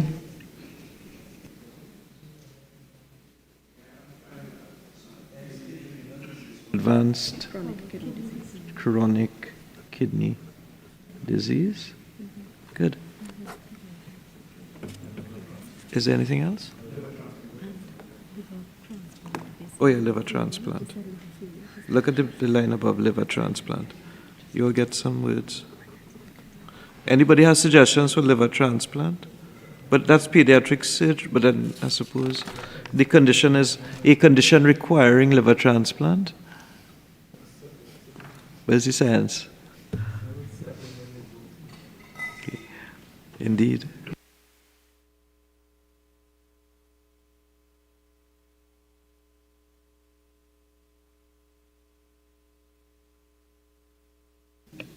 Mr. Chair, my proposal was just to say liver failure, because liver failure is the inability of the liver to perform its normal synthetic and metabolic functions. So I think liver failure would, and there are two forms recognized, acute and chronic. So liver failure would cover acute liver failure or chronic liver failure. And there's acute on chronic as well, but so just liver failure would cover all. Let's say liver failure. Yeah. So we delete the word transplant and say failure. Yeah, that's okay. Good. Any other condition or illness? The final one, endocrinology. Mm-hmm. And the proposal is the word pheochromocytoma should be placed in a separate line, as it is a condition that is independent of congenital hyperinsulinemia. Yes, I understand. I was about to say only on your own with that, but because it's very long to pronounce. But I understand that the last word beginning with P was supposed to be in the line below. So we accept that. Okay? Right. Good. Yeah? Good. And I think we have So we can wrap it up? Yes? Can I just read out what we have very quickly? Right, so good. So Clause 7 is amended by inserting the words in capitals or conditions after the words life-limiting illnesses at the title of Schedule 3. That sounds very legal drafted. Yeah, good, but it will pass. 2, that within the schedule, under the heading pediatric surgery, the word transplant after the word liver to be deleted and replaced by the word failure. So we liver failure. Under nephrology, we delete the words kidney transplant patients and substitute the words N-stage, N-stage, yeah? N-stage. That's how we say it?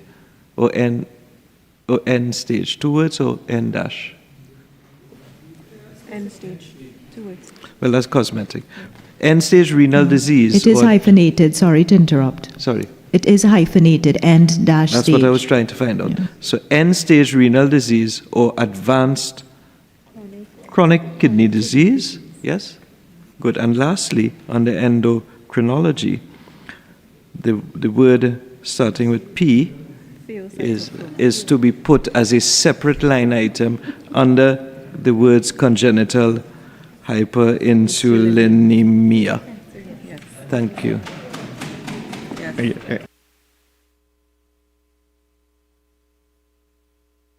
The question is that Clause 7 be amended as proposed by the Leader of Government Business.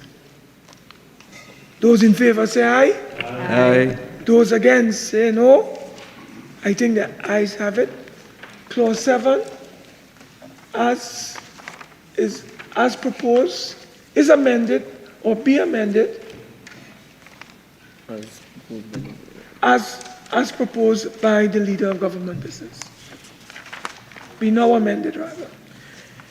New clause 8A. That's proposed by Senator Vieira. The question is that new clause 8A be read a second time. Those in favor say aye. Aye. Those against say no.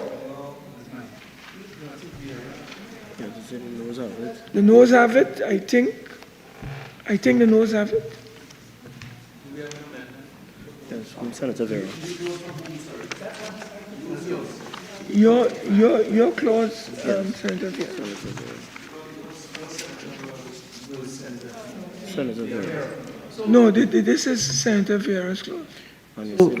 Chair, if I may, and in the interest of time, so the Honorable Leader of Government Business has indicated that he would be asking the Minister of Health to consider many of the proposed amendments that took place in the debate when he does his review.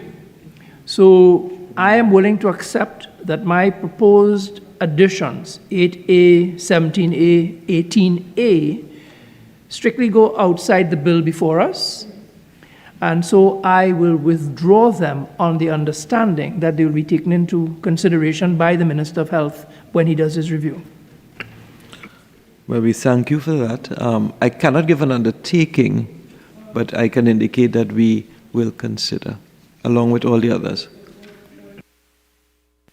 All new clauses? All my new clauses, 8A, 17A, and 18A. Thank you, Chair. Okay, thank you. Thank you.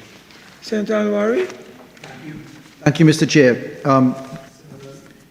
Thank you for the similarly. In those circumstances, I'm bound to put them on the record because as circulated, they will not be on the record and we do not have an undertaking. So permit me just merely to put them on the record.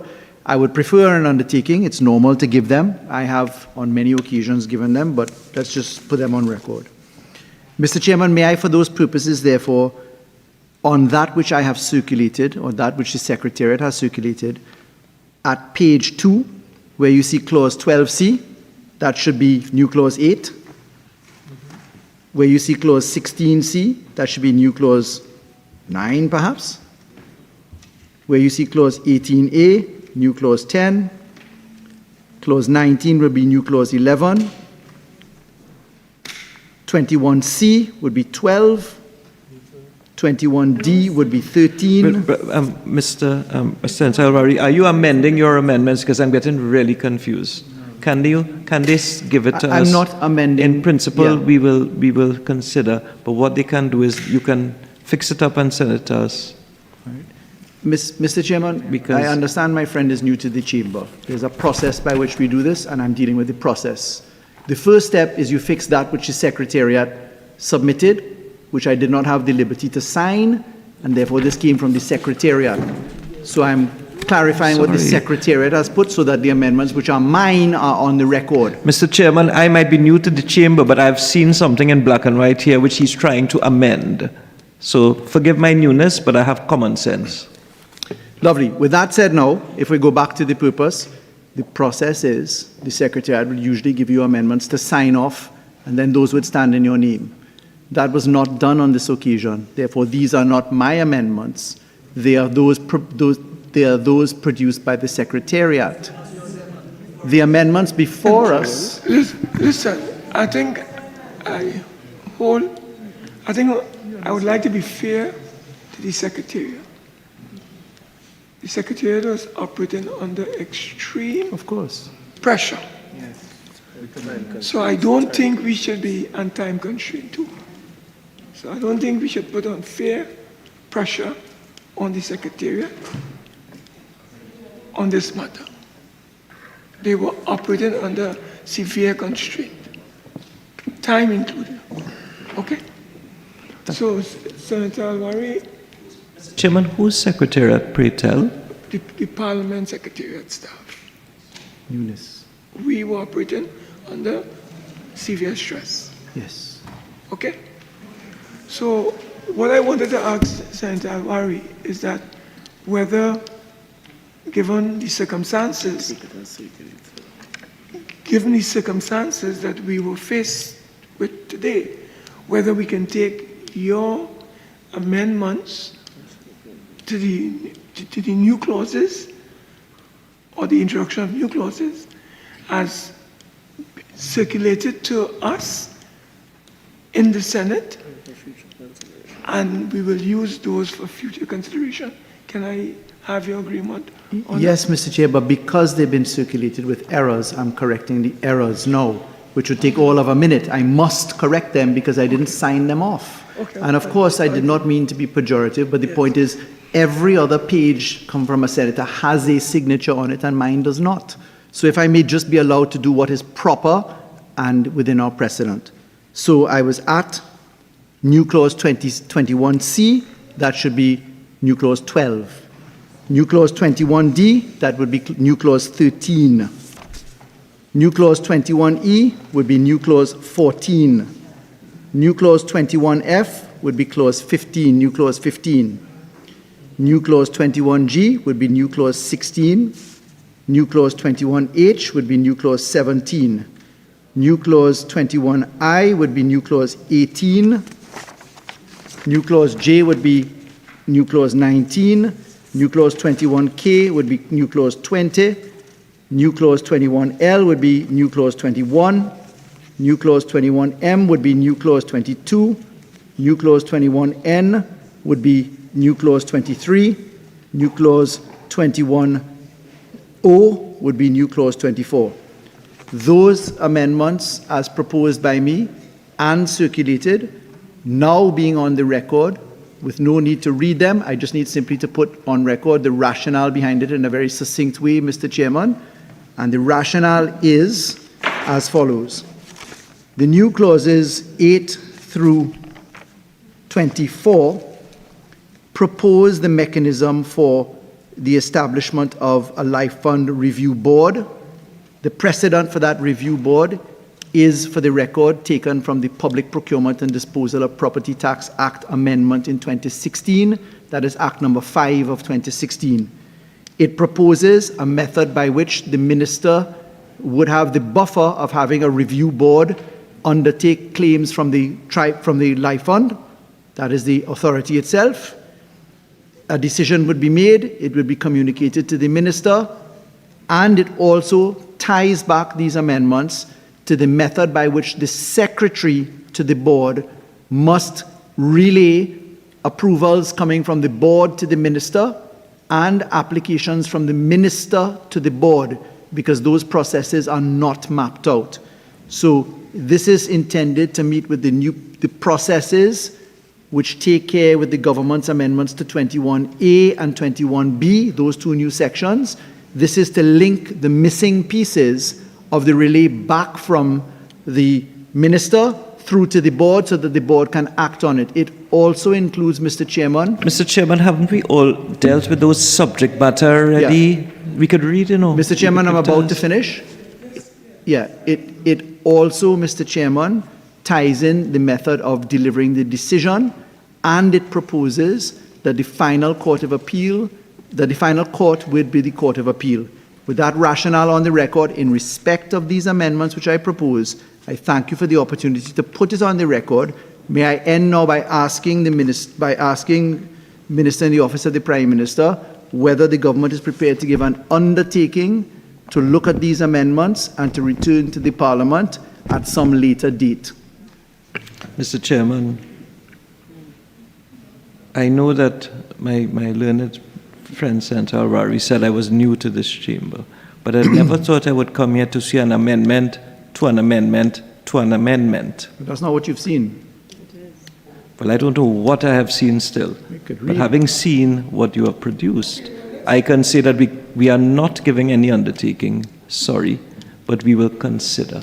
So maybe if you correct your document, we will consider it. Mr. Chairman, for the record, I did not produce the document. We've been through that. Listen, so the listen. need for pejoratives is lost upon me. Let us have some order, okay?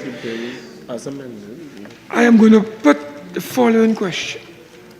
Honorable Senators, the question is that the bill as amended be now reported to the Senate. Those in favor say aye. Aye. Those against say no. I think the ayes have it. The bill as amended will now be reported to the Senate.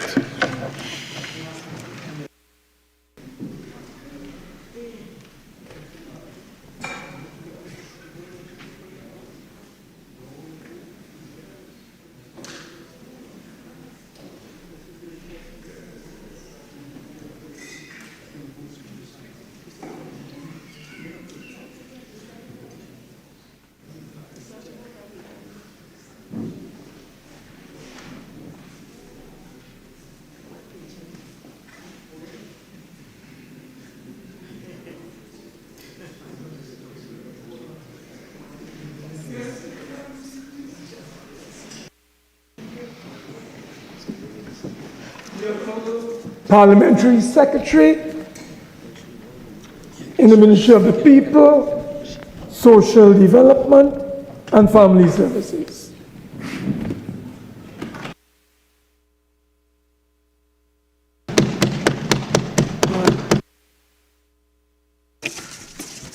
Just no. Where am I? I don't have it. Where am I? No, I don't have it. Mm-mm. Mm-mm. Conclusion of the committee. Right. Here? Mr. President, I wish to report that the Children's Life Fund Amendment Bill 2025 was considered in the Committee of the Whole and approved with amendments. I now beg to move that the Senate agree with the committee's report. Honorable Senators, the question is that this Senate agree with the committee's report on the Children's Life Fund Amendment Bill 2025. Those in favor say aye. Aye. Those against say no. I think the ayes have it. The Minister of Health. Parliamentary Secretary, rather. Not Health. Mr. President, I beg to move that a bill entitled An Act to Amend the Children's Life Fund, Chapter 29(1) be now read a third time and passed. Honorable Senators, The question is that a bill entitled an act to amend the Children's Life Fund Act, Chapter 2901, be now read a third time and pass. Those in favor say aye. Aye. Those against say no. I think the ayes have it. An act to amend the Children's Life Fund Act, Chapter 2901. Leader of Government Business, are you proceeding? No, I'm asking the leader.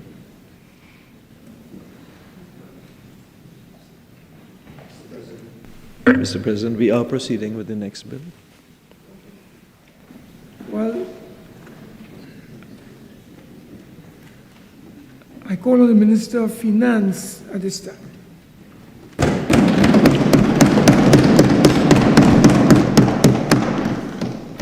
Go. Economic Affairs and Development. Thank you, Mr. President. Mr. President, I beg to move that a bill entitled an act to repeal the Trinidad and Tobago Revenue Authority Act 2021, Act number 17 of 2021, be now read a second time.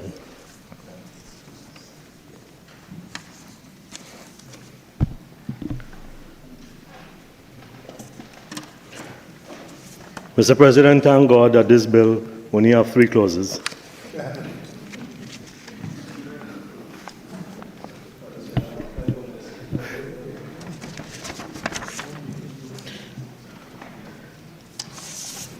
Mr. President, one of the critical things that this government wants to reaffirm from the outset, at the beginning of our tenure, is that we have utmost faith and confidence in the men and women who occupy the corridors of the public service and work as public officers.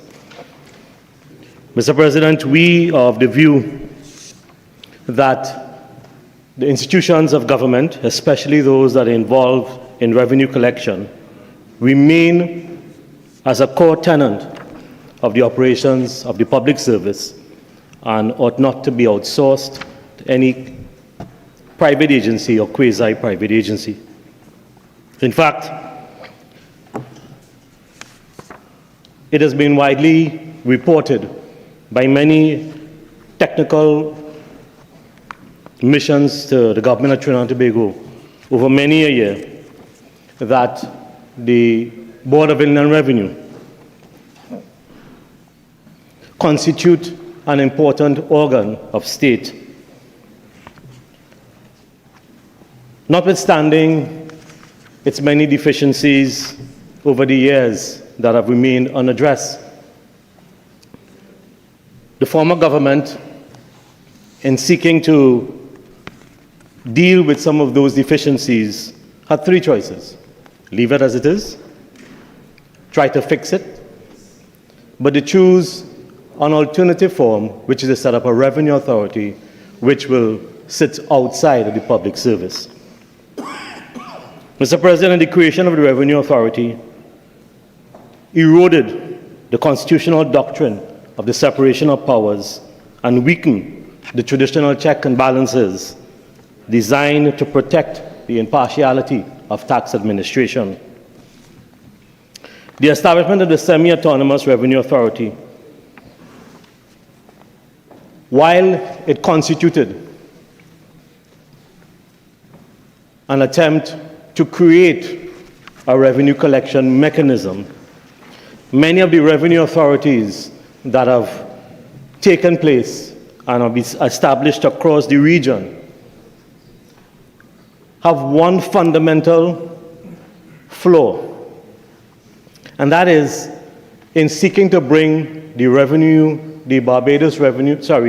and Tobago Revenue Authority in a grouping with the Customs and Excise Division, have forced the former government to set up an agency that was a convolution between something that resides outside the public service and an organization that cannot but reside within the public service. In fact, it has been one of the dilemmas of setting up a revenue authority of the nature which they try to do.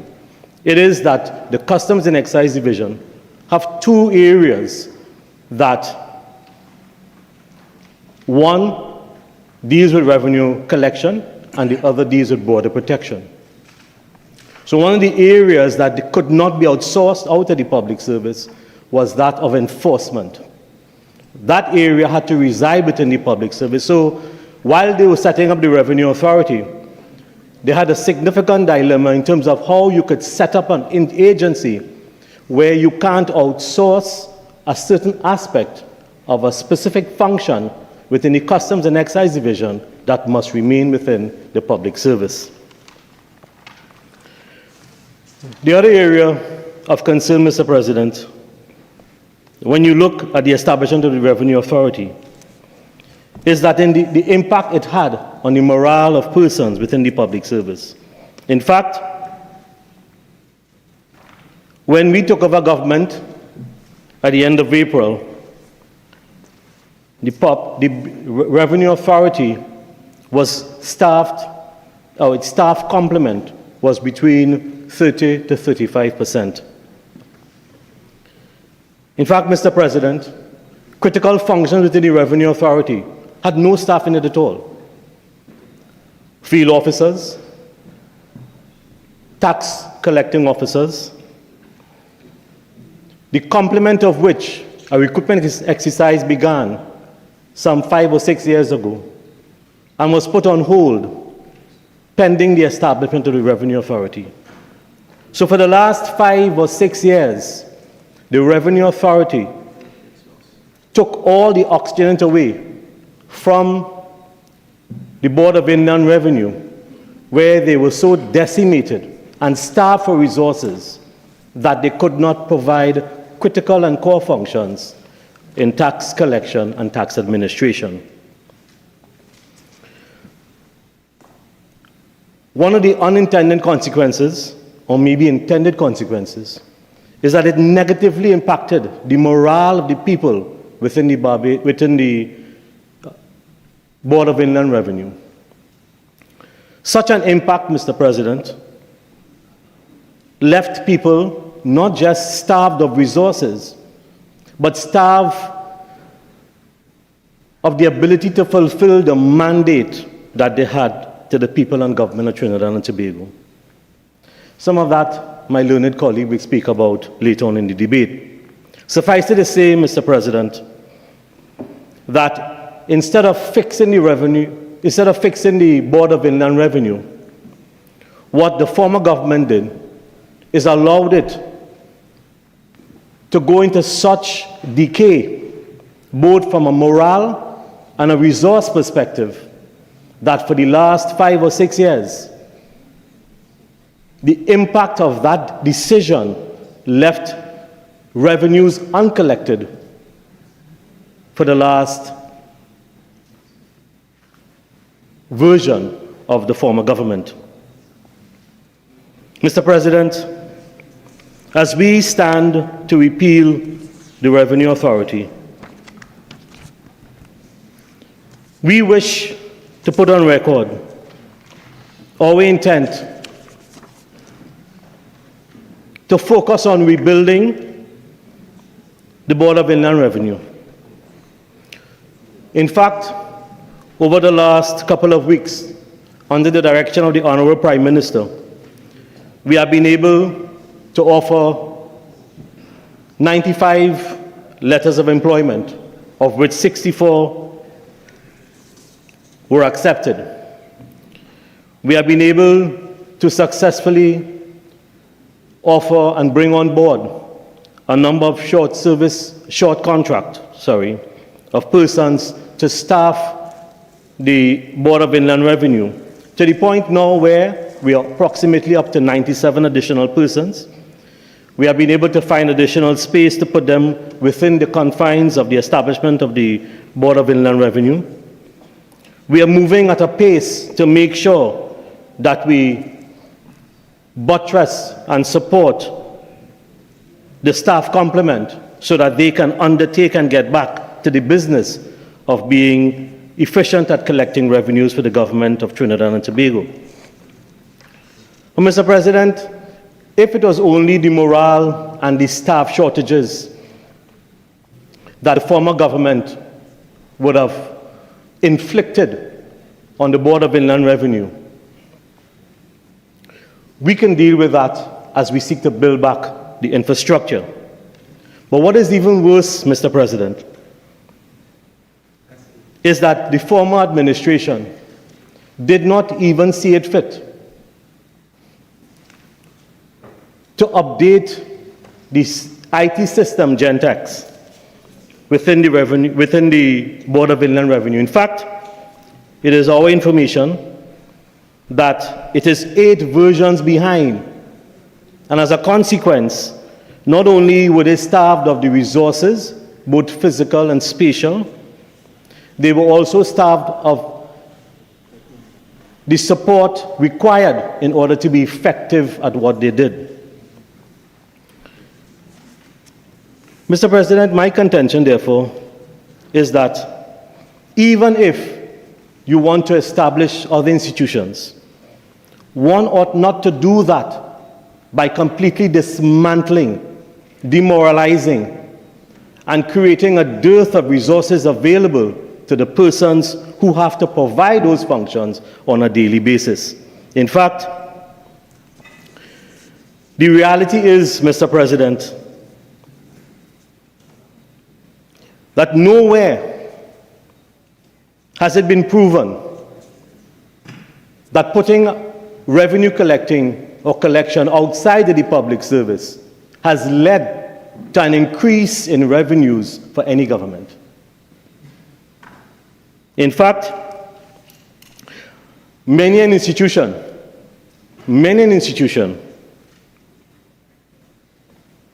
have shown that in fact has not proven not only to not be a reality, but has not led to the type of efficiencies that one envisaged.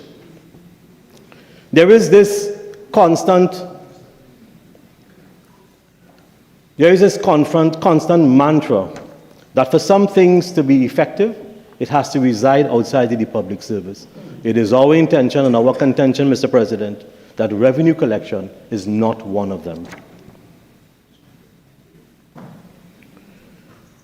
In fact, by creating a revenue authority, you actually created more problems than you solved. As you may know, Mr. President, I have resided sometime for the last couple of years outside of Trinidad and Tobago.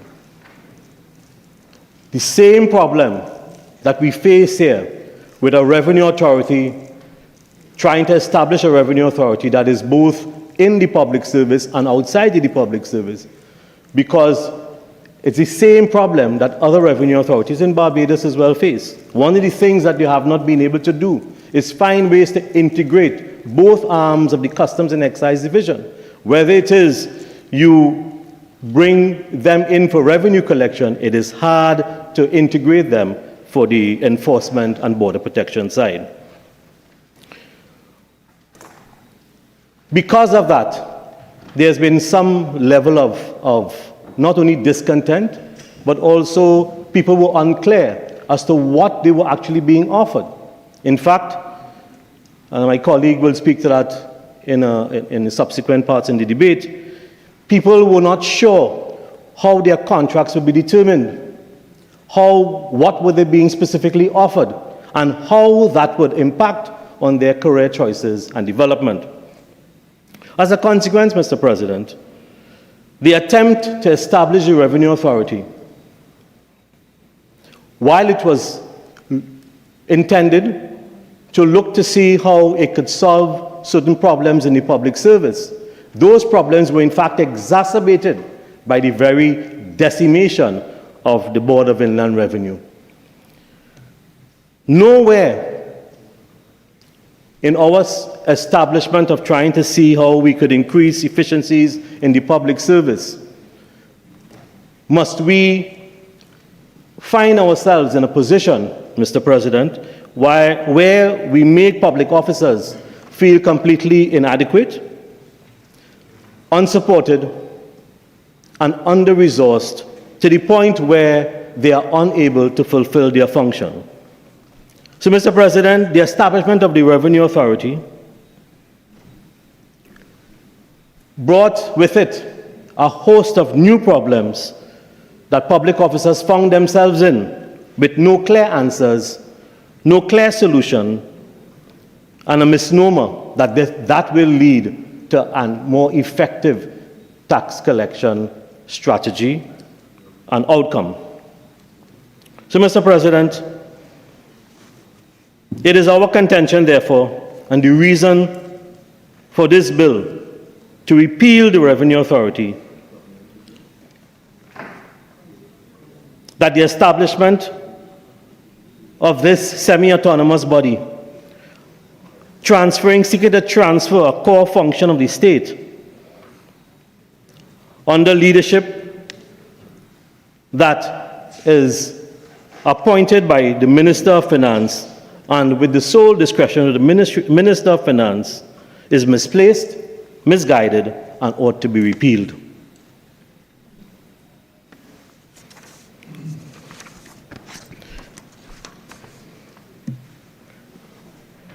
Mr. President, the International Monetary Fund Working Paper on Revenue Administration, Autonomy in Tax Administration, and the Revenue Model by William Crandall, June 2010, states that the revenue authorities may not improve revenue administration effectiveness. And further, before considering the adoption of such an extreme model, the shortcomings must be outlined. In fact, the TADA Performance Assessment Report stated that it should consider strategies for reform and modernization before any attempt made to set up the Revenue Authority. So, Mr. President, rather than seek to fix forgive me, I spent 15 years living in Barbados.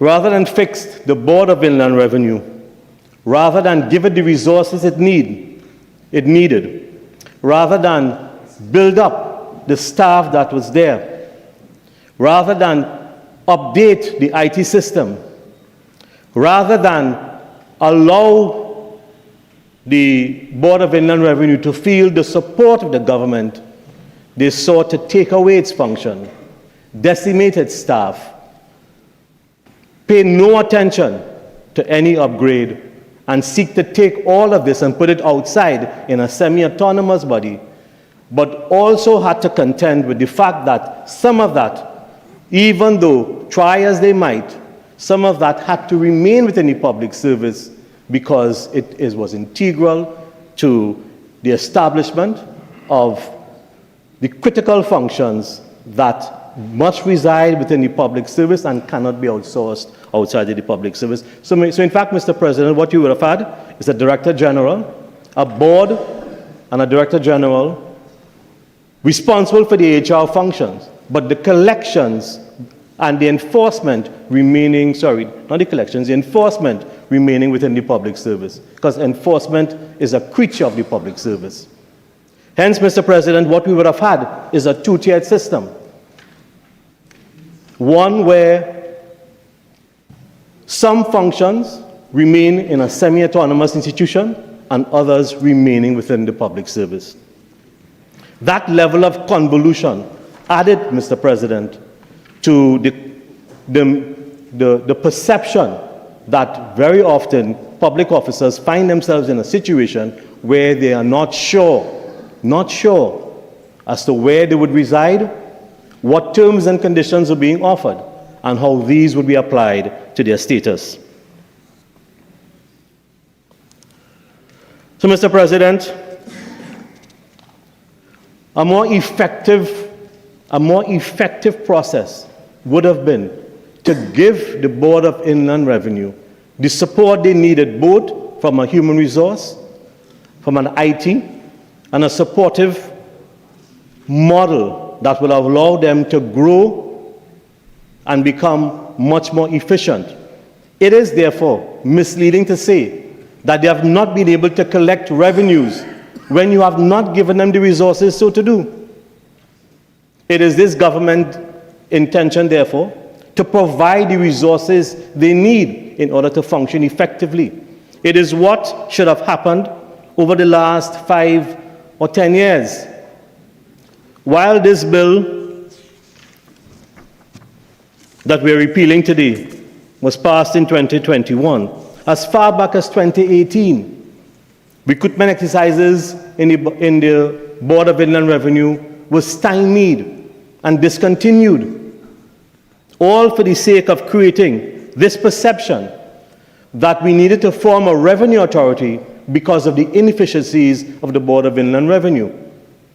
But these inefficiencies were itself created by the lack of support, lack of resources that the former government inflicted on the Board of Inland Revenue. So, Mr. President, that is why I started by saying public officers must never feel that any government is so uncaring, so unsupportive of their basic functions that we will treat them the way the former government treated the Board of Inland Revenue. That, for me, Mr. President, continues to be one of the sad epitaphs of this endeavor. For the last 5 years, in attempting to establish this revenue authority, for the last 5 years, since 2021 till now, there has been no effort to allow the Board of Inland Revenue to even breathe a new life. And so, Mr. President, when we talk about people in the public service not being able to carry out basic functions, when we talk about people in the public service having some level of inefficiency, we can only be justified in saying that when we have given them the resources they need, when we have given them all the support that we can give them as government. And if after that, then there are deficiencies, we continue to want to address those deficiencies in order to make them as effective as they could be. Mr. President, what we did, therefore, is just transferred the functions that could have been adequately supported in the Board of Inland Revenue to an agency that was a creature of an attempt where many others have recognized has not led to enhanced revenue collection. I continue, Mr. President, to be hopeful. At one time, I sat where Senator Smith is sitting in public administration. And I remember, Mr. President, in those days, I have always lived with a renewed hope and expectation that we would treat our public officers with a level of dignity, the level of respect, and the level of support that they need to do their functions. There was a time when the public service was a revered and respected institution. There was a time when people would choose to work in the public service as opposed to the private sector. There was a time when the public service was the preeminent institution in our country. Today, many people blame the public service system, where we focus oftentimes on seniority, not on meritocracy, as an excuse to say, therefore, that we do not have the type of persons we need and try to create quasi-institutions as a way of dealing with that.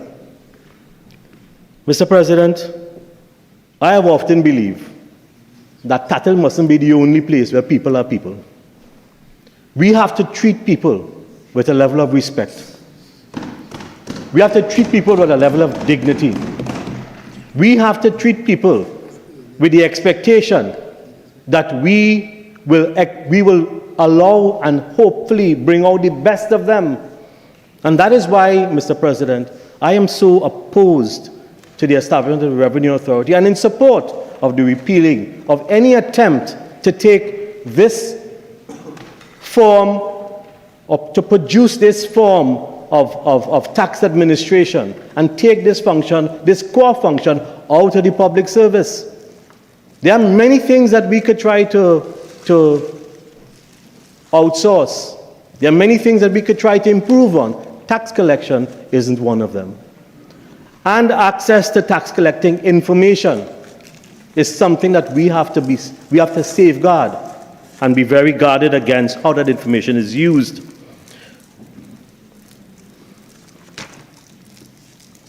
So, Mr. President,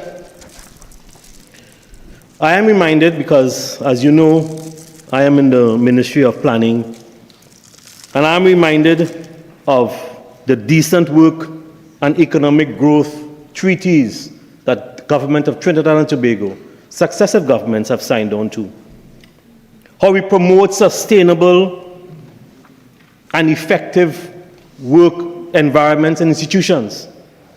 And therefore, it was a painful reality going to meet as a minister in the Ministry of Finance with the Board of Inland Revenue and listening to the impact of which this attempt to establish the Revenue Authority, the impact that it had on not only their core functions, because of an establishment of 45 tax auditors, Mr. President, the Public Service Commission, the recruitment exercise was discontinued, and today, when we took over as government, the amount of persons in the tax audit position was 0.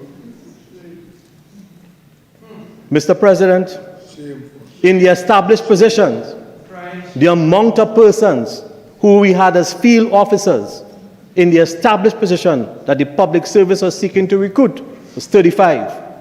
When we took over government, the amount of persons in that particular category in the revenue, in the Board of Inland Revenue was 0. So, Mr. President, when people talk about the institution of the Board of Inland Revenue, their inability to perform or to collect, and there are many conversations going on as to how much revenue was left uncollected. One has to ask yourself, was it a deliberate attempt? Was it a deliberate attempt by the persons opposite when they were in government to starve this institution of resources, of infrastructure? How could we expect an institution that is staffed or understaffed by over 60 to 65% of persons to be effective in its collection? How? So, Mr. President, before I run the risk of being outlandish, because it is not something that I am prone to do, and I have never seen this kind of neglect by a government in one of the primary institutions of state that is responsible for revenue collection. I have never seen this kind of neglect. In fact, in my former incarnation in Barbados, I did some work with the Revenue Authority in Barbados when I worked for the Latin American Development Bank. And the level of care that they took without having to force persons to come into that authority in Barbados. I spoke recently in preparing to debate this bill with the former Minister of Finance who I worked with in Barbados. And to date, there has been no substantial increase in revenue collecting, notwithstanding the establishment of a different agency. And that is why, Mr. President, when I think about what we have done here over the last 5 years, in our failure to properly manage revenue collecting in Trinidad and Tobago, and the amount of heartache, the amount of doubt, the amount of confusion, the amount of discontent, and the impact on morale and proper functioning that has taken place with the Trinidad and Tobago Board of Inland Revenue, it almost bordered on malfeasance and lack of care for the people and the government of Trinidad and Tobago.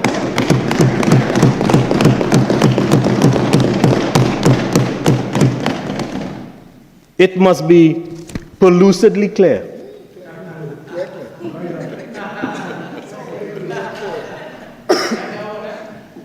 Mr. President, that if that was not a deliberate intent to prove a point or to create a guise under which something other could be established, then something had to be really amiss with the fact of what was done to the Board of Inland Revenue. And we owe them, those on that side, owe them an apology. Because, Mr. President, we ought not to treat our institutions like that. We can't do that, Mr. President. We cannot ask people to perform at a higher level when we ourselves are responsible for its utter and complete decimation. And I make no bones about it, Mr. President. You know, I have heard people talk about why we need to go towards a revenue authority. But one of its reasons cannot be that the Board of Inland Revenue is not effective. The Board of Inland Revenue for the last 5 years could not be effective because of how that former government treated them. So, Mr. President,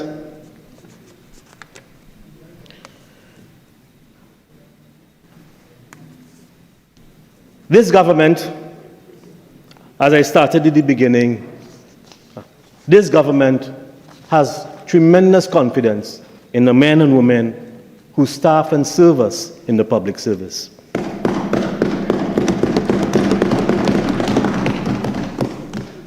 It is why, Mr. President, that we, all of us, on this side of the aisle, we are here to serve and recognize the important tasks that the men and women in the public service provide in support of all the functions of government.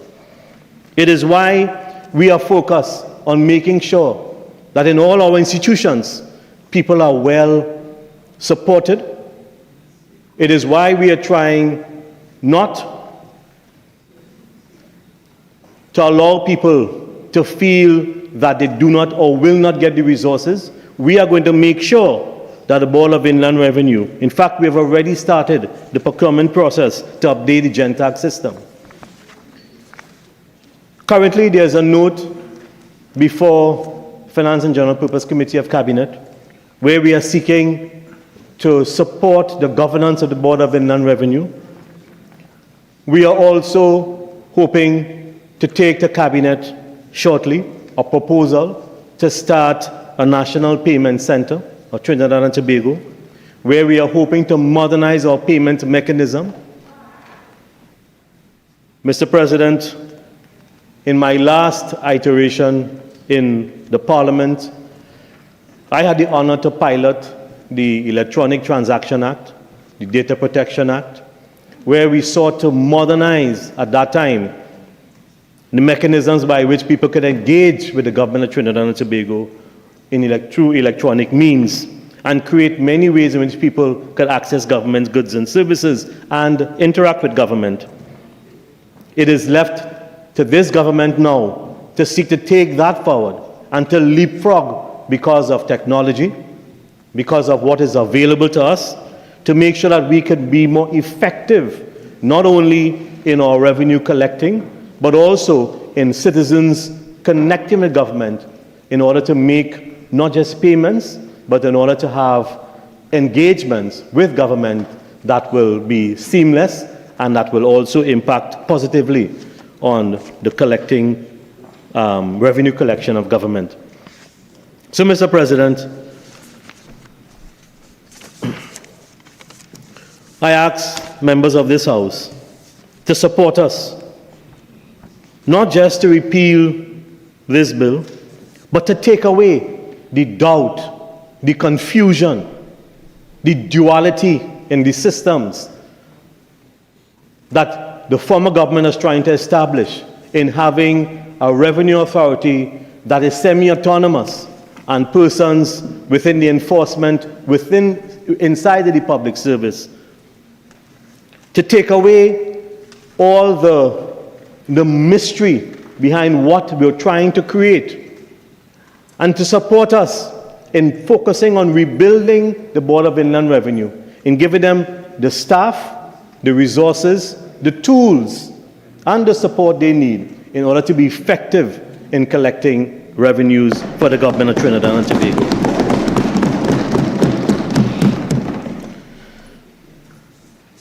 The last thing I would say, Mr. President, on this matter, and you know, Mr. President, we should really all talk for our full time, you know. Sorry, sir.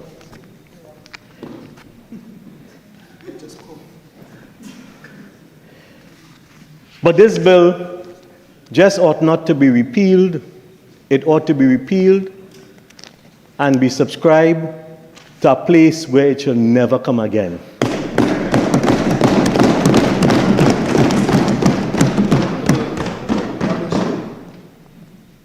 This bill is a reminder of all the things we ought not to do to people, ought not to do to people whose sole intent is to provide human service to the people and the government of Trinidad and Tobago.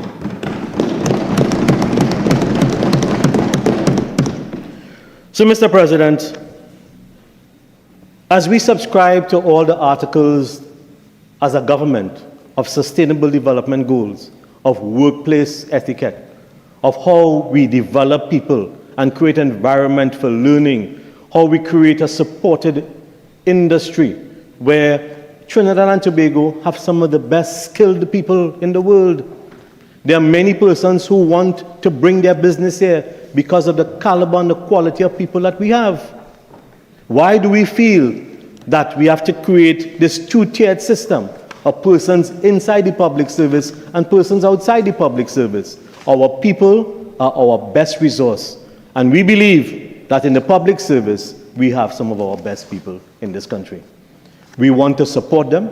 We want to make sure that we give them the tools they need to be effective, efficient, and complete at the work that they do. And that is why this government has brought this bill to repeal the Trinidad and Tobago Revenue Authority and to refocus on building the Board of Inland Revenue to be an agency second to none. Mr. President, I beg to move.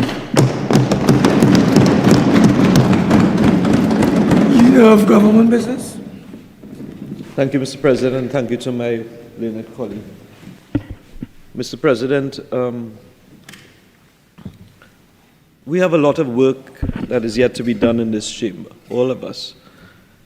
And today I was intrigued to receive an email from your learned assistant clerk, Mr. Greenwich, in which he has given all of us homework. We have to fill out pre-question forms for a post-election seminar tomorrow, which we will happily do, I'm sure, tomorrow and Wednesday. So we have a lot of homework to do, and we need to go home early to do that because we don't want to caught the ire of Mr. Greenwich. So, Mr. President, I am wondering, And in those circumstances, I wish to beg to move that the business at hand be suspended at this point in time, and that we adjourn to continue this business at 10 a.m. on Friday, the 27th of June, 2025, as per agreement, Standing Order 117. Is that the correct way to 10 a.m.? 10 a.m.? I think Mr. Browne is saying 10:30. I don't know. 10? 10 a.m. Yes. 27th of June. Honorable Senators, the question is that this Senate do now adjourn to Friday, June the 27th, 2025 at 10 a.m. Those in favor say aye. Those against say no. I think the ayes have it. This Senate now stands adjourned to Friday, June the 27th, 2025 at 10 a.m.